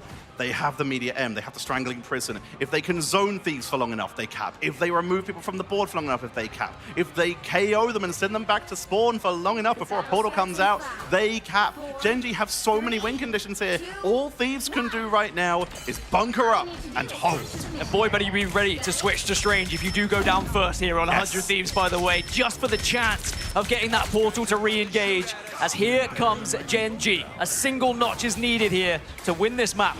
Go 2-0 up against 100 Thieves and have them on the brink of elimination. They've managed to get the good split. They've got an angle on both sides, climbing up to the high ground to make sure that they can get something down to that choke point. Battle Rebirth Beacon placed just outside of the main gate, and immediately we start to push into that choke point. Wolverine looks for Magneto, but Vinny is able to back away. Regent Domain keeps them up, and immediately the retreat from Gen.G. They don't have to hyper commit here. They have the time. It's just build up these ults, play it safe in the neutral, see if you can force something out on the side of 100 Thieves. Let them make the mistake first. You don't have to take risks just yet. You do have time on your side. Millennia with the blow up there, and Delena immediately takes the advantage, takes out Bobo. FMCL is going to respond, taking TTK off the map, removes them with the environmental, and Duep gets the mirror onto Delena. It's a 2-for-2, and Gen.G with the closest spawn and making their way back in. TTK with the portal. They have to keep throwing bodies at this. It's a good portal. It's a huge portal actually from TTK because it will allow them to stall, although the stagger is slightly there. Gen.G are on top at the moment, but look at the ult build-ups right now. It's still advantage Gen.G. Bobo portals in as well on the Strange, so it is a strange battle between TTK and Bobo. Vinny falls off the board, Bobo onto the high ground to try and take out the Strategist, remove that free healing, but is sent back down to the low ground. FMCL trying to get rid of those front lines, removed from the board, and the point is so close, an inch away, as Gen.G take him off the board. It is 2-0 in Gen.G's favor, and they are 1 map away from moving on. Gen.G keeping the region alive at the moment against 100 Thieves who have looked good in this tournament, right? Throughout the play-ins, they showed so much promise. But now, even with their map choice, even taking Gen.G here to Central Park, they still couldn't find success. And it was looking pretty good, right? They got the 3, and we're thinking, okay, you get the 3. We don't see many 3s in pro play. Comparatively, a lot of 2s, you'd be held at that final one. But then when we get to OT, Gen.G had so much more time. It was always going to go their way. and a lot of it was down to the neutral. You saw the quick build-up of the Sia was massive. Someone said Rocket was dead, and I tell you, Rocket is very much still a part of this because the build-up of that Sia is absolutely massive. It wasn't just any triple cap from 100 Thieves as well. It was a clean triple cap. They pushed on through, and well, Gen G gave everything they could for the defense, but 100 Thieves just kind of walked them there. And then we flip, and there's a little bit of a slow point from Gen G, but they get the triple cap as well with much more time. They get all the speed they need. And then on that final point, it's just a matter of time, literally. Just a minute and a bit versus 3 minutes and 15 seconds. Gen G, they just took the time, waited it out, used the ultimates, and that was a fantastic map number 2. We're going to be heading over to the analyst desk so we can have a breakdown of those 2 incredible maps we just had. Guys, what was that? That was so good. Yeah, thank you so much, Tetra. I mean, it looked like some thieves that got caught stealing because we go with what you know is what we always say. That did not feel anything like Thieves' identity. Gen G looked cool, confident. Ship, have we seen them play that scared before on defense? 100 Thieves just didn't have an answer. So many mistakes. There's so many things we need to talk about. Their defense, especially point 2, one fight on point 2. That cannot be the case on defense. Their attack looked pretty good. Vod, what else you got for us? I mean, I think a lot of it comes down to the coordination we saw from Gen G. Even after really the botched ultimates, it forced them away from the objective as long as possible. Use the Omega Hurricane to create some space towards that second checkpoint. And as you mentioned, put them in a scared state that they weren't quite expecting. It felt like they had plans for point 1, but nothing for point 2 onwards. Yeah, we thought it was great. Like, when he kind of baited out Sia and a Punisher ult, we're like, wow, this is great. But then nothing happened outside because the Omega Hurricane, and they kind of snowballed from there. Portal in. You can't make that's a 3. That could be a 3-fight point. They made it a 1, and from there, you have such a tall task to hold Dracula's castle from their ship. Yeah, we've been seeing that a lot. I think it's worth reiterating. I mean, Portal on point 2. As soon as you lose 1, if you don't use Portal, and you know that you want to make it a multi-fight, try to force ults from them by portaling right on the point at point 2. It needs to be an immediate fight. And like we were talking about, using that Gambit ult to pull out the Sia with the Final Judgment was awesome, but then you just never walked forward. Yeah, 100%. And honestly, if we're just highlighting and keeping it a buck, I think Gen G in their band game has been impeccable. And the one thing that they've highlighted over and over, especially on that map, they said, Vinny, what do you have? What are you going to play? They banned out what Vinny's been comfortable on. They looked at the thing. They looked at group, gone. And at that point, TTK had some nice Imma plays. But overall, fellas, Duet, Zinstari outplayed the front line by a mile. I like that Vanguard line far more, but yeah, I mean, seeing how the maps have been going so far, I've been kind of surprised that 100 Thieves didn't fully bounce back, especially how strong they looked on the attack side. They just fell apart afterwards. So going into this next one, they have all eyes on them. Lowest placement out of the LAN if they go out here. Yeah, for either one of them. And again, guys, players who competed today from the Eraser Iscore V2 New Gen, the official chair partner for Marvel Rivals Ignite mid-season finals, as we take a look at the pick ban. Again, best of 5, and Gen G has been winning this battle every single time. Now, 100 Thieves prioritizing out the gate that mag save. Gen G, on the other hand, go right to the, hey, if you shut down Vinny once, do it again. I think a big thing too, this is a learning experience for Gen G. The reason they lost against VP was because they did not have Thing. We saw the mag team up from Gambit right on the portal. If they were able to get through that with Thing, because he has the unstoppable feature, can't be pushed off, that's why they lost. Yeah, this is a really good brawl map, too. I mean, Thing is super valuable here. You're going to be right in front of their face. We've seen Thieves look good on this map before. Removing Thing is a big problem. Keeping the mag, I do agree with, but I think it might have been worth removing the mag and getting the one-sided mag in your favor to stop Duet from being a unit, which he has been in every single game. I think it's interesting. They took it here finally. This is usually their answer back, right off the bat. You want to kind of keep it close to your chest. And we always say this, when your back's against a wall, nothing left to play with, this is it for Thieves. Yeah. Everything, any surprises Remix has cooked up and or players, now is the time to throw it out there and see what sticks. Wow, Gen G getting a late mag save, so not making a one-sided affair either. Don't love that ship. Yeah, I like I was just saying, I just can't believe that that's happening. But instead, they're going to try to make sure they can't have a very strong triple hold comp. I was going to say the Rocket Band here too, Vod. I mean, Skittles always had that first on most fights. They lost because of it. Looks so good. I mean, the Cosmic Guard Amplifier, the most damage boost that we've seen, also having that whiff of Gambit as well is underrated if you have like 2 different usages of damage boost in these fights. Yeah, Skittles was at ult whenever they were trying to get that last overtime push, and both of the strat backlines for Thieves were at 50%. I mean, you can't even get close to it. Sia is still keeping a lot of that value. Hey, but guess what? That Res Golden God is going to be in the hands, and Delena and Self can play it. Yeah, I think this is actually not, like, you know, on paper it looks like a weird ban, but I think for this map this makes a ton of sense. I think that Thieves can run this comp very well, and they know that Gen G is not a stranger to it either, so why not remove it, allow yourself to be comfortable, and try to take this map. What do you think, Vod? Loki ban is massive. You do not want double res, especially on Museum. If you don't have Adam, don't let them have it twice. Yeah, and I would say one of the more underrated Lokis throughout this, has had great play with it, but Vinny shut down. We're going to have to see what he can come up with. Casters, take it away, as this could be it for 100 Thieves. Tetra and Gaskin at Museum of Contemplation. Name a more iconic duo than Thieves and Adam Warlock. They find themselves in a tough position where they are down 2 maps and they look to the perfect being to revive their tournament life, Gaskin. Now this is where the experience has to kick in for 100 Thieves. Someone has to step up on the squad to keep the mentality at an all-time high for 100 Thieves. If you allow your heads to drop at this point, you may just be rolling over and showing your belly to a Gen G who have looked phenomenal so far. That being said, it is going to be Museum of Contemplation, a very comfortable map for 100 Thieves. I thought they were going to go there in the previous, but they are leaving it now to the 3rd map. But even if 100 Thieves were to win this, it does give Gen G, of course, a selection of map next. Remember, this is a best of 5, so Gen G just one away from sending 100 Thieves home. And even though it's not far to go, it would certainly be a painful elimination if they found themselves exiting at top 8.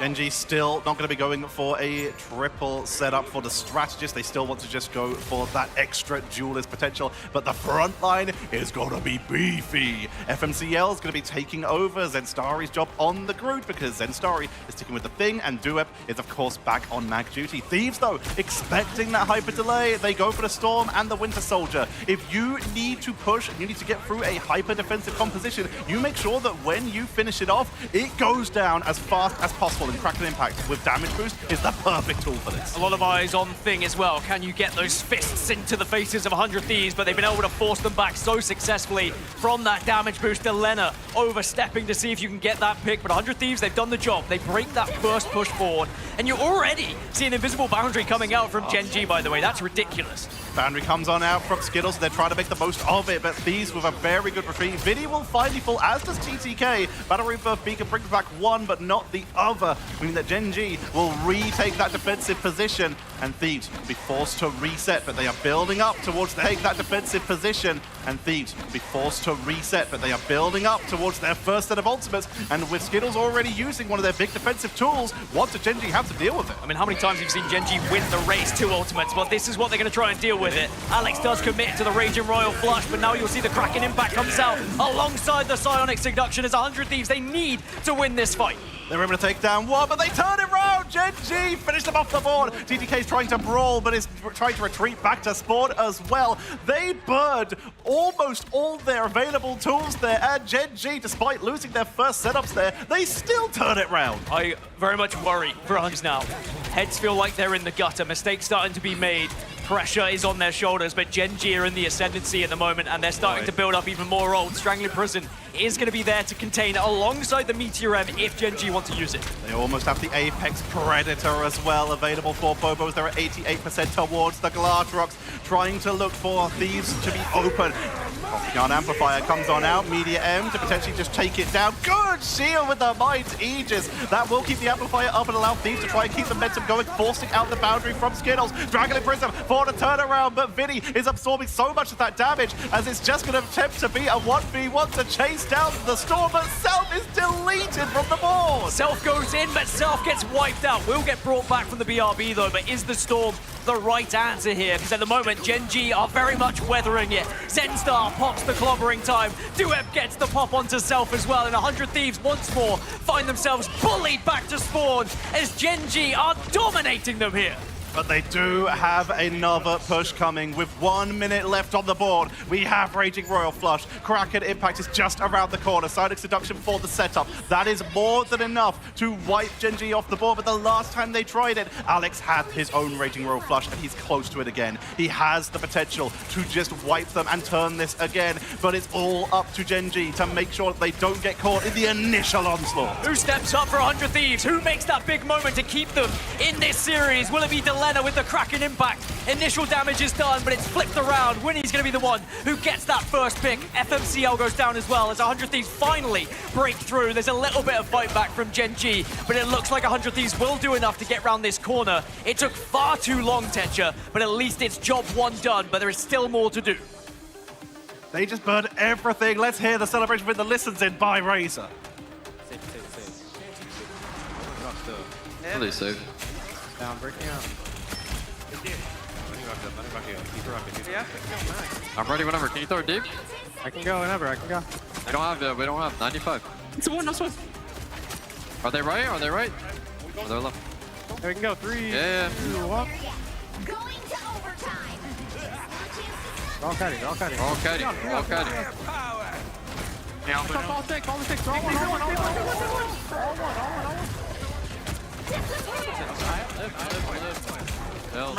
res. I have one.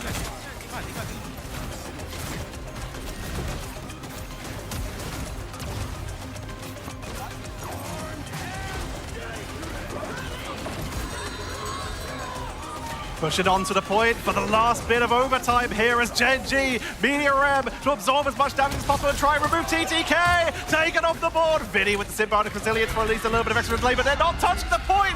The great Aya Wakamoto was not needed, as that's going to be Gen G with a fantastic hold. And you heard the silence coming through during the Razor listen. I think 100 Thieves started to realize what was happening to them. They're not even going to get the first point here. Gen G, now all they have to do is get to point one and they will be sending 100 Thieves home. That is sometimes easier said than done though. We have seen fantastic holds from 100 Thieves on Museum, so perhaps there is still an opportunity for them. But again, I want to go back to the mentors here. If you are 100 Thieves, you know now you have to be flawless here on defense, otherwise you're out. Nothing but flawless, and that is kind of familiar from the last round, but in this case, there's not even the triple cap to lean back on that you have pushed them before. It's all down to Thieves being able to put up the perfect defense, and as such, we talked about it earlier, it's time to lean on the perfect being. Delena, Adam Warlock, with as much sustain as they can give. The penny comes on out. It's the 0-0-0-3 for every defense they can offer. Can Thieves pull off the hold and keep the dreams of the third American team alive? I mean, if it's going to happen from any comp, it would be this one. It would be having the Adam Warlock to bring it back if things go sour here for 100 Thieves. But with how well Gen G have been building up their ultimates in the neutral, they've been winning that battle time and time again here, which just has had them ahead, winning that first engagement, which would give them so much room and space going into this first point.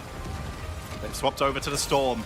Punisher Storm, the classic Spawn Break combo to just try and eat their way through Thieves. We've already seen the Gen G can burn through the trap. They find it, take it down, and that is a huge advantage taken as they immediately try to get as much momentum onto TTK as they can. With that Chaos Sword, the extra damage output while Bobo builds up Instinct bit by bit, but it's all about that finish line at the end of point one that Gen G needs to get to, and they're putting a lot of pressure onto 100 Thieves, and they have already pushed to where 100 Thieves were basically stalled for most of that first round. And again, it's going to be Skittles. Look over towards that ult charge on the side of the invisible boundary. Gen G should get first attempt to drop an ult here, but they could hold it if they wanted to use it as a response to something from 100T. TTK is still building up that side introduction, but no, it comes out straight away here from Gen G. They want to take full advantage of their win in the neutral. Zenstari takes down Delena. Delena's already down, but he's going to come back with the Cocoon, which means he will not have it if he gets taken down again. Self will fall. Battle Rebirth Beacon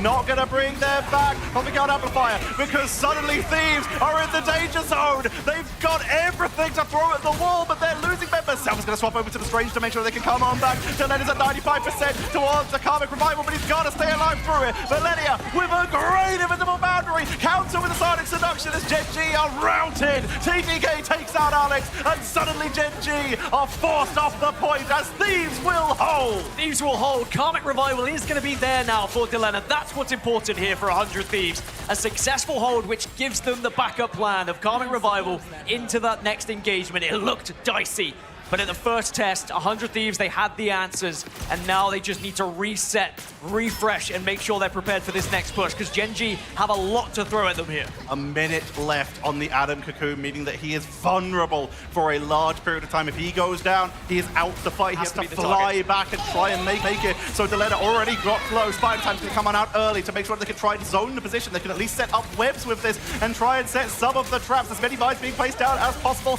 Gen G, though, the Kraken, the straggling prisoners available at the point. Says Story goes down as Duep looking for the media ram. The front line will do off the floor, but the bubble from Mag keeps them topped up as 100 Thieves are looking to try and turn this round. Apex Predator was a whiff as well from Gen G, so 100 Thieves doing very well at holding at the moment. If they can keep this Karmic Revival alive, but Vinny's gone down, do you pop it now? Is this the moment here for 100 Thieves to try and go for the nothing or broke? Self is down. Delena with the Karmic Revival brings back Self, brings back TTK, keeps them on the board, but Gen G are still going in. They found the res. They're trying to zone them. Here comes the silent seduction for at least an attempt at a turnaround. Media able to the point is enough to take down Duep. And Thieves are throwing everything at this point to try and hold. They're forcing Gen G back one more time. Gen G will back off. They will respect the 100 Thieves.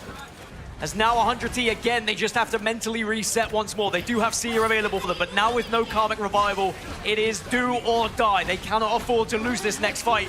There is going to be the Rage of Royal Flush. Here comes Gen G.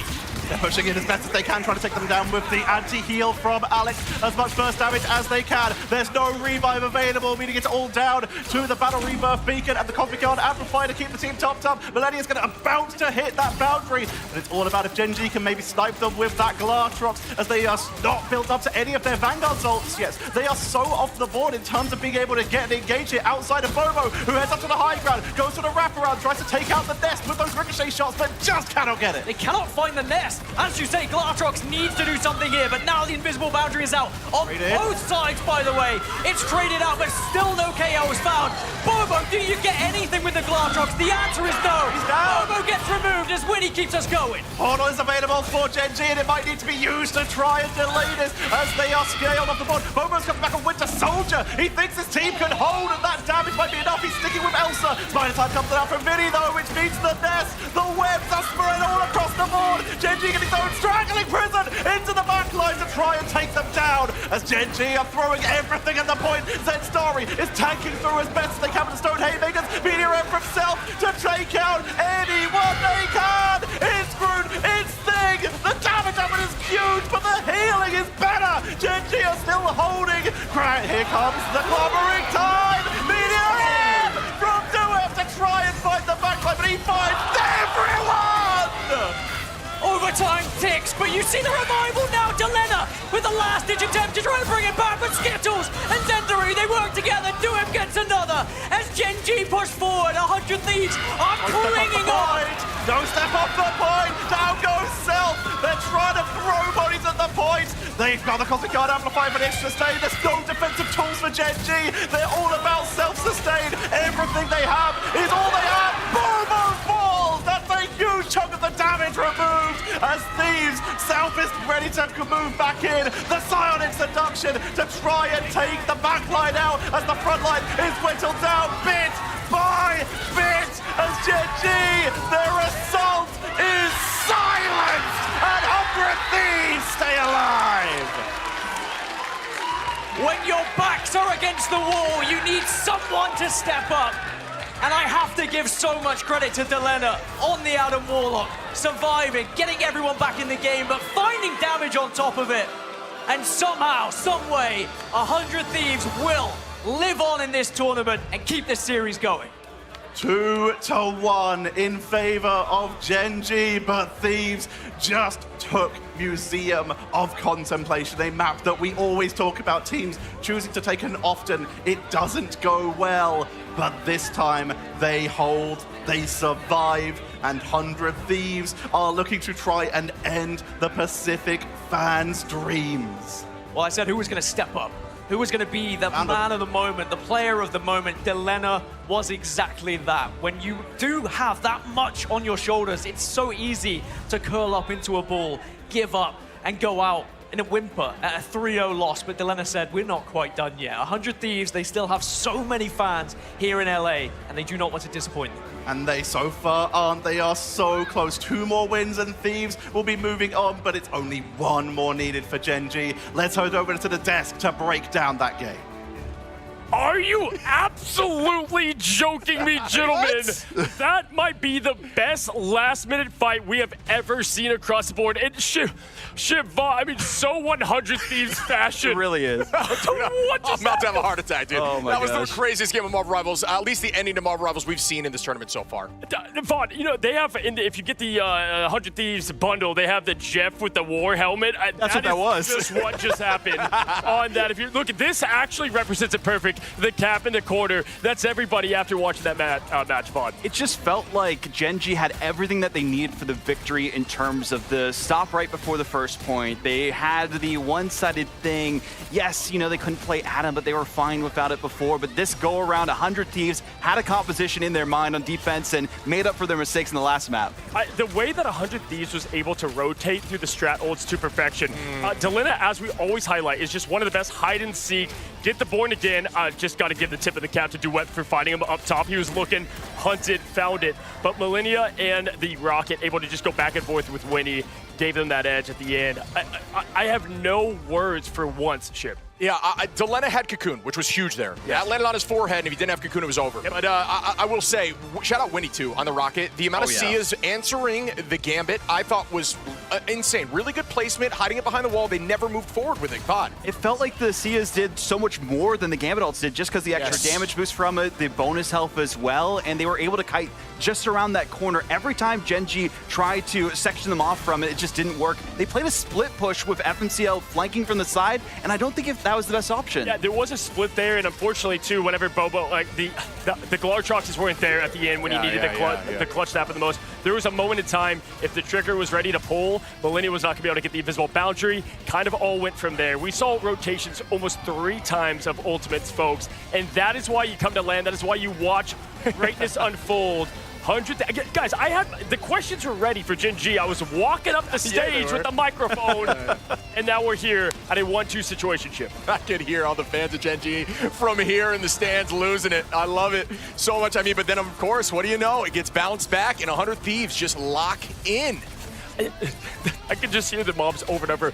Come on! There was that last bit of hope. I mean, Vod, listen, let's slow it down. Yes. We're excited. They didn't win the Super Bowl or anything, right? They got themselves a win going up against now 1-2. What needs to continue to happen? So one thing before that, too, just to not to cut you off or anything, looking at these stats, if you didn't see the score at the top, you would have thought Gen G won. More finals than anyone else, but Delena popped off. The damage, though, from TTK, 35,000 is what we saw. And this is what we continue to see if you're a fan of Thieves, is that TTK, it's not always there in the finals every time, but the damage department is why it works so well. Also, shout out to the trust they have in Vinny. I will say this, oftentimes we have seen, sadly, Vinny getting hit at the end and they lose positioning. Oh, we're going back to dump. But with that, the trust in the Penny to stay on point while you have TTK push forward towards spawn, get them off the point. Now we find ourselves at Celestial Husk. My gosh. Yeah, Gen G doing their homework. Going to Dom against this team. Why not? Make sure you take them to a domination map, take this thing home. I think the Rocket ban from the side of Thieves was smart. You mentioned this, Vod, and I do agree.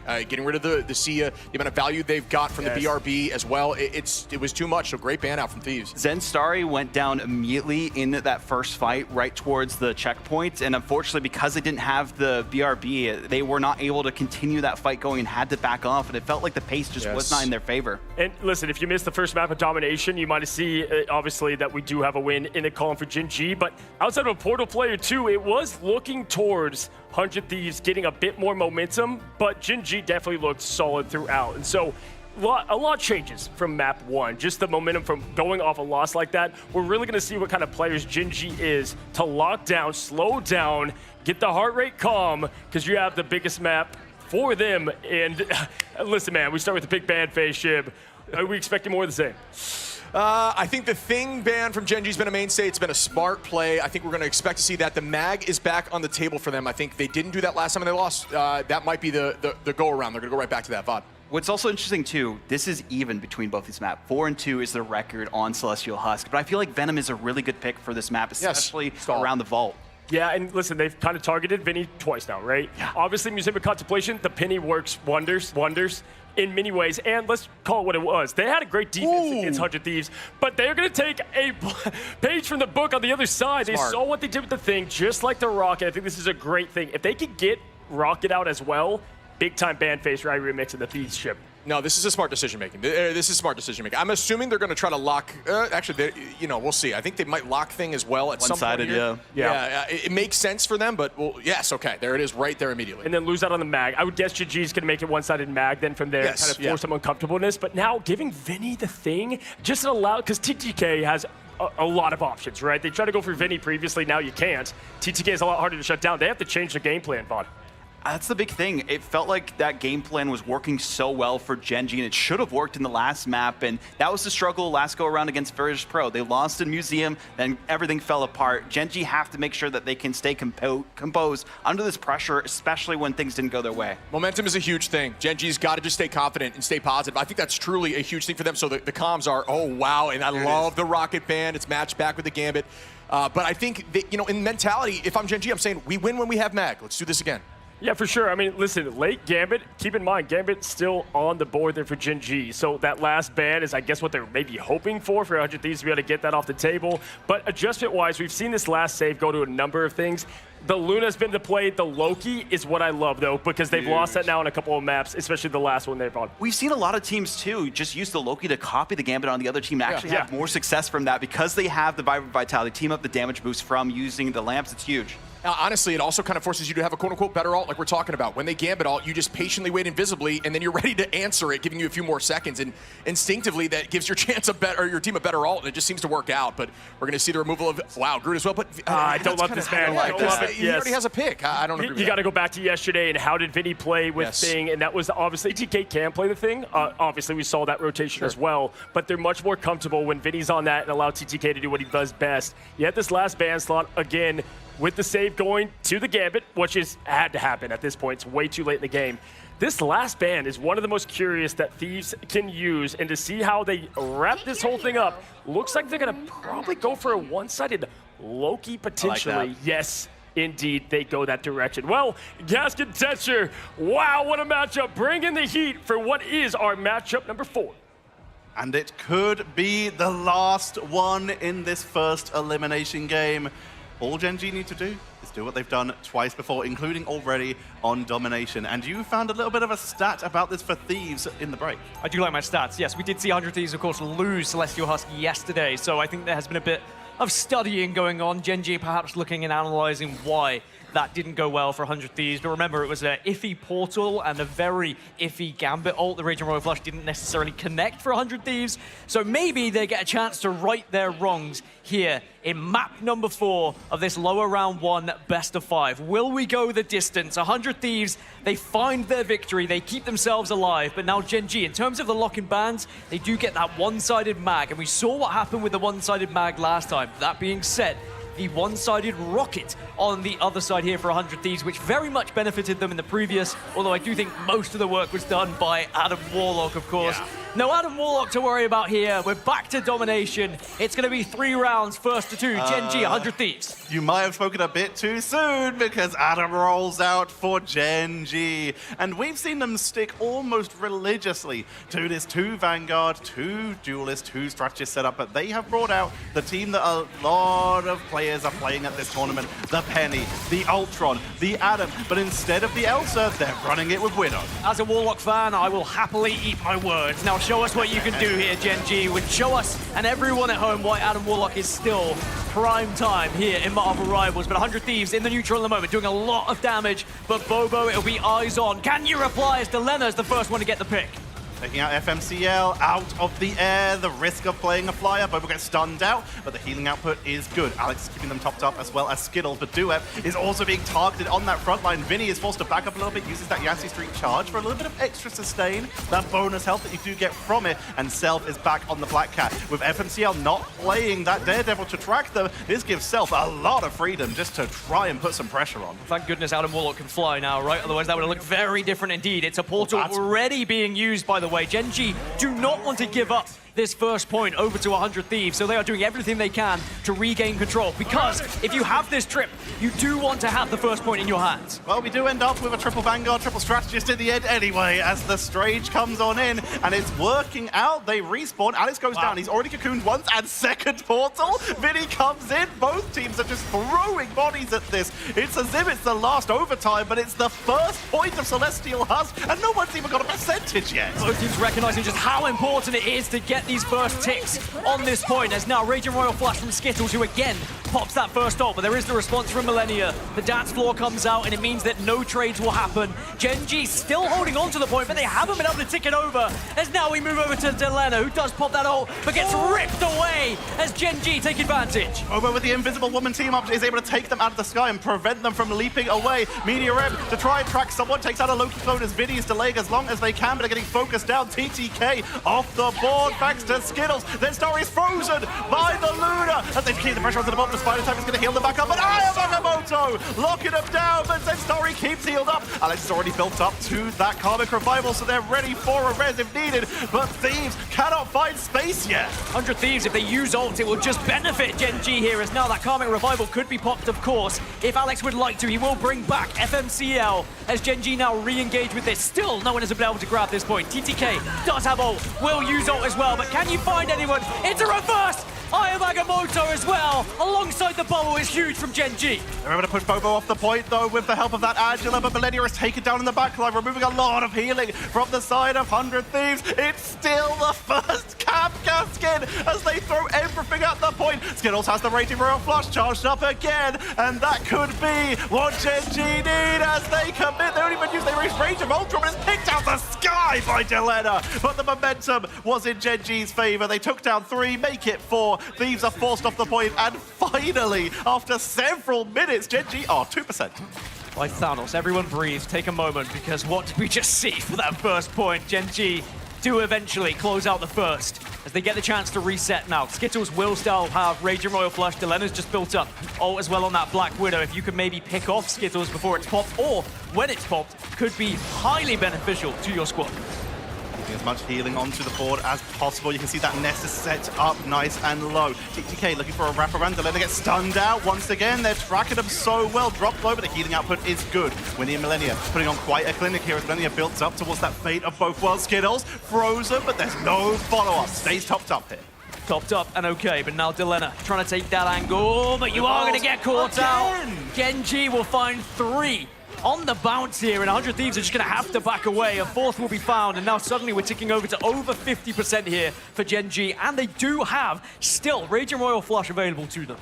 Bobo, usually what would be the Widow player for this team, is now on the Strange and seems to have seen several million possible futures and has been able to track down Delena every time he dances out in order to pick him off the board multiple times. Key feature here as well. Alex is building up that Karmic Revival, and FMCL does get the opener onto self. Meteor M now comes in to follow. It absorbs a lot of damage and takes out Millennia, who had that fate of both worlds on the board, meaning Winnie has to steal something from Gen G if they want to ult, but they're losing too many members. This may be a regroup for Thieves as they're being picked off one by one, but that means staggering could be an issue. They have a little bit of time, 90% on the board, but who's going to touch during that? Is it worth a portal even? Is it even up yet? As Ayamoto comes on in, Bobo keeps them zoned, and at this point, this may be Thieves just taking the mulligan and waiting for round 2 with ults.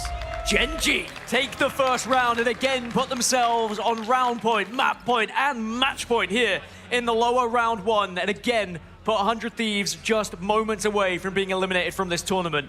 And what is important here for Gen G, they still have so many more ults to work with. The Karmic Revival is still there for Alex. Skittles still has Raging Royal Flush to work with as well. This famous strategy we've been hearing all about throughout scrims leading up to this tournament, that we tried to keep our lips sealed about so that we didn't ruin anything for these teams building up on it. It has been fabulous for anyone who's been able to play it correctly, as Gen G get that first round, and 100 Thieves will need a response here in round 2. Damage boost, the healing, everything that is given from this Penny and Ultron team up, the AoE healing on that Adam Warlock from the Ultron team up, and of course they still have that Magneto and the Gambit team up for that little bit of extra healing with that we'll call it card bubble for the Magneto and works for me. Gambit team up. But Bobo has finally been let out of Doctor Strange jail. He was stuck on it since the first portal because he just never went down. And he's finally, after that Eye of Agamotto to zone away Thieves at the end, allowed back on the Winter Soldier. And if they were doing that with Bobo on the Strange, you now put Bobo on the Bucky, and this might go from bad to worse for 100 Thieves. But they have ults to use themselves. What can you do if you are Self with that Hurricane, for example, which is going to be the first one to commit to?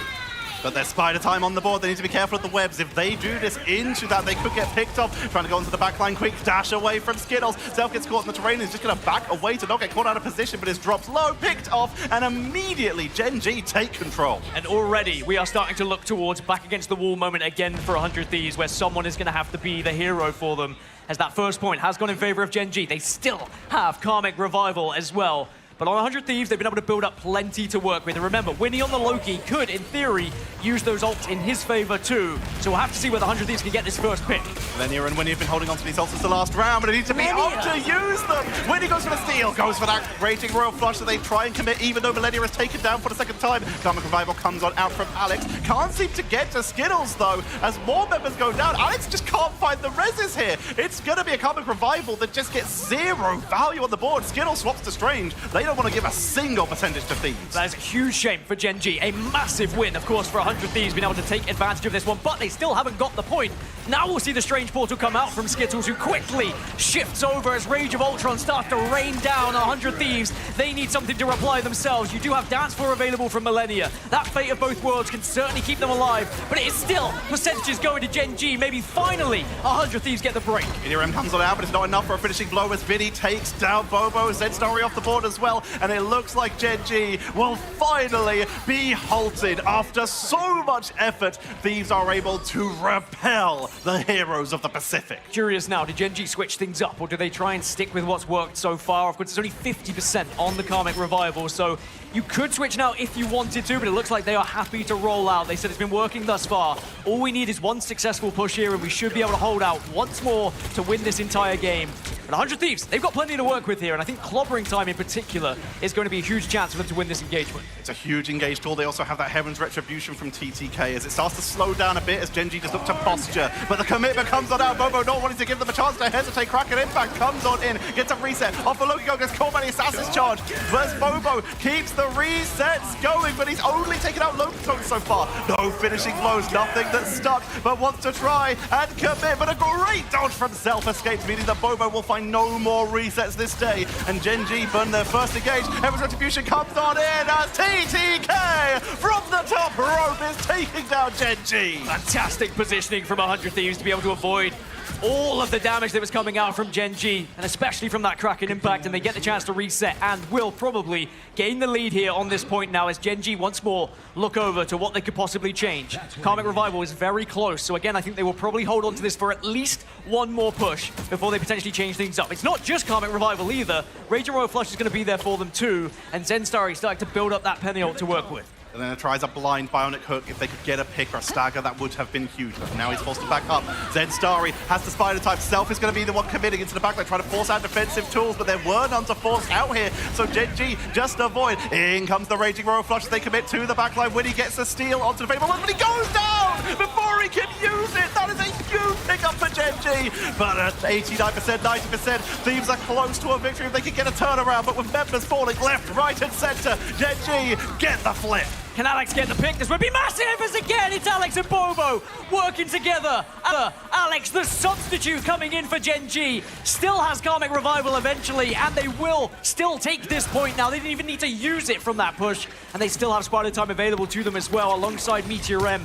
Gen G, it is all looking up for them right now as it's do or die for 100 Thieves on this push. Bobo on the Elsa, swapping off the Winter Soldier so he can get back to the point quick enough to make sure that he's with his team. Thieves reconvene, they have their Kraken Impact for the reset, and Millennia with that Fate of Both Worlds might be the fate that they need to turn this round. Vinny comes on now, but he's getting zoned away very aggressively. Self into the backline, Axe is taken down, but he does have Cocoon, but that's his safety net taken off the board. It's 99 to 95 as Gen G have control in overtime. Karmic Revival's going to come on out to bring back Skittles to delay as long as they can, as Thieves make the most of that regeneration damage, push onto the board. corner. Zelena gets dropped low. Spider time to try and make sure that their backline is protected, and then to push up, set the mines, and allow the damage to come on out. FMCL keeps the damage up. Rage of Ultron on the flank, heals up back with Meteor M to remove bodies. Vinny off the board, and Thieves are running out of time. Vader wants us to come out, and we'll be seeing Portal for reinforcements too. Kraken impact onto the board to try and reset, but the Apex Predator, the Glass Rocks takes them down,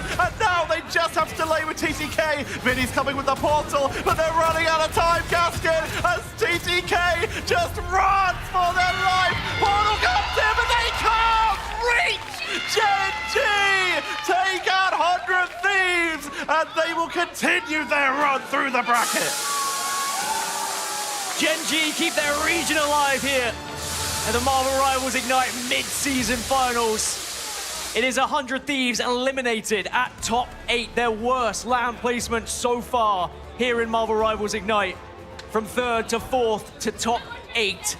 They have slowly fallen deeper into the pool here, but it was a Gen G they came up against who just seemed to have every single answer possible to the questions that were being posed. What a series we just witnessed. What a performance. The heroes of the Pacific with Reject taken out. This team have been essentially the sole representation of OCE for 2 tournaments in a row, mid-season finals and grand finals. Now they find themselves not just representing OCE, but Asia as well, with Reject down. All that weight on their shoulders, and Gen G come up gold. Taking the weight on their shoulders as soldiers, it would seem, and so brave of them to hold on to that composition as well. The trip strat was working, but then they go down, and a lot of teams, I think, may have hesitated, may have changed at that moment because they didn't have the Karmic Revival up. But Gen G, because they had that fallback, they had the extra map still, they said, what do we have to lose? And in the end, it's an impressive push off the bounce. And just right from the get-go of this series, Gen G looked like they were not scared of the occasion. They knew what they needed to do to win this one, and they send 100 Thieves home. It's not an easy journey for Gen G from now on. They have Swamp or they have TLC waiting in their future. It's far from over for them, but for now, Gen G keep the hopes of the Pacific region alive, and they look to try and push on their own best performance in previous. They've already made bracket runs in every single tournament. They are going to want to surpass previous results. Thieves, commiserations to them. A valiant effort making it out of the play-in stage and then having to fight all the way to this point, but they put on such a show for us. They have truly made America proud. They have made America proud, and I think even though 100 Thieves will be disappointed with the top 8 in the end, you think about the journey that they've got to get here today, right? The online stage was very difficult for them. It was up and down. I didn't even know if they were going to make it here at one point, but they bounced back from some disappointing performances. They get through the play-ins, and if they hadn't come up against a very hot Gen G, let's be completely honest, Gen G look incredible so far. Maybe 100 Thieves could have gone a little bit further on that other side of the bracket, but sometimes that's how the cookie crumbles, right? You go up against whatever you have to play in front of you. Sometimes you get a tougher bracket, and for 100 Thieves here, they should still be proud of their performance. We also have Retribution. Ground Zero at mid-season finals last year. They were knocked out by a 100 Thieves roster, so this is going to feel good for them, and it would be great to hear from them right now. So we're going to head over to the stage for the winner's interview. Lossless, let me hear you for Gen G taking down the hometown heroes. I'm here with Bobo and Zin Starry, and I'm a man that is not often few of words, but I've got to ask you right away, Bobo, the gameplay, Zin Starry spoke for itself. Immediate thoughts right now. What's going through your head, Bobo? Shout out to the LAN team. You are so strong. So make us love this game so much because we play on bad ping every day, 200 ping, and we need to wake up at 6 a.m. for every screen. So thank you, and shout out to our fans. We are not a Mickey region. Shout out to my Chinese fans because they need to watch my game at late night. Shout out to you. 谢谢. Bobo was an absolute star at China, more in Atlanta. Zin Starry, what are your thoughts feeling right now? I'm feeling good, you know. After the first game today, it was a really close series, but it feels good to finally win. And I was telling myself I'm not coming 8th. I'm not coming 8th place today, so it feels good. Listen, I have to say, first of all, we have some awesome, we heard from them earlier, moms in the crowd. They might be louder than this entire stadium at times, as you can hear from them now. Sorry, yours being one of them. I have to ask, listen, we've seen y'all now twice go down lower brackets, and it's been that next matchup. What makes this team, Gen G, different than previous LAN results to get another win and continue the dream? I think we adapt really quickly. Like, we can take a lot of stuff from the scrims that we do with teams here and we can copy it or kind of like replicate it a little bit. So, yeah, I mean, I'm lost for it. It feels good to win one game finally. Just focus arrogant and play what we practice. Yeah, I think we can win and we are same level. I talk on LAN. On PEC Grand Final, and I say we are same level with this good team. We can win. Well, soak it in, because you took down the hometown heroes of 100 Thieves. Again, give it up for Gen G. We have Zen Story, Bobo. Let's take it right now over to the desk to break it all down. We got some analysis from Gaskin and also Tetra at the end there. You know, some sweet revenge from mid-season finals last time when they used to go by Ground Zero Gaming, the organization that they were under at that point. But also it's kind of a mirror to the grand finals, right? Lost to the second seed, which was the Citadel Gaming team last time, and then won against Dark Zero in the lower bracket 3-0. Pretty much the same here. Lost to VP, the second seed from EMEA, then beat the American team in 100 Thieves. 3-1 this time, but it seems Museum of Contemplation was a bit of a crux for them. At least they were able to turn things around. Domination is their domain. Yeah, history really does repeat itself, it feels like right now. I mean, this team is just so flexible. You think about, I mean, Bobo, even on the Strange there, had like 4 individual picks on Strange alone. Then you saw FMCL playing Groot. They really can flex their roles so well. I mean, this team is very dumb. And they can even run these triple comps, which I think Thieves, honestly, they can run too, but they struggle into. What do you think, Coach? Yeah, listen, Zen Story up there, he told me multiple times, I am not coming bottom 8. It's not happening. I mean, it's a story of two emotions. This is what makes esports great. It's sports great, right? You have one side, the high highs, the low lows. And going on that stage, you got the both, right? 100 Thieves, I mean, just watching those players, it was a tough look. I mean, absolutely dejected. They know where they can go as a team, but unfortunately gonna have to prove it another time. But on the other side of the coin, Gen G, I mean, that win just sparked and ignited the belief, Vaudable, that they can win this whole damn thing. It's cheesy, but they ignited the battle. That's what I'm sorry, I have to say it. But I mean, Gen G had improved so much from that first series of the day, right? I was kind of ragging on FMCL a little bit. Flexibility wasn't quite there in some of the hero pool, but they really improved, actually pulling out the Storm, allowing Bobo to just unleash on the Elsa a couple times. And then Alex really showcased big. Didn't even need to play the Gambit here. Played the Adam Warlock, was just able to slay and use the Ultron team up perfectly. This is the comp that we saw from Verse Pro before, and they're like, hey, that's good. I'm going to yoink it myself and use it even better. Should we said the only thing Gen G really got right on that ban phase, in our opinion at the time, was the Gambit, and then it worked out pretty well. Alex coming in. I mean, go back to Citadel Gaming days. I think it was Melio that played the Adam. We have not seen a lot of Warlock from him. Made it look like he was playing it all the time. Yeah, I was going to say, and you kind of said it immediately, you got to shout out Alex. I think this is a huge pickup coming into this LAN, has looked dominant, and I mean, the Adam, every single time it's been picked up, huge early picks, massive reses, some early reses, but that's fine if it's going to win you the fight. Listen, I'll say this. Obviously, we can almost start calling this team the American Slayers, because we have what was first 100 Thieves, right? And now it's going to be Swamp Gaming or TLC. Now, looking at what has been trends in the past, if we assume it's Swamp Gaming, I feel like, Vaude, this matchup is a bit better than people might think.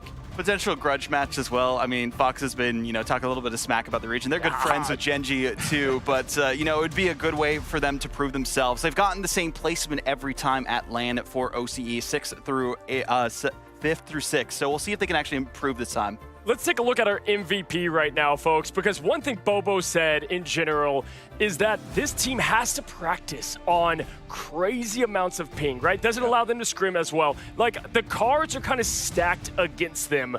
over and over. Last year is Bobo joining a team where didn't speak the language, right? Like figuring things out in hurdles, and they're just starting to click more and more, Shib.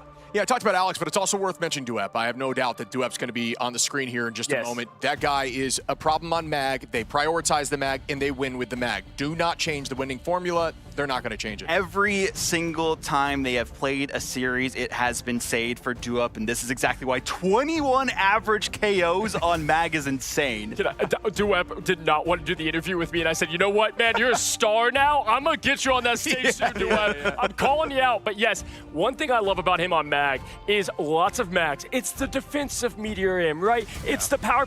This man is a hunter on the Magnetic X-Men. Like, he is going at, half the time we're like, who's he going for? Finds a target. Self, usually. Yeah, right? And this guy's believing in himself to get the big play, the big picks over and over, Shib. Yeah, it goes to show you just that you can play aggro. As soon as you see the cooldown like Crystals or Bond get committed, you immediately ult. And yeah, I mean, how many times did he find Self? I was mind blown by that in the early maps. Yeah, Self was always his number one target. Every time. Each time and every time. And that has been making a big difference. I was blown away by the Vanguard front line. We oftentimes talk about TTK. We've looked at Vinny.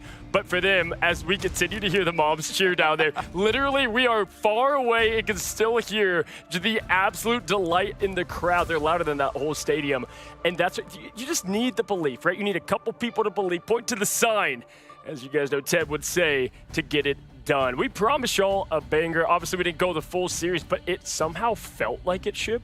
Yeah, this was one of those moments where even my heart was pounding here on the desk. Not even casting. I was just having so much fun. Like, is it over? Is it yeah, being a part of the series, you never really knew what was going to happen next. What'd you think, Vaughn? I mean, you know, going back to your point about how strong the Vanguard line here was for Gen.G, only went down twice that final map. I mean, that was MVP performance from Zenstarry and Duep, did everything necessary for the victory. And TTK and Vinny, no slouches themselves in the same right, but it just was a difference in Vanguard lineups. Listen, to speak of it, right, we're going to see more of Gen.G, so I just want to, as we have this time, this is our last chance to talk about 100 Thieves, and this is a team that has been close to greatness a few times, but as we've said, fallen shorter more and more. And Shib, when you look at the rest of America going the opposite direction, right, finding and refining, I wouldn't be shocked if we're going to see some changes, or at least, you know, a hard look in the mirror of what you could do to change the result either way. Yeah, I could see that. I think this team just struggled with momentum. You can see it in their faces even after their win there, and that's something that you can't have happen. You've got to know that you got it. As soon as you start doubting yourself, it's going to go downhill, and it just kept going downhill.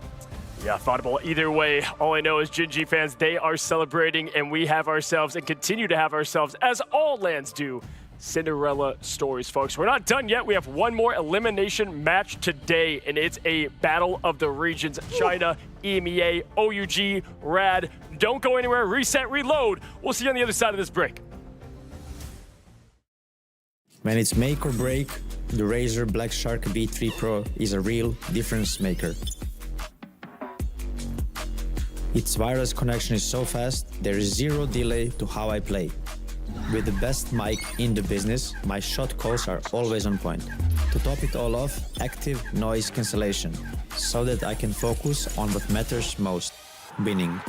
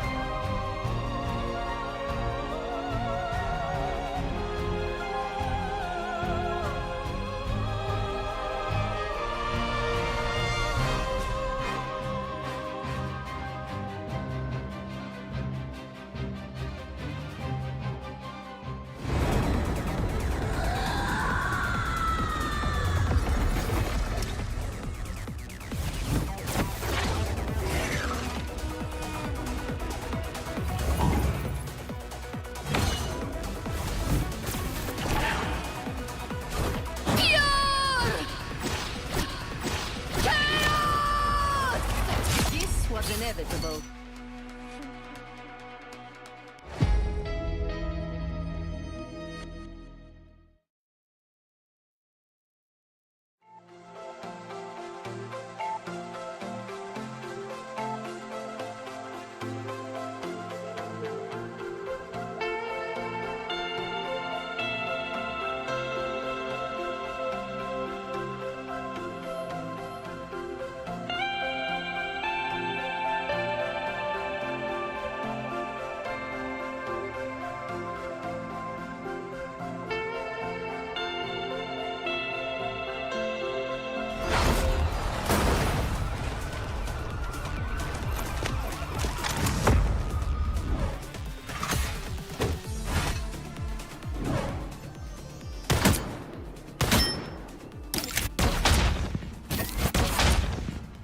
armed and dangerous!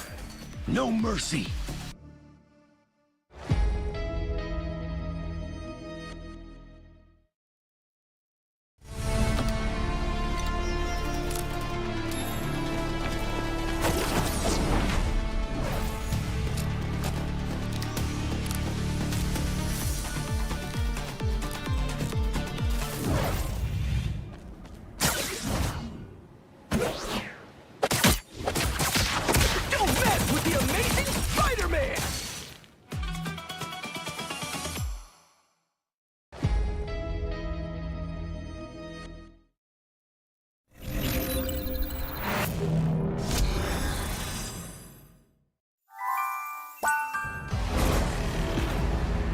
There is only one path to peace, the Avengers' extinction.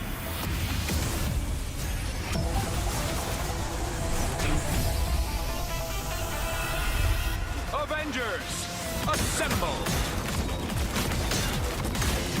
Widow style.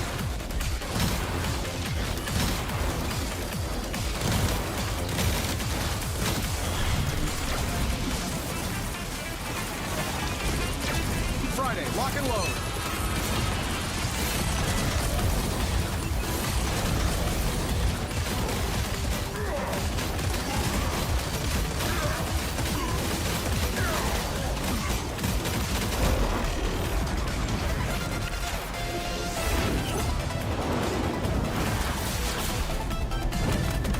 This is for Pietro!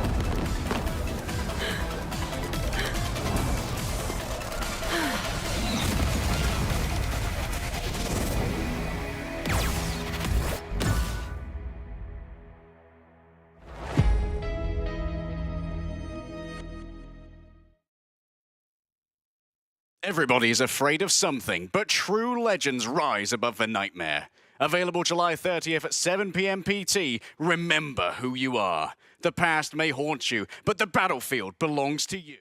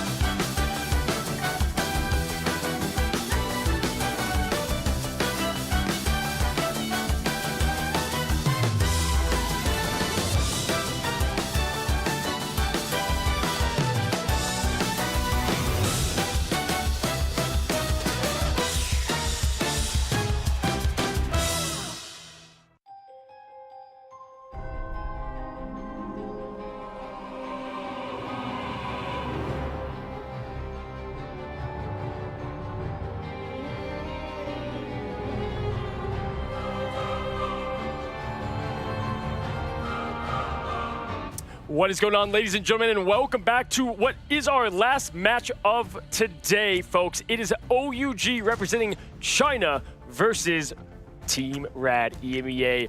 I mean, Ryan, listen, today has been full of surprises. Definitely, I said it's been a dopamine marathon, not a sprint. Rad has been at the helm of a lot of that, but don't count out OUG yet. No, it's pretty much the mix of the team that's played the most on stage with the amount of reps that they've had versus the team that we've seen like the least of, Yes. right? Like OUG only getting 2 maps, very quick maps. Longest thing about them was the technical pause, to be fair, because Swamp were very much set up, and we want to see more of OUG. We don't want to just see like these 2 Chinese teams that have come in just instantly go straight back out again when we know that there's a reason why they keep consistently qualifying for these events. Yeah, and Vaughn, that's a real thing, because if you look back going to the midseason finals last year, Team Envy was one in the play-in stage, and what did they do? They made that bracket run through because there's something about just getting that LAN prep, especially, right, you said it best, when you're new to LAN. I mean, this is like the perfect time. There's speed running, the emotions, the feelings, and most importantly, like the requirements to get better on the biggest stage, Vaughn. OUG, though, talk to me about this team that many don't know as much about how they roll together. I mean, they've been around for quite some time in China, the top dogs for a while. Recently, though, did lose the preseason, the first tournament in China that they've ever lost to Iconics. Yep. Actually lost in the upper bracket to them as well in Stage 1 playoffs, but bounced back, got the 4-0 sweep, and now are on top of the world. As we were talking about, Mulan Ron no longer on the team. Illicit is now on the roster after Stage 1. And seeing the way that they were able to perform, you know, on the Ultron, we got to see some good looks of them. For Psylocke, Wolverine, Storm, even the flexibility of this player cannot be understated, and domination is a great game mode for them. And right, I'd say, I mean, if you watch them, like there's a team passing the eyeball test, right? I'd love to say that. Even in a loss, they did. They had some insane plays and very well coordinated, really just opportunities, especially on the defensive side. What did they have to do to beat Rad? I mean, I think it's just making sure that Rad are the ones that feel a little bit more scared. It's like similar to Gen G just beating 100 Thieves. Speaking of which, I saw the Gen G mums doing shoeies in the audience, putting energy. I'm telling you, man, they're relentless. If Gen G wins this whole thing, who knows what will happen? But it feels like those moments are like 100 Thieves. As soon as they're put on the back foot, they start thinking like, oh, it would be really embarrassing to go out. And then it becomes a self-fulfilling prophecy, right? And that's the kind of thing, like Rad don't want to lose to a team that is like, looked okay in international events, but realistically, Rad, tenure-wise, the experience, they should be doing better. It's just OUG are a little bit more experienced on the stage itself. When the doubt starts to creep in, but Vaudable, Rad, I do not count them. I do not care what the score is on the map because they've shown now time and time again that they will fight back, you know, and obviously came up a bit short sometimes, but most of those times, I mean, going back to play-in, it was all but over when they were going against Reject, able to stamp their foot. So I think they've done good against that doubt, but it's easy to have it slip in when it is now elimination, right? I mean, we were also talking about this earlier, too. They now have all of the experience from the play-ins to now that they have for the meta that they've downloaded into their brain. And speaking of their brain, Dennis, their coach, has really been giving them some good insight on to this meta. I actually talked to him before this event, and he was very insightful about what we could potentially see. And, well, we've seen a lot of the Penny Ultron, and that's something OUG loves to play. We saw it in Midtown. They almost made it all the way to that 3rd checkpoint as well, so definitely don't count this team out. You know, for me, Ryan, does it feel like this team, obviously we have Crazy Kitty. We know what they're going to do. Smash able to, I would say, play much better even today, even though the results have been a bit different. For me, though, I need it not to be all on the back of one player. You've got to get that whole teamwork, even when Mash here is in casual day, as I like to say over there on the desk. These guys are locked in. I saw them yesterday just hanging out, chilling out. I mean, they are one, as what Swamp said, family. You'll love to see it, but man, I need to see that whole team come together as one. And I mean, I think even though they got knocked down to the elimination bracket by Team Liquid Citadel, the fact that they took a map is probably like, you have to be able to take the positives of that, of like, hey, we looked really good. We could have very much easily won that series against a team that hasn't dropped a series all year pretty much. But it's the fact that there has been a best-of-5 break. They might have cooled off a little bit more. And for like OUG, we saw a lot of like the punishes against Swamp with like Taro Cookie trying to like come back in with like a Kraken's Impact and stuff like that. Rad are prone to overextending. I think Taro Cookie is the one to look out for here specifically as a potential carry for this team. You know, the Bucky play, we saw some great looks there. We also saw good Black Widow from them too, and I'm hoping that they can step up to the plate for their team. I mean, the mag hit in the air on Melophobia when they were on Swamp for OUG. I mean, I'm watching the mag as well. Listen, for me, it does feel like that this team, man, I need and want to see China do well in this game, and this is really that first big step, right?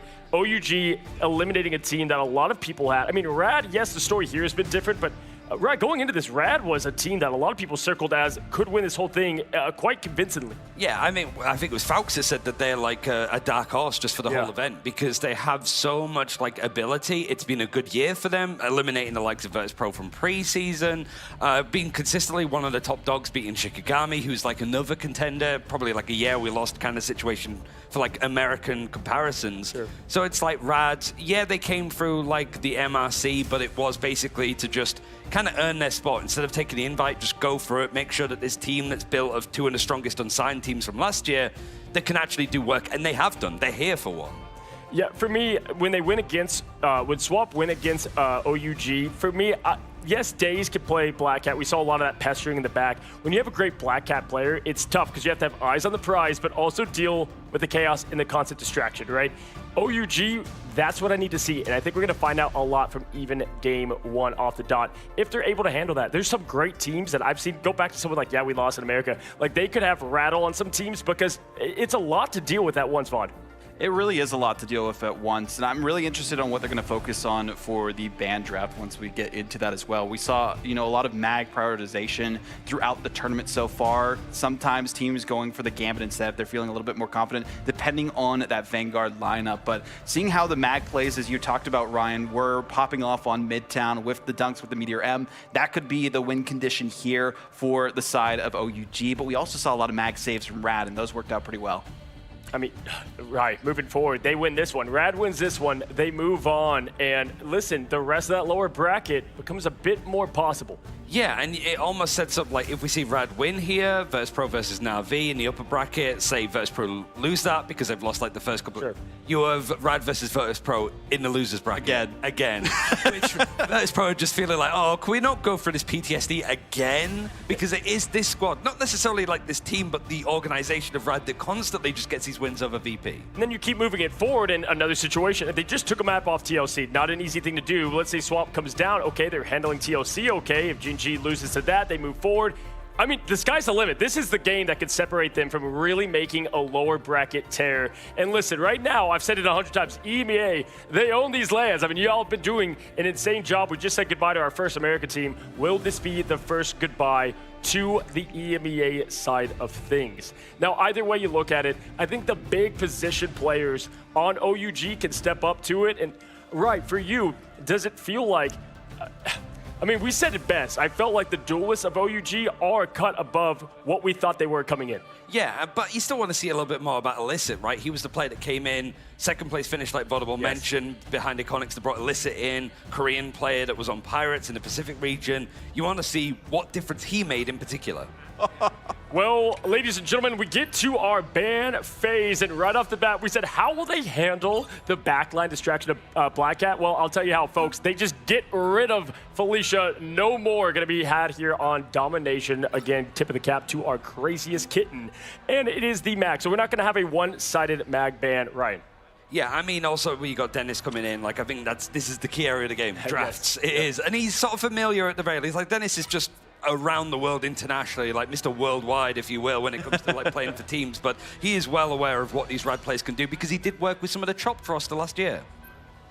I'm thinking for OUG specifically too, they're probably going to focus on the Luna so they can play some dive here on Celestial Husk, have the Luna Snowflake on them, but actually no, they're going for the thing. I like that, especially if you are going to face off against Crazy Kitty, potentially playing that Wolverine like we saw in that last map against TLC. Everybody has a plan until they get punched right in the mouth, right? And the thing does that, I think, the best of all of them. So you're going to go with the Ultron one-sided, and this is this showing us, are they fearful of some maybe aggression from OUG on the dive front? I think they might be doing the penny composition with the Adam Warlock. We just saw that in the previous series work so well for Gen G. Why not do it again? I mean, all right, man, Ryan G. Young's here. That was one of the fastest balanced hot fixes to get rid of that team up down a little bit more, but it is still that much more threatening. Yeah, but it also gives a character as well in the end for Crazy Kid. If he doesn't want to be on melee, he's a very good Ultron. Absolutely, folks. Well, the pity is gone now, but we do have arrived Gaskin and Tetra to bring in the action to kick off our last mass match.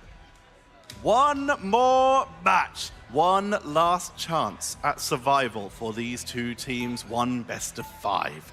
Rad, the third place team in EMEA, fighting for their hope to try and stick around with Virtus Pro and Na'Vi. OUG, the final remaining China team. The furthest they've ever got in an international tournament would be winning this match to equal it. Wow, and that is a tough task to do against Rad, but we have to remember they did find success in that tournament by taking maps off the likes of Na'Vi, the likes of FlyQuest, the likes of Crazy Raccoon and Citadel, right? We've seen OUG and these players do it on LAN before.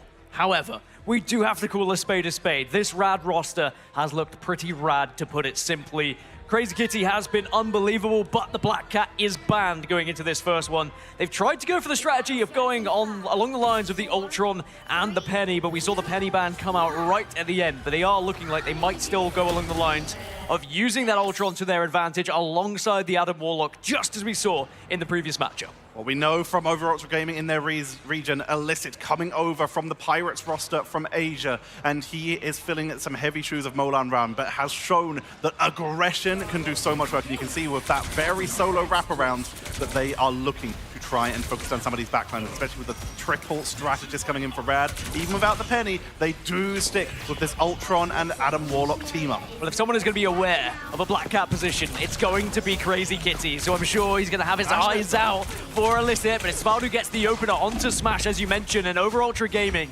will get the advantage in this engagement now and potentially the chance to take this first point. When Shuyen takes out Lugia Go, just right now, Over Ultra Gaming have a heavy set of momentum on the board, forcing the retreat out of Rad, who try and drop the snowball to try and just zone out, get a little bit of crowd control. The strategist just bullied off the point, are forced to retreat and wait for the rest of their team to re-engage. No crazy stall like we saw in our previous matchup with 100 Thieves.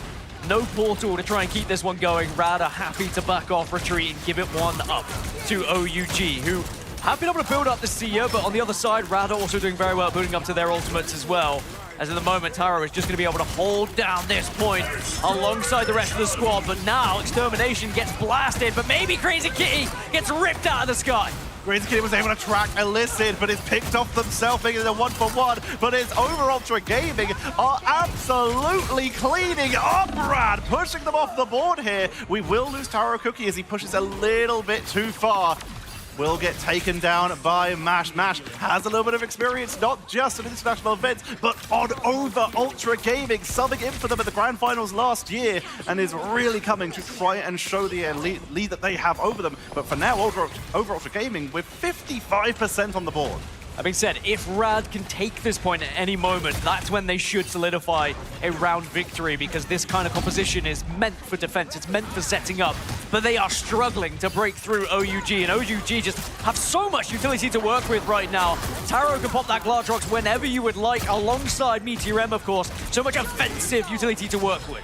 Vertigo's dropped to half. I don't know if they have Cocoon at this stage. They're going to drop the Karmic Revival right off the bat to make sure that Crazy Kitty and Ducky can return to the fight because they're running out of time.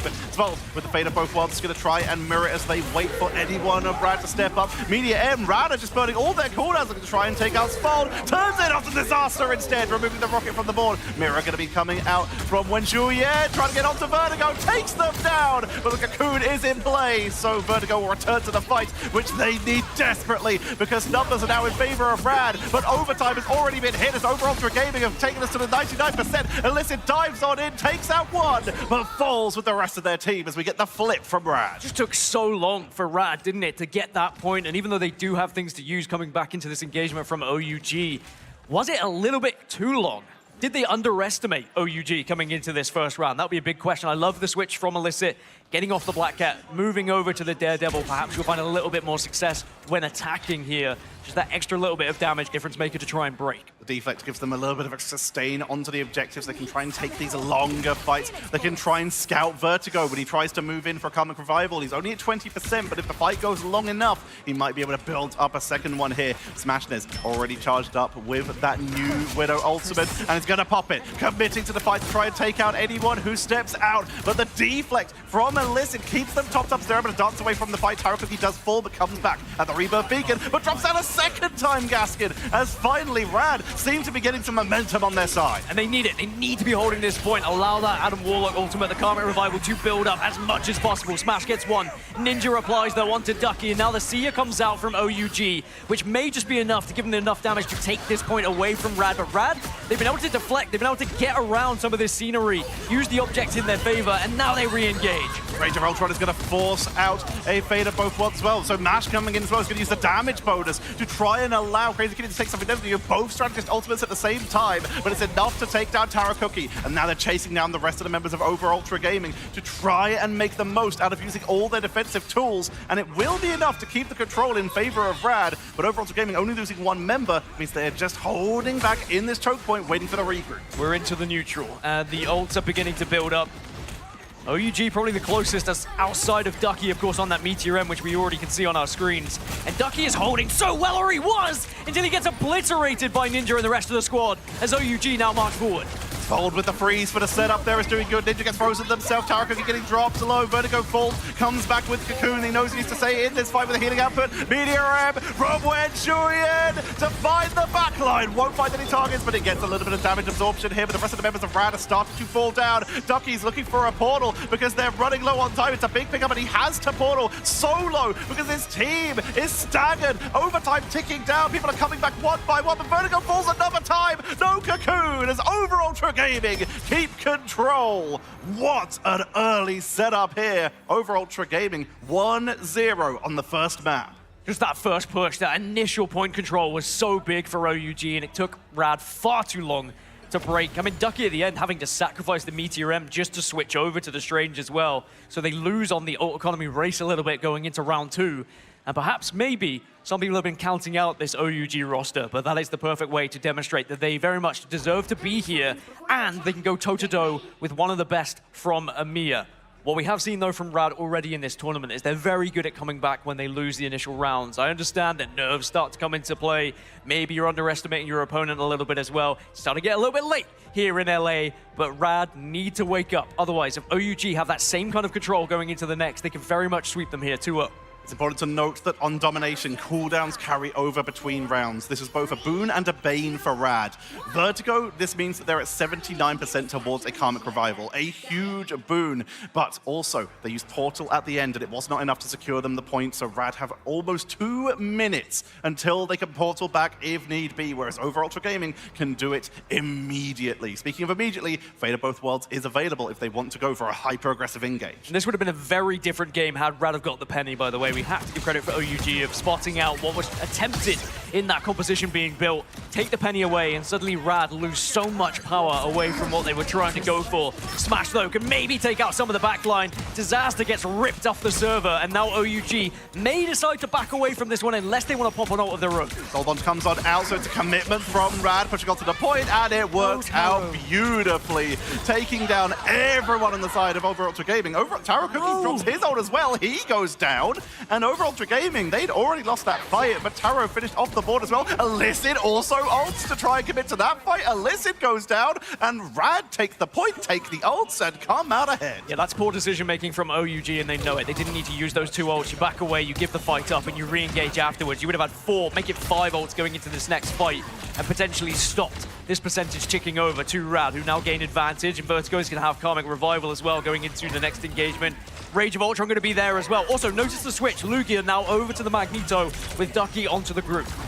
They've got themselves set up to try and zone out. Rage of Ultron strangling Prism, and it's unleashing the damage from the android to take them down as fast as they can. But it's the retreat coming out from Lugia Go, as they weren't able to get much more than Tarucookie. The Fate of Both Worlds was used, but they're getting picked off on the side. Illicit was found trying to cause problems and is taken down. Rad are forcing Over Ultra Gaming back to their spawn. They double straddled it. Again, it was the Seer and Fate of Both Worlds that came out from OUG. Panic buttons being pressed at the moment, with Rad dropping onto them and really just showing what that Strangling Prison into Rage of Ultron can do. As now 56% ticks up, and it just feels like, for me, Rad have got too much of a hold now on this point.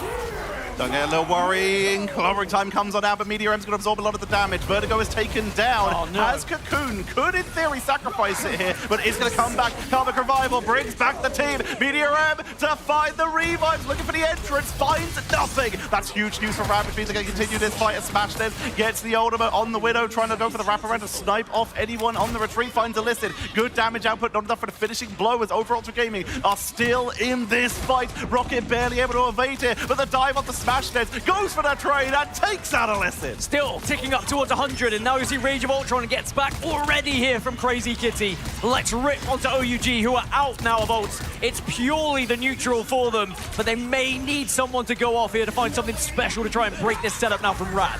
He's got a good angle with the Cosmic Yarn Amplifier coming out from Disaster, keeping the damage output going. It's focused down beautifully by Rad, but with overtime ticking down, this is all or nothing for Over Ultra Gaming, and they're fighting into a fate of both worlds while Sfold is 99-100, meaning they can keep this fight going just a little bit longer. They're holding on to it for as long as they can, but Illicit needs it, but Illicit goes down before the healing output can land, and that means Rad can try and pile on the pressure to even up the score on map number 1. They look for another pickup, waiting out that healing from Sfold, and Vertigo has a beautiful angle, just unleashing these cosmic clusters, getting that healing cooldown back, and piling on the pressure as overtime ticks down. Also building up this ultimate going into the 6v5. Of course, now OUG back up to 6 as I say that. Mac goes down, Smash gets in, Mash gets one, and they'll be off the point as OUG will lose that round. Rad equalize us up.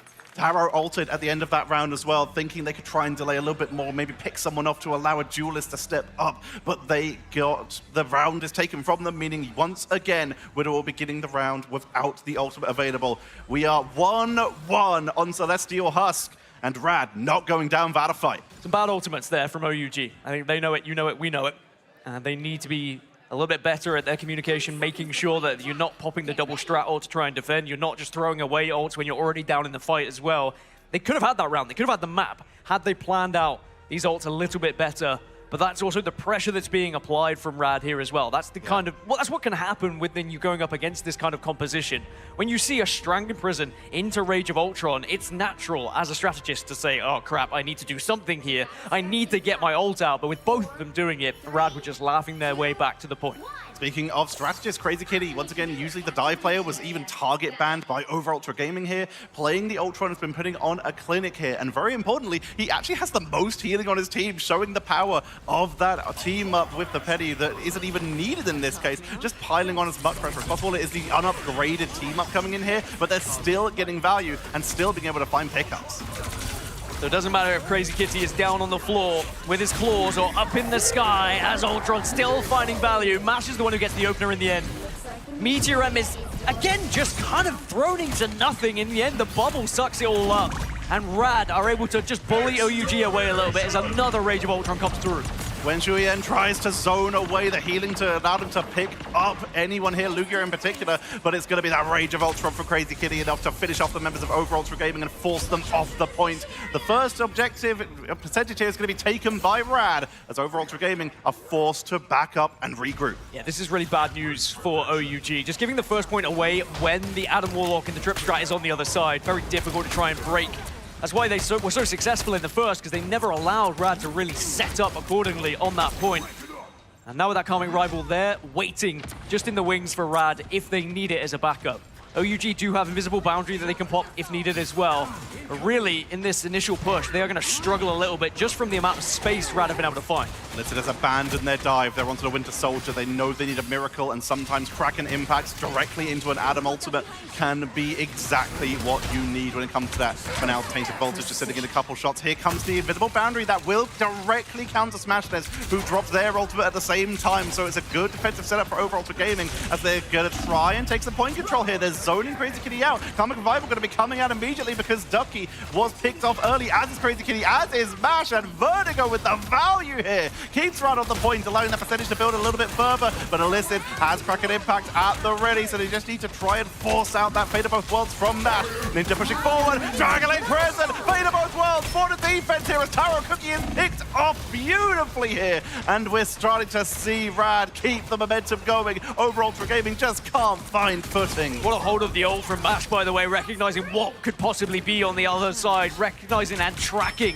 those ultimates on the side of OUG is now Smash tracking himself with all those bullets from Black Widow as they tick up to 82%. So it's one last chance, really, for OUG, and it is going to be a portal, all 6 through. Can they take this away from Rad? Alyssa was the one to swap to make sure they could get the portal in time, meaning Wen Shuyan has that meteor at the ready, but it's going to be Taro Cookie picked off on the backline. Disaster falls. That's a duelist and a strategist, meaning it's just Vanguards and Spalls to try and tell the story, but there's no one left to hear it as down goes Ninja, and Rad will hold control, and they will take map number 1. Looked a little bit dicey, a little bit worrying after that first round, but Rad returned to their former glory and showed just why they are such a threatening force in this tournament. They may be in the lower bracket, but they are still a huge underdog here, a dark horse to potentially go quite the distance if they play that way. They just need to try and negate some of those early rounds, because not every team they're going to be able to have those kind of comebacks against, right? If you give that round away to the likes of TLC,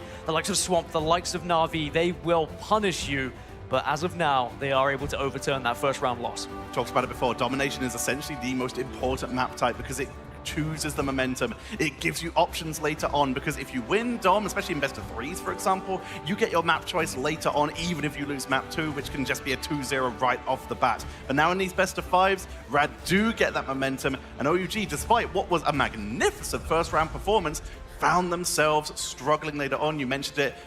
We have to talk about it. Some of those ultimates were used at the same time. Some of them were used a little bit late when the point was going down. OUG, they need to make sure that their communication is on point here. Yeah, really bad ult usage. You have to call a spade a spade. They should be better than that, and I'd like to think going into this next one, they would have learned that lesson. And again, it could be down to nerves for them as well, right? This is a elimination game. If you lose this, you're out of the tournament. You worked so hard to get to this point, to get to play on LAN in front of a crowd, and then suddenly you're 1 round up, and maybe the nerves get the better of you a little bit. Alas, Rad will very much take some mistakes on the other side, and they take full advantage of it as we look now back at the replays.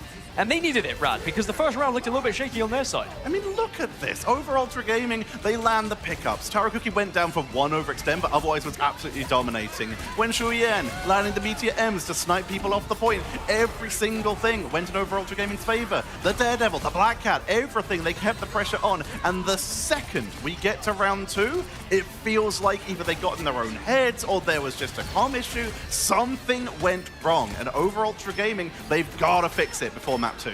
They have to, and I think it surprises me, considering OUG have been good with Penny historically as well, they had the option to have it on their own side, and they banned it away, but they didn't use it in the end. They wanted to go for maybe something more of a similar structure that they were perhaps a little bit more familiar with, but you could try and fight fire with fire if they wanted to on the other side, but they opt to go for something that they would have preferred. And now Rad, going into this next one, of course, have to go against OUG's map choice.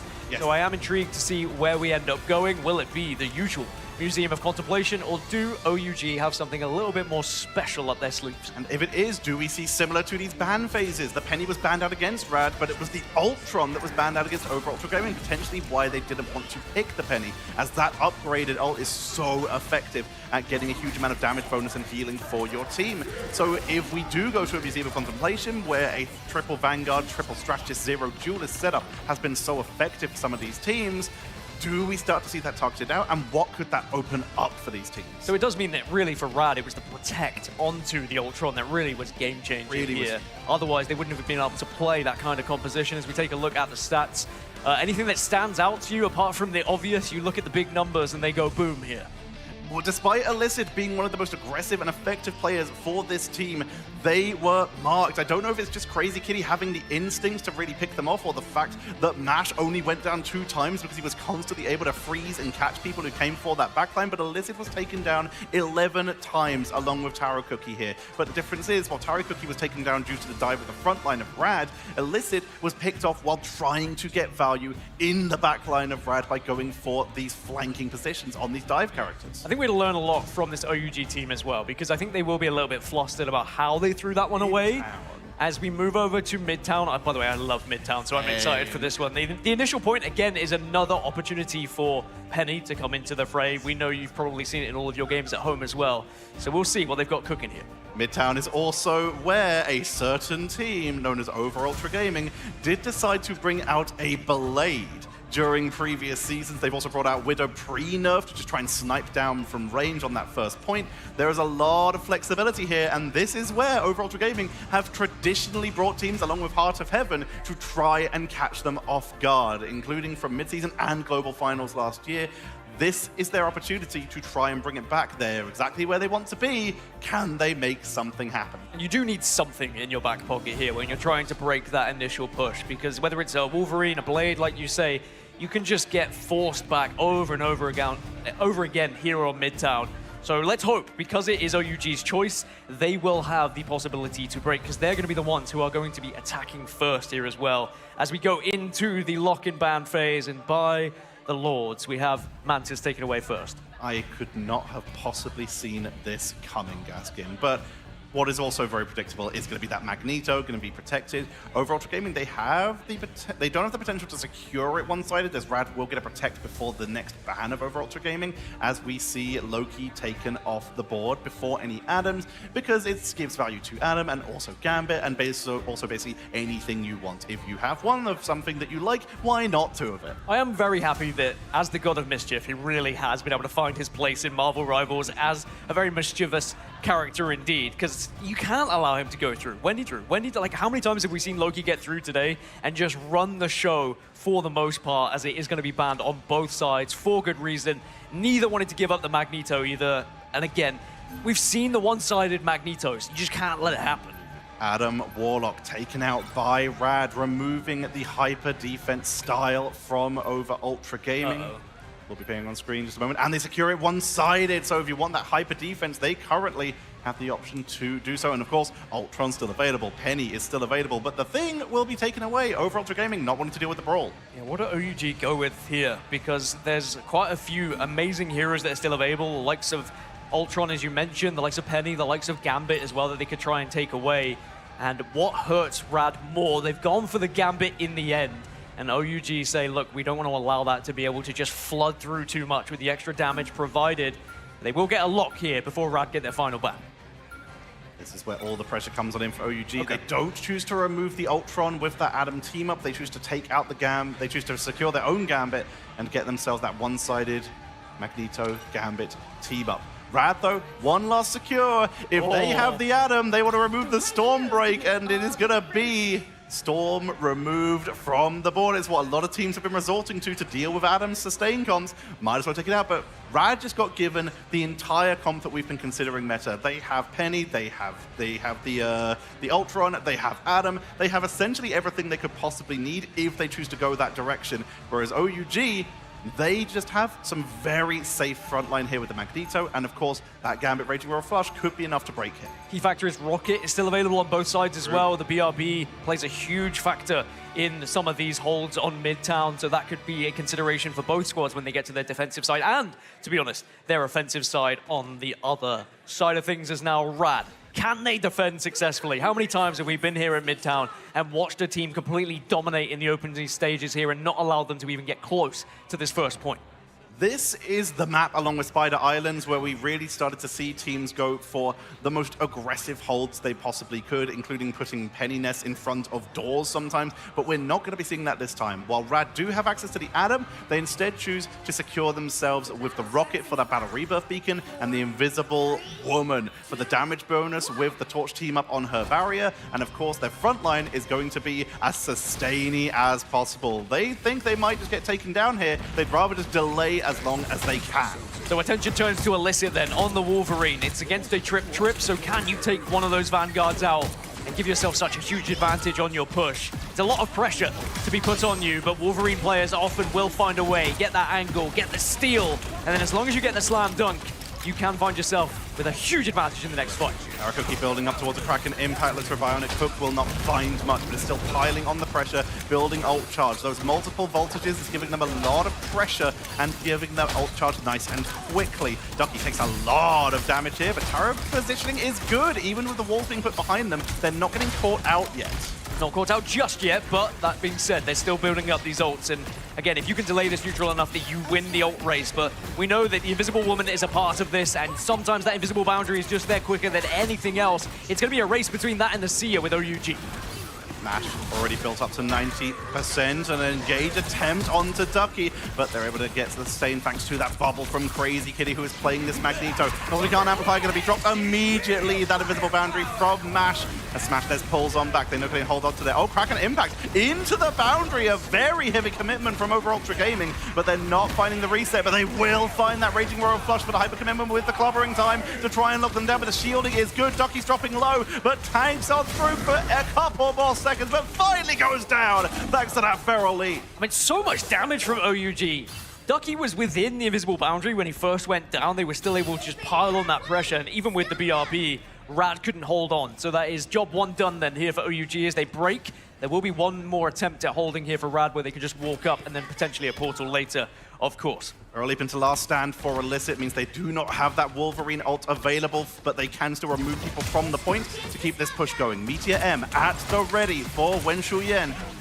They look to see if anyone steps up, whereas on the meantime, Rad, they have essentially every single Vanguard ult and a revive, meaning it's all about shooting them one at a time or two at a time if they want to lock people down with Struggling Prism or that side of Seduction, which is going to be dropped first. Meteor M has a potential follow-up if they catch enough members, but great walls to try and zone them out of position here, not fighting them, trying to just trap people off the point. Meteor M into the backline, Mash tanks through it, Strangling Prism comes on out, and it feels like Rad just burned a lot of cooldowns, but overall Ultra Gaming were able to evade beautifully. Burned a lot, but they did also see the responses from OUG, and now they have nothing left, and still the Karmic Revival left for Rad here on the flip side.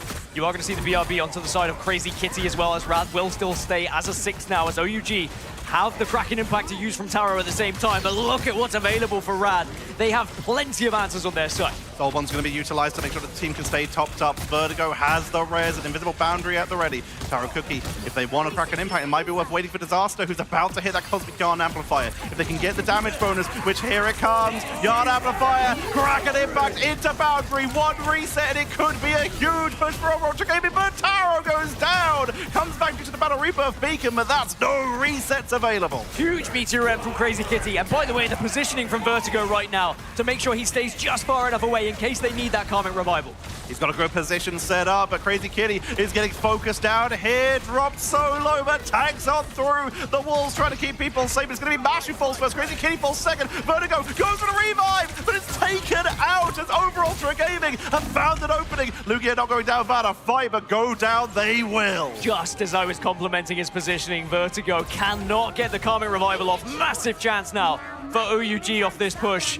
2 minutes 40 still left to try and get to point number 2. A successful break in the end, and Rad will be very frustrated they weren't able to use that one. Yeah, Adam has been abandoned, but the Ultron will still make an appearance. They're just going to go for a classic triple strategist. They can still have the unupgraded team buff, of course, and it looks like they'll abandon it. They were thinking about it, but Crazy Kitty, they think that they can maybe try and pick off some backliners with that Black Cat. This is what the people wanted to see. Crazy Kitty on the Black Cat. There's been so much noise about it. Murmurs around the arena of just possibly the best Black Cat in the game right now. Well, Crazy Kitty, show us what you can do on the Black Cat, because this could be the difference maker. Here comes the last stand from Illicit. Grabs 2 immediately off the board as Wen Shuyan coming in with the Meteor M for the attempt at the follow-up, trying to chase down the backliners. Gets it past back, but finds nothing. Ducky goes down and is brought back at the Battle Rebirth Beacon from Rocket as Crazy Kitty not finding a lot yet, but it's causing a lot of pressure. Helm of Hades doing some great work at keeping them zoned as Ducky is focused down for a second time in one fight. Goes down, but he's able to find Wen Shuyan for the trade. Yeah, and Rad just haven't been able to stabilize here. OUG have been able to bully them time and time again, and now they are very close to this point. Of course, you can quickly rush there if you are Rad, but you need to try and find that stabilization. The staggering is huge here. Darrow's getting a lot of pressure onto the board here. Like you said, taking people down one at a time with a huge set of stagger here. Down goes Vertigo. Mash has the boundary, but at this point, it might just be worth the sacrifice. Kitty's just going to get taken down so they can rejoin their team. As over Ultra Gaming, as usual, show they're not going down without a fight. That one was a little bit too easy for OUG, and Rad know it. Kitty not able to find that value, and in the end, the staggers were too much to try and contest. So instead, they have to back off and just try and hold for 3. And then hope that maybe they can do this a little bit faster on the flip side. There's plenty of ults to work with on the side of Rad, but again, this Wolverine has been doing some damage. Trying to look for a setup, an opportunity to maybe grab someone if they step out of position. Sfold is built up to that Raging Royal Flush. It isn't going to give them a chance to try and counter it. The boundary is available though, and will try and keep them topped up as Ninja is focused out hard, is out of there, just literally fleeing the fight to make sure that they are still available for their team. As over Ultra Gaming is going to go for a reset up. Crazy Kitty has abandoned the Black Cat, is back on the Storm. Smashless goes down, brought back at the Rebirth Beacon as Media Ebb looks for a target, sends it to the hallway to try and catch someone on the return, but finds nothing. Sometimes this choke can be very difficult to break through as well. OUG are going to have to see someone do something special. Clobbering time maybe could be it, as now Hurricane going to be there from Crazy Kitty as well. Mega Hurricane into the backline, McCracken Impact going to be dropped on top of the rest of the team. Atakuki goes down, another reset is denied, and Crazy Kitty sets up for the team beautifully. That's going to be a triple, make it a quadruple. Illicit is trying to flee, but they will be able to get out. The rest of their team will not be so lucky. It's a reset, and over Ultra Gaming are now going to be held in their spawn until they can break out. Good job walking up as well from Rad, just delaying that time, favoring them, just taking those extra seconds in their favor. Clobbering time wasn't even able to be used from OUG, so they will still have it in this next push-up, and there's very little to work with on Rad apart from that Seer right now, which could be enough. If you can get that Seer down after the clobbering time, it might just keep you alive and allow you to apply that extra pressure off the back of it. Crazy Kitty sitting in damage bonus. Last stand, Illicit grabs a beautiful isolation, and Lugia is surrounded by people exactly where he doesn't want to be when they're their opponents. As the push comes on in from Wemshu Yang, covering time with Media Ram is allowing them to sustain. They block the finishing blows and find Smashness. Over Ultra Gaming pulling out a miracle there when Wemshu Yang looked like they were about to fall, but the Rebirth Beacon is going to bring them back, and the spawn point is close for Rad, so they rush back in. Here comes the Raging Royal Flush to the back and try and burst on down. Aggressive play by Spawn, looking for a blow-up, as that is an insane pickup over Ultra Gaming. They cruise onto that final point as Rad hit everything to try. It will be delayed as well from this invisible boundary into the Kraken Impact, and Smash connects with the first, and now you can start to slam home to try and keep your hopes alive of denying this 3. He needs the thing, chase them down, finds it on the retreat, meaning Ninja is down, and the Kraken Impact is back. Make it a third, keep it staggered, make it a 4th, take down Wolf, overtime ticking down, Portal coming in for Ninja, Kraken Impact does not land, but they're able to get the pressure on to try and remove them before the overtime comes on in. It's enough! That pickup was so important, Gaskin. I mean, a good Bucky player can run an entire lobby, and we saw a fantastic hold to just finish us off here and deny the 3, which could be so very important for the chances here of Rad to win this one, because we've seen Rad before. They can get such quick pushes on these maps and really surprise their opponents off the get-go. And remember, they have that Storm available, right? They have the solo Storm to work with. They have it on the one side, so if they want to, they can use it to try and break here initially. Where OUG lost a lot of time on the first point, maybe Rad can get it on their side. Crazy Kitty has had a little bit of a rough game in terms of statistics. You can see here, only 2 final hits while going down 6 times. But if you look at the damage, if you look at the damage block, and you look at the pressure they have applied, they have been able to create some openings, especially in that final fight. But now is their time to pad those stats. Time to push out, time to do damage, time to try and break over Ultra Gaming. Well, Kitty was still playing a vital part as well. The switch over to Black Cat didn't necessarily find the success they were looking for, but it did make OUG question their backline a little bit, turn a few times, which did, again, add to that clock in the favor of Rad. But now, as you mentioned, this is a chance for Crazy Kitty to really show us what he can do on Storm, pushing forward here to try and break this one quickly. On the side of OUG, for their defense is going to be very different because of the bans. They don't have the Adam. They don't, of course, have that Storm. No Loki, no Mantis, obviously. And we'll have to see whether they can do a better job at holding. They're going to be sitting out with a 3-1-2, a strategy that seems to be becoming very popular here, going with the Magneto, the Benjamin Grimm, the Thing, and the Emma Frost. This gives them a very hefty front line, but with a little bit more brawl potential with that thing. This could give them some dive and the potential to try and stop Rad if they go for a backline flanker. But Rad, they want to front to back it. They've got the Punisher. They're just going to use the damage boost from Crazy Kitty to try and get Smashness to build up ult charge as quick as possible. In the meantime, Mash and Vertigo keep the team topped up as fast as building charge. Great pickup from Taro, though, who is continuing to just show how good they are on this Winter Soldier. It's a huge grab. I was about to compliment the positioning from Crazy Kitty, using that cart to their advantage, just hiding around, not going too high up in the sky as so many Storms do, and they just reveal themselves and give themselves too much of a disadvantage to the likes of a Bucky. But Taro still finding that pick, which now will give them the chance to try and deny Rad this opening push. A very good setup so far from Over Ultra Gaming. Rad are still making their way onto the point. Brood Walls proving a little bit of a nuisance, but for now, Tarakuki's positioning is very safe. Not yet assailable, especially with the amount of damage Ninja's putting out with Illicit taken down, coming back on the Doctor Strange. Ninja getting dropped low. Healing output is being thrown out as best as they can. They have the Raging Royal Flush, which they will drop before Illicit returns to the point, just to make sure they get the momentum, and it comes up beautifully. Boundary will get dropped, even without Smashness on the board, to make sure they can commit to this as best they can, but Mash goes down. Boundary picked off. It's going to be cancelled. The Reaper will bring him back, but Taro Cookie is sending them home. And this is a demonstration of why it is so important to have someone who has mastered Bucky in your team, as now Kraken Impact can be there as well. If you would like to use it, it seems like a little bit of a waste in the end, but it was just in case anyone pushed around. 2 minutes and 14 seconds left on the clock then for Rad. It is a successful hold so far from OUG, and perhaps this is why they took themselves over towards mid-town.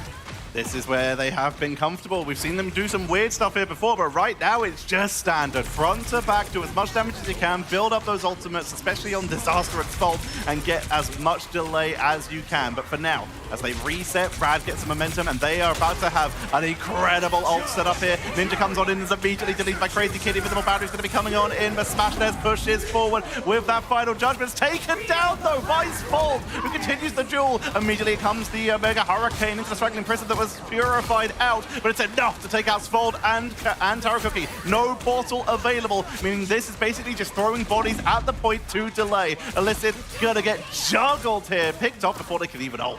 Yeah, and Illicit switching over to that Strange early, of course, means the deny of the portal, but there will be Eye of Agamotto on the return if they can stabilize on their journey. They are going to try and push this one to stop it getting to the ambulance, as Rad now, they've run out of ults, but I don't know if they're going to get it. They will, it's just not quick enough for OUG. Enough pressure was applied by Rad, so the job has been done, and OUG have to back up. Bucky Wall keeping Ninja away from the point, immediately returning to their team with the embattled leap to make sure that they can keep their team topped up. Smashness building up towards another ult, really taking advantage of the Storm damage boost. Surprise! Daredevil's here as Illicit tries to go on in.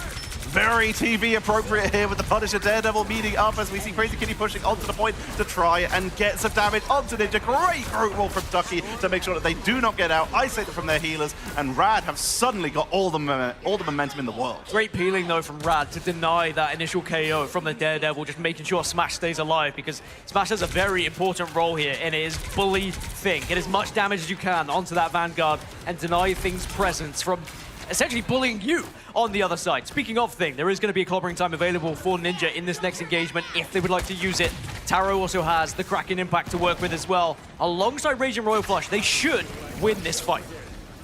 Standing up, Raging Royal Flush is going to find absolutely everyone spawned into the backline. It's deleting Crazy Kitty. Smashness falls. Mash was the first person to fall, brought back at the BRB, but there's no one left to heal. Going to try and retreat. Rocket chased away from the point. It looks like the strategist may live here, but that is Over Ultra Gaming taking full control back in the subway. And remember, on the other side, OUG had been able to push this second point so much faster than Rad did.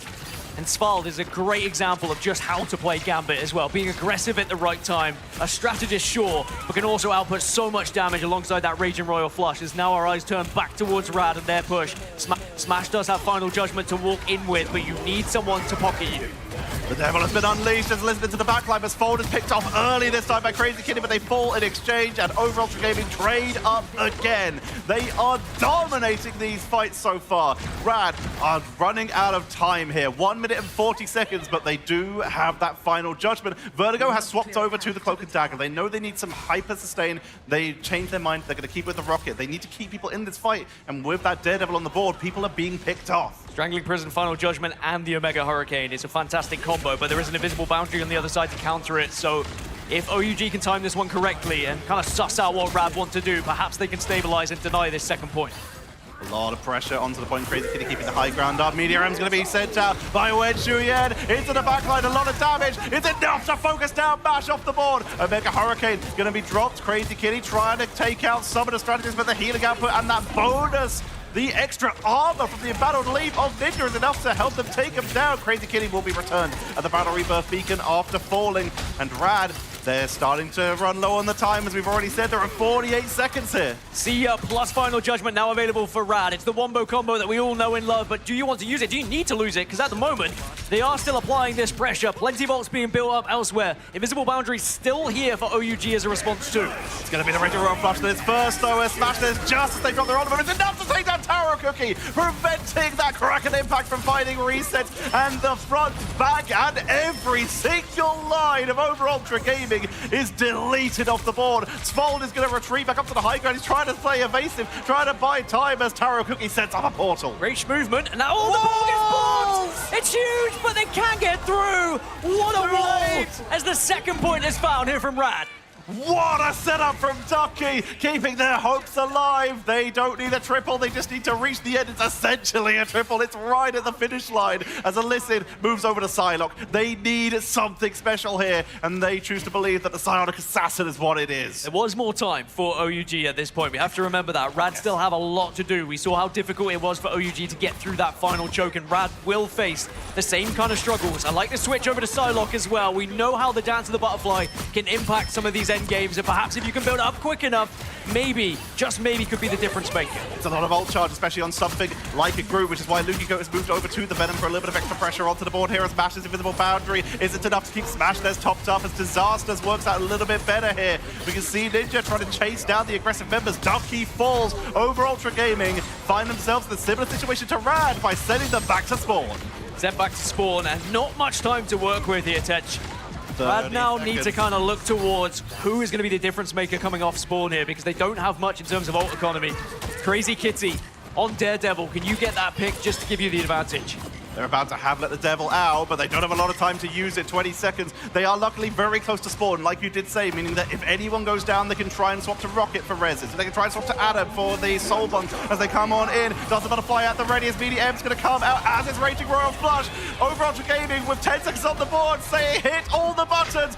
Crazy Kitty goes down. Vertigo falls. Mash is trying to keep the team, but they need to make sure they have bodies onto the point, or it's going to be a very quick win for Over Ultra Gaming in this next map. Clobbering Time comes on out to try and force them off the board, but it's a lot of pressure to the backline. And she falls. Kraken impact to try and burst them off the wall, pushes them up and goes down. Rad keeps this fight going. Ninja falls, and Rad keep pushing. Oh, look, Smash just pulled off a madness there, by the way. I know we weren't on his POV, but perhaps something just as a difference maker on the Elsa. Has Glartrox available going into the next fight? And remember, they just need to push this slightly faster, or slightly further, excuse me, than OUG did. They don't quite need the full 3.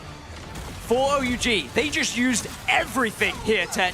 They've run out of plans, and now Rad, it's the advantage for them. They have 3 ultimates compared to Over Ultra Gaming 0. Push comes in, but they can't step off the point. They just lost another little sliver. Here come the Wolves to try and separate out that Benjamin Grimm. If they can remove the thing from the board, that's one of the best characters who could be staying on this point. Be so careful, Rad. You can't afford to get caught out of position here. Ducky has to bubble as he gets dropped low. Lukiko going to be wrapping around to the side, has the Meteor M as he tries to take down the Gambit. Struggling Prison, not going to be found. Meteor M from Lukiko to look for anyone near that point. It's going to be blocked by Wen Shuyan, keeping them sustained. Smashness sends out the Glartrox, able to get a little bit of social potential, but will not find a pickup. But the rest of the team will, as Crazy Kitty sets them up beautifully. Rad move on in, and they continue to extend that lead. Tip your hat, Smash just went nasty on the Elsa. Not everyone can master Elsa. She's a very difficult hero to try and pilot, and even though one of the best duelists that you can have in the game, doesn't always go the right way, but Smash demonstrates when in the right hands can just be what sends you over the finish line, and it will put Rad at 2-0 up in this series. When OUG, they looked so good. It looked like they had it. They used absolutely everything in what we thought was going to be the final fight, but in the end, it is just someone clutching up on the side of Rad. It's so close in these fights. This was the over Ultra Gaming we saw in that first round of domination, and they took us all the way to the limit. But like you said, it was just those last few fights, those last few pickups from Rad where they were able to find exactly what they needed. Let's break this down over at the analyst desk. Take it away, Cozy. Well, folks, I mean, that's as close as you get. Full Sin, full Infinity War, and still not enough to stop Rad, and that has kind of been what we've been seeing here at their first LAN. I mean, from Taro Cookie having 22 finals to Wen Xin being an incredible Magneto, it wasn't enough. And, right, I mean, we talk about this all the time. You have to have the comms to say, okay, everybody go, last fight. But guess what? Then the ult economy flipped completely and smash for smash. Yeah, it sort of looked like you've got the Meteor M that you're sort of bullying in position fall, but then we were watching it sort of from Ducky's POV, and it was just like this gauntlet of like OUG players in front of the payload, and it's just an easy smash across from the Vanguards to actually push in. That really feels like that should be a map going to OUG. I don't think you're going to get a better opportunity to actually pick up a map and make this a really much more competitive best of 5. And Vaughn, it felt like, I mean, in like great games, where it's like, okay, not everyone needs to press Q, right? Like there's just a couple of combos that can get the job done, and it was full Sin from Gambit to Winter Soldier. Magneto didn't get their hit. I mean, they used everything because I think they even thought the match was done. They were like bulls who saw red, even though that's a faux pas, but even then they just went full send, and unfortunately they didn't coordinate as best as they could have, and that's been an issue that we've seen for over Ultra Gaming a couple of times in these matches, from Swamp Gaming to here, and even in Celestial Husk, like we saw, took the first point pretty confidently, didn't really get much percentage after that. So OUG, they're so close, just not there quite yet. Honestly, stereotypes is a hell of a thing, but both teams fitting what we thought going in here. OUG just continue, and Iconics as well. If you look at both the China's team, it's like they're able to really have a show and put on a show, but it's not enough because then the little gets hit by the mag, right? Like the show ends early. We saw that in Dom, Zone 1, 2 in a row out. Here, beautiful display. Stat-wise, Rai, OUG won. Yeah, I mean, when you got like Taro Cookie getting 22 final hits like you mentioned and 40, almost 50K's worth of damage, that head-to-head against Smashnez is looking good, but Smashnez is 2 MVPs out of the 2 maps that we've seen so far. Like, he was looking a little bit like out of the server against like 100 Thieves in like play-ins yesterday, but now he's really starting to show up, and, you know, Taro Cookie's having those moments. There's some glimmers of it from Illicit, but there's a lot of times, I think he tries to go for the flanks, and Rad is such a, I mean, they have a really good melee play themselves, so they know how to play around it. As soon as Illicit's behind him in the backline, 3 players from Rad turn around and deal with him. Like, there's no chance for Illicit to get set up with a dive because he just gets isolated and picked off on his own. So he's just trying to, like, show up for his new team to make sure that he's also getting as involved as everybody else. That's a good point. I mean, Vaughn, I'm pretty sure Smash is like a fine glass of wine, just getting better the more it's aging here through the land, because it was a good point. I mean, and sticking more to the Elsa, I feel like obviously the Widow was where we saw some of that struggle against like Thieves. The Elsa's been top.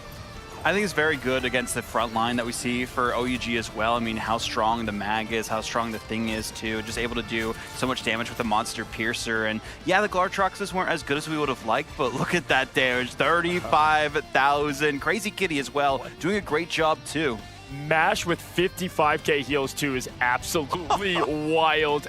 Honestly, Ryan, one thing I want to say is I've heard so much about Crazy Kitty and the aggressiveness of Rad, but I was not prepared for the patience this team had. I mean, going back to yesterday, Ducky had like a grid ult forever, and same thing here. It just feels like they're saving everything for the right opportunity. A team that's aggressive but also patient is a recipe for success. Yeah, I think the Vanguards are feeling a lot more comfortable as well, because I think Ducky and Lugia was a bit like teething issues to get there, but thinking of stuff like Ducky blocking off the teleport wall, which you could just immediately tell through OUG off just enough for them. And certainly when it was getting into overtime, OUG having to put the Thing on the point, it's just easy for Ducky to slam a wall in behind him, separate that line of sight from the strategists, so there's no healing coming in, and all of those players that need to stall from OUG just don't get the sustain in order to keep these fights going. Going to Central Park though, so we're not really going too far away like on the maps.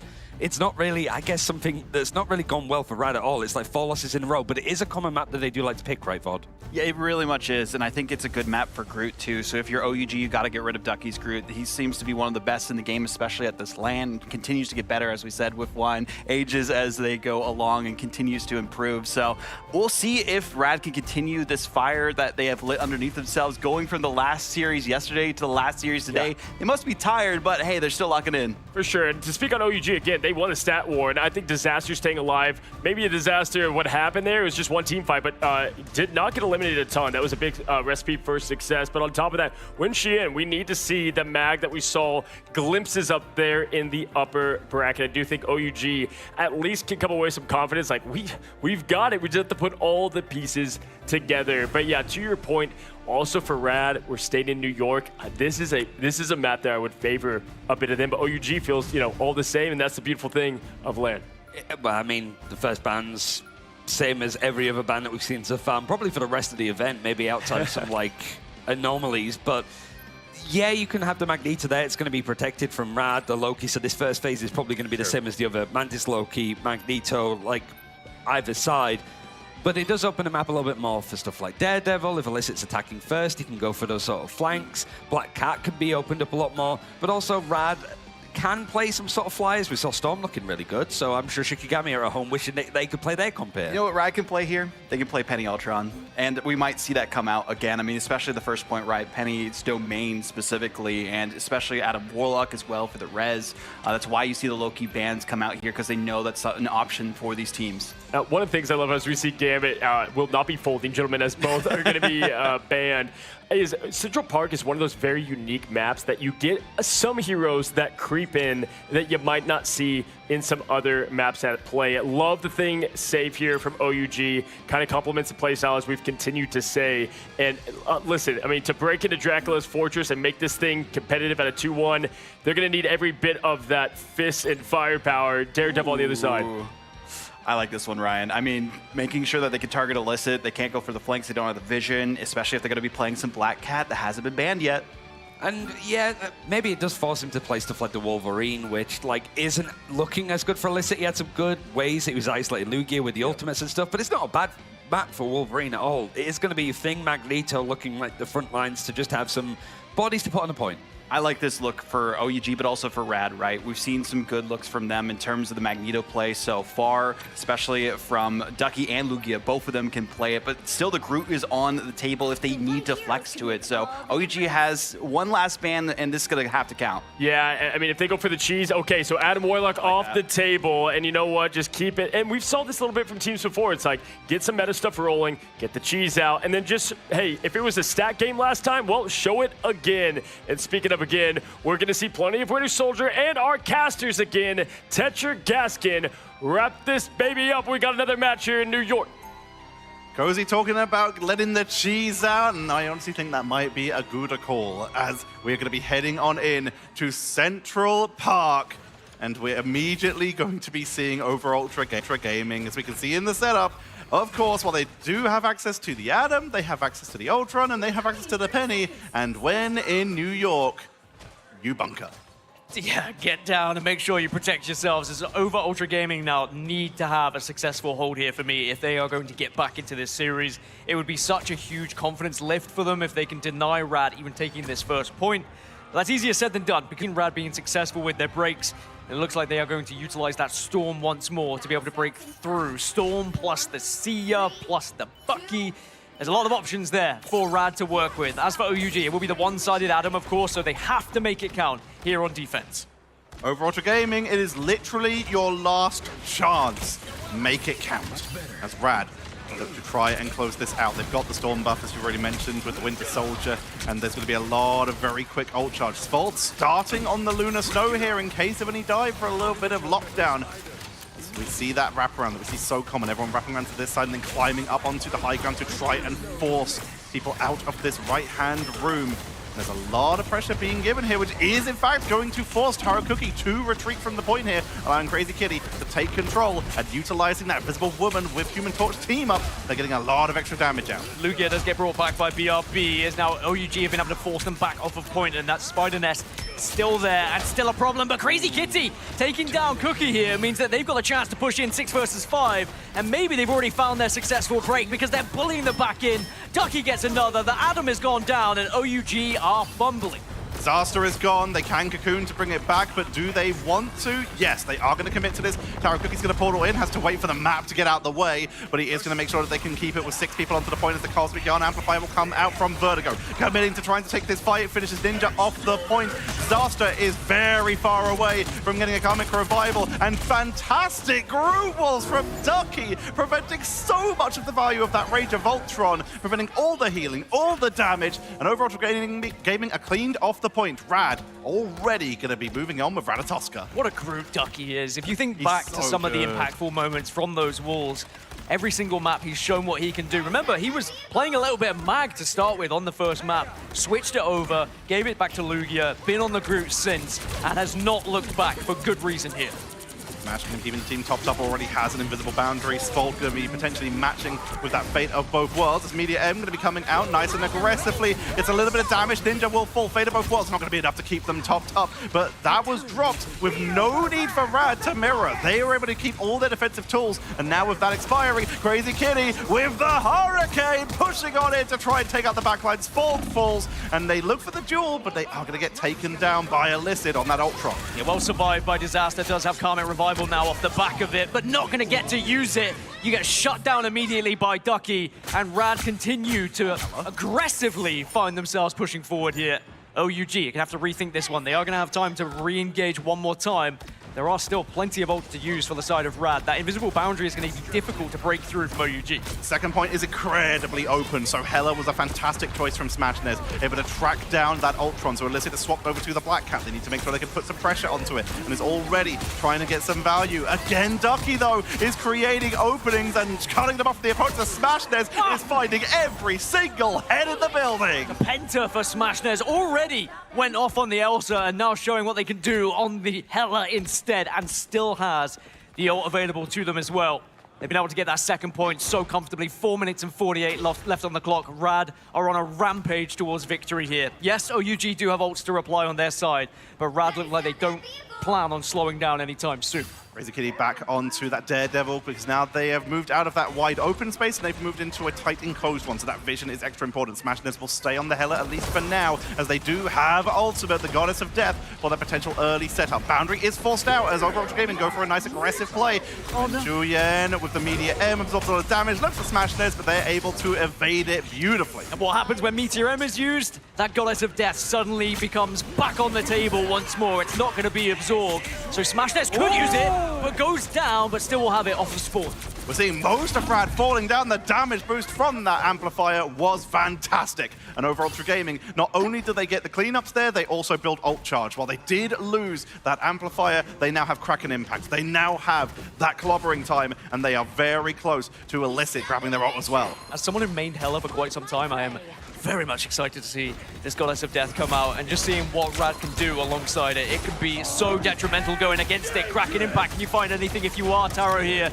Looks like the answer's going to be no. Defensive Kraken Impact. Taro was getting focused down, use it to get out. Illicit won't be so lucky. They get dropped with a comeback at the BRB. Ninja going to be focused down because the damage amper from Rad, they mirror with their own amplifier, and they're able to take down a few. The rest of the members of Overall Ultra Gaming, though, 3 members are able to retreat out, but Crazy Kitty not looking to let them go. Goes in for the 1 versus 3, and he's able to get them! Crazy Kitty and Smashnez take out the remaining members and get a beautiful 3-3 stagger. And I think Smash has been saving the ult for this exact point. Once you're getting this cart so close, you can bully them on spawn, and you can deny them from even escaping. It's another wall. The portal does come down, but it was certainly awkward. The freeze is good as Smashnez takes to the sky. Goddess of Death to execute the chances of Over Ultra Gaming. The fate of both worlds is cleaned out. Meteor M for good measure. And the throne room is the perfect place to crown Rad as they get a triple there. And the Over Ultra Gaming chances are looking slim, Gaskin. Over Ultra Gaming on the ropes now, and their tournament life is on the line. They need to get the full 3. They need to answer back and send us to overtime. Otherwise, they will be out of the tournament. And with how Rad are playing at the moment, they are full of confidence ever since they were able to deny OUG getting back into that series on the previous map. I think Rad knew this series was very much in their hands. 12 final hits from Smash. The Hela has just been the perfect hero to play on the attack going into OUG. Headshot after headshot, Smash is on fire. We talked about stuff that Rad does not have available to them. We talked about the stuff they do not have for this defense with that Adam Warlock taken away from them. So instead, what is an old-style defensive setup? We are looking at Hela, Namor, and we're even going to bring in the Hulk. They are just going to put all of the eggs in the Crazy Kitty basket to allow as many of that defensive setup as possible to just zone out. And over Ultra Gaming, they're going to be sticking with the Adam, they're going to be sticking with the Ultron, they will get rid of the Penny, but this is a scary comp to push into, especially if you're a flyer or a diver. And of course we knew Hela Namor was always going to be a problem with the new team-ups as well. Hela on that Goddess of Death now will spawn all those squids on every single impact. Crazy Kitty offers so much to the Hela, but of course the Namor in general is such a good defensive option against any sort of dive on the other side. I'm very excited for this one from Rat. The Gamma Squid, it was infamous when it was around the first time and has returned once more. Over Ultra Gaming, they get a little bit of a scout, but they're just making their way up slowly, sending a couple shots downrange, not looking to get themselves caught out, but it's Rad who are playing incredibly safe. They want over Ultra Gaming to step up. They want them to force themselves forward with those squishy backliners moving into those unsafe positions. Who needs Spider Nest when you've got squids to work with instead? But Crazy Kitty needs to make sure you stay up here, being defended by Ducky at the moment. So great working together to make sure that this position is held on the high ground, just to deny an easy access for OUG. What are squids but the spiders of the sea with their 8 legs as Crazy Kitty continues to throw as much damage out there as possible. As Smashness is untouched up here. No one can get to them, and with that extra damage bonus from Vertigo, but that shield will get picked off very quickly. High ground looking to be taken by Overwatch Gaming as they try to assail the right-hand tower as Rad retreat slowly, just trying to ping people from a distance and trying to set up Overwatch Gaming with the wraparound. They're building towards their first ultimates. Yeah, first ultimate is going to be there, as Rage of Ultron going to be available for Illicit if he stays alive as well. Doesn't get focused perhaps, and maybe you can just push your way in and start to find a little bit of success as Rage of Ultron finally is available. But just as you get it, Crazy Kitty removes him from the server. Ninja taking a lot of damage in this choke point now. This is exactly where you don't want to be versus a Hela Namor as they just send shots into the doorway and they're guaranteed to probably hit something. And there's also the risk of an extremely angry whale potentially picking you off. Fate of Both Worlds going to be forced out even before Alyssa gets back to the fight, but he will be joining soon with that Rage of Ultron, which will probably be there the second that ultimate from Sfold expires. Great bubble, just keeping them alive at least for the moment. They do lose Smashness. Lugia Goat commits to the Monster Hulk to try and zone out the back. But they are now very isolated. Rage of Ultron is trying to finish them off. Meteor Rev, though, takes out Sfold. We're going to have squids and a whale available for Rad now to use against OUG, so the entire ocean is going to be there at their whim if they want to use it when they need to. But at the moment, OUG haven't even been able to find anything as the first whale will come out. And of course, the little knockback will be there alongside maybe something to be found, but the Meteor M is an attempt to try and respond. Illicit gets one onto Ducky. No one in the choke point at least, but instead when Shuyen takes out that Vertigo falls, that's a lot of the sustain for Overwatch Gaming, but it will return in Doomsday as Disaster revives their team. Rad will not be so lucky. They do not get those reses as they are forced off the point. Illicit picks up Smashness for a second time, and Rad are losing that sustain, but they will portal back even though they are staggered. They want to try and sustain this. Crazy Kitty is off that Namor and is now onto the Black Cat, taking a lot of damage. Still in this fight, not for long, taken down by Sfold. At this point, it's about eating away at time. You know this point may not go in your favor, but if you can take away as much time as possible from OUG, it just gives you such an advantage going into the next points if they are able to complete it. Ducky trying his best to stay alive, but gets removed as Illicit and Taro will eventually find the KOs. And now, 3 minutes and 24 available for OUG to find this second point. Vertigo making the most of that new Cloak and Dagger team up, swapping for the portal. They will go down, being chased down at the point there, but that new team up with Luna Snow does actually delay the point, so they did just dive through the portal to make sure they could keep touching and try and hold for as long as possible. They will now swap onto the Rocket as that revive is going to be more important at least this stage of the map. Smashness sticking with the Hela. Crazy Kitty wants to try and see if they can hunt down that Ultron that's been marking them so well onto the Daredevil. This push in particular was quick from Rad in the previous round, but OUG doesn't look like they're going to have that same success. They've already lost 3. Rad are already dominating here, and OUG back to the drawing board for this one. As still, Smash finding so much damage on this Hela. Smash is doing so well, and again, this is the point that's so good for it. It's very wide open, you have massive range advantage, and especially on flanks like this, you could potentially get some easy pickups if people aren't careful on their rollouts. Blizzard has that Rage of Ultron at the ready, but you got to be careful on those flanks. Once again, there's a lot of pressure coming in from Crazy Kitty, who will get marked though. Great reactions from Over Ultra Gaming. Crazy Kitty just hasn't been able to find that success on the Black Cat. Might maybe just switch over, but Rad still have damage to do here if they want, but with now Vertigo going down, suddenly they find themselves several players down and will have to just give up so much space here to OUG. But again, it's about eating away at time as Lugia now tries to stall a little bit, but eventually he will go down as well. Bionic from Taro Cookie once again pulling Lugia out of that safe position behind the walls of Ninja and setting them up for the extra push. Straggling Prison to guarantee the second point. Over Ultra Gaming will not go quietly into that Dark Knight as they keep on pushing. The door to the castle is just around the corner, and it looks like they've been able to zone out Rad for that little bit longer. 3 minutes 10. Of course, they are not likely to be able to take this point quicker than Rad were, but can they send us towards overtime? They've got so much to use here, and the question is, who bursts first? Who is going to be the first one to bite the bullet? Illicit with Rage of Ultron often is going to be early pop here just to try and generate a little bit of pressure onto Rad. A lot of extra push coming in here. That Rage of Ultron, like you said, out the ready along with Kraken, Impact, Invisible Boundary, and Cosmic Yard Amplifier used at the same time by Rad. Immediately Rage of Ultron and Speed of Both Worlds used by Over Ultra Gaming. It's full defense to try and tank through with Meteor from Lugia in the doorway. Tries to find a lesson in the sky. Everyone panic down. Ninja's barely up and holds it through. Taro Cookie has the Kraken Impact at the ready, but it's going to be a straggling Prison from Ducky that secures the defense for a moment longer. Disaster does go down as well, had the Karmic Revival, but not able to use it. OUG will have to reset. Back to spawn, just go. Do not risk it. Don't give anything else to Rad as everyone panicked, everyone dropped the ults there, and there's still going to be a couple left for Rad to work with, as do OUG. It's going to be Kraken Impact on both sides. Disaster, he switches off. He says the Atom's not worth it. And instead they switch over for the Rocket. It is about just trying to guarantee this third point here and trying to ensure they send us to overtime. They sacrifice the Atom ult. They're not believing in the amount of healing it could offer without an Ultron team up because Elizabeth swapped over to that Elsa Bloodstone. Disaster on the Rocket is going to give so much more healing, at least in these team fights, especially when they're grouped up. And that Cosmic Gun Amplifier does charge quick, but it might not be available. If Crazy Kitty's able to find the pickup, but he will not find a finishing blow. They're still going to try and commit to this. Kraken Impact comes on out from Taro Cookie, turns it, takes out Crazy Kitty, but it's not a reset. It was not dropped on them. Crazy Kitty will return at the Rebirth Beacon, but Over Ultra Gaming still think that this is a fight. OUG doing very well to stick together. Don't put themselves out of position, but the hook, but the instant bubble into the Seer now as OUG try and climb these stairs effectively. Rad have been able to drop away, but Smash gets another one. It's Taro that goes down as Smash MVP for me without a shadow of a doubt, constantly being the thorn in the side of OUG. Ducky Balls once again able to zone people away from their healing as Over Ultra Gaming are eliminated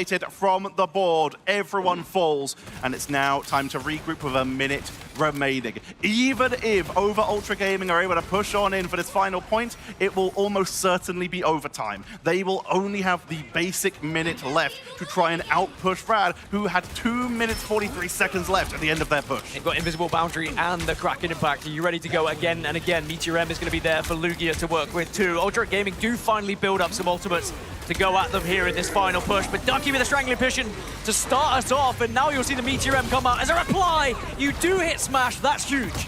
Rebirth Beacon brings them back, but it's not so lucky for Crazy Kitty. Lugia looking for a target. Anyone will do. It's going to find a little bit of damage onto Wen Shuyan, but he will tank on through. Lugia falls, and Over Ultra Gaming in the neutral are taking a stand. They're able to track down a couple more members. Ducky falls, and Smashness needs to make sure he can get out, but no, he gets staggered out one more time, and we hit the overtime. Over Ultra Gaming, if they all go down or step off that point, it's going to be Rad moving on in the bracket. If Over Ultra Gaming can push on in, the hope stays alive. Crazy Kitty on the flag link for the opening, but Illicit has them marked beautifully. The Glatrox is at the ready as they look for an opening. And this is overtime, but can we go to overtime here for Over Ultra Gaming? It's going to be just so much overs, or will it be over, as Ninja's going to be the first one to pop clobbering time. Sia is the response from the side of Rad, and now again and again we go, as OUG will come crashing out of the tournament. Rad get their win, and OUG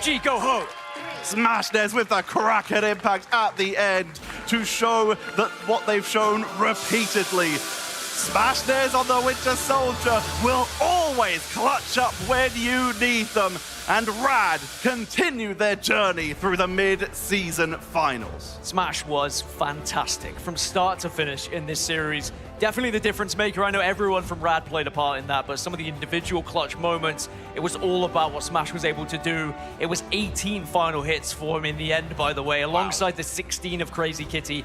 These two duelists can definitely go far here alongside the rest of the Rad squad. I would be terrified to play them in this lower bracket. They keep stepping up. Every team they've played against so far, they keep stepping up. They always push everyone they play to the absolute limit. It's their first LAN for the majority of these players compared to Over Ultra Gaming, who have played at every single LAN so far. But Rad continue to show that they deserve to be here and continue to show that they are to be feared. Of course, commiserations, we have to say goodbye to another team, OUG. Their run comes to an end here in LA at the Marvel Rivals Ignite mid-season finals. As Rad move on, but we have to also just give a credit to how OUG played. I mean, that was a lot closer than a 3-0 suggests. It could have very much gone to 4, maybe even 5. If they'd been able to get that second map, I think their confidence would have been a lot higher. But Rad, they held strong, and they will move on. OUG continuing a very proud tradition of putting on some of the best games at the tournament in the early stage and yet not making it that far, sadly. The day they actually start pushing through the bracket is going to be a celebratory day for all of us because we keep seeing the potential. They keep showing up. They keep bringing some incredible fights to every single team they face. But overall, Rad with a very well-deserved victory here. It was. I think that Rad, in the end, they were a better team all round and they had those individual moments, which sometimes in these very close, tight-knit games, it does come down to one individual stepping up when you need to. And that's exactly what we saw from some of those guys. As Rad continue their journey through the bracket, let's hear from them as we head down to the stage with Cozy for the winner's interview.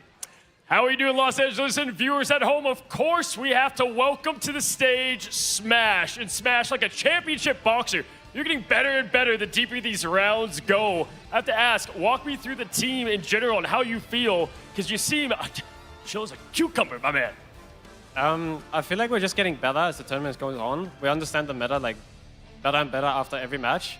Yeah, I hope it keeps going that way.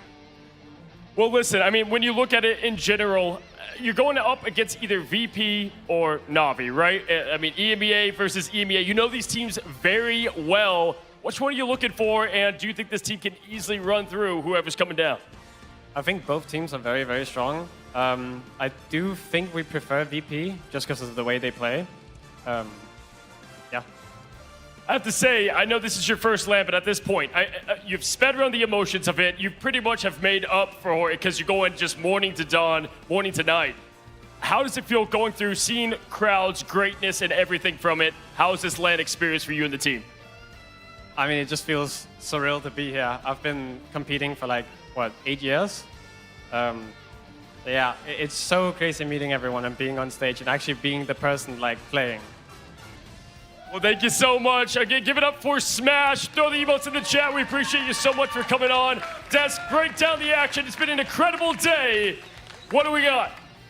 Thank you so much, Cozy. Well, congratulations to MRC, now all the way into the top 6, guaranteed here for Rad. Taking down another veteran LAN roster we saw earlier on with Reject, and now you also see OUG falling by the wayside. And Rad, they looked on top of the world here.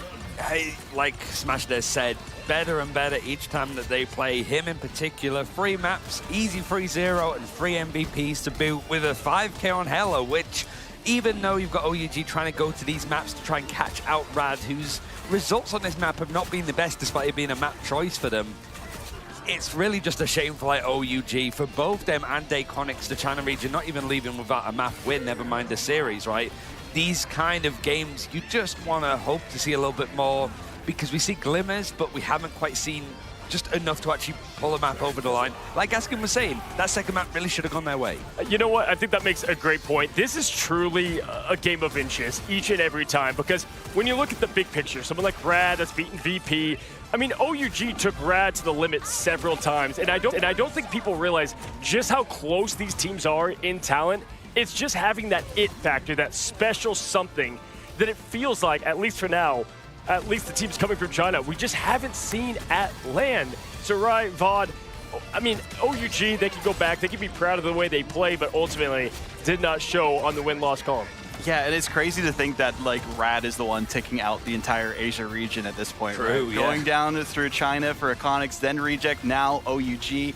They're eventually going to be having to take on their own region against Virtus Pro, or will be Na'Vi, probably Virtus Pro from what we've seen. And we've seen them before, Ryan. They took them down in the Stage 1 or preseason playoffs and looked pretty good before. Yeah, it's PTSD potentially for Virtus Pro, and they seem to be just getting that in droves from Rad. But like, I guess just final thoughts for like OUG.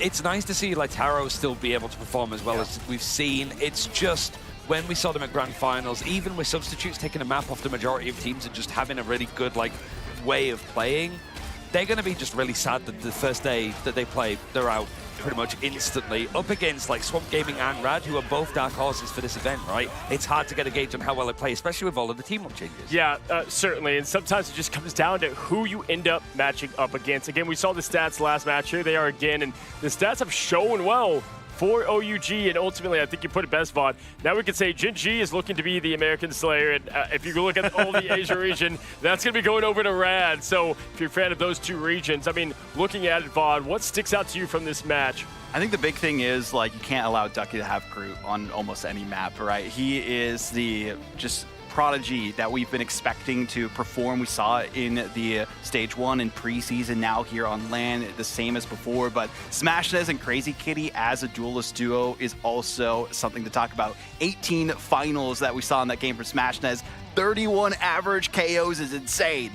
I just talked to him on stage. I was like, how are you feeling? He's like, pretty good. That was great. Yeah, it's Smashnez. Yeah, another day in the office, right? Just winning another win in the column at LAN. Yeah, I can't wait if we ever get to see, a little bit more like potentially of like Rad versus Swamp, like just the trash talk between Smashnez and I think like Skagenji of just like how polite they've both been when they've been like in these interviews, like, hey, how's it going? Good, thank you. How are you? It feels like just these kind of games, like, but in the server, they're both demons and monsters, and you're scared of them. Yeah, Grand Finals brought to you by Disney themselves, right? Because last year we had Na'Vi at least had some Trust Me versus Sparker. Yeah, if we end up having something like VP versus, Smash there, it's just going to be handshakes and smiles. I mean, but yeah, in the inner side, ranked demons, inner demons, pro demons, that's what we're seeing from them on stage. Listen, I mean, the whole day, start to finish, I think, showed exactly what we thought we were going to see. There's nothing better than putting the regions to the test. And Vaudable, coming away from day 2, quick takeaway that you saw and recognized from it all as we do take a look at our bracket. Yeah, I think, looking back at how things progressed throughout the day, Na'Vi just seems to be one of the top contenders for a grand finalist, right? Didn't break a sweat against 100 Thieves and were able to take that in stride. Virtus Pro, there's still some questions about them dropping their ever first domination map on LAN, and after the middling results from the preseason in Stage 1, you got to question, can the world champions do it again? Yeah, and listen, if it was about battling the regions today, tomorrow, it's looking right like it's some more familiarity. We have a lot of the same region battles, obviously with Na'Vi and VP. I mean, what sticks out to you? I mean, just the upper bracket final, either be Na'Vi versus Pro or Liquid Citadel, Swamp Gaming. Like, you couldn't have a better start to that final day on Saturday. And it's going to be a long one because you have the upper bracket, lower bracket, and then the grand finals all in one go. So it's these games, right? Like Team Liquid Citadel consistently beating Swamp Gaming in preseason, in Stage 1. Well, Virtus Swamp Pro, Gaming took one. yeah, but like Na'Vi have been consistently beating Virtus Pro recently, but on LAN, it's a very different story. It is. What did we say yesterday, Vaughn? Expect the expected. I guess right now when you're looking at how this has been shaken out, but definitely in that lower bracket run, that's where we have the potential for some of these teams, these dark horses, as you will, to shine. And it's funny that we're even calling something like Rad and Jin G talent-wise a dark horse ride. And it's also like you've got Jin G and Rad waiting in the wings for those upper best of 3s, but then they have to go again for that semi-final that is also tomorrow. So it's like, if you see the likes of Virtus Pro losing, they have 2 other best of 5s to play after that, at the very least to try to get to that final day. It's a hell of a gauntlet. Yeah, Bob, that's a great point. Day 3 is going to be absolutely, I think gauntlet was the best way to put it. If today was a marathon through it, tomorrow is going to be the exact same, but gauntlet-wise, because you have to continue that success and that perfection. That's why LAN's different, right? It's just a completely different environment. Not only, obviously, physically what it takes out of you. And Vaughn, you said it perfect. Rad has been playing all day, so long. They haven't even been at the hotel. It's just been here. Yeah, it's very interesting, too, because, like, you know, with Season 9, we have the new team-up changes and everything that's been happening with that. These teams have had to adapt and learn and overcome. But, I mean, talking about the team-up changes, I noticed that you got something hidden under your jacket there, Cozy. What's going on over there? Some are, I showed it to Ji Young himself here. Listen, Guangguang, I think, says it best, right? He said he's losing hair, bringing us these challenges and these balance changes. And then we have now, obviously, if you've seen Ji Young here on the campus, well, he looks something like this, I think. But either way, they've been cooking. I mean, can we talk about the team-ups and how they drastically have changed kind of what we all thought was going to happen? So, because he's essentially bald now from the picture, he's now making like amazing balance changes that we all love and adore. I mean, just get rid of it all. Like, the wavelengths for the brain are allowed to be a little bit more free, and yeah, the changes have been pretty much spot on. And I think that's one of the things that OUG could not really get the most out with. Even with Dennis's help, it felt that Rad very much can play to the strengths of that. Yeah, absolutely. I mean, listen, the Kingpin special, by the way, is what I like to call that. But either way, our schedule tomorrow, we have an absolute heater built up for you. And I have to say, from start to finish, you will not want to miss it, whether you're here live in LA or joining us across the world. Navi VP to kick it off. Are you kidding me, folks, as we take a look at all 5 matches. A big thank you from us here at the studio in LA. It's been an awesome day, and it's only just getting started. We're at the halfway mark. It's day number 2. We'll move to 3 tomorrow. Thank you so much for tuning in, and have a great night.